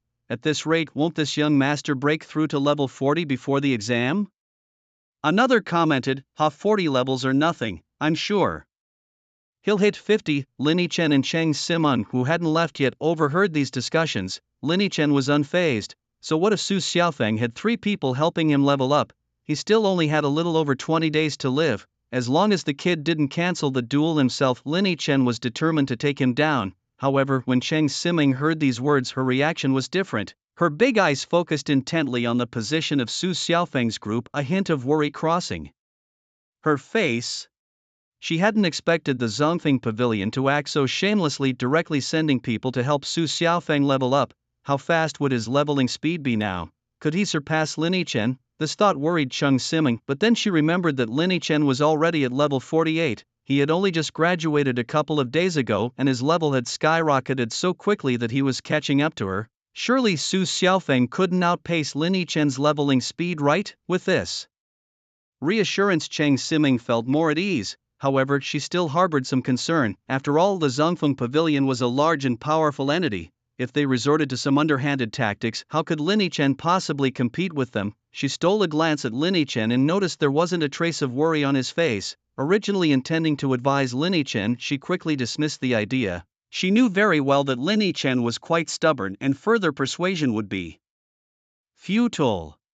It seemed she could only keep a closer eye on the movements of the Hidden Blade Pavilion from the shadows to prevent Lin Yichen from being unknowingly sabotaged. Let's go, teacher, to the trading area, Lin Yichen said after briefly observing Su Xiaofeng and his group before turning to Cheng Siming. Alright, Cheng Siming agreed immediately and the two headed towards the trading area. Meanwhile, on the top floor of the professional tower in Bai Chuanqing's office, a few men dressed in various uniforms sat at a conference table, each with the name of different universities emblazoned on their chests. They looked at Bai Chuanqing, who was seated at the head of the table. The man with gold-rimmed glasses representing Kanglin University was the first to speak. Master Bai, I've come on behalf of Kanglin University's admissions office to inquire about the awakening trials of Jiangbei City's high schools. We hope you can share some insights with us, another man representing Dongcheng University added. We've heard that 3 SS-level talents emerged from this year's awakening trials in Jiangbei. Could you provide us with some details about them? The other admissions officers remained silent but watched Bai Chuanqing closely, afraid of missing any crucial information. Bai Chuanqing didn't refuse. Instead, he gestured towards a light screen beside him. In an instant, the screen was filled with dense information. This year, Jiangbei has produced 3 SS-level talents. Mo Shui from Jiangbei 1st High, Li Fei from Jiangbei 4th High, and Luo Song from Jiangbei 7th High. Mo Shui's profession is an SS-level Crescent Moon Mage. Li Fei is an SS-level Apocalypse Arbiter and Luo Song is an SS-level Wine Sword Immortal. I can't disclose further personal details about these students, but if you're interested, you should reach out to them yourselves. With that, Bai Chuanqing gestured again and the screen transformed once more. Now here are the scores for the awakening trials from various high schools in Jiangbei this year. Feel free to take a closer look if you're interested. Bai Chuanqing concluded as the screen shifted to display lists of scores highlighting the performances of different high schools in the trials. The admissions officers remained silent, focusing intently on the information displayed on the screen. After a while, the Kanglin University representative muttered in disbelief, "How can this be? Mo Shui, who awakened an SS-level profession, isn't even the top student at Jiangbei 1st High. The score of the top-ranked student is astonishingly high, isn't it?" Upon hearing this, the other teachers were intrigued, their attention immediately drawn to the leaderboard of Jiangbei No. 1 High School. Unlike the usual dominance of the 2 other SS-grade geniuses at the top, Mo Shui was surprisingly in the 2nd spot, only 2nd place. What kind of monster is the person in 1st place? Lin Yichen, the admissions officer from Dongcheng University, furrowed his brow deeply, and after glancing at the top score he was so shocked that his voice trembled. How could it be possible? A D-grade profession with 162 points, what, a D-grade profession? The surrounding admissions officers couldn't stay calm upon hearing this and all looked at the profession column for Lin Yichen. Next to Lin Yichen's name were the words D-grade profession, butchered, yet the score he achieved was an astonishingly high 162 points. The admissions officers were bewildered, doubting their own vision. This couldn't be true, absolutely impossible. The man with gold-rimmed glasses from the admissions office of Kanglin University slammed the table first, looking at Bai Chuanqing with an excited tone. Why could it be that there's a mistake in your statistics? How can a D-grade profession score 162 points? The admissions officer from Dongcheng University sitting next to him couldn't help but add, this year, the highest score in Kanglin City was 137 points, achieved by an SSS grade profession genius. How can a D-grade profession outperform an SSS grade genius? Bai Chuanqing faced the excited group of admissions officers with calm composure. Everyone please calm down and take a seat first. Hearing this, the group sat down, though their eyes remained fixed on Bai Chuanqing, awaiting his explanation. Seeing everyone settled, Bai Chuanqing smiled and said, "Our association's data is definitely accurate, and for an event as significant as the Awakening trial, there's full video recording, so errors are impossible. I understand your skepticism about a D-grade profession achieving such high scores, but the facts are as they are. I was present throughout Lin Yichen's participation in the Awakening trial and there was no possibility of cheating." Bai Chuanqing's explanation was detailed and left no room for doubt. After hearing him out, the teachers managed to suppress their excitement momentarily, turning their attention back to Lin Yichen's name. After a pause, Lu Hua, the man with the gold-rimmed glasses, spoke first. "Bai, since you put it this way, could you explain why Lin managed to score so high? To surpass Simo Shui, who awakened an SS-grade profession by a staggering 80 points, seems utterly absurd." Lu Hua's question echoed the curiosity of all the admissions officers, who eagerly awaited Bai Chuanqing's answer. Indeed, Bai Chuanqing began with a smile. "One crucial reason Lin managed to achieve such a high score is that his profession is an evolvable one, an evolvable profession." As soon as those words were spoken, the recruitment teachers present all frowned. It finally made sense. It was a profession with evolutionary potential, which explained everything. Lu Hua, easing the doubts in his mind, adjusted his glasses. Indeed, professions with evolutionary potential tend to possess a powerful innate ability in the early stages, aiding them in overcoming the beginner phase. Thus, achieving such astonishing scores in the Awakening trial seemed quite normal. Jiang Quan from the admissions office of Dongcheng University nodded in agreement. Indeed, but unfortunately, the conditions for evolution become more stringent as one progresses. Currently, even the most advanced in this path, Professor Lu Xingyun, has only evolved to an SS-level innate ability and has been stuck there for decades. This might just be the ceiling for evolutionary professions. Despite the challenges, even if the ceiling for an evolutionary profession is SS level, it's still the mark of an outstanding talent. "Lin Yichen, we at Gangnan University want you," declared one of the recruitment teachers confidently, slapping the table with enthusiasm.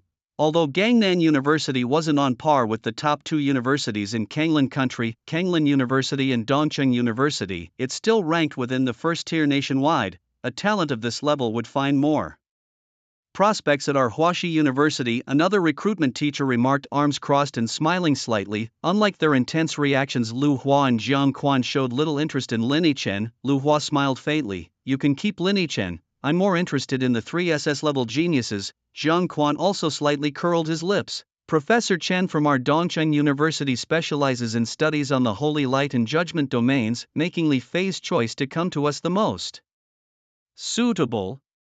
As recruitment teachers for the only two top-tier universities in Kanglin country, they understood well what an evolutionary profession entailed. Such professions usually shine brightly in the Awakening trials but tend to significantly underperform in the college entrance exams a month later, only slightly outperforming B-level professions. This is because, regardless of how formidable an evolutionary profession is, evolution is key. Each evolutionary profession has a unique evolution path, with complex and demanding requirements, consuming a vast amount of resources. In Lu Hua and Jiang Quan's eyes, it was uncertain whether Lin Yichen could attain scores high enough to meet their university's thresholds in the college entrance exams. It was more likely that he wouldn't, and the final scores might only qualify him for a basic university requiring teachers to pull strings for better opportunities to them rather than going through the trouble of recruiting someone like Lin Yichen, whose ceiling is only SS level. It was more practical to recruit someone who was already an SS level genius.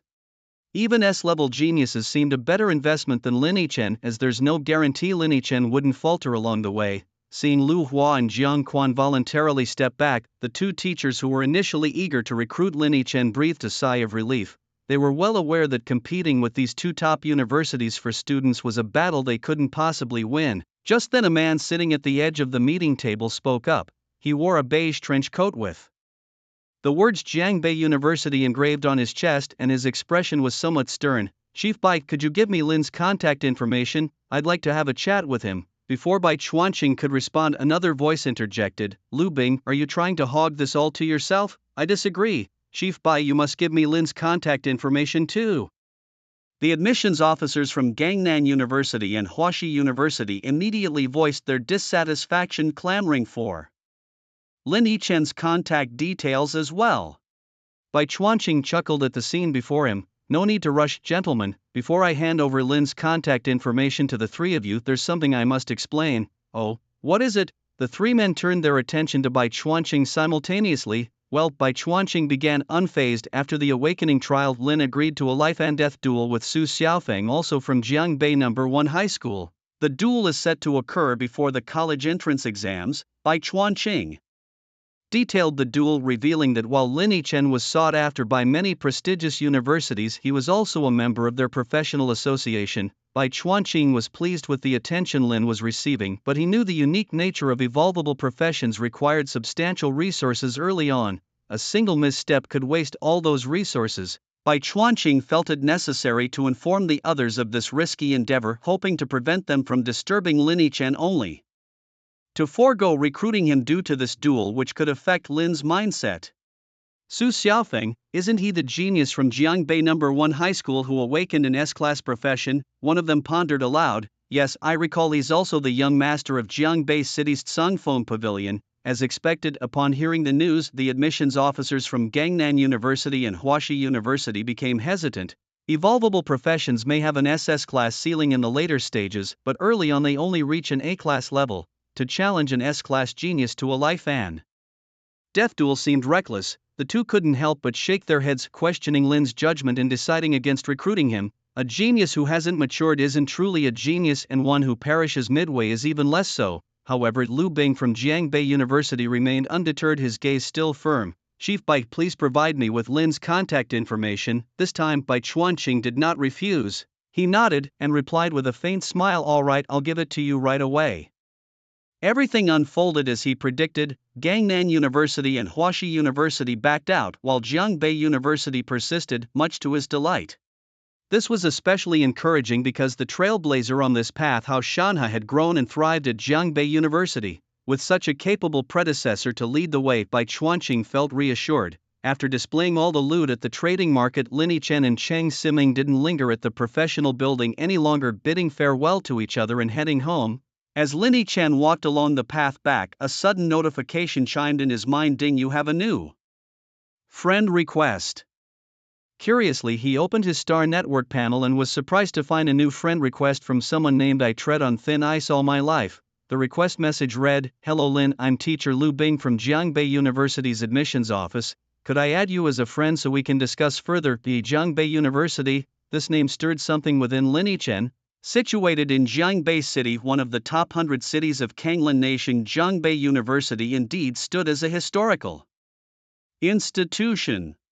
Ranking among the second tier of top universities across Kanglan, it might not match the very elite institutions, yet it remained a coveted goal for many students, especially for those native to Jiangbei City. Lin Yichen once considered applying to Jiangbei University, mostly if his awakened profession didn't turn out promising. Naturally, Kanglan University or Dongcheng University as top-tier institutions were much preferred over Jiangbei University. In this world riddled with dangers, Lin Yichen's current stable life was owed to his urban residence. Beyond the city's boundaries lay countless threats, including beast tides and insect plagues. Thus, in such a world, resources were everything, explaining why many, even those already affiliated with guilds, yearned for university education. With his current capabilities, Lin Yichen was confident of achieving a commendable score in the college entrance exams, making admissions into Kanglan University or Dongcheng University well within his reach. Consequently, Jiangbei University had been stricken off his list. However, considering that an admissions officer had personally reached out, Lin Yichen decided not to ignore the gesture and accepted the friend request. A new friend has been added. As the notification flashed, a chat window instantaneously popped up.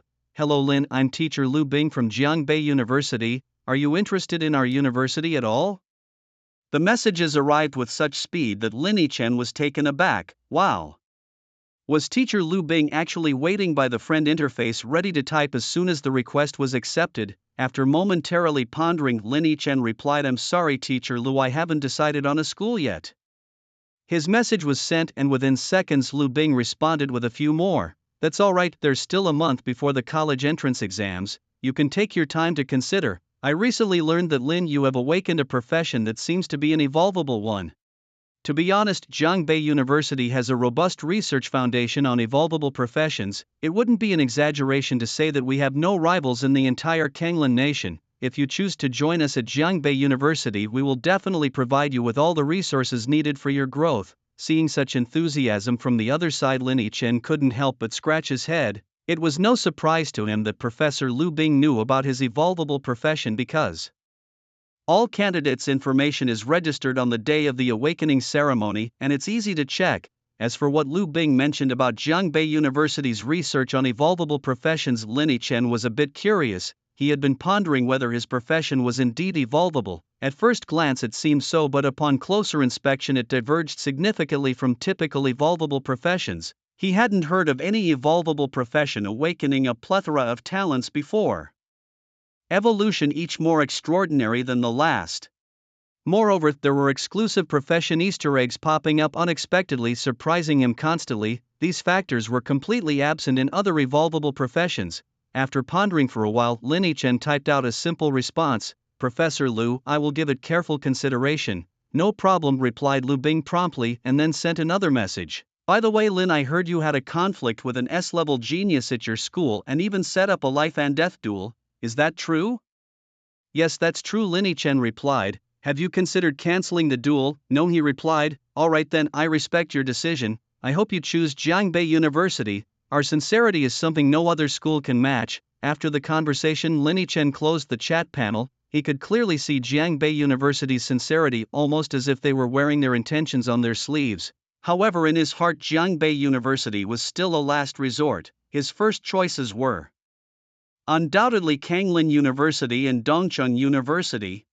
He had the strength to aim high. With the first transition happening tomorrow, Lin Chen's dark eyes flashed with anticipation as he quickened his pace homeward. Meanwhile, within the professional building, Lu Bing, having just finished communicating with Lin Chen, let out a long breath while staring at the static chat window. Beside him, a middle-aged man with a full head of white hair had appeared at some point not present in Bo Chuanqing's office earlier. Lu Bing regarded the man with deep respect, bowing slightly as he addressed him.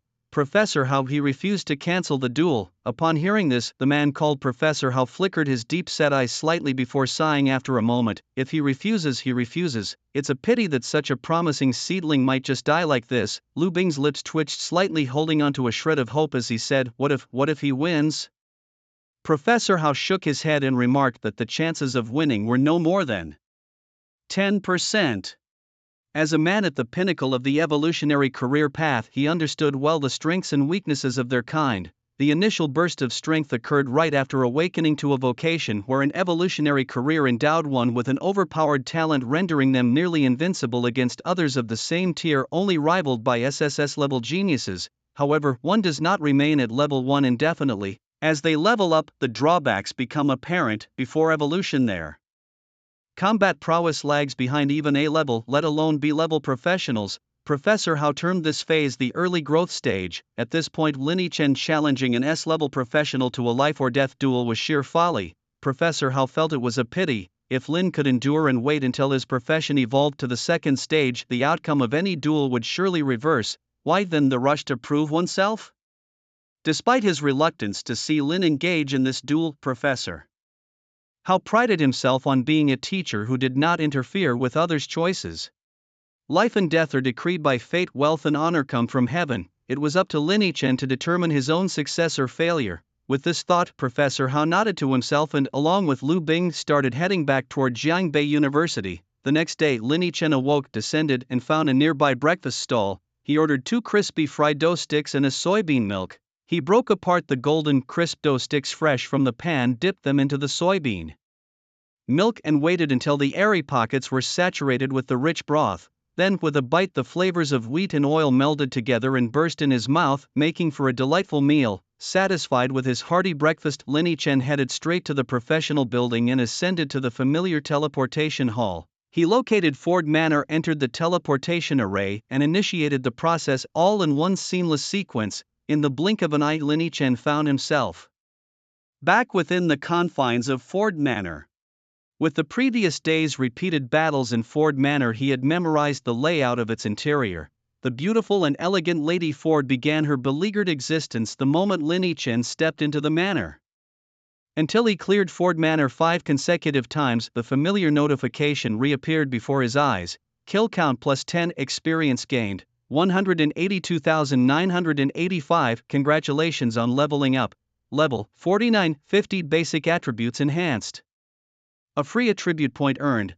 1. Reaching level 50 was exhilarating for Linichen. Finally, he could undertake the job change quest. As expected, not long after the level up notification appeared, another crimson message flashed in Linichen's vision. It detected a level breakthrough to 50, granting him the first job change qualification and prompting him to complete the job change task first. The job advancement quest had been activated to clear a level 50 dungeon with a difficulty rating of 4 stars or higher. The quest progress was still pending and there was no change in the job advancement requirements. Upon seeing his quest details, Linichen felt a sense of relief wash over him. He had worried that, given the unique nature of his profession, there might be changes to his advancement task. It turned out that he had been overthinking things. A 4-star dungeon was it? Linichen promptly exited Fort Manor ready to tackle a 5-star difficulty dungeon. With his current prowess, even a level 50 dungeon with a 5-star difficulty posed no threat and he was confident of a smooth victory.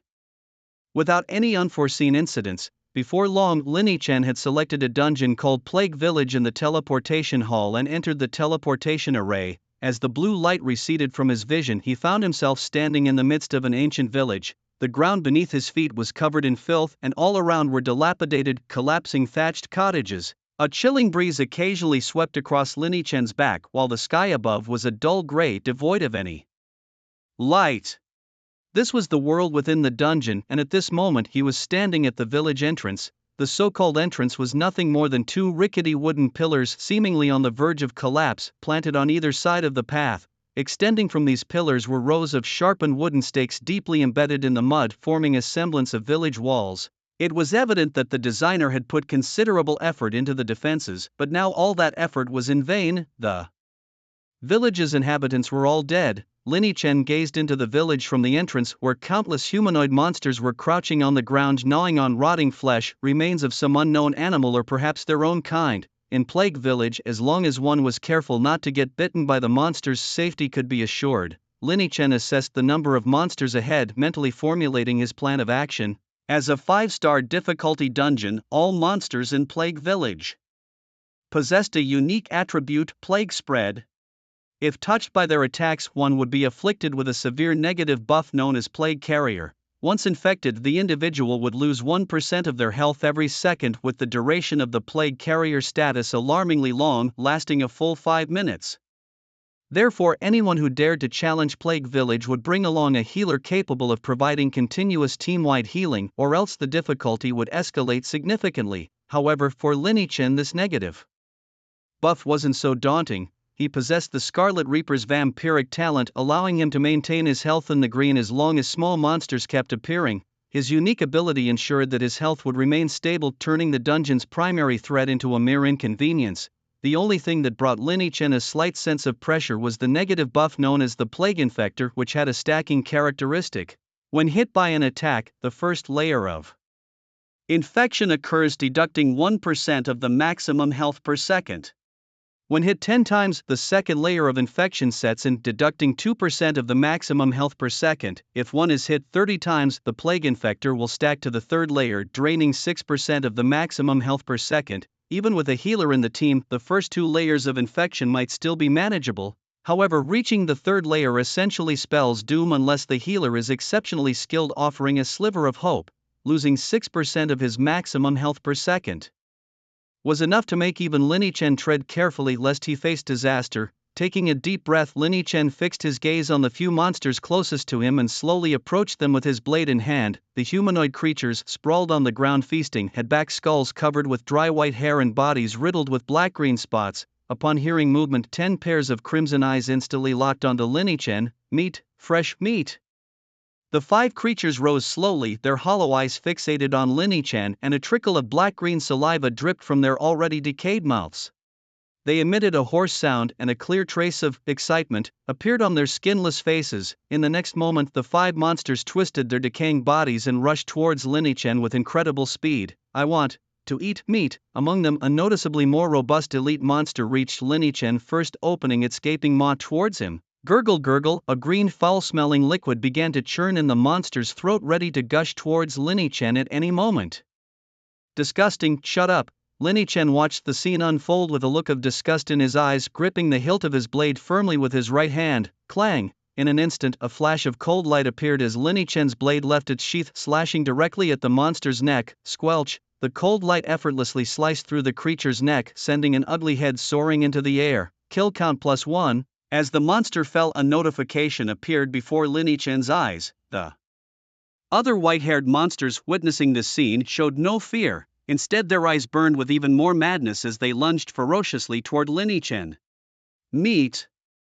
The hoarse growls escaped their mouths, and a wave of nauseating stench assaulted Lin Chen's nostrils, causing him to frown involuntarily. Die, all of you! Lin Chen could no longer tolerate the overwhelming presence of the monsters before him. With a swift motion, he swung his blade horizontally, slicing the creatures into halves. Each kill incremented his kill count by a mere 001. Once the cluster of abominations was dispatched, the foul stench in the air lessened slightly, though traces of it lingered. Without sparing a glance at the fallen bodies, Lin Chen steadied his breath and confidently strode towards the village entrance, sword in hand. As this uninvited guest stepped within the village boundaries, the plague-ridden creatures seemed to go berserk, swarming towards the village gate in a frenzy. Fresh meat I must devour. They seemed to chant, akin to starving wild dogs sighting a bone, as they charged at Lin Chen with alarming speed. Come on, I'll slaughter every last one of you, he muttered with disdain, standing his ground as the horde rushed towards him.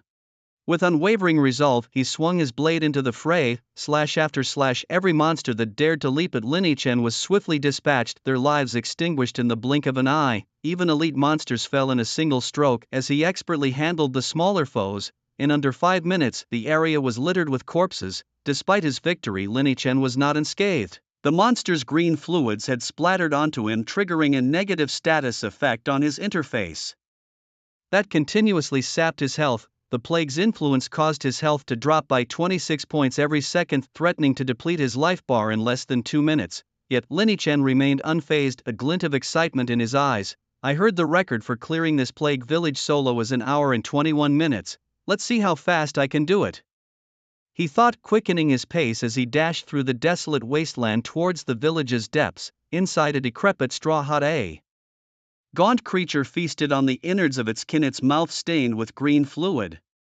Suddenly, a silver blade flashed and its head soared through the air, creating a gaping hole in the already fragile ceiling. Elsewhere, clusters of white-haired monsters aimlessly roamed the streets. Another flash of silver, and they found their perspectives rising higher and higher before plummeting rapidly to the ground. This sequence of events replayed countless times throughout the plague-stricken village until 30 minutes elapsed and the village's chaos gradually subsided. With a final tally of +910 inch +892 +931, Lin Chen's health bar replenished in an instant as he vanquished the remaining ordinary monsters. The status effect from the plague was finally lifted from his status panel. Finally rid of it, he chuckled, relieved at the absence of the constant damage pop-ups. Beyond the initial wave of monsters at the village entrance, Lin Chen had exercised greater caution in his exploration, avoiding further attacks. Of course, the primary reason for his success was that none of the monsters had the chance to retaliate. As Lin Chen stood at the entrance of the ominous plague-stricken village, he couldn't help but feel a sense of satisfaction. He had managed to navigate through its treacherous paths in just half an hour. The village, notorious for its infectious plague debuff, was a well-known challenge among gamers, yet it was much shorter in duration compared to other 5-star dungeons. This brevity was precisely why Lin Chen had chosen it. The path to his career change was urgent and he was on the brink of achieving his first major transformation. What surprises awaited him at the end of this journey? Deep in thought, Lin Chen inhaled deeply, calming the excitement brewing within him. His eyes surveyed the surroundings. He was now at the heart of the village, nearly 100 meters away from the sacrificial grounds where the final boss room awaited.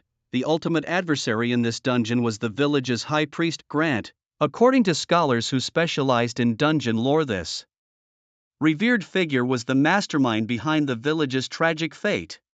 Unknown to the villagers, Grant had clandestinely worshipped the plague goddess, and during the village's triennial grand festival he unleashed her powers, transforming the area into a forbidden zone. Despite the formidable opponent that Grant presented, Lin Chen had a plan. Since awakening his skill, Shura's Fury, with its daunting 24-hour cooldown, he hadn't had the chance to use it. This encounter with Grant was the perfect opportunity to test its power. Even though he felt confident, Lin Chen remained cautious. Grant's attacks were powerful and Lin knew he could withstand only 5 hits at most. Grant's skills, Plague Droplets and Plague Spikes, were particularly deadly. A single hit from either would inflict the level 3 Plague debuff, draining 6% of his maximum health each second.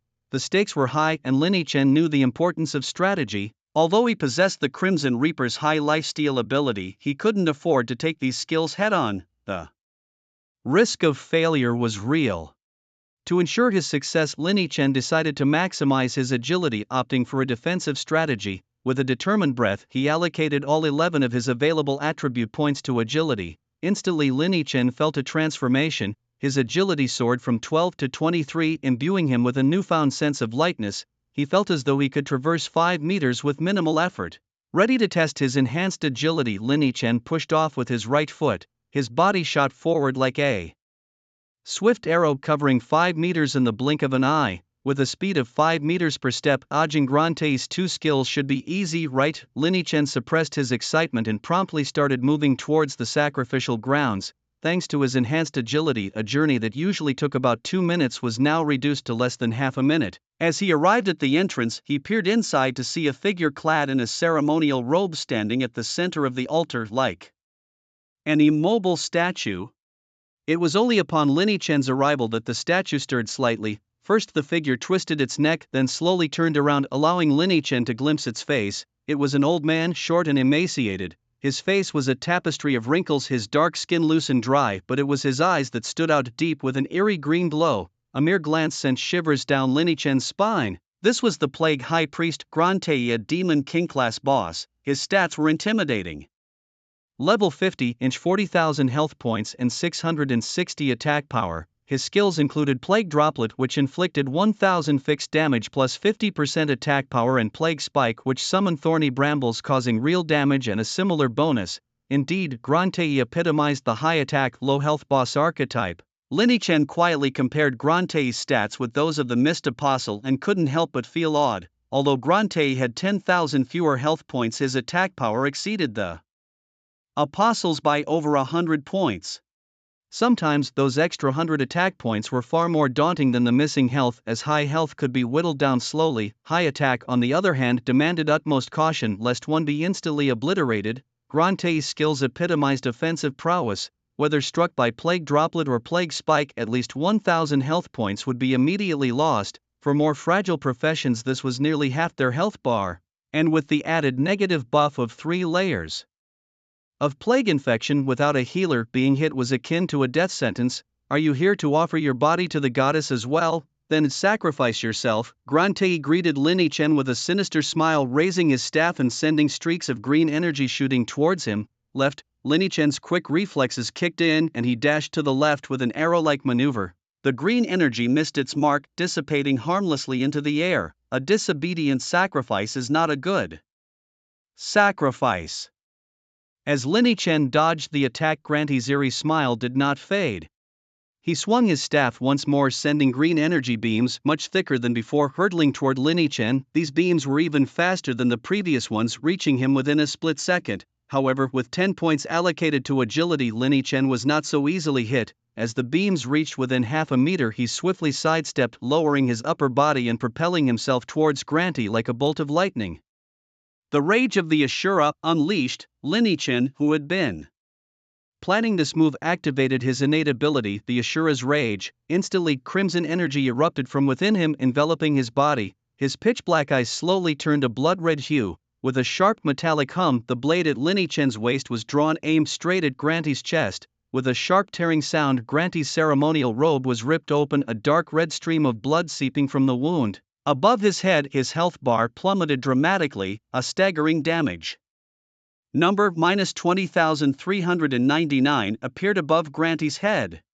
But it wasn't over yet. Lin Chen grinned, knowing that Ashura's Rage would last a full 10 seconds, more than enough time for him to strike 7 times. The blood-stained blade sliced through the air again, aimed once more at Grante. Damn sacrificial offering. Grante tried to retaliate, but no matter how hard he struggled, he was completely immobilized, helpless against Lin Chen's onslaught. The second strike landed squarely on Grante's chest without any resistance. Kill count +10. Experience gained, 533,121. Congratulations on leveling up. Level 50 to 51. Free attribute points gained, One notification after notification popped up, filling Lin Chen's view. 2 strikes, just 2 strikes, Grantith the plague high priest who had slain countless adventurers had fallen so easily, ha? Lin Chen couldn't help but laugh loudly. So this is the power of Ashura's rage, who else can stand against me? He looked down at the fallen high priest whose face was frozen in shock and despair, feeling an overwhelming sense of triumph. So this is what it feels like to be overpowered. No, it's not cheating. I just forgot to turn it off. The crimson energy surrounding Lin Chen slowly dissipated as Ashura's rage reached its limit. 10 seconds, no more no less. Ashura's rage was now on cooldown. Cooldown time, 23 hours, 59 minutes and 59 seconds. The notification indicated the end of this formidable power. What a pity, it's too short. Lin Chen shook his head, a hint of regret on his face. If anyone saw this expression, they'd probably be tempted to punch him and shout, with such an overpowered talent you're still complaining it's too short, give it to me instead. Quest completion notification. Please exit the instance, the mission will be finalized. Just as Lin Chen was savoring his victory, 2 notification sounds suddenly chimed in. Finally, he could undergo a job change. Lin Chen took a deep breath, though it did little to quell the excitement bubbling within him. He was eager to discover what new abilities or powers this transition might bring him. After casting a brief glance at the lifeless body of Grant, noting that no special loot had been dropped, Lin Chen decisively chose to exit the dungeon. With a hum, the teleportation hall appeared before his eyes and the job change quest was immediately settled. Mission complete, job change qualification acquired. Would you like to proceed with the job change now, yes or no? Staring at the prompt, Lin Chen suppressed his excitement and looked around. Every teleportation array inside a dungeon provided a relatively private space, invisible to outsiders. Thus, without any hesitation, Lin Chen pressed yes. Selection successful, initiating job change.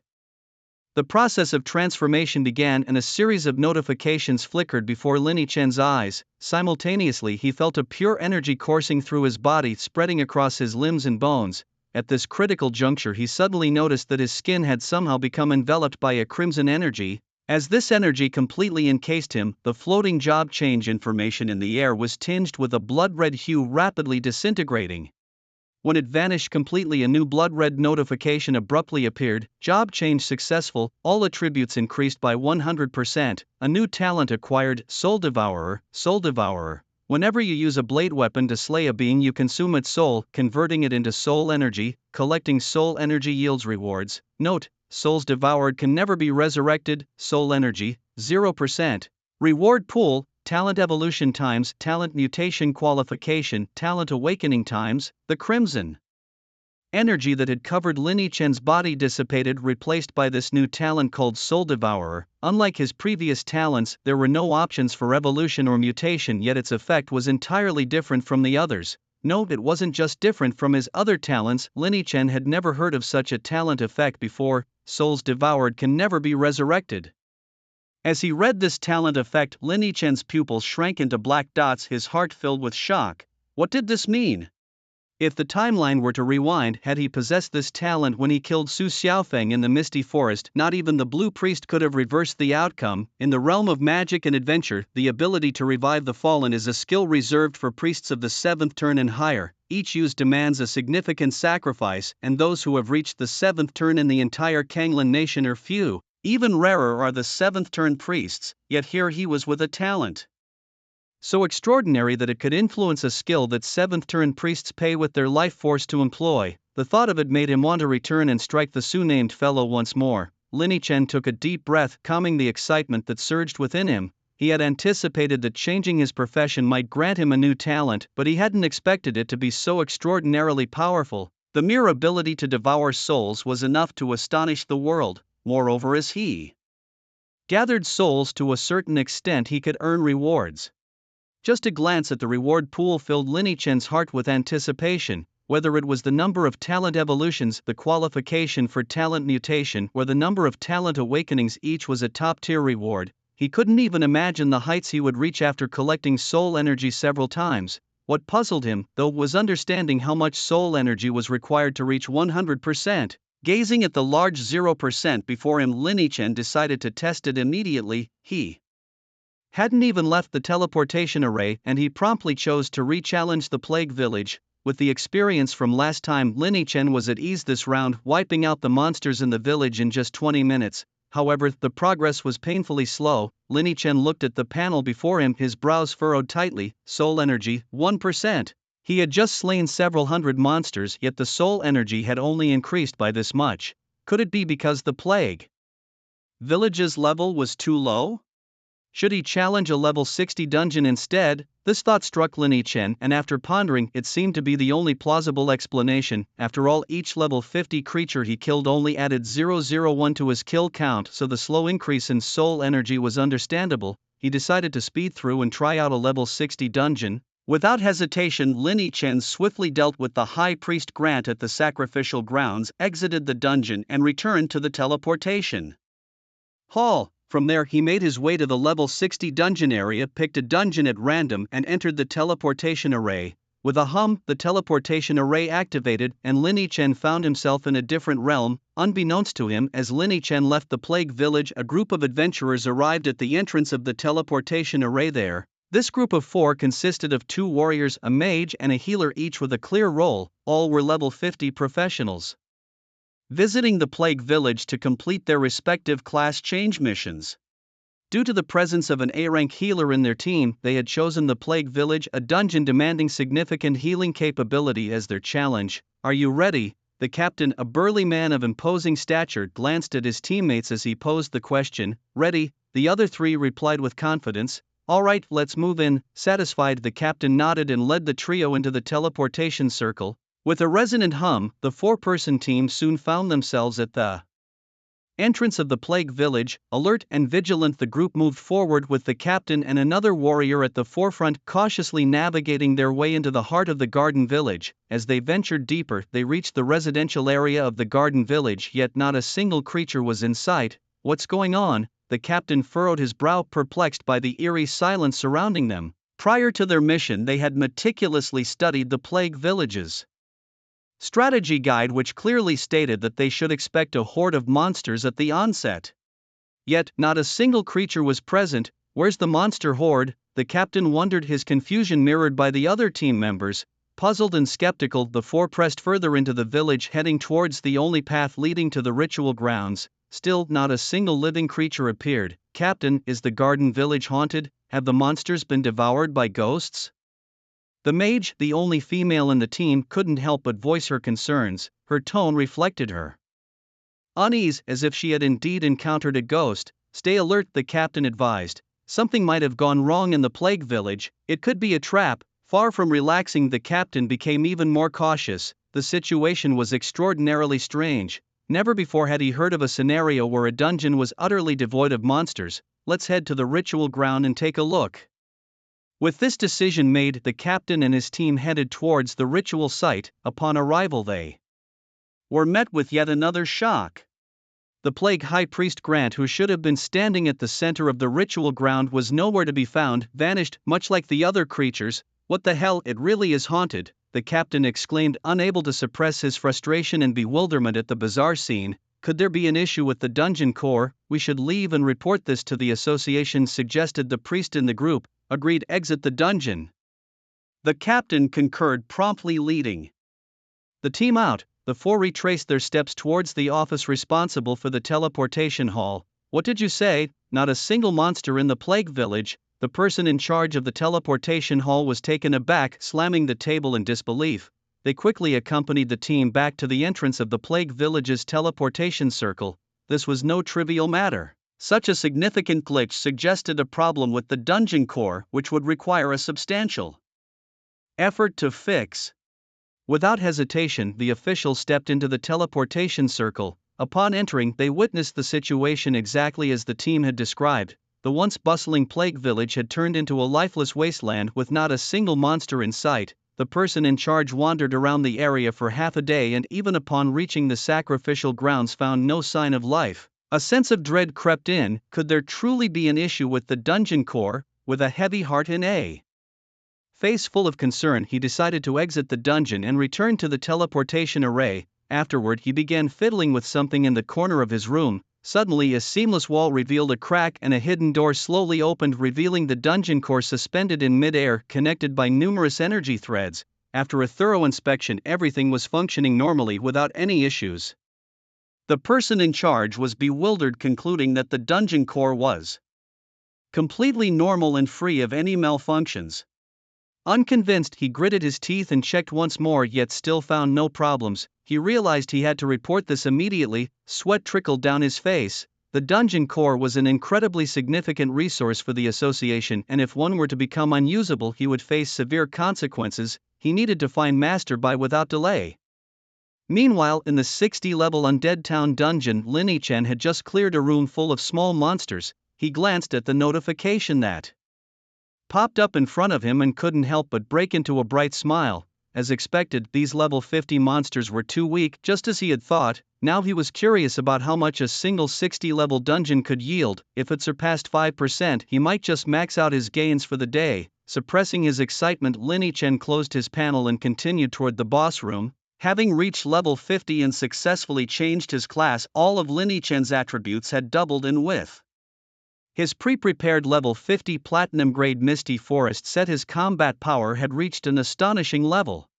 Every small monster he encountered along the way was as easy to defeat as chickens, vanishing with a single slash. After the final boss of the Undead Town fell to his blade, Lin Chen glanced at his panel once more. Soul energy, 7%, so high, his eyes lit up with excitement. Upon entering the Undead Town, he had only 1% soul energy, but after clearing it once, he had jumped to 7%, a 6% increase from one dungeon. He checked the time again. Despite the qualitative leap in difficulty between dungeons above level 50 and those below, with a nearly 50% increase in both monster count and dungeon length, he had managed to clear it in just 40 minutes. This meant that he only needed to spend another 10 hours to complete his first soul energy collection. This didn't even account for how his familiarity with the Undead Town would speed up his subsequent runs. Eager to dive back in, Lin Chen immediately chose to challenge it again, barely able to contain his impatience. After all, the rewards for fully collecting soul energy were simply too enticing. Whether it was the number of evolutions, mutations, or awakenings, each one represented a significant boost in power for Lin Chen. Of course, what he anticipated the most was drawing more awakening opportunities. Each talent he had awakened so far was extraordinarily powerful, and the thought of acquiring even more exceptional abilities was thrilling beyond imagination. A familiar blue light screen enveloped Lin Chen's vision, and moments later he found himself back at the gates of the ghost town. Unlike his first visit, the town was eerily deserted. The postman who had warmly greeted him and the street cleaners on either side seemed to have vanished into thin air. What happened? Lin Chen frowned slightly, stepping onto the streets of the ghost town. He walked around the entire area but couldn't find any of the monsters he had encountered before. Did the instance glitch? That couldn't be right. Disbelieving, Lin Chen quickly made his way to the mayor's residence, where the final boss resided, only to find it empty. Suddenly, a strange thought crept into his mind. Could it be due to the soul devouring? This suspicion gnawed at him, prompting him to exit the instance immediately, and he headed towards the direction of Plague Village. Before he even reached the place, he saw a large crowd gathered at the entrance of the Plague Village teleporter, including many staff members in association uniforms. Among them was the familiar Bai Chuanqing. What's going on? Why is Plague Village suddenly sealed off? He overheard the crowd chatting. Maybe some big shots kid foolishly entered the boss room, got stuck and died, right? Now that would be a show. How stupid. Lin Chen silently shook his head at the gossip. It couldn't possibly be something so trivial. If a big shots kid really did die in the instance, it wouldn't be just association staff here. Most likely, it had something to do with him. Lin Chen approached and saw Bai Chuanqing talking to a tall man. Liang Long, when did this happen to Plague Village? As the person in charge of the teleportation hall, you should know, right? Bai Chuanqing asked the big man. Just a moment ago, 4 professionals preparing to complete their job transfer tasks discovered it. They went in and found no monsters, not even the boss, so they came out to find me. I immediately rushed to the scene, checked the instance, and found it exactly as they described. Then I examined the instance core but didn't find anything wrong. I knew this was no ordinary matter, so I came to find you.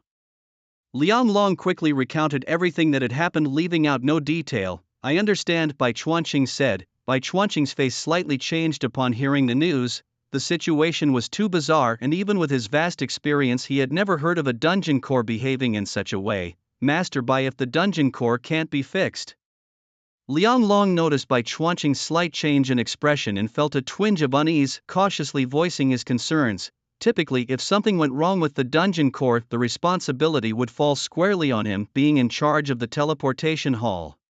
At the very least, he could lose his position or, in the worst-case scenario, be expelled from the association and face a hefty fine. Both outcomes were unacceptable to him. "Don't worry, this matter is extraordinarily unusual. I will have someone investigate it thoroughly. It's not your fault," Bai Chuanqing reassured Liang Long, understanding his worries and offering some comfort. Liang Long immediately felt a weight lifted off his shoulders. At that moment, Bai Chuanqing spotted a familiar face in the crowd and called out, "Lin, are you here to upgrade at the teleportation hall?" Realizing he had been noticed, Lin Yichen stepped out from the throng of people. "Yes, Master Bai, what happened here?" Lin Yichen feigned ignorance, inquiring innocently. "The monsters in this dungeon suddenly disappeared. We suspect there might be an issue with the dungeon core, so we're here to investigate," Bai Chuanqing explained. He saw no reason to hide the truth from Lin Yichen, as he was already a senior member of the association and a promising talent Bai Chuanqing had high hopes for. Even if there were secrets involved, Bai Chuanqing felt it was safe to disclose some information to Lin Yichen. Besides, this incident wasn't really a secret. The monsters just vanished. That's truly strange. Lin Yichen raised an eyebrow, feigning surprise. The power of his Devour Soul talent was astonishingly unique, and he had no intention of revealing it to anyone else. A talent capable of devouring souls had never been recorded in the history of this world. Although Bai Chuanqing was trustworthy, the fewer people who knew, the safer it was. In other words, his current strength was still too weak, and he had to avoid anything that could potentially endanger him. Survival was the ultimate truth. "Yes, it's quite strange indeed." Bai Chuanqing didn't dwell on the issue for long. Instead, he looked at Lin Yichen with concern and asked, "Lin, what level are you at now?" "Level 51. Level 51, that's quite fast." Bai Chuanqing nodded in realization, but then suddenly jolted in surprise. "What did you say?" "Level 51, yes," Lin Yichen confirmed, nodding. After successfully changing his class, he first cleared a wave of the plague village and then tackled the undead town. Reaching level 50 had significantly reduced the experience gained from the plague village, so reaching level 51 was mainly thanks to the undead town. However, both these dungeons were now gone. Level 51. "So has your class advancement quest been unlocked?" Bai Chuanqing inquired. "If it has, you can find Yen Tao. He can help you complete the quest." After Bai Chuanqing composed himself, he continued speaking. "I also completed the job transfer task," Lin Yichen added. "You completed the job transfer task alone?" Bai Chuanqing's lips twitched slightly as he looked at Lin Yichen with an expression as if he were staring at a monster. It's worth noting that the job transfer task involves clearing a level 50 dungeon rated at least 4 stars. Such difficulty usually requires even S-class professionals to bring along a few teammates. It seemed that Lin Yichen's evolvable profession was indeed as extraordinary as Bai had speculated, distinct from other evolvable professions. While others' evolvable professions were akin to weaklings at this stage, Lin Yichen not only reached level 50 at a remarkably swift pace but also completed the job transfer task solo. Bai Chuanqing suddenly thought of something. Had Jiangcheng University already gotten in touch with Lin Yichen? If Lin Yichen agreed to join Jiangcheng University because of this, wouldn't the admissions offices of universities like Kanglin University and Dongcheng University regret it after the college entrance exams ended? "Lin, if you feel confident in your strength, you might want to explore the outskirts of the city. The monsters there offer more experience than those in our teleportation hall," Bai Chuanqing said with a look of satisfaction. "All right, I'll consider it." Lin Yichen nodded in agreement, then bid farewell to Bai Chuanqing and left the association building. The day was still young. According to his original plan, Lin Yichen was supposed to spend the entire day in the teleportation hall, farming soul energy. However, after the incident, he feared that continuing to challenge the dungeons there would eventually attract attention, which wouldn't be good for the association. His Devourer's talent needed to be carefully concealed, otherwise it would undoubtedly draw the attention of those with ulterior motives. Today's events had also taught him an odd piece of knowledge. The principle behind dungeons' ability to infinitely refresh identical monsters was related to souls. Leaving the association building, Lin Yichen's next destination was clear. He headed straight for the bus to the outskirts of Jiangbei City. This world was vast, tens of times larger than Blue Star, where he had lived in his previous life. Human-inhabited cities only occupied 5% of the planet, with the rest being territories of monsters and various creatures fraught with danger. Apart from the dungeon cores collected by the professional associations of various cities, professionals could gain experience by battling the wild monsters outside the city. The outskirts of Jiangbei City had a monster gathering area with levels ranging from 20 to 110. The experience gained from wild monsters was slightly higher than that from dungeon core summons. However, the wilderness was perilous and the monster locations were uncertain, so most professionals opted for the safer option of dungeon runs in the association building. As long as I don't encounter monsters above level 90, everything should be fine, Lin Yichen thought, sitting on the bus heading to the outskirts of Jiangbei City, his thoughts drifting as he gazed out the window. At his current pace of development, the wilderness seemed to be a more advantageous choice than the confines of the association's building. As long as he took care not to provoke high-level monsters, his leveling speed remained impressively rapid. Moreover, the environmental challenges that troubled most professionals were insignificant to him thanks to his breakthrough eyes. Who knows, he might even stumble upon rare materials or hidden treasures. Soon enough, the bus gently halted at the gates of Jiangbei City, and Lin Yichen decisively disembarked, gazing towards the towering city walls. The walls of Jiangbei City stood as a formidable fortification rising 25 meters high and constructed from a translucent high-tech material, shielding the city from countless waves of beast onslaughts. As he approached the city gates, Lin Yichen was promptly stopped by the guards. Please show your pass. Anyone needing to enter or exit the city required a pass issued by the association. However, Lin Yichen simply flashed his association's senior member card to the guard. Safe travels, the guard remarked, his demeanor shifting upon realizing Lin Yichen's status, immediately clearing a path for him. Thank you, Lin Yichen responded succinctly as he swiftly exited the city gates.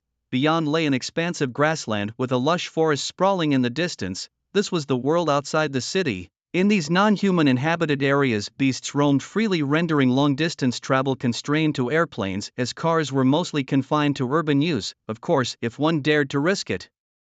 There was nothing stopping them from venturing outside in a vehicle. According to the map, traveling roughly 1,000 meters in this direction would lead to a beast-gathering area beside the misty mountains.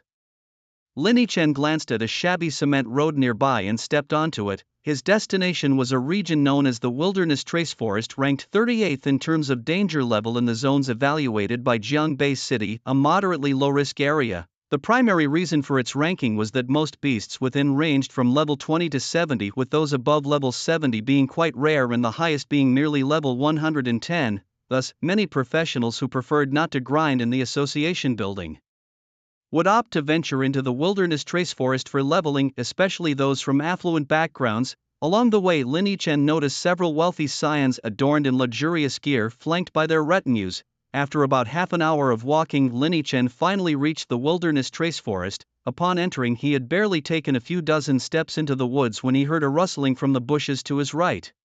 Without hesitation, he drew his blade and slashed at the foliage. He had slain a level 37 Demon Fong rabbit, earning a kill count of +001 and gaining 9,771 experience points. A mere level 37 grants 001. Lin Yichen thought, his eyes lighting up at the notification that had popped up. You see, even inside the association building, slaying a level 50 minor creature only earns you a mere 001 in slaying points. In the level 40 dungeon of the mutant capital, not even minor creatures contribute to the slaying count.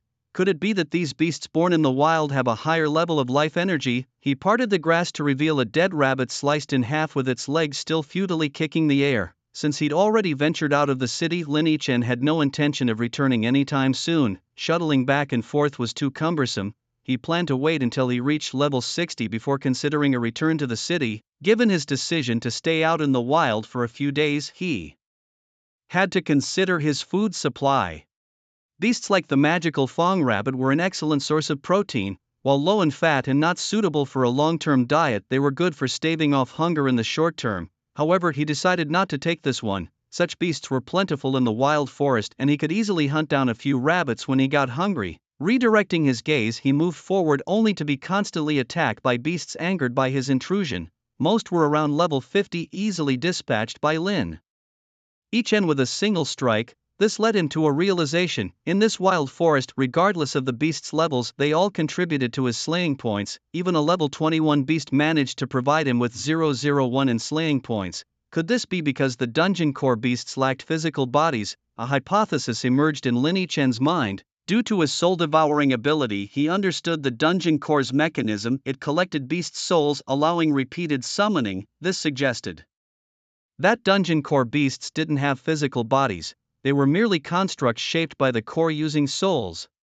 It seemed the life energy level of real-world beasts was indeed higher. Lin Yichen felt a surge of excitement. If this was the case, hunting in the wild was far more cost-effective than staying in the association building. Not only did he gain more experience, but the increase in slaying points was also significant. Although most beasts in this wild forest were likely below level 50, their numbers were astronomical. If he could sweep through the entire forest, his slaying points would surely increase substantially. It was as if the situation forced his hand. With determination, he licked his lips, gripped his blood-stained sword, and began searching the forest outskirts. As night descended, Lin Yichen decapitated a human-sized ape, finally achieving a minor milestone in his slaying count.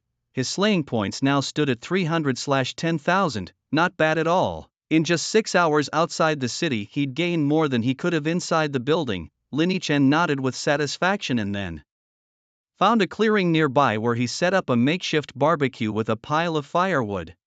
He retrieved a recently deceased demon-toothed rabbit from his backpack, cleaned it, and skewered it on a branch to roast. Soon the rabbit was sizzling and emitting a rich, meaty aroma, even without any seasoning. After a hearty meal, Lin Yichen pulled out a device resembling a radar, placed it beside him, and lay down on the ground to sleep. In the past 6 hours, he had exterminated all the beasts within a kilometer radius, so he had no worries about being attacked during the night. However, to be cautious, he used a detector purchased from the Star Network before leaving the city. The radar would alert him should anything come within 50 meters. With this double assurance, Lin Yichen slept soundly. The next day, Lin Yichen continued to clear the outskirts of the desolate forest, spending an entire day slaying nearly half of the beasts there. His kill count reached 900 points. By the third day, all the beasts on the outskirts had fallen to his blade, and his kill points surged to 1,600, a terrifying rate of increase. His level had also risen to 61. It was time to venture deeper. Lin Yichen gazed into the depths of the desolate forest with anticipation. The beasts deeper in were generally above level 60-inch, with some reaching levels 90 or even 100. As long as no level 100 beasts appeared, he believed he could handle the challenge. Nonetheless, he decided to proceed with caution. Taking a deep breath, Lin Yichen continued his journey into the forest. Unbeknownst to him, in a luxurious villa area in Jiangbei City, a young man dressed in luxury brands returned home with a look of resentment. Seated on the living room sofa was a man with frameless glasses and neatly combed hair. Noticing the young man's demeanor, he frowned and said, "How many times have I told you, no matter how upset you are inside, you need to present a normal face? Who are you showing that scowl to?" The young man rolled his eyes and replied, "Dad, I'm not like you. You're the director of the city's safety bureau. What's the point of pretending every day?" Unteachable child. Guoshan shook his head helplessly before asking, "Tell me, why are you so gloomy? Who upset you?" "No one upset me," Guofu replied, shaking his head. "It's just that I encountered something strange. Today, I went with a few buddies to the desolate forest to level up, but when we got there, it was like all the beasts had vanished into thin air. We walked around for ages and didn't encounter a single one." "What? The beasts in the dense forest have vanished?" Upon hearing this, Guoshan's expression shifted immediately. "Yes, we searched for half a day, almost digging up the ground, but couldn't find a single creature," Guofu exclaimed with a hint of exasperation. "I've wasted so much time, and with the college entrance exams coming up, if I don't do well, wouldn't it be a huge embarrassment for me?" he added, clearly frustrated. Guoshan, with a serious look, inquired, "Tell me exactly where you went. Have all the beasts in the dense forest disappeared, or is it only certain areas?" Sensing his father's grave demeanor, Guofu realized that the situation might be more complicated than he initially thought. After a moment of reflection, he replied, "It's not that all the beasts are gone, just those on the outskirts. There are still some in the depths, but we didn't bring many skilled fighters, so we only glanced from a distance and didn't dare venture in." "I see." Guoshan nodded, his eyes heavy with concern. "Tell your friends not to leave the city for a while," he instructed. The weight of his words nearly tangible. With that, he rose from the sofa, quickly donned a coat, and left the villa in haste. Guofu watched his father's hurried departure, curiosity bubbling up inside him, yet he dared not stop his father for further questioning. After all, Guoshan was the director of the Jiangbei City's Safety Bureau, and for him to wear such an expression, this matter was undoubtedly significant. Just as Guofu suspected, Guoshan rushed to the safety bureau, his mind burdened though his face betrayed no emotion. Gather some men, we need to head out of the city immediately. Without further explanation, he swiftly assembled a team of 5 high-level professionals, setting off towards the dense forest outside the city. Within moments, the group arrived at the forest's edge, confirming Guofu's report. The beasts on the outskirts had all disappeared. They wandered the area for half a day without sighting a single creature. Venturing deeper, however, they spotted signs of beastly activity. A significant event was unfolding. Guoshan narrowed his eyes, a flicker of fear crossing his gaze. In their safety bureau, such peculiar occurrences had a well-known term, Beast King migration. It meant that a new Beast King with a level at least double that of the highest in the dense forest had arrived, causing the lesser beasts to flee. With the forest's beast levels ranging from 20 to 110, the incoming Beast King had to be at least level 220. Such a formidable presence posed a grave threat to Jiangbei City. If confirmed, it would rank among the top 10 disasters since the city's establishment. Return to the city immediately, Guoshan commanded, and the team swiftly made their way back. Once back in Jiangbei City, Guoshan hurried to the municipal headquarters. Upon entering, he headed straight to the office of Deputy Mayor Le Yingliang. Knocking and stepping inside, Old Guo, what brings you here? I don't recall today being your day off, Le Yingliang remarked with interest upon seeing Guo Shan. Mayor Le, there's something I believe I must bring to your attention. The situation might be quite serious. Guo Shan promptly recounted the findings from his recent investigation and shared his own speculations. Are you certain that the beasts outside the periphery of the wild trace forest have disappeared? Lu Yingliang's face grew increasingly solemn upon hearing this news, and he asked again for confirmation. I've accompanied the investigation team from the Security Bureau, and the facts are undeniable. Guo Shan nodded seriously. All right, I understand, Le Yingliang said as he slowly stood up from his chair. Let's go, you and I will meet with Mayor Zhuang. The two swiftly made their way to the office of Jiangbei City's Mayor Zhuang Shui and briefed him on the situation. After listening to the report, Zhuang Shui massaged his temples, then turned his deep gaze towards the secretary in the room. Send out the notice. We will convene a special meeting tonight. All high-ranking officials from the mayor's office and the Security Bureau are required to attend. We need to discuss and formulate a solution. Yes, sir. The secretary nodded and immediately left the office to start the notification process. Meanwhile, Lin Yichen, who was unaware of the consequences of his actions in the wild trace forest, was deep within the forest, engaged in a massacre. Given his current combat prowess, only beasts above level 90 posed any threat to him in the entire wild trace forest. The others could be dispatched within 3 strikes. Consequently, his speed in slaughtering monsters deep within the forest was quite similar to that on the outskirts. Moreover, his kill count and experience points were increasing at a much faster rate than they did on the perimeter. It's a pity there aren't more monsters deeper in, or else just this wild trace forest alone could boost my kill count to 3,000. Lin Yichen lamented as he slayed a black panther with a single strike. In the next moment, a spiny hedgehog emerged from the side and, without a glance, Lin Yichen struck again, minus 8,992. It didn't die. He raised an eyebrow and swung his sword once more, minus 9,129. Killed level 63 spiny hedgehog, kill count +1, gained experience 67711. This little thing is quite tough, Lin Yichen remarked, casting a longer look at the fallen hedgehog before continuing his plunder deeper in the forest. Luckily, no one witnessed this scene, or they would have undoubtedly called Lin Yichen a monster. While others at his level approached the outskirts of the wild trace forest with caution, he treated the forest as if it were his own backyard.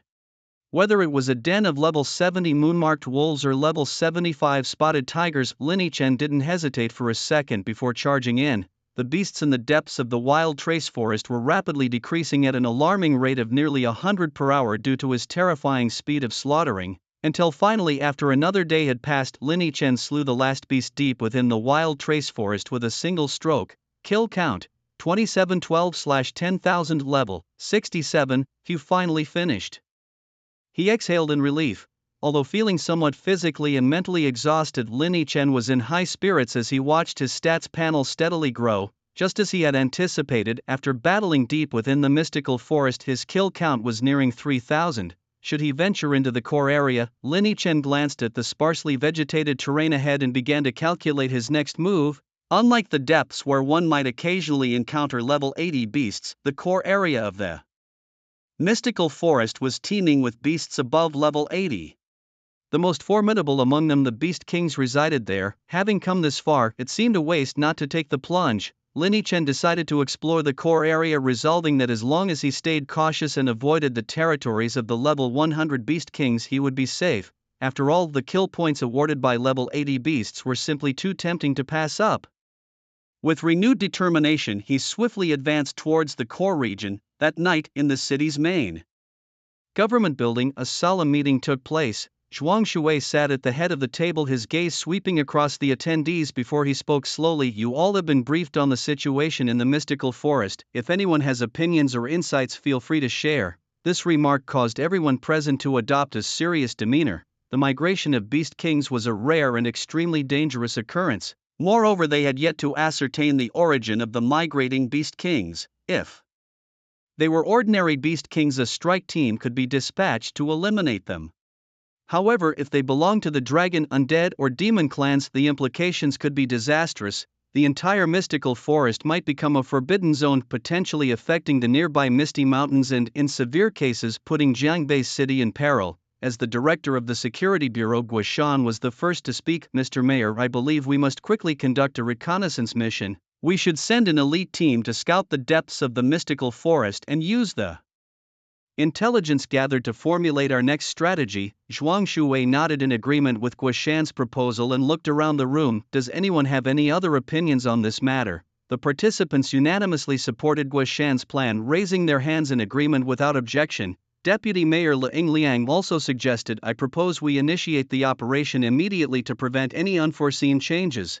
Good, this task will be in your hands. Director Gua, quickly gather intelligence from the depths of the mystical forest. Zhuang Shui decided promptly. After the meeting adjourned, Guishan returned to the Security Bureau and swiftly assembled a vanguard unit, dispatching them to the mystical forest overnight. Upon reaching the mystical forest, the vanguard unit advanced rapidly towards the depths. However, upon arrival, an eerie atmosphere enveloped them. In the depths, there were no surviving beasts.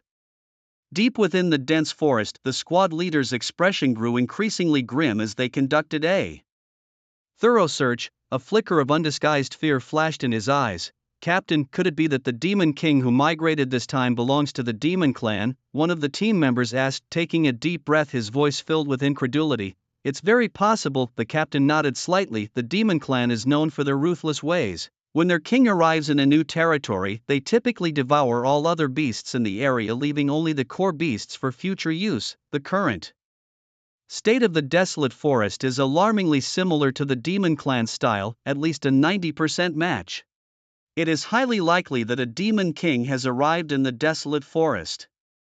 This is no small matter, the captain continued, explaining the implications of such an occurrence. The demons are known for gaining power through consumption, which means they never linger in one area for long. This suggests that the surrounding regions of the desolate forest might also be affected in the coming period. Once the beasts around Jiangbei City are consumed, it will be the city's turn. By then, the Demon King would have significantly increased its power by devouring a massive number of beasts. If its bloodline level is high enough, it could summon a demon army to attack Jiangbei City. Such incidents have occurred many times, with many small cities and even small countries being trampled by the demon army's iron hooves. Search the depths of the forest once more. Leave no stone unturned, the captain ordered, determined to leave nothing to chance. The vanguard team swiftly resumed their search deep within the forest, but the result was identical to the first search. Not a single beast was found. Quick report back to the chief in the city. It is likely that a great demon king from the Demon Clan has arrived in Jiangbei City. Urgency filled the captain's heart as he led his team back to the safety bureau. Upon hearing the vanguard team's report, Chief Guishan's mood turned even heavier than before. He murmured, a demon clan, but why would it come to our Jiangbei City? The captain speculated. Chief, Jiangbei City is a top-tier city in Kanglan country. Ordinary demon kings wouldn't dare approach. The fact that this demon king dares to come means its bloodline level has reached a terrifying grade. Guishan nodded slowly. You are right. We will see how things unfold in the next few days. If it leaves the desolate forest within 3 days to move to another area, we must report to the municipal headquarters and sound the red alert for the entire Jiangbei City. To clear an area so quickly, its bloodline level must be at least a high-ranking demon, possibly even a holy master level. This is the greatest disaster Jiangbei City has ever faced and cannot be ignored. As dawn broke within the core area of the desolate forest, a slender figure darted through the trees, only stopping once he had completely left the core region.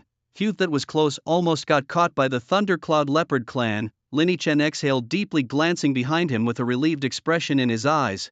Yesterday, after entering the core area, he cautiously began slaying those level 80 to 90 minor creatures inside. It took him 5 hours, during which his kill count skyrocketed by 600. However, what he didn't realize was that many of the low-level creatures he was killing were actually the offspring of several major dominators within the core area. These rulers of the wild forest probably never expected that one day a bloodthirsty maniac would come in and, without a word, wipe out their descendants. By the time they discovered this, each of them went into a frenzy chasing Lin Chen. For over an hour, these dominators were all above level 100 inch, with attack power exceeding Lin Chen's current health bar, forcing him to dodge and hide within the core area. Fortunately, he managed to escape from the clutches of these dominators by relying on the cooldown of his Azura's Wrath skill, which bought him 10 seconds. Otherwise, he might have really met his end there. Damn it, just wait until I reach level 90, and I'll take you all down with a single strike, Lin Chen muttered, glaring at the shadows of those dominators that no longer existed behind him before quickly leaving the wild forest area. Counting the days, it seemed he had been out of the city for about 3 or 4 days now. The gains from this trip were quite decent. Lin Chen opened his character panel. Lin Chen profession, Azura, rating, B kill count, 3319/10,000 soul energy, 88% level, 71 health, 11980, mana, 1250, attack, 1923, defense, 330, strength, 172, constitution, 91, spirit, 50, agility, 65, talents, anatomy. Mastery, slaughter mastery, executioner, crimson reaper, eye of barrier breaking, Azura's wrath, soul devourer. Unknowingly, he had already broken through to level 70. Could it be possible that he might undergo a second transformation before the college entrance exams? Lin Chen thought to himself, glancing at his character panel with a sense of awe. Aside from the soaring level and kill count, his soul energy had also reached 88%, just 12% shy of earning a reward.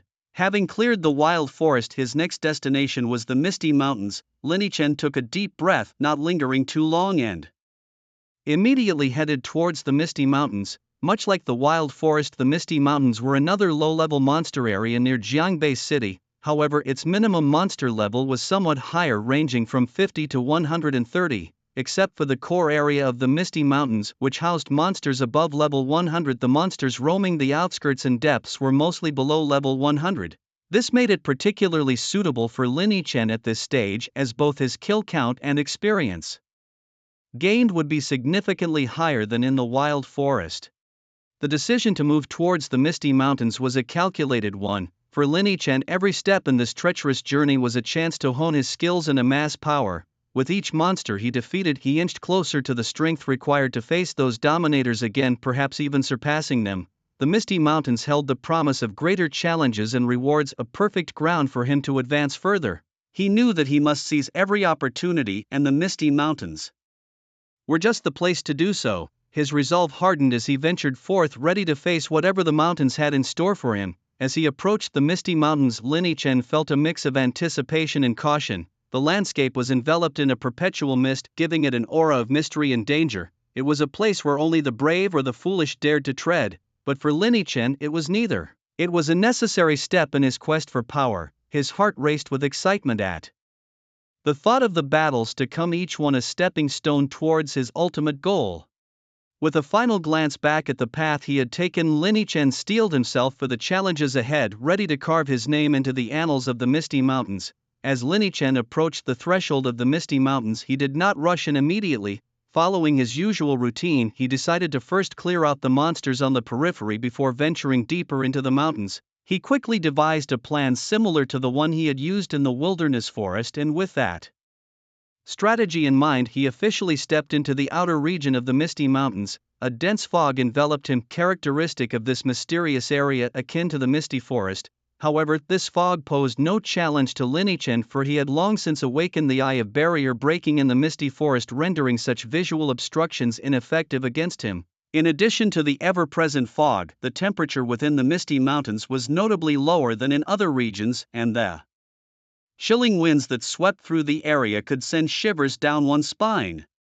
Yet Lin Chen inhaled deeply, savoring the moisture-laden air, his face devoid of fear and instead brimming with excitement, his eyes fixed on several beastly creatures resembling squirrels perched on a nearby tree. Unable to contain himself, he licked his lips in anticipation. It was time to commence the hunt. With a swift step, Lin Chen's figure darted to the base of the tree with incredible speed. A flash of white light followed, and in an instant the squirrel-like creatures were cleaved in half, their blood splattering the surroundings. Meanwhile, back at the security bureau, Guoshan stood before four members of the vanguard team, his tone grave as he posed a critical question. The room was thick with tension as the team members lowered their heads in silence, understanding the gravity of the situation. To safeguard Jiangbei City from impending peril, someone had to venture into the core of the wilderness forest to gather crucial intelligence on the demon king that lurked within. The mission was fraught with danger, threatening to plunge the vanguard team into a point of no return. "Director, I am willing to go," the team leader declared, stepping forward in his custom combat suit, his appearance obscured by the gear's protective covering. Inspired by their leader's courage, another member stepped forward, followed by the remaining two, who joined their comrades without hesitation. "Thank you for your dedication," Guoshan sighed, inwardly acknowledging their bravery. He promised to arrange the highest level of compensation for the team, assuring them that if they returned alive, the compensation would be theirs. "Rest assured, Director, even if it costs us our lives, we will ensure the intelligence is relayed back." The four members saluted in unison before exiting the office, without further ado setting their sights on the wilderness forest. As they departed Jiangbei City, the four members of the vanguard squad made their way back to the mysterious wilderness. In mere minutes, determined and resolute, they pressed onward to the heart of the forest. The journey felt eerily similar to their first visit. Not a single beast shadowed their path. Upon reaching the forest's core, a heavy realization settled in their hearts. Where were the monsters? Shocked, the squad leader surveyed the surroundings, fear creeping into his thoughts. The other three members shared his sense of unease. Why were even the most common beasts of the core missing? Quickly, they needed to locate the formidable creatures. The leader, breathless with urgency, commanded a search of the core area. Nowhere to be found, completely vanished. Every location that should have been teeming with creatures lay bare and not a trace to be seen. This was the core area, after all. To devour all the beasts here, what manner of demon could be this terrifying? Suddenly, a team member's voice crackled through their calms. "Captain, there's movement ahead." Instantly, the leader and his team turned their gaze towards the commotion.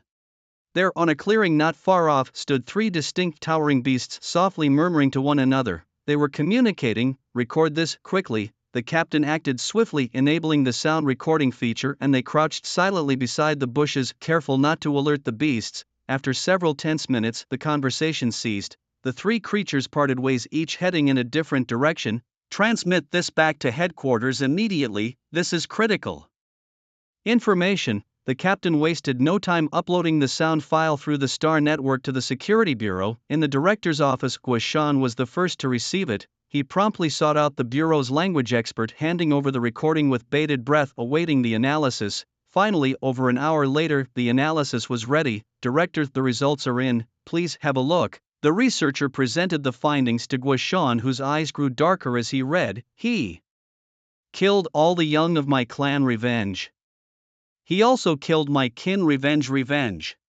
The director murmured the repetitive, terse words of the analysis, each phrase weighing heavily on him. The dialogue of the three beasts centered on one theme: their young had been slaughtered. Guoshan could easily deduce who was responsible and how it had happened. The realization struck him: this demon had not only consumed the core area's beasts but had done so swiftly. Its pace was terrifying. It seemed that the creature had already left the wilderness, moving towards its next target. This was troublesome, as its bloodline might be more advanced than initially feared. Guoshan couldn't sit still any longer. He immediately left the safety bureau and headed to the city capital, where he found Zhuang Shui. "Mayor, we have a serious problem. The demon that has migrated to the wild forest is a Saint Lord level demon," Guoshan declared as soon as he entered the office. "What, a Saint Lord level demon?" Zhuang Shui was visibly shaken by the news, slamming his hands on the desk and staring intently at Guoshan. "Are you certain about this? Is it really a Saint Lord level demon?" Guoshan nodded slowly, his expression grave. "Saint Lord level is my conservative estimate. It has already left the wild forest and moved to the next area to feed. it devoured all the beasts in the wild forest in just 3 days. Mayor, this is even faster than the Saint Lord level demon Lord Marnies who destroyed the Celian kingdom 5 years ago. Zhuang Shui realized the gravity of the situation. He took a deep breath and walked to the window, gazing outside. After a moment, he spoke slowly. The entire city must enter a red alert state immediately. Send people to Jiangbei University and the Association for Assistance. We must find this demon quickly and eliminate it before it grows stronger. Overnight, all residents living within the Jiangbei city limits received a message on the Star Network. The message read, Jiangbei City is now under red alert. Citizens are advised not to leave the city unless absolutely necessary. Please await further instructions for the duration of the alert. Note, this information was released by the Jiangbei city capital. That night, many who had planned to leave the city to hunt monsters cancelled their reservations, and most people who intended to travel by air cancelled their flights. Everyone understood the implications of this message. A red alert, this was a level of alert that had not been activated in Jiangbei city for nearly a decade. As soon as the news spread, it ignited a frenzy on major forums. People were anxiously speculating about what had happened in Jiangbei city to trigger such an abrupt red alert. What's going on in Jiangbei city? Why the sudden red alert? One forum user questioned.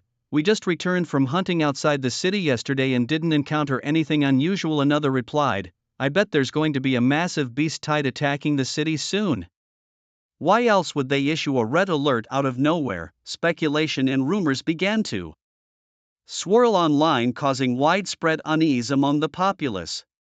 Inside an apartment building, Cheng Siming sat on her bed scrolling through information on the Star Network forums. A trace of worry flickered in her eyes. A red alert? Other than a beast tide or the migration of a monster king, I can't think of anything else that would cause the city capital to panic like this. If it were a natural disaster, there would have been warnings, she murmured to herself. She pursed her lips, then opened a chat window with Lin Yichen and sent a message. Xiao Chen, have you seen the city's announcement? After sending the message, she received no reply for a long time. Could Xiao Chen be asleep? Cheng Siming glanced at the time. It was already early morning, and those accustomed to sleeping early were likely deep in their dreams. Sigh, he must have fallen asleep. The last time I messaged him at this hour, he didn't respond either. Cheng Siming closed the Star Network and collapsed onto her soft bed with pink sheets. Her freshly washed, fragrant mid-length hair spread around the pillow, and her bright almond-shaped eyes looked rather melancholic.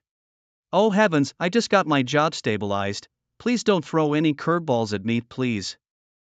Even if something happens, let it not be to the people around me. Xiao Chen Yen Ran Minmin, you all must stay safe. With a look of despair, Cheng Siming silently cast a girlish prayer buff for the people around her. Although it was of no practical use and didn't appear on any status panel, it was still a buff, right? With a complicated mix of emotions, Cheng Siming drifted into a groggy slumber. In the Tsangfeng Pavilion, Su Xiaofeng had just returned home from leveling up in the career building when his father Su Zhentian stopped him. Have you seen the news from the city capital? Su Zhentian asked, looking at him. News? What news? I just got out of a dungeon, Su Xiaofeng replied, slightly bewildered. But under Su Zhentian's urging gaze, he opened his Star Network panel. Immediately a notification popped up. Red alert? What happened? Su Xiaofeng's brows furrowed instantly. My friend in the security bureau told me. Su Zhentian sighed. It's the migration of a demon king near the misty mountains outside Jiangbei city, and it's one with the bloodline of a sacred lord.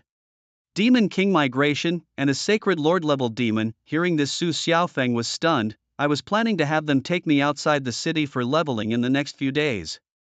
Don't go, just stay in the city, Su Zhentian said sternly. I'll have my friends in the security bureau closely monitor that demon. If it really grows stronger, I'll arrange for you and your mother to leave Jiangbei city immediately. Understood? Okay. Su Xiaofeng's heart sank as he nodded. Similar scenes unfolded across Jiangbei city. Those with some insider information were already planning escape routes for themselves and their families. The name Sacred Lord level demon was simply too terrifying. The appearance of each Sacred Lord level demon almost invariably meant the destruction of a city or even an entire country. Successfully nipping one in the bud before it grows is exceedingly rare because Sacred Lord level demons are extremely cunning and grow at an astonishing rate, needing only to devour a few regional monsters to break past level 300.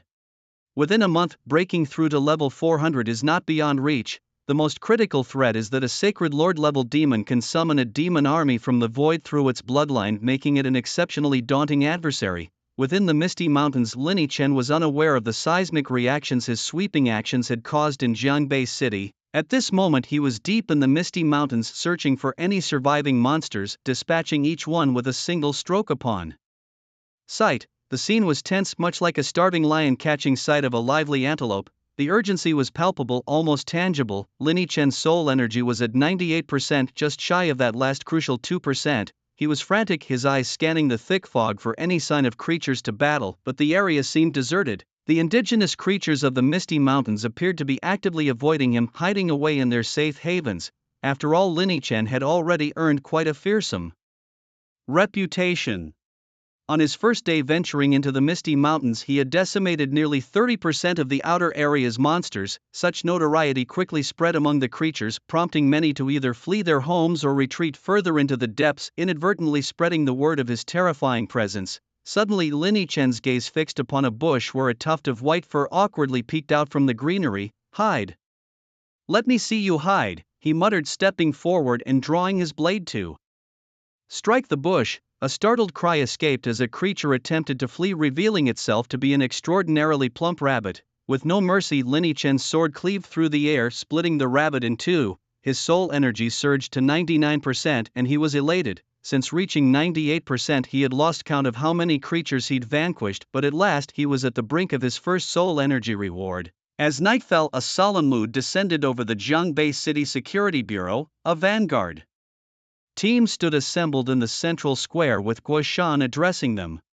His tone was grave as he spoke to the hastily gathered team members. "You are all aware of the impending disaster facing Jiangbei City. After only a few years of peace, we are once again under threat from the Demon Clan. To protect our home, we must preemptively eliminate the Demon Lord before it can fully manifest." Guoshan's speech continued, emphasizing the gravity of their mission. "This task is critical to the safety of millions in Jiangbei City, including your families, wives, children, parents, siblings. The Demon Clan is devious, and finding its traces around our city will be incredibly challenging, yet even the slimmest chance of success demands our utmost effort." His call to action was met with a resolute determination from every member of the vanguard. "If you notice anything unusual, report it to headquarters immediately. Support will be dispatched without delay. Trust that we have your backs." With Guoshan's rousing words echoing in their minds, the vanguard team was ready. "Move out." With a single command, the vanguard squads departed from the safety bureau in an orderly fashion, heading towards the city gate. In just under an hour, these squads dispersed across all monster zones surrounding Jiangbei City, searching for the whereabouts of the demon of the Sacred Master level. Led by the veteran Chen Feng, who had worked at the safety bureau for many years, one vanguard squad swiftly advanced towards the Misty Mountains. Once they reached the outskirts of the Misty Mountains, they quickly commenced a thorough search. After 2 hours, the faces of the 4 members of Chen Feng's squad were filled with gravity. Immediately, they activated the headquarters communication. "Report, all the beasts in the periphery of the Misty Mountains have disappeared. I suspect the demon is currently hiding in the Misty Mountains. Requesting headquarters support." "The Misty Mountains? All right, I'll dispatch personnel immediately." Guoshan, who was waiting for news at the Safety Bureau, responded promptly by sending 10 level 153rd turn professionals over. At the same time, he quickly called Bo Chuanqing. "Director Bo, traces of the demon have been found near the Misty Mountains and your assistance might be required. Soul energy, 100% detected. Soul energy threshold reached, allowing for the activation of a soul reward. Would you like to activate it now?" After battling a level 97 monster for a while, Lin Chen finally acquired the last 1% of soul energy. Finally at 100%, activate immediately. Without a second thought, Lin Chen chose to activate upon seeing the prompt message. "The soul reward is being activated.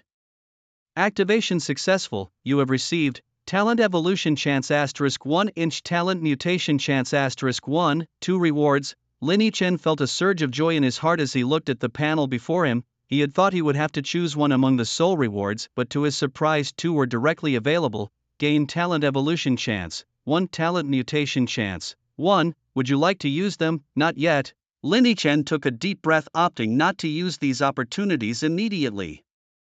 Redirecting his gaze to the soul energy panel, If he wasn't mistaken, a subtle change seemed to have occurred in the soul energy reward pool just now. Sure enough, at this moment the reward pool had transitioned from 3 original rewards to 4. Besides the talent evolution and mutation chances and the talent awakening chance, a new reward titled Increased Kill Value Acquisition had been added. Increased Kill Value Acquisition? Upon seeing this new reward, Lin Yichen immediately sensed its significance. If he could draw this reward, wouldn't his rate of gaining kill value increase exponentially in the future? For his growth, this was undoubtedly better than the other 3 rewards. After all, he had only evolved to a B-level profession and it already endowed him with such extraordinary talents. What if he evolved to an A-level, S-level, or even SS level? Wouldn't he become invincible? Fortunately, the collection of soul energy wasn't too slow and Lin Yichen figured he could manage to draw once or twice more before the college entrance exams. He let out a sigh of relief. It hadn't even been 10 days since he awakened his soul devour talent and received his first soul reward. The pace of gathering energy was surprisingly fast. Now, it was time to understand what this mutation business was all about. Lin Yichen refocused his attention on his talent panel. Among his array of talents, only the Blade of Decay was a mutation-capable talent while the others were evolution-capable. He was eager to see exactly what this mutation entailed. Lin Yichen didn't hesitate and immediately used one of his mutation opportunities on the Blade of Decay. A blood-red notification popped up asking if he wanted to initiate the mutation. Blade of Decay? The post-mutation effects promised that his attacks would inflict a scarlet decay effect on enemies, causing them to lose 5% of their maximum health per second, along with a 50% reduction in both attack speed and movement speed lasting for 60 seconds. Lin Yichen's eyes widened in shock at the mutated effects of the Blade of Decay. This was insane. Previously, the Blade of Decay's 3% maximum health damage per second was already formidable, but now it increased to 5% with additional debilitating effects that could have an opponent's attack and movement speeds. These additional negative states alone would make a top-tier functional skill, and the fact that they could last for a whole minute was extraordinary. Moreover, as long as Lin Yichen's attacks hit, he could continuously renew the buff's duration indefinitely. Without a second thought, Lin Yichen used the mutation opportunity. Mutation successful. The Blade of Decay now read, your attacks inflict a scarlet decay effect, draining 5% of maximum health per second, reducing attack speed and movement speed by 50% for 60 seconds. Lin Yichen's eyes sparkled with excitement as he noticed the potential for further mutations. If one mutation was already this powerful, what could a second one achieve? He decided it was time to use his evolution opportunity as well.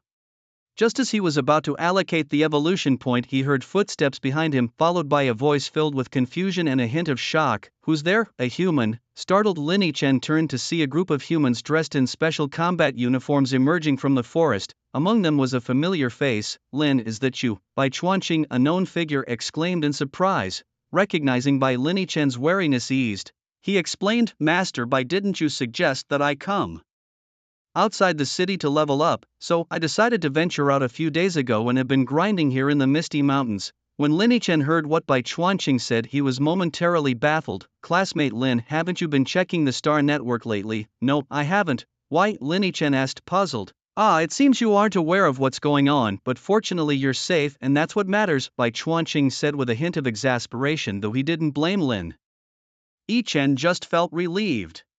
What exactly happened? Lin Yichen scratched his head and immediately opened his Star Network panel. A notification email appeared prominently before his eyes. Jiangbei City enters red alert. Lin Yichen's pupils shrank sharply at the sight of the notification email and he asked Bai Chuanqing, Director Bai, what exactly happened that Jiangbei City has suddenly gone into red alert? Bai Chuanqing sighed, it's a long story. Recently the Jiangbei City Security Bureau discovered that a demon of Saint Lord level bloodline has appeared on the outskirts of the city, he explained helplessly. A Saint Lord level demon. Lin Yichen furrowed his brows upon hearing this name. As a consistently top performing student, Lin Yichen naturally understood what a Saint Lord level bloodline demon represented. It was a being capable of easily destroying a human city. No wonder Jiangbei City went into red alert. Exactly, Bai Chuanqing continued. The demon initially went to the desolate forest, devouring all the creatures there except for a few major demons in the core area.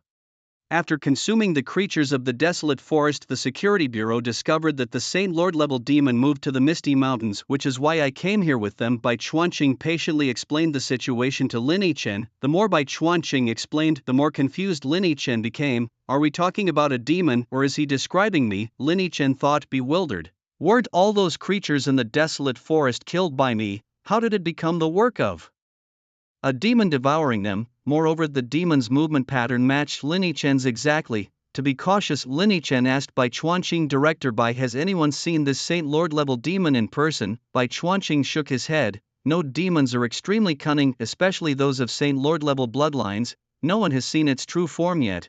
We can only deduce its location from the disturbances among the regional beasts. Suddenly Lin Yichen understood everything. It was his actions that led the Jiangbei City Security Bureau to misunderstand the situation completely.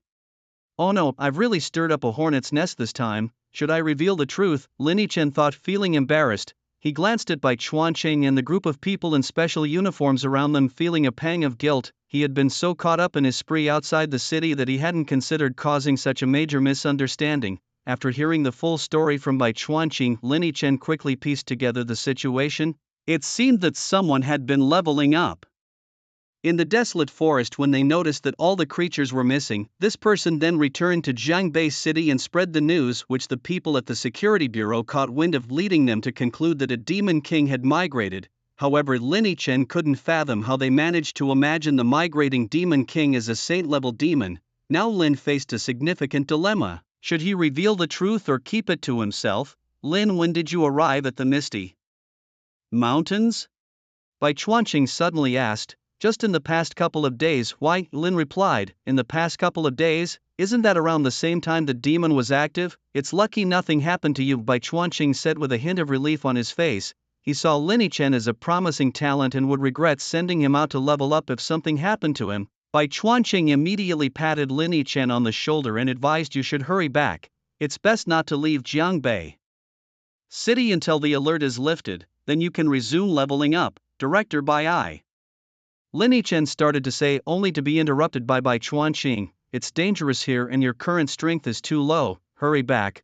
We are about to search for evidence of the demon. With that, Bai Chuanqing signaled to a group of team members behind him, who then rushed into the forest, beginning a thorough search. Left behind was a man in a suit standing apart from those in combat uniforms.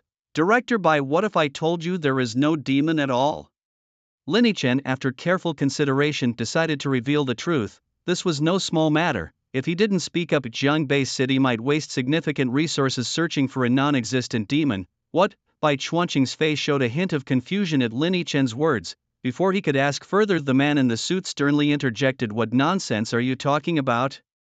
The existence of a saint-level demon is a conclusion confirmed by our Security Bureau after repeated checks.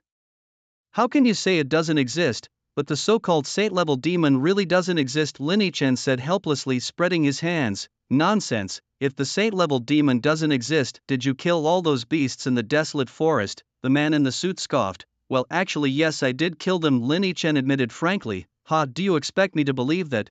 The man in the suit sneered, not believing Lin Yichen's claim at all. Are you kidding me? There are at least tens of thousands of beasts in the desolate forest, if not hundreds of thousands, with 30% of them above level 50. To dispatch such a vast number of mythical beasts within a few days, only professionals at level 180 or even 200 and above could accomplish such a feat. The young man in front of them looked just like a high school graduate. How could he possibly kill so swiftly? It's hard to believe. Seeing the attitude of the man in the suit was so unpleasant, Lin Yichen didn't want to say much more. Since they didn't believe what he said, let them search for themselves. Anyway, that so-called Holy Lord level demon didn't exist, and there wouldn't be any danger, just a waste of time. He originally intended to help them close the case ahead of time, but who would have thought that no one would believe the truth? I'll head back first, Chief Bai, Lin Yichen said to Bai Chuanqing. Alright, you head back first, Bai Chuanqing replied. Although he was somewhat skeptical of the truthfulness of Lin Yichen's words, he still had a little trust. However, after the man in the suit spoke, he dismissed the unrealistic idea. Indeed, how could Lin Yichen possibly have cleared the numerous mythical beasts in the Wild Trace Forest within 5 days? He must have overthought it. After leaving the Misty Mountains, Lin Yichen did not return directly to Jiangbei City. joking aside, he knew that there might be little opportunity to leave Jiangbei City in the near future, so why go back? He definitely needed to level up outside first. With the Soul Devourer, the dungeons in the professional building were no longer suitable for him. After all, he had already cleared 2 dungeons. Where to go next? Walking along the road, Lin Yichen pondered. The Misty Mountains were definitely out of the question, and the monster areas near the Misty Mountains were also off limits. Therefore, he could only look for some areas farther from the Misty Mountains. He decided to head to the Old City area. After some consideration, Lin Yichen ultimately chose an old district to the north of Jiangbei City. The old district was the main urban area of Jiangbei City over 100 years ago, but due to a major earthquake, Jiangbei City had to relocate from the old district. As a result, without humans, the old district gradually became occupied by mythical beasts and had become a paradise for them. The mythical beasts within the old district ranged from level 50 to 130, similar to the level range of other areas around Jiangbei City. Therefore, it was also a good place for Lin Yichen to level up by hunting monsters. Did Teacher Cheng message me? Just before setting off, Lin Yichen suddenly noticed a few unread messages in his chat interface. Upon opening them, he found they were from Cheng Simon. Little Chen, did you see the announcement from the city governor 1 day ago? Little Chen, what are you doing? Why aren't you responding? Oh, 1 day ago. Hey, are you there? You didn't leave the city, did you? 21 hours ago. And so on. The last message was 10 minutes ago, a voice call invitation from Cheng Simon. Oh no.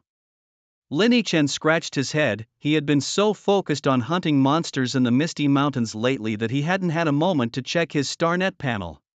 As a result, he was completely unaware that Cheng Siming had sent him so many messages. Judging by how frequently she had called him, she must be worried sick. Hastily, Lin Yichen returned a voice call which was picked up in under 3 seconds. Xiaochen, you're alive? That's great. Cheng Siming's excited voice came through immediately, making Lin Yichen feel a bit embarrassed. Teacher Cheng, I'm not that easy to get rid of, he quipped. Seriously though, what have you been up to these days?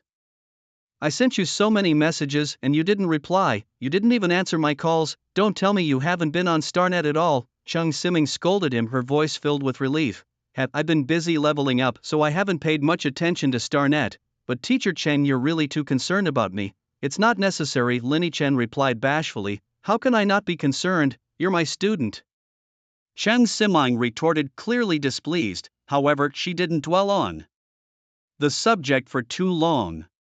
Anyway, as long as you're okay. By the way, I heard you've been leveling up recently. What level are you now? I heard that Su Xiaofeng has been holed up in the professional building every day, and he's already reached level 50 and is doing the job change quests. Cheng Siming mentioned, her tone tinged with worry. Although Lin Yichen had shown her his level during their last meeting, giving her some peace of mind, she couldn't rest easy knowing that Su Xiaofeng, being the young master of the Hidden Edge Pavilion, had access to far more resources than Lin Yichen, making it easy for him to catch up in no time. Teacher, you don't have to worry about me. I've already completed my job change quests. Su Xiaofeng could never catch up to me in this lifetime, Lin Yichen said confidently, not giving Su Xiaofeng a second thought. As he said this, he added silently to himself, after all, Su Xiaofeng only had half a month left to live. No matter what tricks Su Xiaofeng might use during this time, Lin Yichen was determined to crush him in their duel.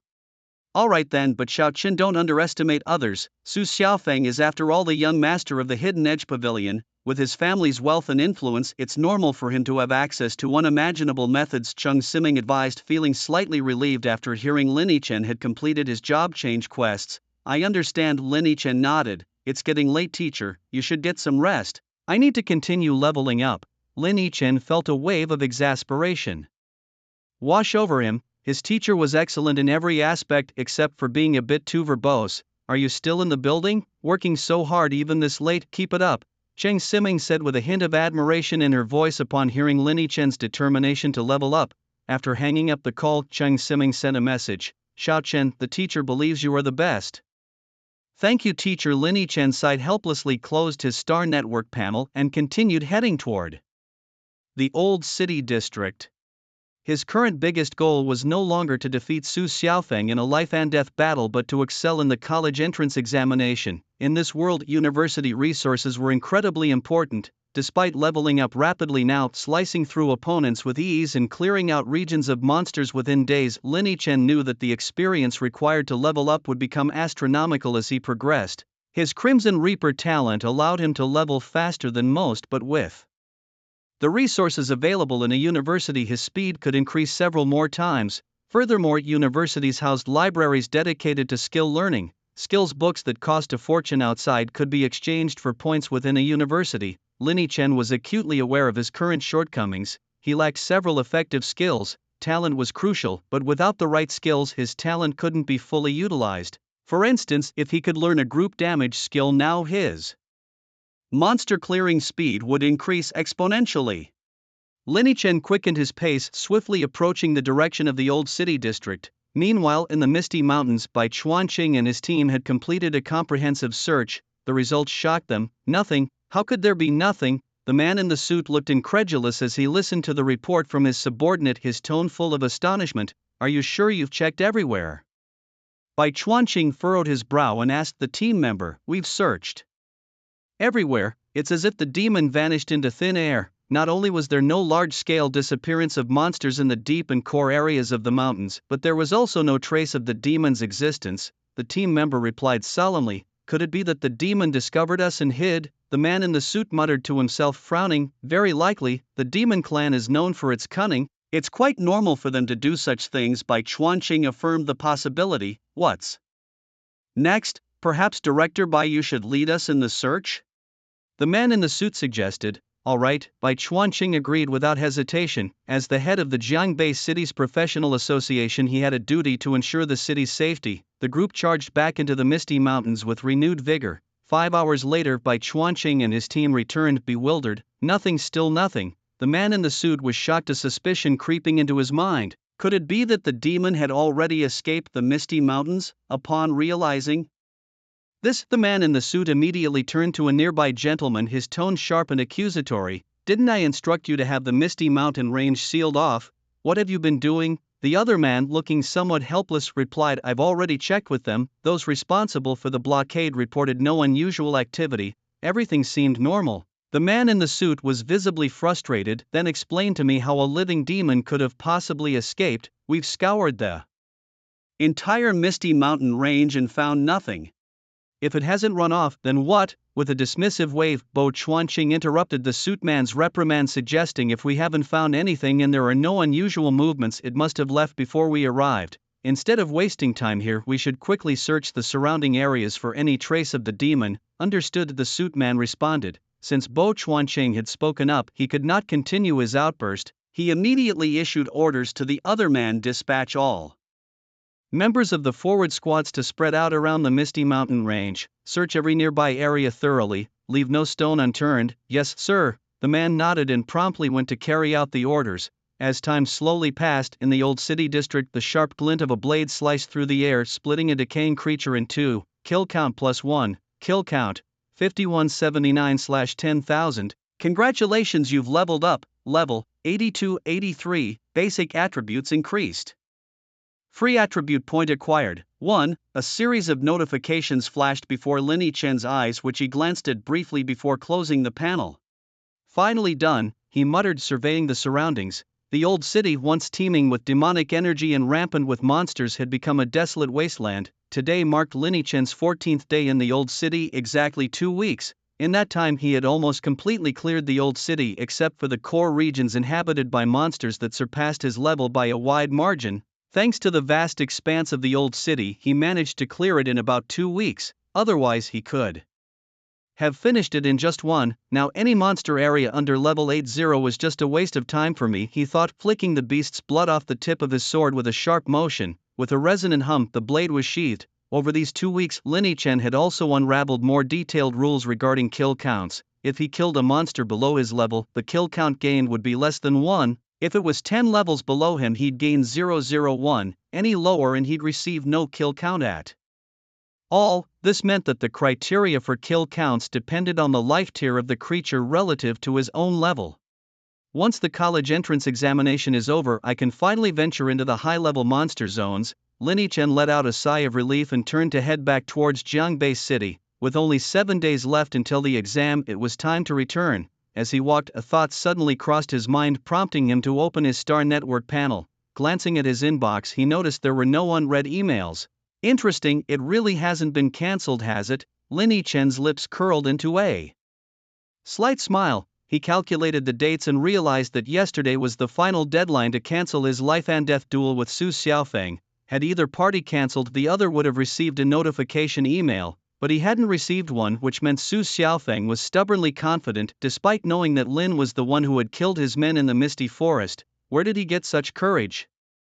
Lin Chen shook his head, almost having forgotten about this challenge during his time leveling up.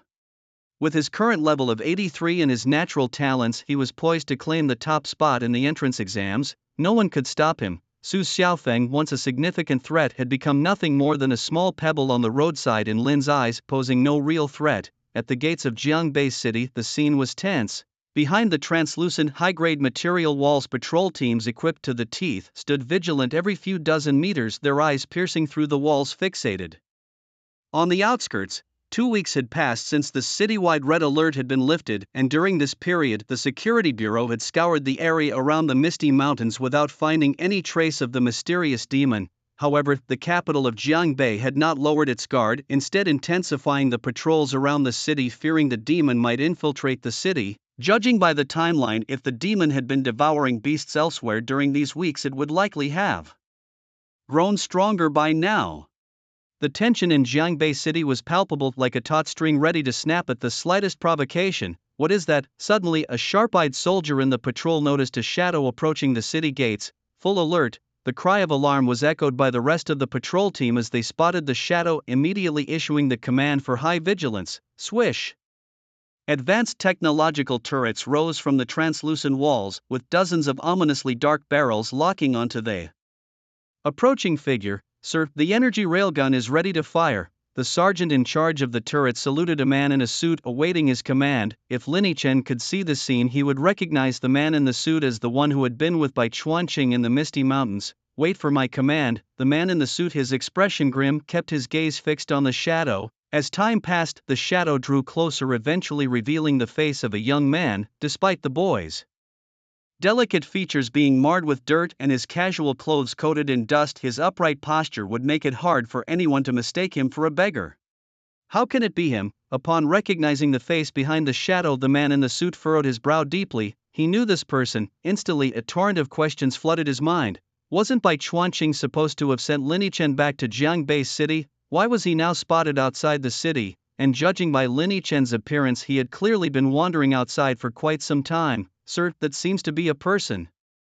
A soldier beside the suited man suddenly spoke up. Everyone turned to look, indeed seeing the face of a delicate-looking young man. Why would someone be outside the city at this hour? Could it be that he was outside before the alert was issued and only now managed to return? If so, he must have been out there for quite a while. How did he manage not to be devoured by the demons? Could it be that a demon has already destroyed a city and this kid escaped from there? Damn, now that you mention it, it's entirely possible. Realizing that the newcomer was not a demon but a living human being, the group's tension visibly eased. They even dared to whisper among themselves in front of the man in the suit. Meanwhile, Lin Chen had walked up to the city gates, where a few soldiers stopped him. "Halt, please present your identification card or any object that can verify your identity. The city is under a red alert and any unidentified outsiders are forbidden entry," a soldier stated sternly. Lin Chen didn't say much. He simply produced his high-level member card from the association. The soldiers stationed at the gate exchanged glances upon seeing Lin Chen's card, at a loss for words. This dust-covered figure, looking like a wanderer, was actually a high-level member of the professional association. Goodness, could he be any more low-key? "Can I enter now?" Lin Chen asked blandly, frowning slightly as he watched the soldier take his card without any indication. Yes, you may proceed." The gatekeeper returned Lin Chen's card and allowed him passage, no longer obstructing him. "Thank you." Lin Chen stepped forward into the city gate tunnel and, after walking for a while, finally entered Jiangbei City. As soon as he emerged from the tunnel, he found himself surrounded by a group of city guards, all eyeing him curiously. The leader was an old acquaintance of his. "You have been outside all this time?" The man in the suit scrutinized Lin Chen back and forth, his gaze akin to inspecting a curiosity. "Didn't Director Bai instruct you to return to the city? Why didn't you follow his orders?" "Oh, I have high field experience. I wanted to gain some levels outside before coming back." "Is there a problem?" "I don't think that's illegal, right?" Lin Chen replied coolly. Ahem, it's not illegal, but as you know, last time we had a Lord-class demon appear around Jiangbei City. Aren't you afraid? The man in the suit wore an expression of curiosity. I'm not afraid of that because there are no demons at all, Lin Chen said matter-of-factly. Upon hearing Lin Chen's words, the man in the suit suddenly recalled the time when they found him in the Misty Mountains. He had said the same thing back then. No demons at all. Now, 2 weeks later, they had searched every corner around the Misty Mountains and found no trace of the demon. Could it really be as Lin Chen said, that there was never any so-called demon of the Holy Master level? Was it all just their imagination playing tricks on them? The thought sent a shiver down the man's spine. If Lin Chen was right, then the Jiangbei City Security Bureau would have made a complete laughingstock of itself. What is he talking about? If there are no demons, what have we been guarding against day and night? One of the soldiers questioned. Exactly, this conclusion came from a joint investigation by the city government and the Security Bureau. How could he doubt them? Another chimed in, yet a small voice in the crowd admitted, but somehow what he's saying makes a bit of sense, doesn't it? If there really were demons, would this kid have survived outside for so many days? Stop talking nonsense, he's just a kid. Do you really believe what he's saying? Someone retorted, I could say I'm the Holy Master level demon. Would you believe that? Well, you have a point. Despite the skepticism, some soldiers began to ponder Lin Chen's words, though their doubts were quickly drowned out by laughter from the others. Lin Chen had no interest in wasting time arguing with them. He headed straight toward the city center. Continue guarding the city, the man in the suit ordered the surrounding soldiers before hurrying to catch up with Lin Chen. What did you mean when you said there are no demons? Can you explain that to me? He asked as they walked. Do I really need to explain? It's literal, Lin Chen replied, giving him an odd look. Was this guy unable to understand plain speech? He thought his words were pretty clear. Okay, but then explain the massive disappearance of beasts in the desolate forest 2 weeks ago. What happened there? The man in the suit persisted. Oh, I think I've already explained that too. I killed those beasts, Lin Chen said, unwilling to waste more words, and quickened his pace. You killed them? Really, you killed all of them? The man in the suit was starting to question his own understanding of reality. Back in the Misty Mountains, he hadn't believed Lin Chen when he claimed to have slain the beasts in the desolate forest, but after these 2 weeks of peace, he found himself eerily convinced it might actually be true. Lin Chen ignored him, expressionless, and continued walking forward.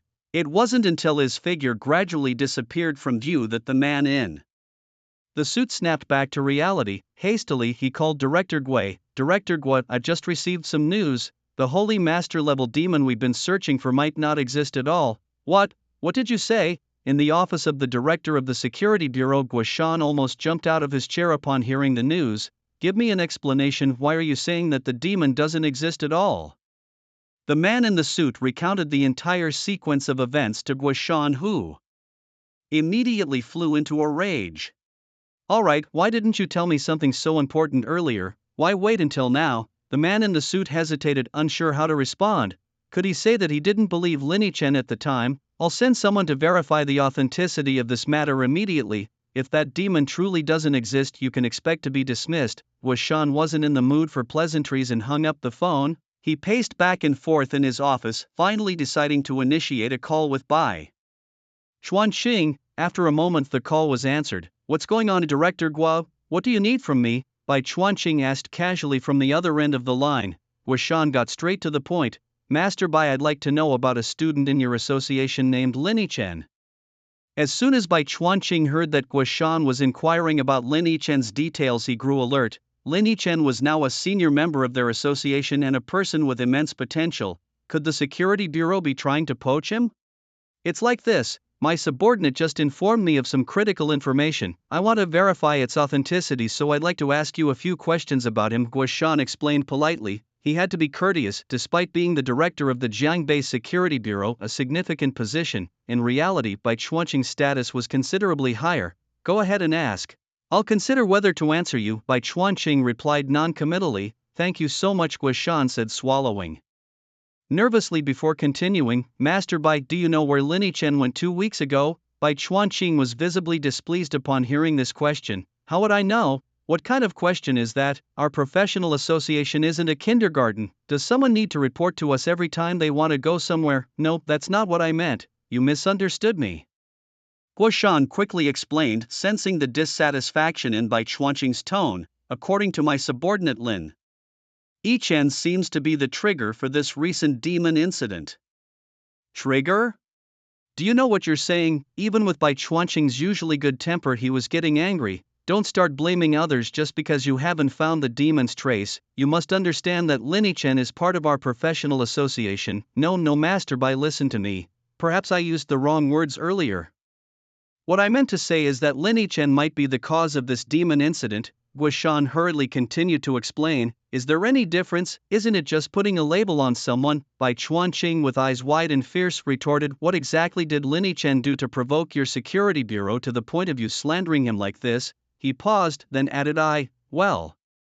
Master Bai, please calm down and let me finish. Guishan immediately regretted his words, feeling like slapping himself for making the situation more chaotic. You better explain, or I'll let your security bureau know that Bai Chuanqing is not someone to be trifled with. Bai Chuanqing took a deep breath, calming himself. Seeing this, Guishan quickly seized the moment to explain. Here's the situation. Do you remember 2 weeks ago when our security bureau personnel went with you to the Misty Mountain Range and we found Lin Yi-Chen there? He insisted that there were no demons and that he had killed all the beasts in the wild woodland. Do you recall that? Hearing this, Bai Chuanqing narrowed his eyes slightly, his expression shifting. I remember. Are you saying that Lin Yi-Chen was telling the truth? Guishan nodded repeatedly. To tell you the truth, just now Lin Yi-Chen returned from outside the city and was spotted by our security bureau people. After questioning him, he still maintained there were no demons, though he didn't provide details, so I thought to verify this through you. If Lin Yi-Chen indeed went to the wild woodland after leaving the city, then everything makes sense. You understand what I mean, right? Bai Chuanqing fell silent for a moment before finally addressing Guishan. I don't know Lin Yi-Chen's current whereabouts. Wait a moment, I'll ask him. With that, he ended the call. Immediately thereafter, Bai Chuanqing initiated a call to Lin Yi-Chen. At that moment, Lin Yi-Chen had just arrived home and was enjoying a relaxing bath when he received Bai Chuanqing's call invitation. Without declining, he chose to answer. Master Bai, what can I do for you? Lin, there's something I want to ask you. What you said before in the Misty Mountain Range, was it true? Did you really kill all the monsters in the wild woodland? Bai Chuanqing inquired with a hint of anticipation. If this were true, it would mean that Lin Yi-Chen's evolving profession had far surpassed the scope of other evolving professions, being extraordinarily powerful both in the early and later stages. The idea that a recent graduate, having only awakened his profession a short time ago, could clear an entire wilderness area of monsters in less than a month seemed utterly fantastical. If word got out, people would take it as a myth. Not even a genius with an SSS-level profession could accomplish such a feat.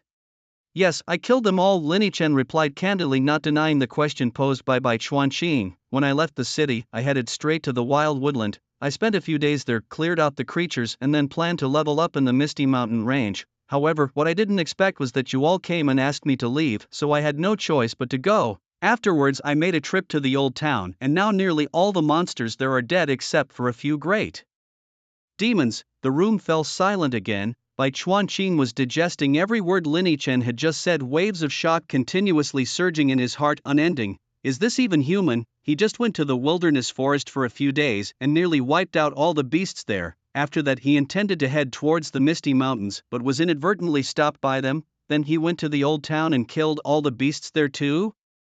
That's the old town, one of the largest wild beast gathering places around Zhongbei City. To think Lin Yi-Chen cleared it all. Is there anything he can't finish off? For a moment, Bai Chuanqing felt as if he couldn't quite understand Lin Yi-Chen anymore. Clearly, Lin Yi-Chen was just a fresh graduate, while he himself was already the head of the Jiangbei Professional Association, which could be considered quite a prominent figure. Yet his experience and knowledge in dealing with people seemed useless on Lin Yi-Chen. This kid's every move was developing beyond his expectations. This son terrifying as such. Lin, do you want to join the headquarters of the association? After a long pause, Bai Chuanqing finally suppressed the shock in his heart and asked, the headquarters of the association? Upon hearing these 4 words, Lin Yi-Chen's pupils involuntarily shrank and he immediately asked, Chief Bai, can I enter the headquarters of the association? Yes, I can introduce you. Bai Chuanqing's voice rang out. If in their Jiangbei City Professional Association only senior members were considered part of their own, then anyone who could enter the headquarters of the association was a rare talent among millions standing at the pinnacle of power in the Kanglin nation.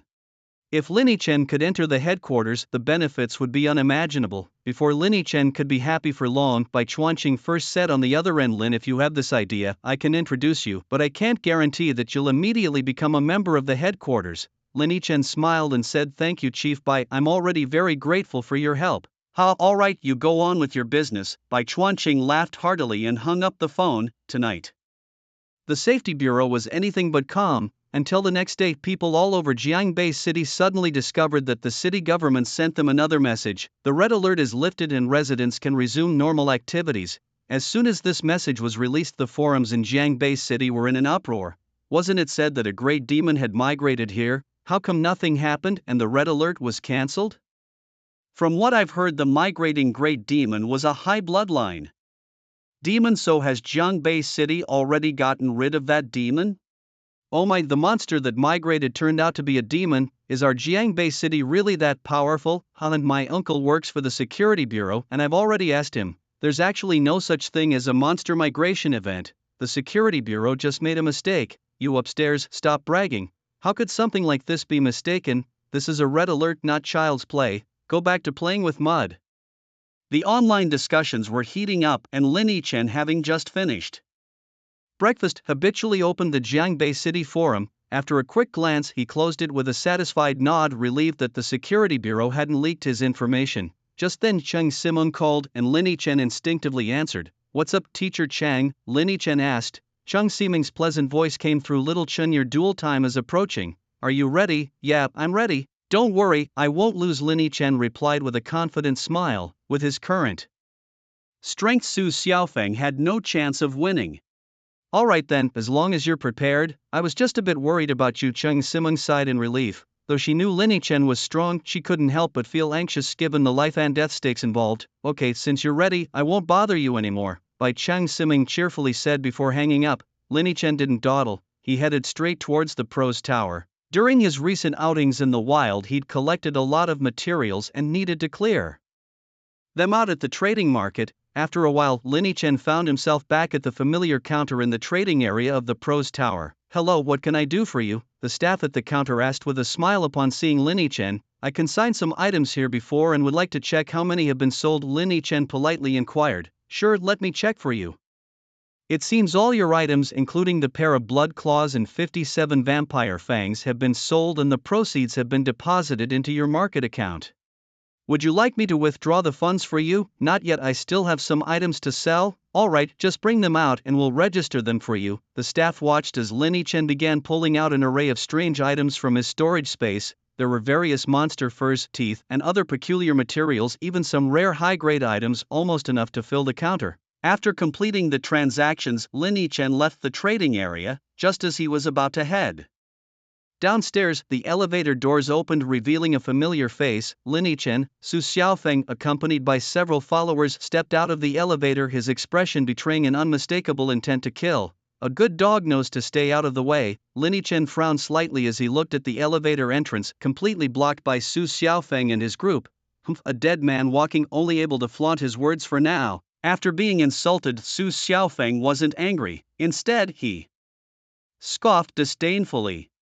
After a period of intense studying, he had broken through to level 50 just yesterday and even completed his job transfer tasks on the same day. Now he was an S-class profession with his first transition completed. With a few days left before the duel, he was confident he could raise his level above 60 during this time. He couldn't fathom how Lin Chen could possibly win. In Su Xiaofeng's eyes, Lin Chen was as good as dead now. Let's go, Su Xiaofeng sneered, leading his entourage into the trading area without bothering to exchange further words with Lin Chen. Let Lin Chen enjoy his moment of verbal triumph. Come the day of the duel, Su Xiaofeng intended to show him the true meaning of wanting to die but being unable to. As for Su Xiaofeng's attitude, Lin Chen felt no waves in his heart. He didn't even glance at their departing figures, instead walking straight into the elevator, leaving the profession building shortly after. A dying man was all Su Xiaofeng was to him now. The only person who might warrant an extra look would be Su Xiaofeng's father, Su Zhentian.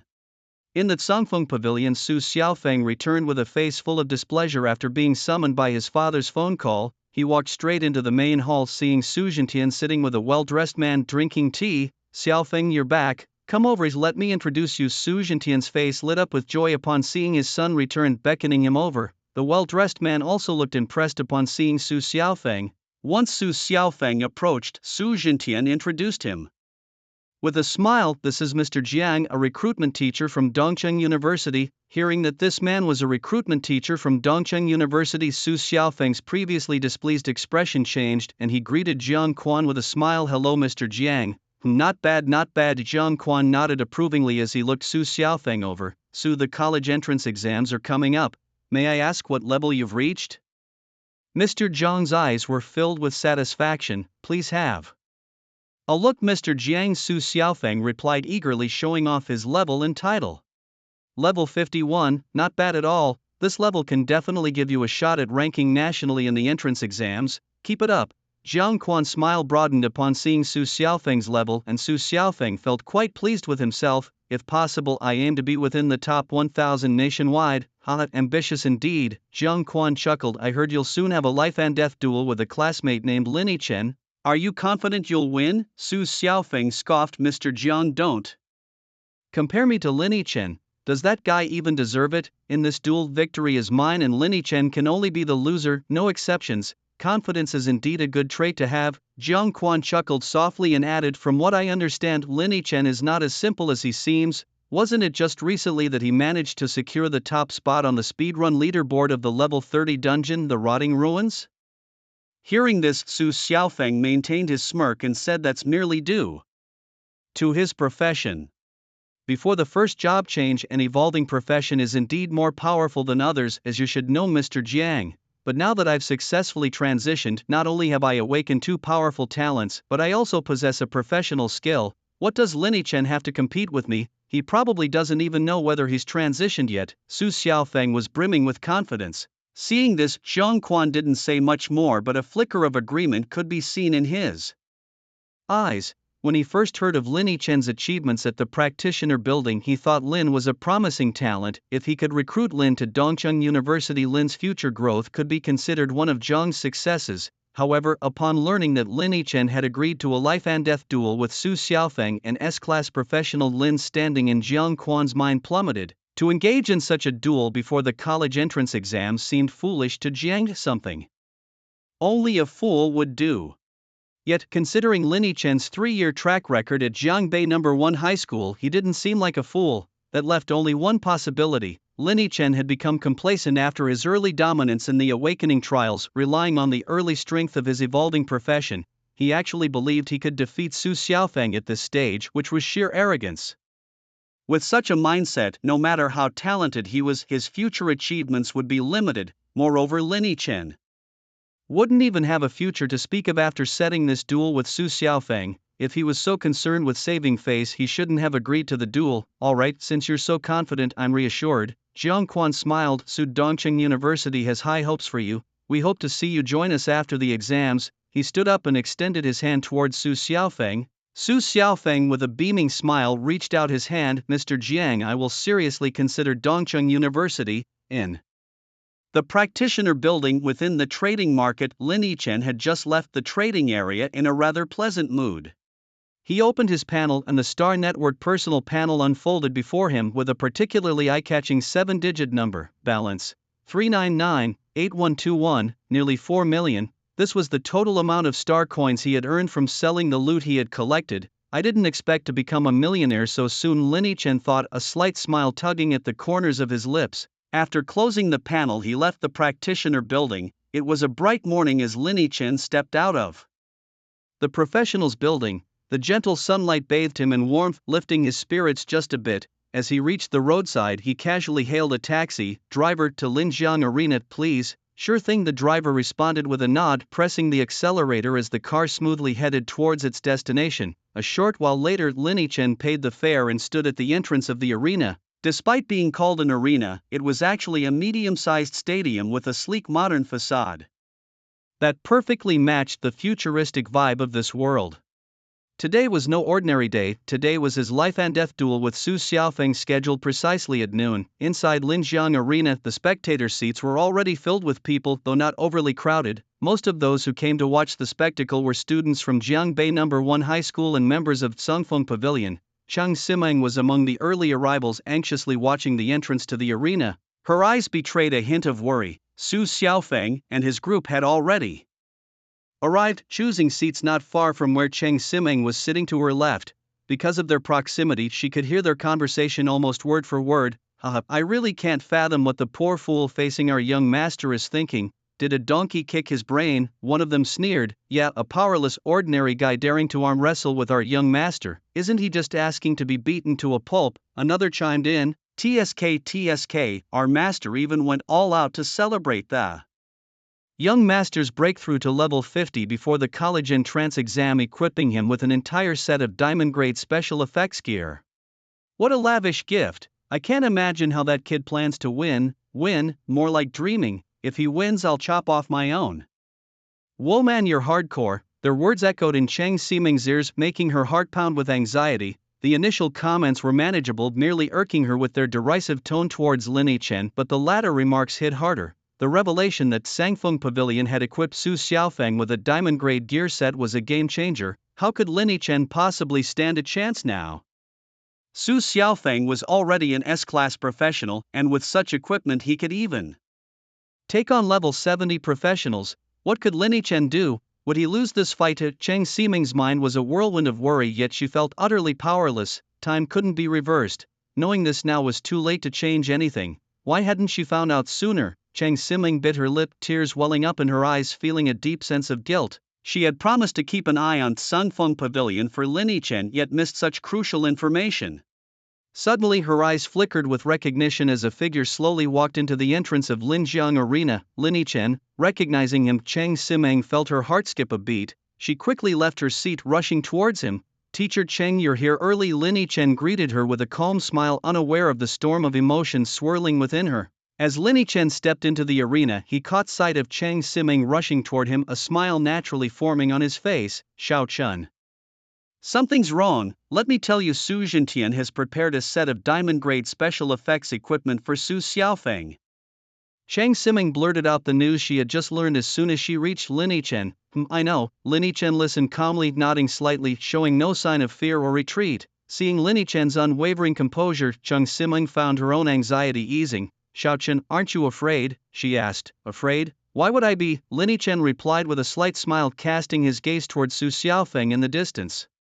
The one who should be afraid is him. As Lin Yichen looked towards Su Xiaofeng, the latter returned the gaze from afar, his eyes filled with undisguised disdain. He barely glanced at Lin Yichen before turning away to chat with a well-dressed man. Lin Yichen also withdrew his gaze, turning to Chang Siming, who was staring at him intently. Teacher Cheng, why are you staring at me like that? He asked. Oh, it's nothing, just a bit curious, Chang Siming quickly replied, a faint blush coloring her cheeks. To cover her embarrassment, she changed the subject. So Xiao Chen, what equipment are you wearing now? Do you want me to lend you some money to buy something from the trading area? We still have an hour before the match starts. No need, my current set of level 50 platinum grade special effects equipment is enough. Lin Yichen shook his head, declining Chang Siming's offer. Besides, Teacher Cheng, it's not easy for you to earn money, so don't always think about lending it to others, lest you find yourself in a tight spot. At these words, Chang Siming's face flushed a deeper shade of red. She recalled how she had recently spent all her savings to buy a strength potion for Lin Yichen, nearly getting herself fired as a result, and had to live on instant noodles for days. It was Lin Yichen who later helped her make a quick profit, giving her a chance to breathe financially. Remembering this, Chang Siming was taken aback. How did she not notice before that her freshly graduated student was more adept at making money than she was? This was the same kid she used to take out for extra meals during their high school days. Wait a minute. Chang Siming suddenly realized what Lin Yichen had said earlier. Did he mention something about a set of level 50 platinum grade special effects equipment? Oh my gosh, Chang Siming was astonished, staring at Lin Yichen in disbelief. Xiaochen, did you say you have a set of platinum grade special effects equipment? Lin Yichen nodded. Yes, it's the set from the Misty Forest. I was lucky when I entered the dungeon and found the design blueprint and the equipment. Silence and endless silence enveloped them. Chang Siming was utterly baffled, questioning if this could truly be called good luck. When a hidden dungeon emerges, every piece of equipment and design blueprint within is strictly limited in quantity. Lin Yichen's ability to single-handedly collect a complete set from the Misty Forest seemed far from mere luck. Was he the only one searching for hidden treasure chests among the multitude of players? Only by finding all the hidden chests could one hope to assemble a full set. Just as she was grappling with her shock, two familiar voices interrupted her thoughts, their teasing tone unmistakable. "Isn't this Mr. Chang? Why is it that every time we see you you're with Linny Chen? Is there something more between you two?" The mocking voices continued, dripping with insinuation. "I always wondered why during those 3 years of high school you kept dragging Linny Chen out of school." Tisk tisk, such moral degradation. Chang Ximing's cheeks flushed with anger and embarrassment as she turned abruptly to confront the familiar faces of Zhou Zhe and Lu Ruyan. "Zhou Lu Ruyan, stop spouting nonsense," she exclaimed, her voice shaking with indignation. These were her former students and she couldn't fathom their audacity. Zhou smirked. "Nonsense, I'm just stating the facts. Last time at the professional guild building you were with Linny Chen and now here again. Do you really expect anyone to believe there's nothing between you two?" Lu Ruyan joined in with a sneer. "I knew something was off during the awakening trial when you defended Lin Yichen. Turns out you two are quite the pair. Truly disgraceful for a teacher." Chang Ximing was on the verge of tears, overwhelmed by the unjust accusations. "You're slandering us," she cried out, her voice thick with emotion. "I defended Lin Yichen during the trial because I couldn't stand watching you set him up. The problem was with you all." But Lu Ruyan was relentless. "Oh, calling him Little Chen now, are we? How intimate?" she taunted, ignoring Chang Ximing's distress. Chang Ximing was left speechless, her chest heaving with frustration as she pointed an accusing finger at Lu Ruyan and Zhou Zhe. In her heart she knew her view of Linny Chen was purely that of a teacher to a student with no ulterior motives. Her concern for him stemmed entirely from his charismatic personality. After all, which teacher wouldn't favor a student who consistently excelled academically, respected their elders, and was courteous to everyone? Zhou Zhe, seeing her speechless, wore a smug expression. "It's too bad, Mr. Chang. Your beloved Linny Chen is about to die. Are you heartbroken? It's his fault for crossing Fenggu. If not him, then who?" Before Zhou Zhe could finish his gloating, a sharp slap echoed in the air, cutting him off mid-sentence. His face whipped to the side, bearing a fiery red handprint, the handiwork of none other than Linny Chen himself. Linny Chen shook his hand slightly, his gaze icy as he faced Zhou Zhe. "Shut your mouth. Where does a dog like you get so much to say?" "Oh," Zhou Zhe stammered in shock. You dare hit me? You dare start a fight here?" Feeling the stinging pain on his cheek, Zhou Zhe glared venomously at Linny Chen. "So what if I hit you? Is there a rule in the ring that says you can't hit people?" Linny Chen, however, remained unfazed, retorting with a cold sneer. Zhou Zhe found himself at a loss for words. After all, the ring was indeed a place meant for settling personal grudges. Although they were still in the audience stands, not on the ring itself, there wasn't a rule against physical altercations. The only rule was against causing injury, and Linny Chen's slap, though loud, was precisely controlled in strength. This was the legendary, just the right amount of force, enough to stun but not to harm. Even if Zhou Zhe complained to the heavens, there would be no one to redress his grievances. Lu Ruyan stood frozen beside Linny Chen, startled by his decisive action, with a flash of fear crossing her eyes. The slap reminded her of the awakening trial where Linny Chen had decisively slain Su Xiaofeng with a single blow. The same decisiveness, the same ruthlessness, but on what grounds could he act so brazenly?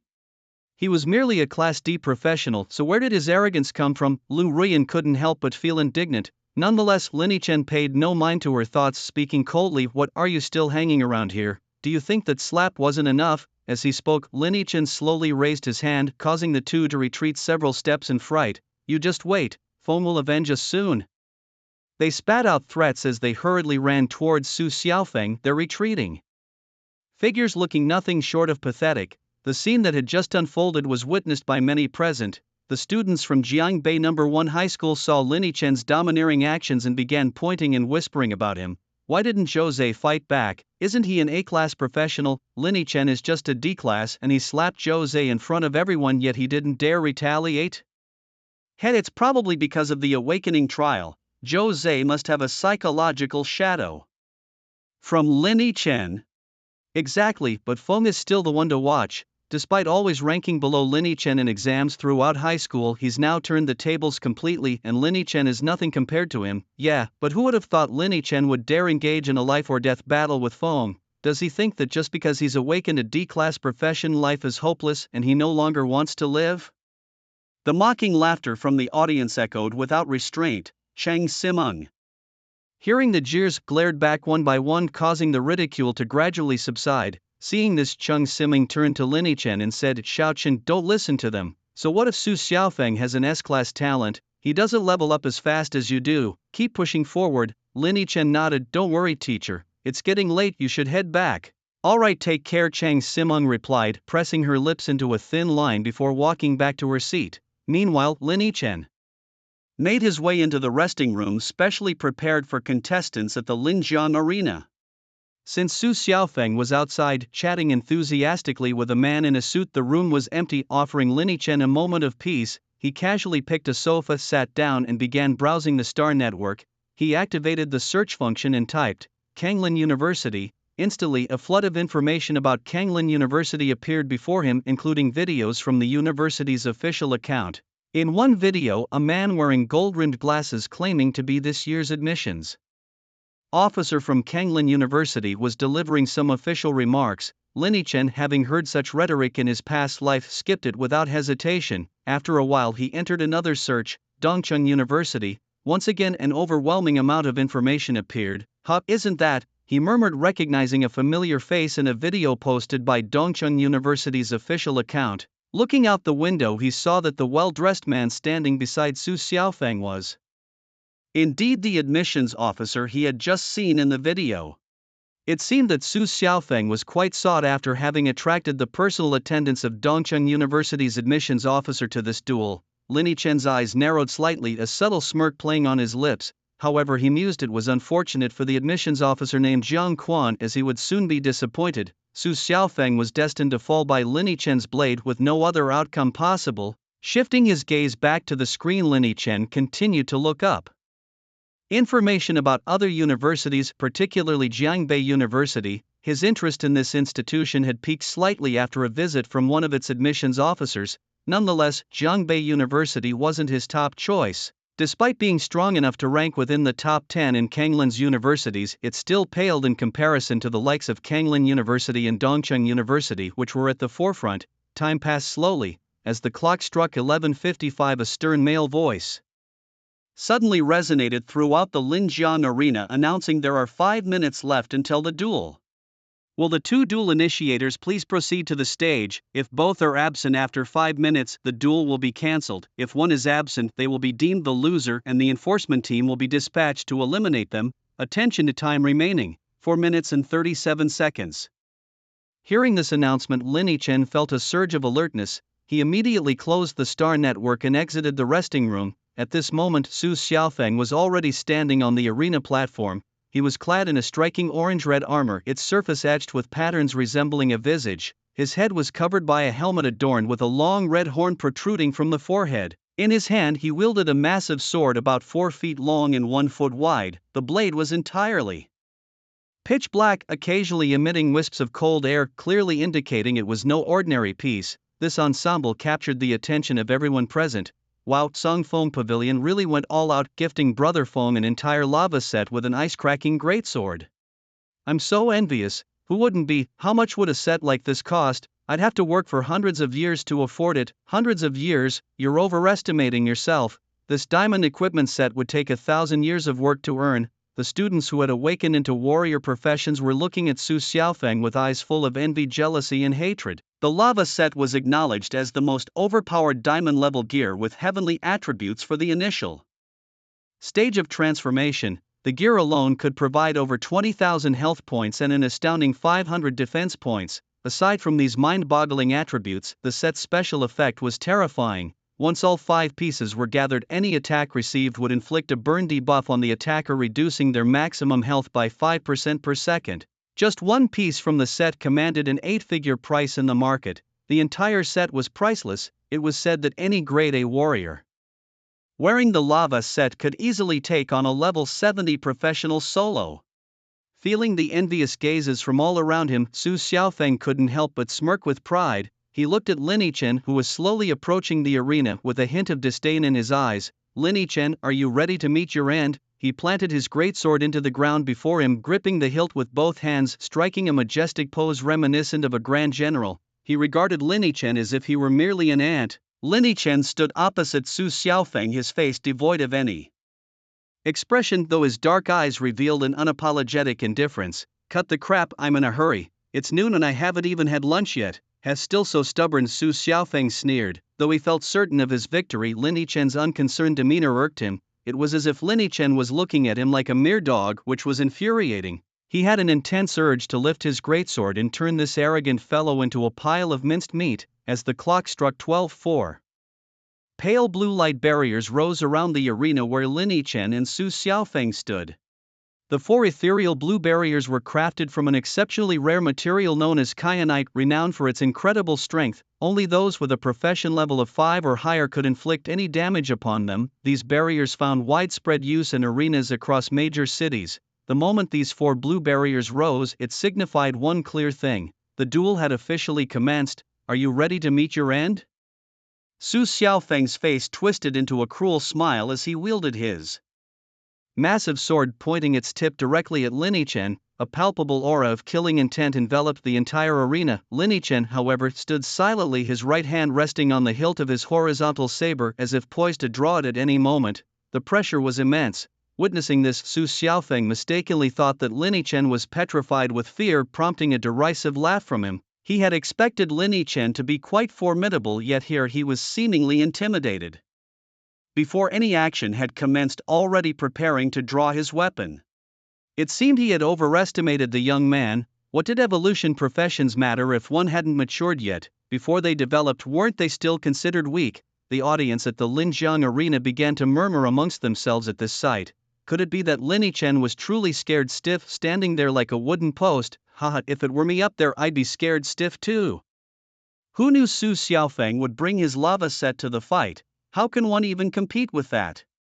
The crowd chuckled. Honestly, Lin Yichen was too arrogant, choosing a life-and-death battle with Su Xiaofeng of all people. The latter is the young master of the Hidden Blade Pavilion. He could crush Lin Yichen with wealth alone. Damn, I wish I had such a father.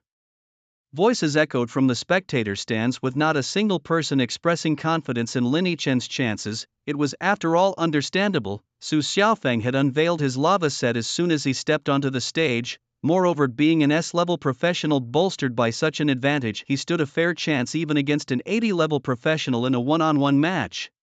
Yet, amidst the crowd, one individual kept a keen eye on Lin Yichen, a flicker of curiosity in his gaze. Lin Yichen's equipment was no ordinary sight. This observer was Jiang Quan. Despite the Misty Forest being a newly unveiled hidden quest with relatively low levels and only recently accessible, very few had managed to gather the exclusive gear it offered.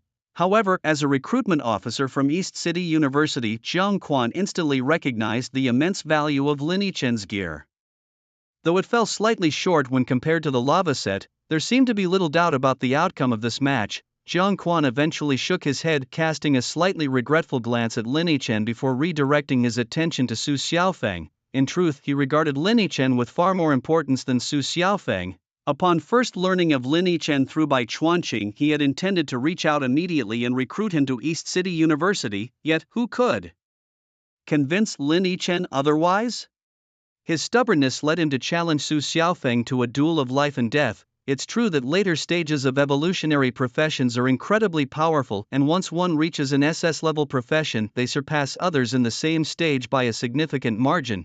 However, at the initial stage, evolutionary professions are essentially useless. Jiang Quan could only lament over this, viewing Lin Yichen as a dead man walking. It's hard to dissuade someone who is courting death, since Lin Yichen values his pride more than his talent and refuses to cancel the duel. Let him be. On the stage, Su Xiaofeng stared coldly at Lin Yichen, a smirk playing on his lips. Even though you are no more than an ant to me, rest assured I will give it my all and won't give you any chance to counterattack. In the next moment, he raised his giant sword and unleashed his first talent, Frostmourne.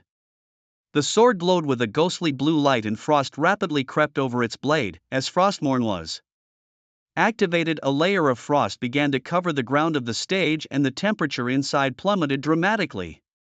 Frostmourne, after its first transition, Su Xiaofeng was leaving no room for mercy. Indeed, Frostmourne was significantly strengthened after the first transition, capable of dealing an additional 30% ice damage. How could Lin Yichen possibly fight against that? If Su Xiaofeng decided to unleash his disaster domain as well, there truly would be no hope left. The next moment, Su Xiaofeng lifted his frost-covered sword and pointed it towards the sky, letting out a fierce roar. Disaster domain.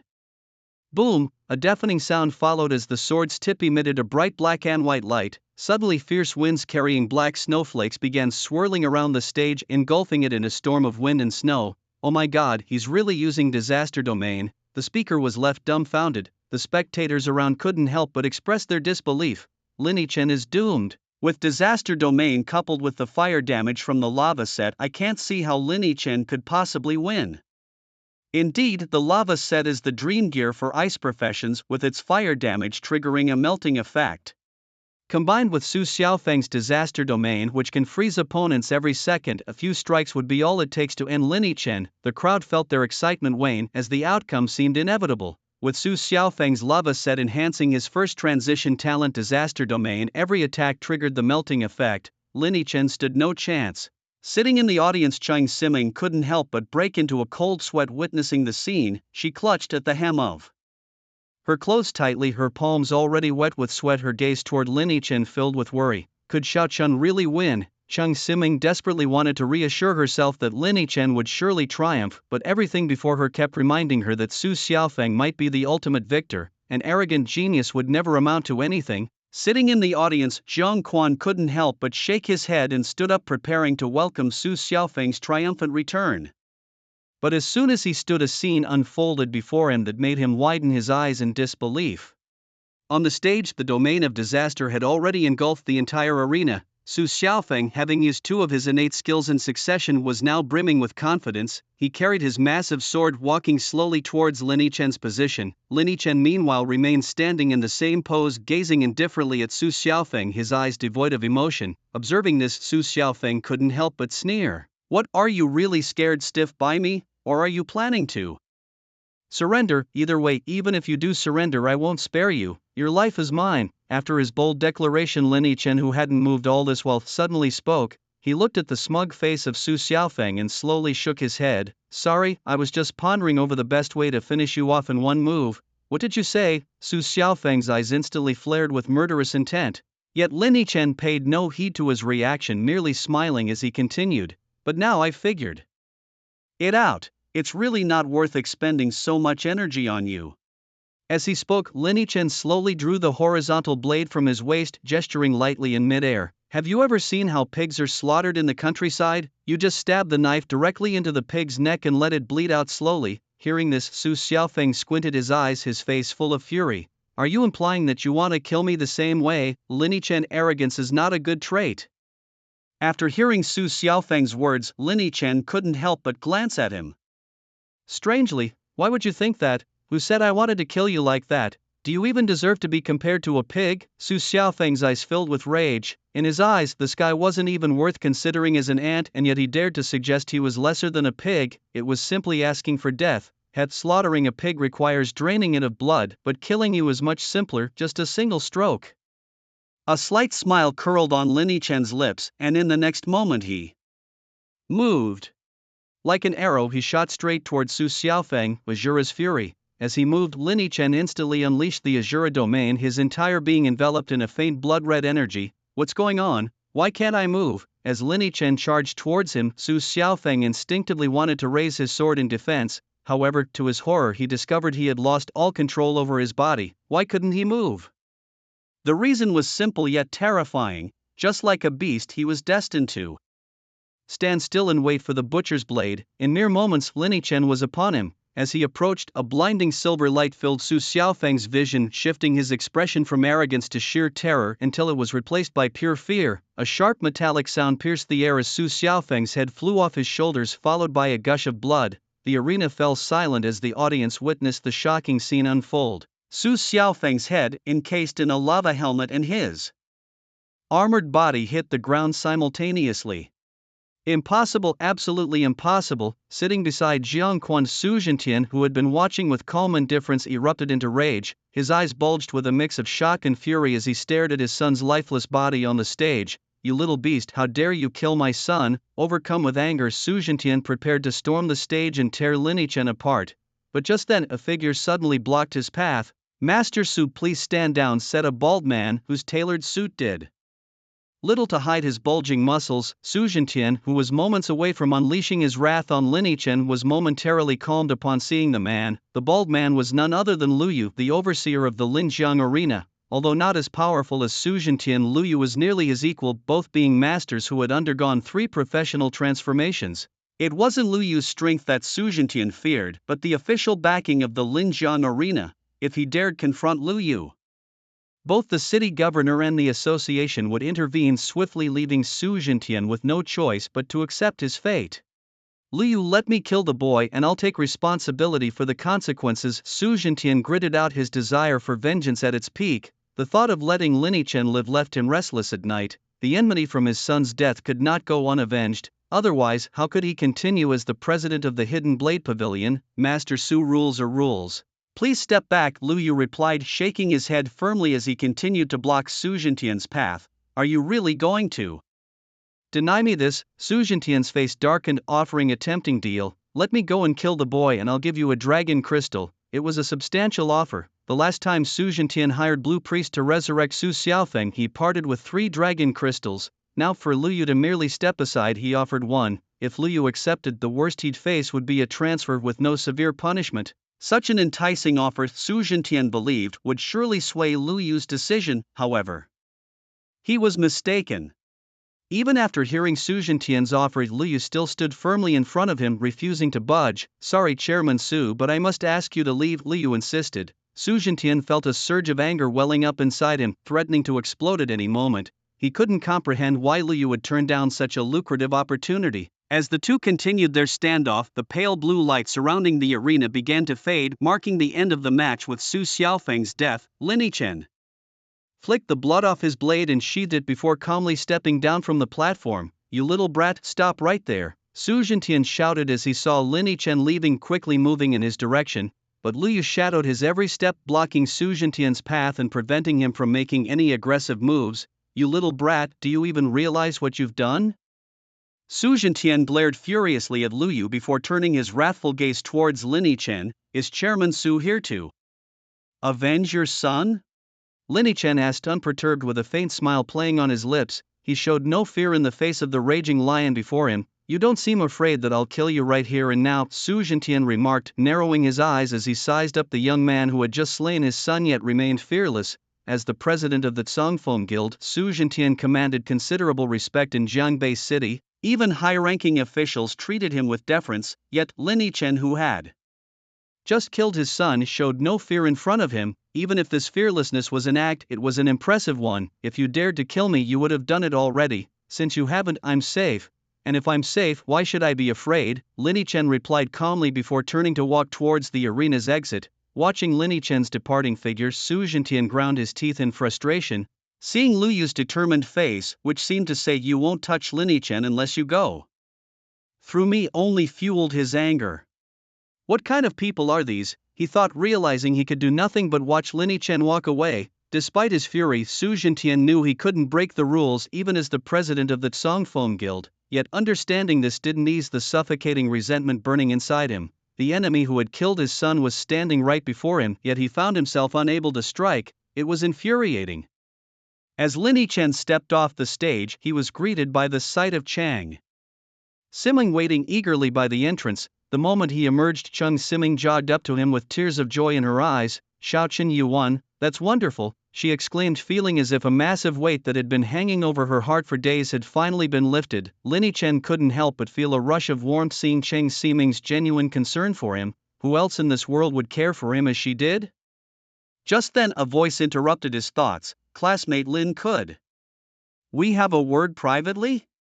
Lin Chen turned to see the man who had been chatting with Su Xiaofeng before the match began. It was none other than Zhang Quan, a recruitment officer from Dongcheng University who Lin had learned about while in the waiting room. Mr. Jiang, if there's something you wish to discuss, you can say it here, Lin Chen replied politely, declining the invitation to converse elsewhere. Very well, Zhang Quan continued with a smile. Lin, do you have a particular university in mind? I must say your performance earlier was outstanding. Dongcheng University is in need of students like you. If you have any interest in our school, I would suggest you consider us as your first choice for the college entrance exams. As long as your scores meet the requirements, I can guarantee your admission. With these words, Zhang Quan looked at Lin Chen with a self-assured grin. Originally, Lin Chen was the prodigy Zhang Quan wanted to recruit, but due to the nature of today's competition, he had initially chosen Su Xiaofeng.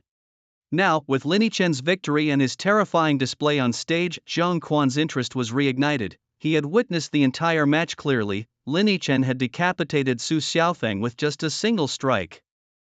Jiang Quan had been well aware of Su Xiaofeng's capabilities. His level had advanced to 58. He had completed a significant quest and was equipped with a diamond-level special effect lava set boasting an intimidating 12,000 HP. Such high vitality coupled with the lava set's substantial defense attributes meant that even a level 70 full-attack assassin would take nearly 10 minutes to defeat Su Xiaofeng, yet Lin Chen had accomplished this feat with a single blow. The sheer damage was something Jiang Quan, despite his vast experience, had never witnessed before. This meant that Lin Chen was not the weak, evolving professional Jiang Quan had initially thought. He might be an anomaly among evolving professionals. Jiang Quan's excitement grew as he realized the potential of recruiting such a talent to Dongcheng University. This could significantly enhance his personal career record. He looked at Lin Chen with great anticipation, awaiting his response, his heart brimming with confidence. East City University was one of the most prestigious institutions in the entire country of Kanglan. Being invited by them was a big deal, and surely no student would remain indifferent to such an offer. Lin Chen, an orphan raised in an orphanage with no background, was someone whose university acceptance could potentially shape his future trajectory. Joining East City University was undoubtedly a dream come true for him. As Jiang Quan observed, Lin Chen's face remained impassive, merely nodding slightly. I'll consider it. Is there anything else, Mr. Jiang? If not, I'll be leaving. Jiang Quan was taken aback by this response and couldn't help but repeat incredulously, what did you say? To his disbelief, Lin Chen didn't seem excited at all, suggesting he needed to think it over. He couldn't comprehend what was going through this young man's mind. He was after all representing East City University, and yet Lin Chen wanted to think about it. Well, Mr. Jiang, if there's nothing else, I'll be on my way. I'll think about what you said. Lin Chen reiterated his point and, without further ado, left with Cheng Simeng. Jiang Quan's lips twitched slightly as he watched the two leave, unable to fathom why Lin Chen wasn't excited. Wasn't he an orphan with no background? Why wasn't he reacting to being recruited by East City University? Jiang Quan was left in a state of confusion. Meanwhile, as Lin Chen and Cheng Simeng walked away from the Linjiang platform, Cheng Simeng asked Xiao Chen, that's East City University, why didn't you agree? Lin Chen merely smiled in response. Miss Cheng, I haven't made up my mind which school to attend yet. I want to explore my options. Of course there was more to it. Lin Chen hadn't agreed immediately because he had seen Jiang Quan chatting enthusiastically with Su Xiaofeng earlier. He knew Jiang Quan had likely spoken ill of him behind his back.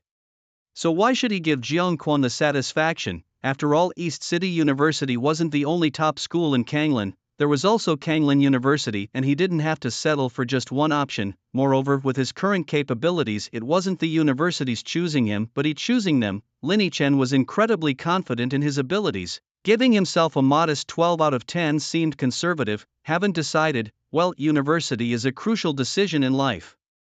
Xiao Chen, make sure you choose wisely. Cheng Simeng nodded, taking his words at face value. After parting ways with Cheng Simeng, Lin Chen headed home. With less than a week until the college entrance exams, he didn't plan on resting. His current skills were more than sufficient to secure a place at Kanglan University, even achieving a top ranking if he wished. However, Lin Chen was not about to let his guard down. After all, he had just killed Su Xiaofeng, which meant he had thoroughly offended the Songfeng Pavilion.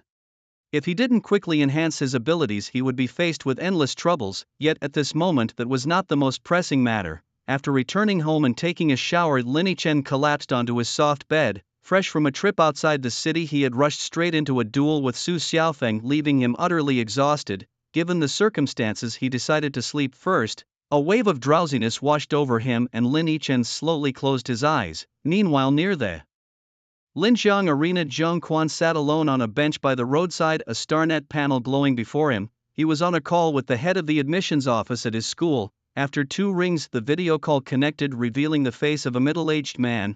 What's up, Teacher Jiang? Did you find some promising talent? The man asked as soon as the call was answered. That's right, Director Fu, Jiang Quan replied, immediately recounting the entire story of the hidden genius that had surfaced in Jiangbei City. However, Director Fu seemed less than enthusiastic upon hearing the tale. He had expected Jiang Quan to have discovered an SSS-level top-tier talent elsewhere only to find out it was merely a genius with an evolvable profession. He thought to himself that it was rather trivial to make a call over such a matter. In his mind, Jiang Quan needed to toughen up and gain more experience once he returned. Unaware of Director Fu's inner thoughts, Jiang Quan continued speaking. Director Fu, I've already expressed East City University's interest in recruiting this young talent, but he doesn't seem keen on joining our university. I'd like to apply for a first-class genius scholarship for him. What do you think? He looked at Director Fu with hopeful eyes after making his request. The Genius Scholarship was a special subsidy offered by East City University to top-tier talents, a perk that nearly every university had. This first-class Genius Scholarship was the highest level of subsidy provided by East City University.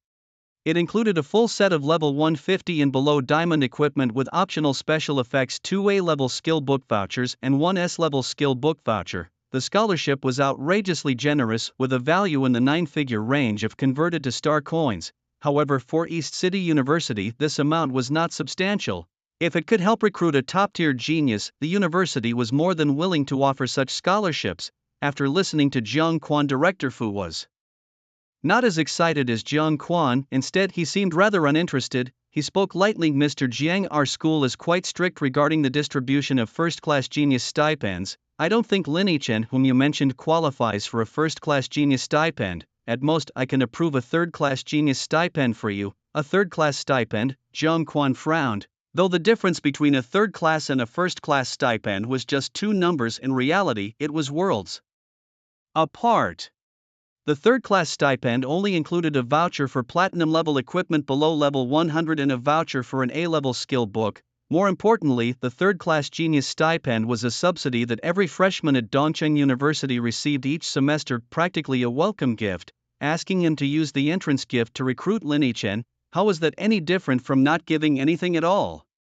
Director Fu, you might not realize what I'm saying. Lin Yichen is really something extraordinary, definitely not your average evolutionary career. He could. Jiang Quan wanted to continue advocating for Lin Yichen, but halfway through, Director Fu interrupted him directly. Director Fu's tone carried a hint of impatience. Enough, Mr. Jiang, the school needs to control costs. A first-class stipend is out of the question. I think a third class is already enough. Seeing this, Jiang Quan understood that Director Fu had no intention of recruiting Lin Yichen. Moreover, with the conversation reaching this point, if he dared to say anything more, he might face repercussions when he returned.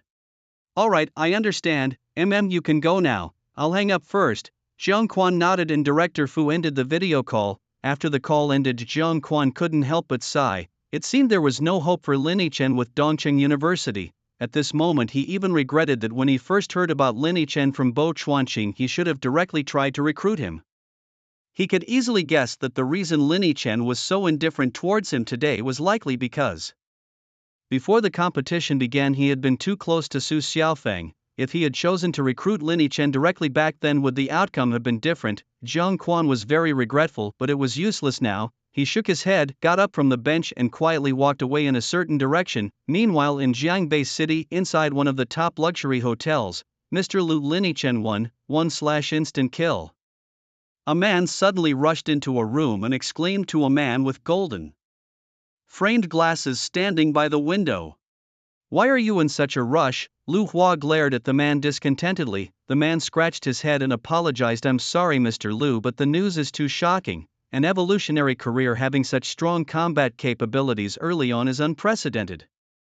Mr. Lu, in my opinion, our Kanglin University should consider reaching out to Lin Yichen and recruiting him into our university." Lu Hua pondered for a moment, his interest piqued by the man's excitement. The prospect of having such a talent within their institution was undeniably alluring. "Alright," Lu Hua finally said, "let's prepare to make contact with Lin Yichen. We can't let such a promising student slip away. Arrange a meeting with him as soon as possible." The man nodded eagerly, clearly relieved that his suggestion had been taken seriously. This was an opportunity that could not be missed and Lu Hua was determined to seize it. "I feel that Lin Yichen is truly an anomaly among evolutionary professions and will achieve great things in the future." The man finished speaking excitedly, but Lu Hua simply shook his head. He said calmly, "Let's not talk about Lin Yichen for now. Have you contacted Imo Shui like I asked? The man shook his head, replying, I tried to reach out to Imo Shui, but he doesn't seem very interested in Kanglin University. Not interested? Impossible. Lu Hua immediately denied. There isn't a student in the entire Kanglin nation who isn't interested in Kanglin University. I think Imo Shui is just hiding his interest too. Well, and you didn't notice. Chang Shua felt a bit embarrassed upon hearing this, but he didn't say much. After all, he was just an intern teacher, and being able to recruit alongside Lu Hua was already a sign of Lu Hua giving him face. Arguing with Lu Hua was out of the question for him. Of course, maybe Imo Shui thinks we aren't sincere enough. Lu Hua ignored the man's expression and continued talking to himself. An SS-level genius is considered outstanding even in Kanglin City. How about this? I'll apply for a top-class talent stipend for Imo Shui from the university, and you can try talking to him again. This time he shouldn't refuse. Lu Hua was very confident. Seeing this, Chang Shua nodded. All right, I'll go talk to Imo Shui later. Yes, you go ahead. Lu Hua waved his hand, signaling him to leave. However, Chang Shua didn't seem inclined to leave and tentatively asked, Teacher Lu, what about Lin Yichen? Give him a second-tier stipend, Lu Hua said with a slight smile. An evolutionary profession being so strong in the early stages is indeed rare, but it's not enough for us to offer a first-tier stipend to recruit him. All right then, I'll contact both of them now. Chang Shua nodded and turned to leave the room. A second-tier stipend is still quite good. Lin Yichen shouldn't refuse, right? After all, they are Kanglin University, he thought to himself. Unlike the two top institutions of the Kanglin nation at this moment, within Jiangbei University, Lu Bing knocked on Professor Hao's office door. Come in, came the response, and Lu Bing pushed the door open. Professor Hao, Lin Yichen. 1. Upon entering, he simply stated the result without much inflection in his voice, but his eyes revealed the excitement he was feeling. He won. Professor Hao stood up from his chair in disbelief, looking at Lu Bing. Are you serious? He won? Yes, a one-hit kill. Lu Bing nodded, his voice now filled with an indescribable excitement. A one-hit kill? Professor Hao's eyes widened again. Su Xiaofeng was wearing the lava set. Lu Bing added, Can you just say everything at once? Professor Hao cursed immediately, but Lu Bing wasn't angry at all. There was a moment of silence in the room, and then someone burst into laughter. Soon both of them were laughing heartily together. Ha ha ha ha ha ha. Professor Hao could hardly contain his excitement. His laughter was genuine and full, even more so than when he first discovered Lin Yichen's existence. Professor Hao, what should we do now? After some time, once the laughter subsided, Lu Bing asked, Are you the admissions officer or am I? Do what needs to be done. Professor Hao playfully scolded, All right, I'll go apply for a level 1 genius stipend for Lin Yichen right away. Lu Bing nodded, ready to leave, but Professor Hao immediately stopped him. Apply for a level 1 stipend? Just go for the god-level genius stipend. If Chen Shan disagrees, tell him I'll blow up his crummy admissions office tomorrow. Professor Hao, I'm also part of the admissions office. Lu Bing felt a bit awkward, but Professor Hao didn't care. Whatever, just get moving and don't let others get ahead of us. Kanglin University and Dongcheng University will definitely try to snatch him too. We may not have deep pockets like they do, so we must reach out to Lin Yichen first. Got it, understood. Lu Bing left Professor Hao's office immediately, feeling quite thrilled on his way out. A god-level genius stipend, a level above the first-level genius stipend. Typically, only SSS-level professionals or some extremely powerful SS-level geniuses qualify for this level of stipend. If the gap between the first level and third level stipends is like that between humans and dogs, then the difference between the god level and first level stipends is that of ants and giants. Such top-tier resources are not accessible to just anyone. With such sincerity, he couldn't believe Lin Yichen would refuse. Time passed slowly. Soon, there were only 3 days left until the college entrance exams. Upon returning from outside the city, Lin Yichen made another trip to the marketplace to clear his spoils. After leaving the marketplace, as he was about to head home, he noticed 2 new friend requests on his StarNet panel, one from Chang Shua, an admissions officer from Kanglin University, and another from Jiang Quan, an admissions officer from Dongcheng University. Kanglin University and Dongcheng University? Seeing these friend requests, Lin Yichen thought for a moment before rejecting the request from Dongcheng University and accepting the one from Kanglin University. Hello student Lin, I'm Chang Shua, an admissions officer from Kanglin University. As soon as he added the friend, a message came through from the other side. Lin Yichen replied, Teacher Chang, what can I do for you? Chang Shua responded, Student Lin, with the college entrance exams approaching, have you considered Kanglin University? Lin Chen replied, yes, I have considered it, but I haven't made a decision yet. Chang Shua continued, I see Student Lin, I have good news for you. If you choose to enroll in Kanglin University after the exams, we can offer you a level 2 Genius stipend, which is not something just anyone can get. Lin Chen raised an eyebrow at this message. He was quite familiar with the genius allowances offered by these universities, and the secondary genius allowance was not something an average person could obtain. At the very least, one needed to be an S-level genius to have a chance at it. Alright, I'll think about it carefully, Lin Chen typed after some contemplation, not agreeing straight away. Chang Shua responded with enthusiasm. Yes, think about it.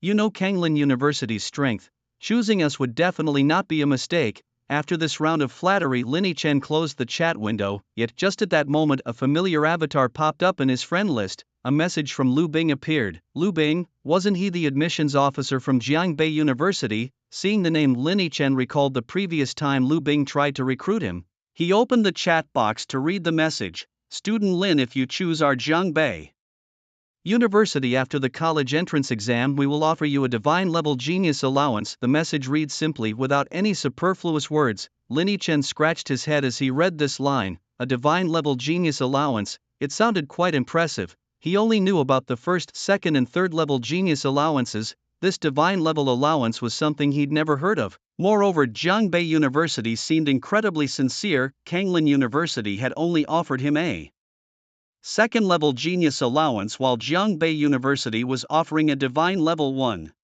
The name alone suggested it was superior to the top-tier first-level genius allowance.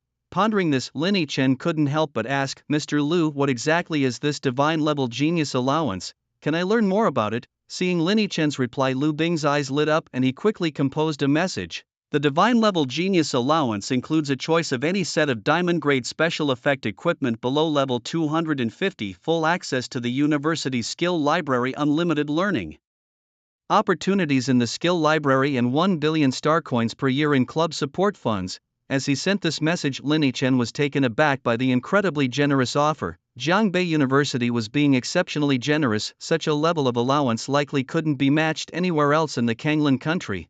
Lin Chen understood that in the eyes of others he was seen as a genius with an evolvable profession, a rarity indeed, but not entirely unheard of. Each year, at most, an evolvable profession was only slightly more prestigious than an S-level profession in the eyes of various universities.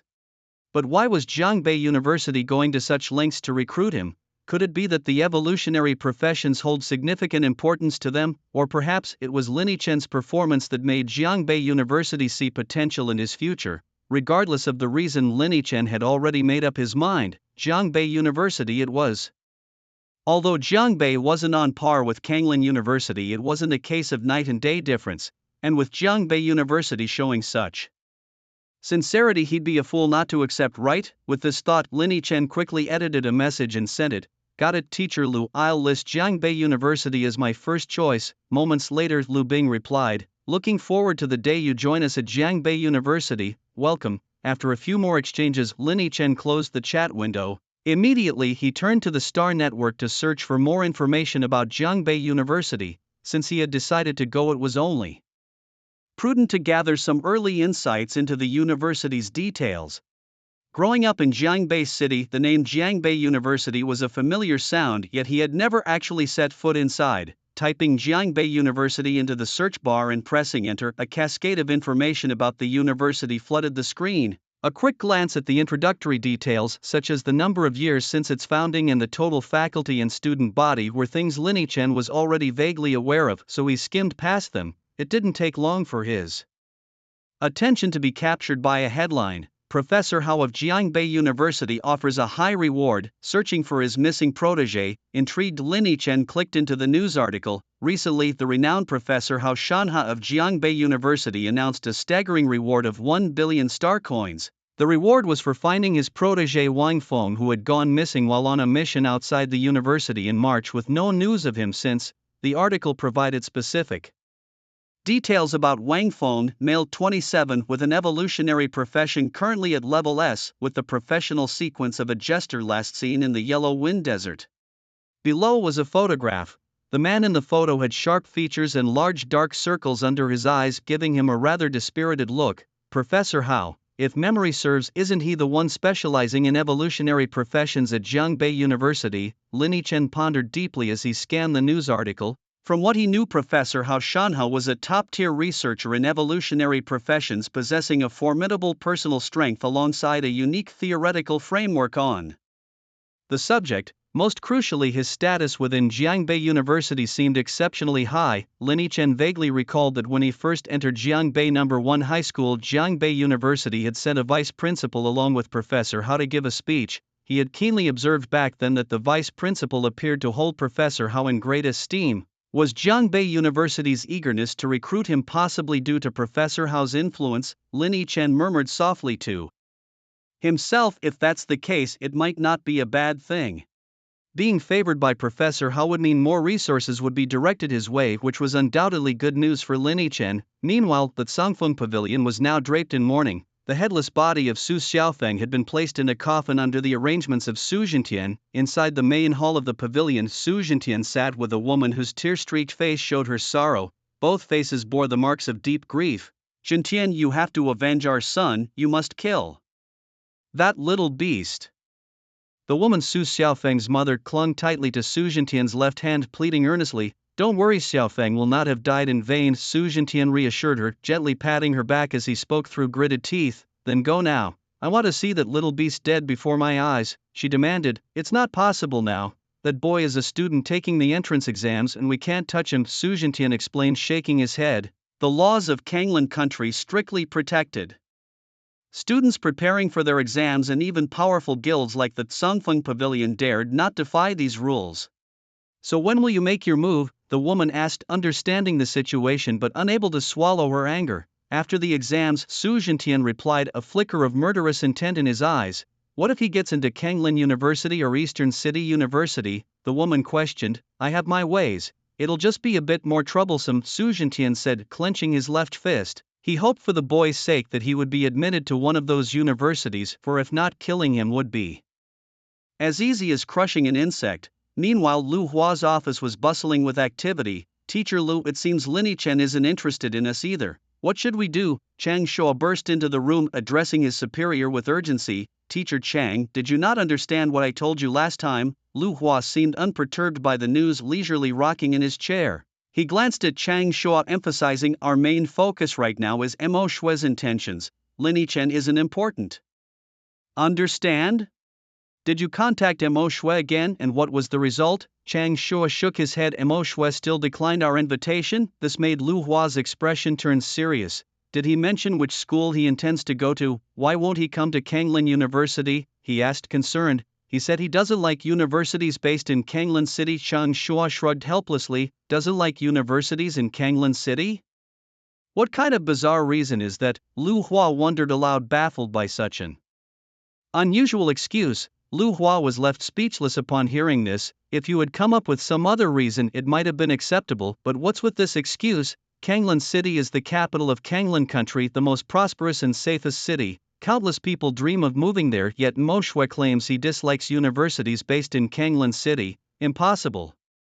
Another university must have approached Mo Shui before us. Go talk to him again." Lu Hua waved his hand as he spoke. "Mr. Lu, I would like to talk to him again, but he already deleted me from his friend list," Chang Shuo replied, looking even more helpless.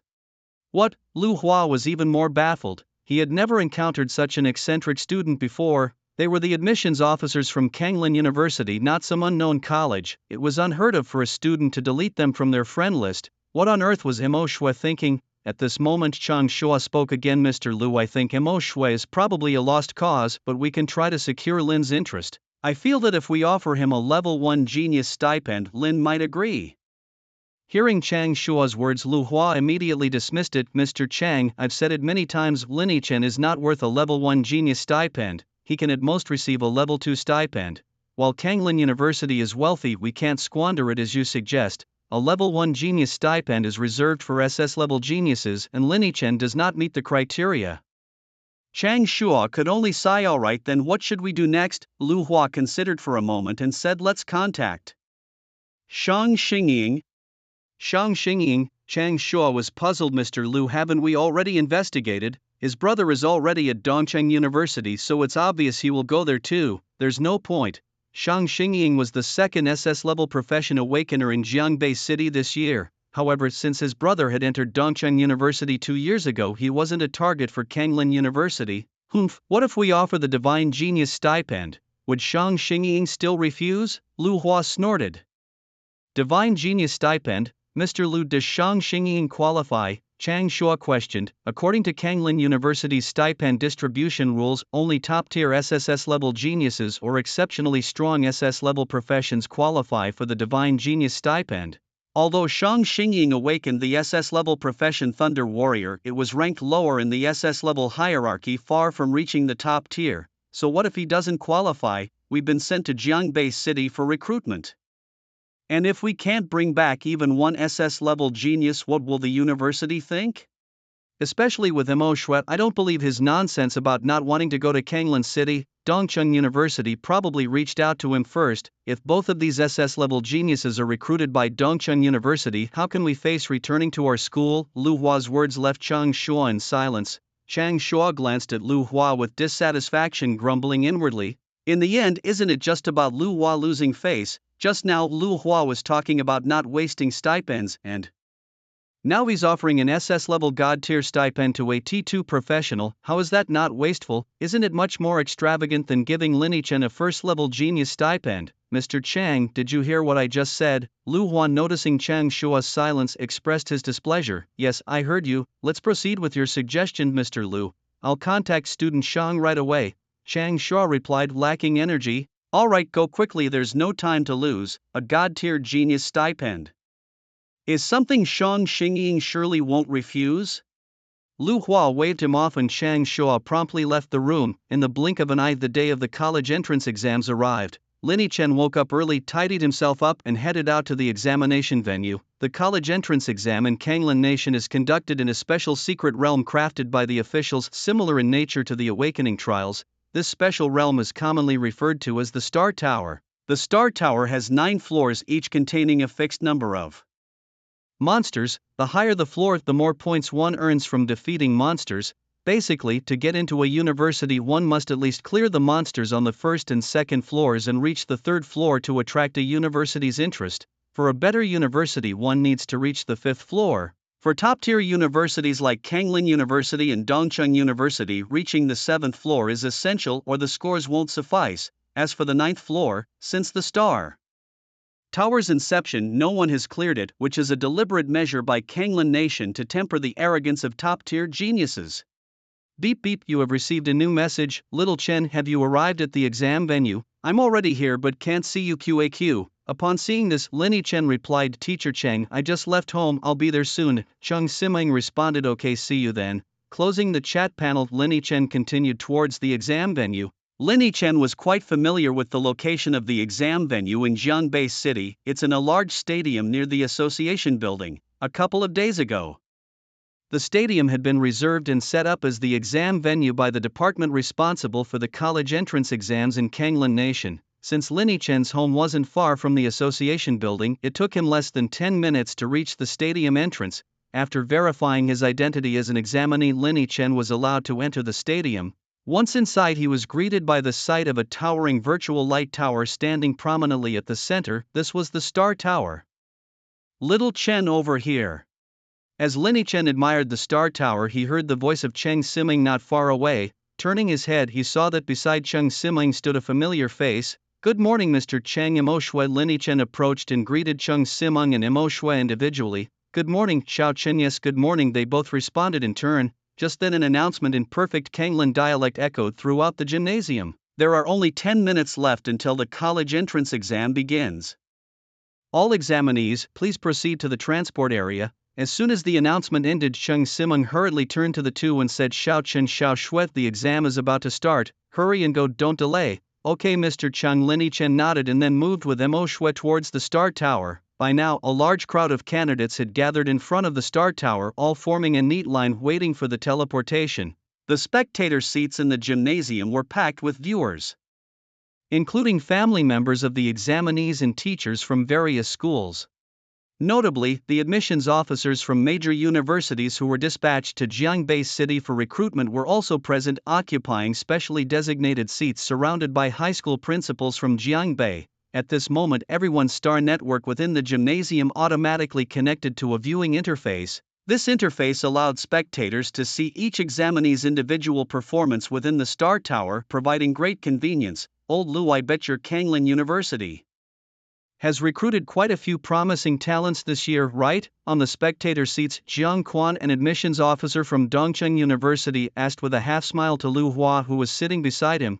That's not your concern, Lu Hua replied with a calm smile, his tone relaxed. Come on, old Lu, at this point, what's there to hide? You've already finished your discussions. Do you think I can steal your students?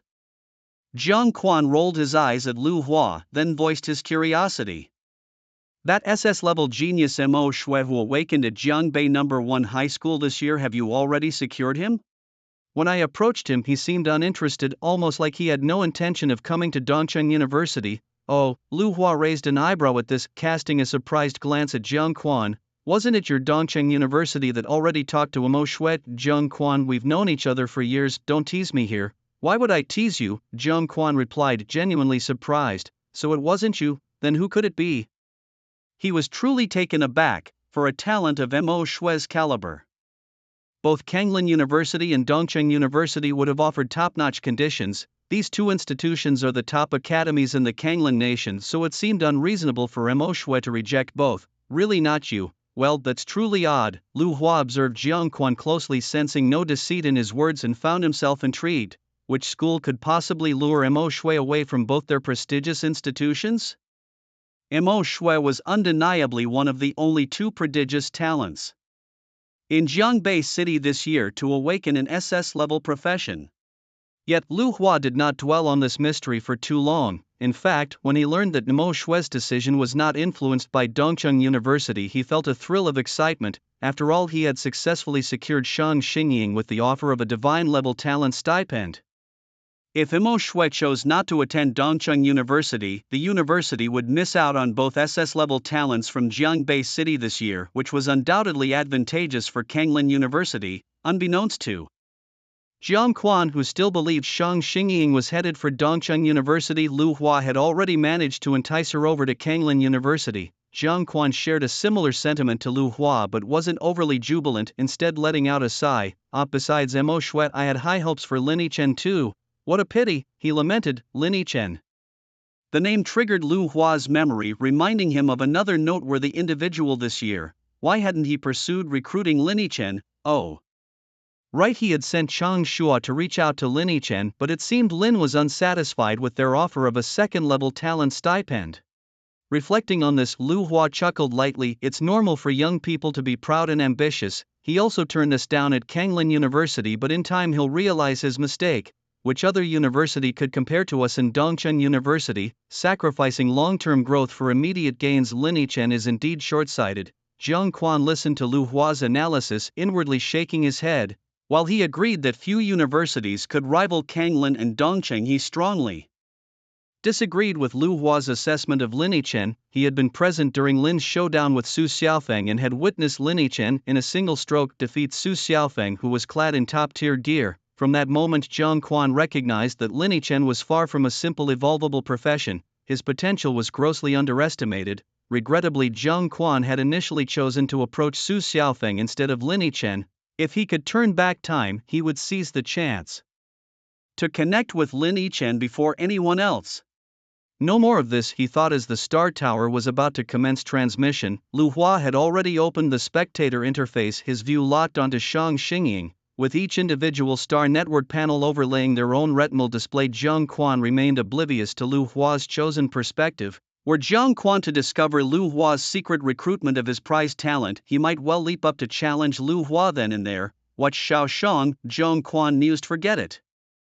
I'm well aware of his capabilities. There's nothing new to see. Hesitating momentarily after activating the spectator panel, Jiang Quan refrained from viewing Shang Xingying's perspective. Ultimately, he opted to observe Lin Yichen's viewpoint, eager to gauge exactly what level Lin Yichen's abilities had reached. The memory of Lin Yichen's decisive strike against Su Xiaofeng remained vividly impressive, and he was curious to see more. if Lin Yichen's performance inside the Star Tower mirrored his prowess on the day of the decisive battle, he would undoubtedly swallow his pride and have a serious talk with him.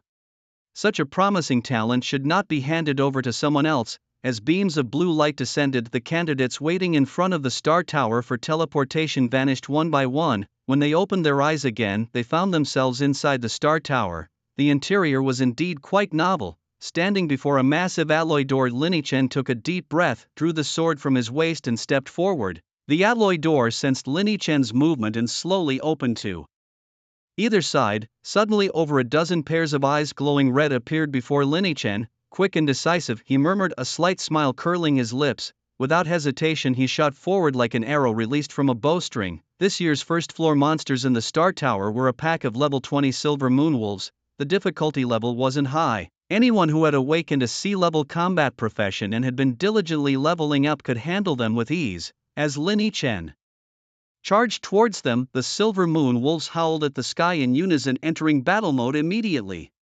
However, as their cries echoed, a metallic hum sliced through the air.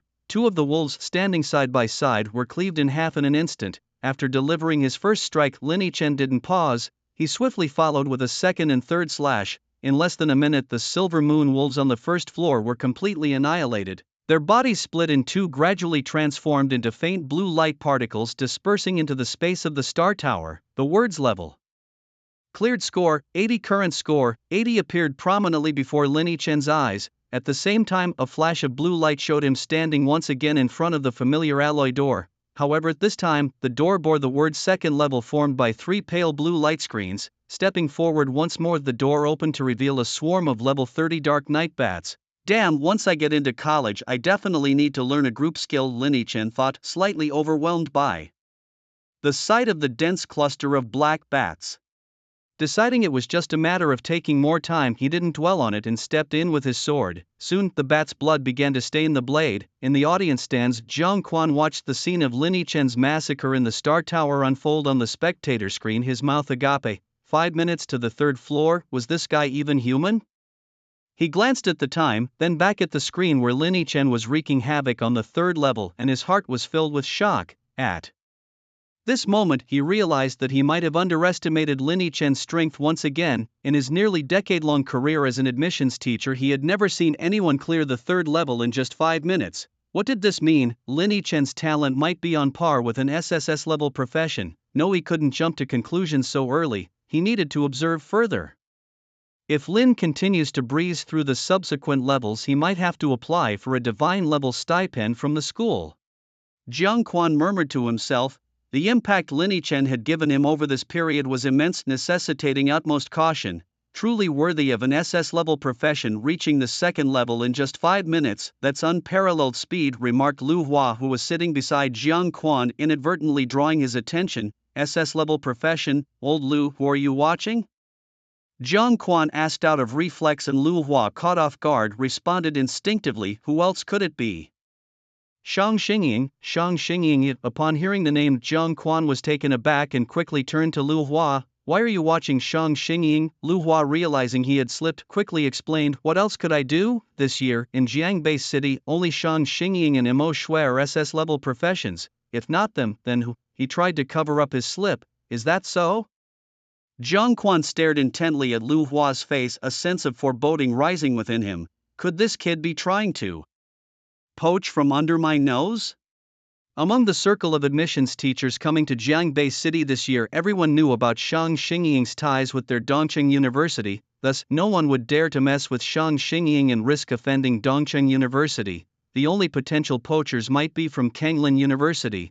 At this moment, a sense of crisis surged within Jiang Quan. If Lu Hua indeed poached Shang Xingying, then neither of the two SS-level geniuses from Jiangbei City would have anything to do with Dongcheng University this year. That was unacceptable. It seemed he needed to communicate with Shang Xingying after the college entrance exams. In stark contrast to their scheming, Lu Bing, seated among the spectators, was watching the screen showing Lin Yichen's performance with sheer excitement. Great, Lin Yichen is indeed more formidable than other evolvable professions. I wasn't wrong. Lu Bing clenched her fists, her grin almost reaching her ears. In just 5 minutes, Lin Yichen nearly wiped out all the monsters on the third level. What an extraordinary feat! He dared to say that such speed was rare even across the entire Kanglan nation. Zhangbei University had truly bet on the right horse this time. The divine-level genius stipend was well deserved. Inside the Star Tower, Lin Yichen had already cleared 4 levels, stepping into the 6th level when the time reached 13 minutes. The 6th level didn't have many monsters, only 3 level 40 bear-type monsters. However, all 3 were elite monsters, exceptionally formidable. For ordinary people, the 6th level was where most would meet their match. Facing 3 level 40 elite monsters simultaneously is a daunting challenge for those who have only awakened to a C-level profession. In simpler terms, it's practically impossible. For C-level professionals, the chances of passing the 6th floor are virtually zero unless they rely on overpowering the monsters with sheer level strength. However, since these individuals are already C-level, they can't be expected to have high levels during the college entrance exams. This is a hurdle set by the Kanglan nation, yet for Lin Yichen this hurdle is nothing to worry about. With a sharp clang, a single slash from his sword sent one of the massive bears to its demise. He then turned to deliver a second slash and the second bear fell as well. After 3 slashes, Lin Yichen was the only figure left standing in the 6th floor space. He successfully cleared the floor, earning a score of 150, bringing his current total to 750. A buzzing sound marked the change in his surroundings as Lin Yichen found himself before the gate to the 7th floor. If the 6th floor was meant to filter out ordinary individuals, then the 7th floor was designed to challenge even the geniuses. With 750 points, Lin Yichen's score was already sufficient to gain admission to a first-class university. All those familiar with Lin Yichen were taken aback by his score. For most who have awakened to a B-level profession, this is typically their final score. The reason is that the 7th floor houses a single level 50 boss monster. If one fails to defeat it, no points are awarded. To secure a place in top-tier institutions like Kanglan University or Dongcheng University, a score of 800 or above is necessary. Without hesitation, Lin Yichen stepped into the 7th floor. Taking on a level 50 boss monster alone might pose difficulties for others, but for him it was merely a matter of 1 slash. As he entered the 7th floor, Jiang Quan, who had been closely watching Lin Yichen's perspective from the audience, couldn't help but feel a surge of nervous anticipation. Had Lin Yichen really reached the 7th floor? Just how many more surprises does he have in store for me? Jiang Quan watched the screen intently, his heart filled with eager expectation. The 7th floor was a realm of its own, designed to test the mettle of the most exceptional individuals. Lin Yichen, undeterred by the challenge ahead, exuded confidence with every step. The atmosphere was charged with tension as the audience watched, knowing that success on this floor would cement his place among the elite. Lin Yichen's calm demeanor seemed to suggest that he had already envisioned his victory, his mind focused solely on the task at hand. As the confrontation with the level 50 boss monster loomed, Lin Yichen's reputation as a formidable contender was on the line. The audience held their breath, aware that this moment could define his future. Would Lin Yichen's fearless resolve and unparalleled skill lead him to triumph once more, or would the 7th floor prove to be an insurmountable obstacle? The stage was set for a clash that would be remembered by all who witnessed it.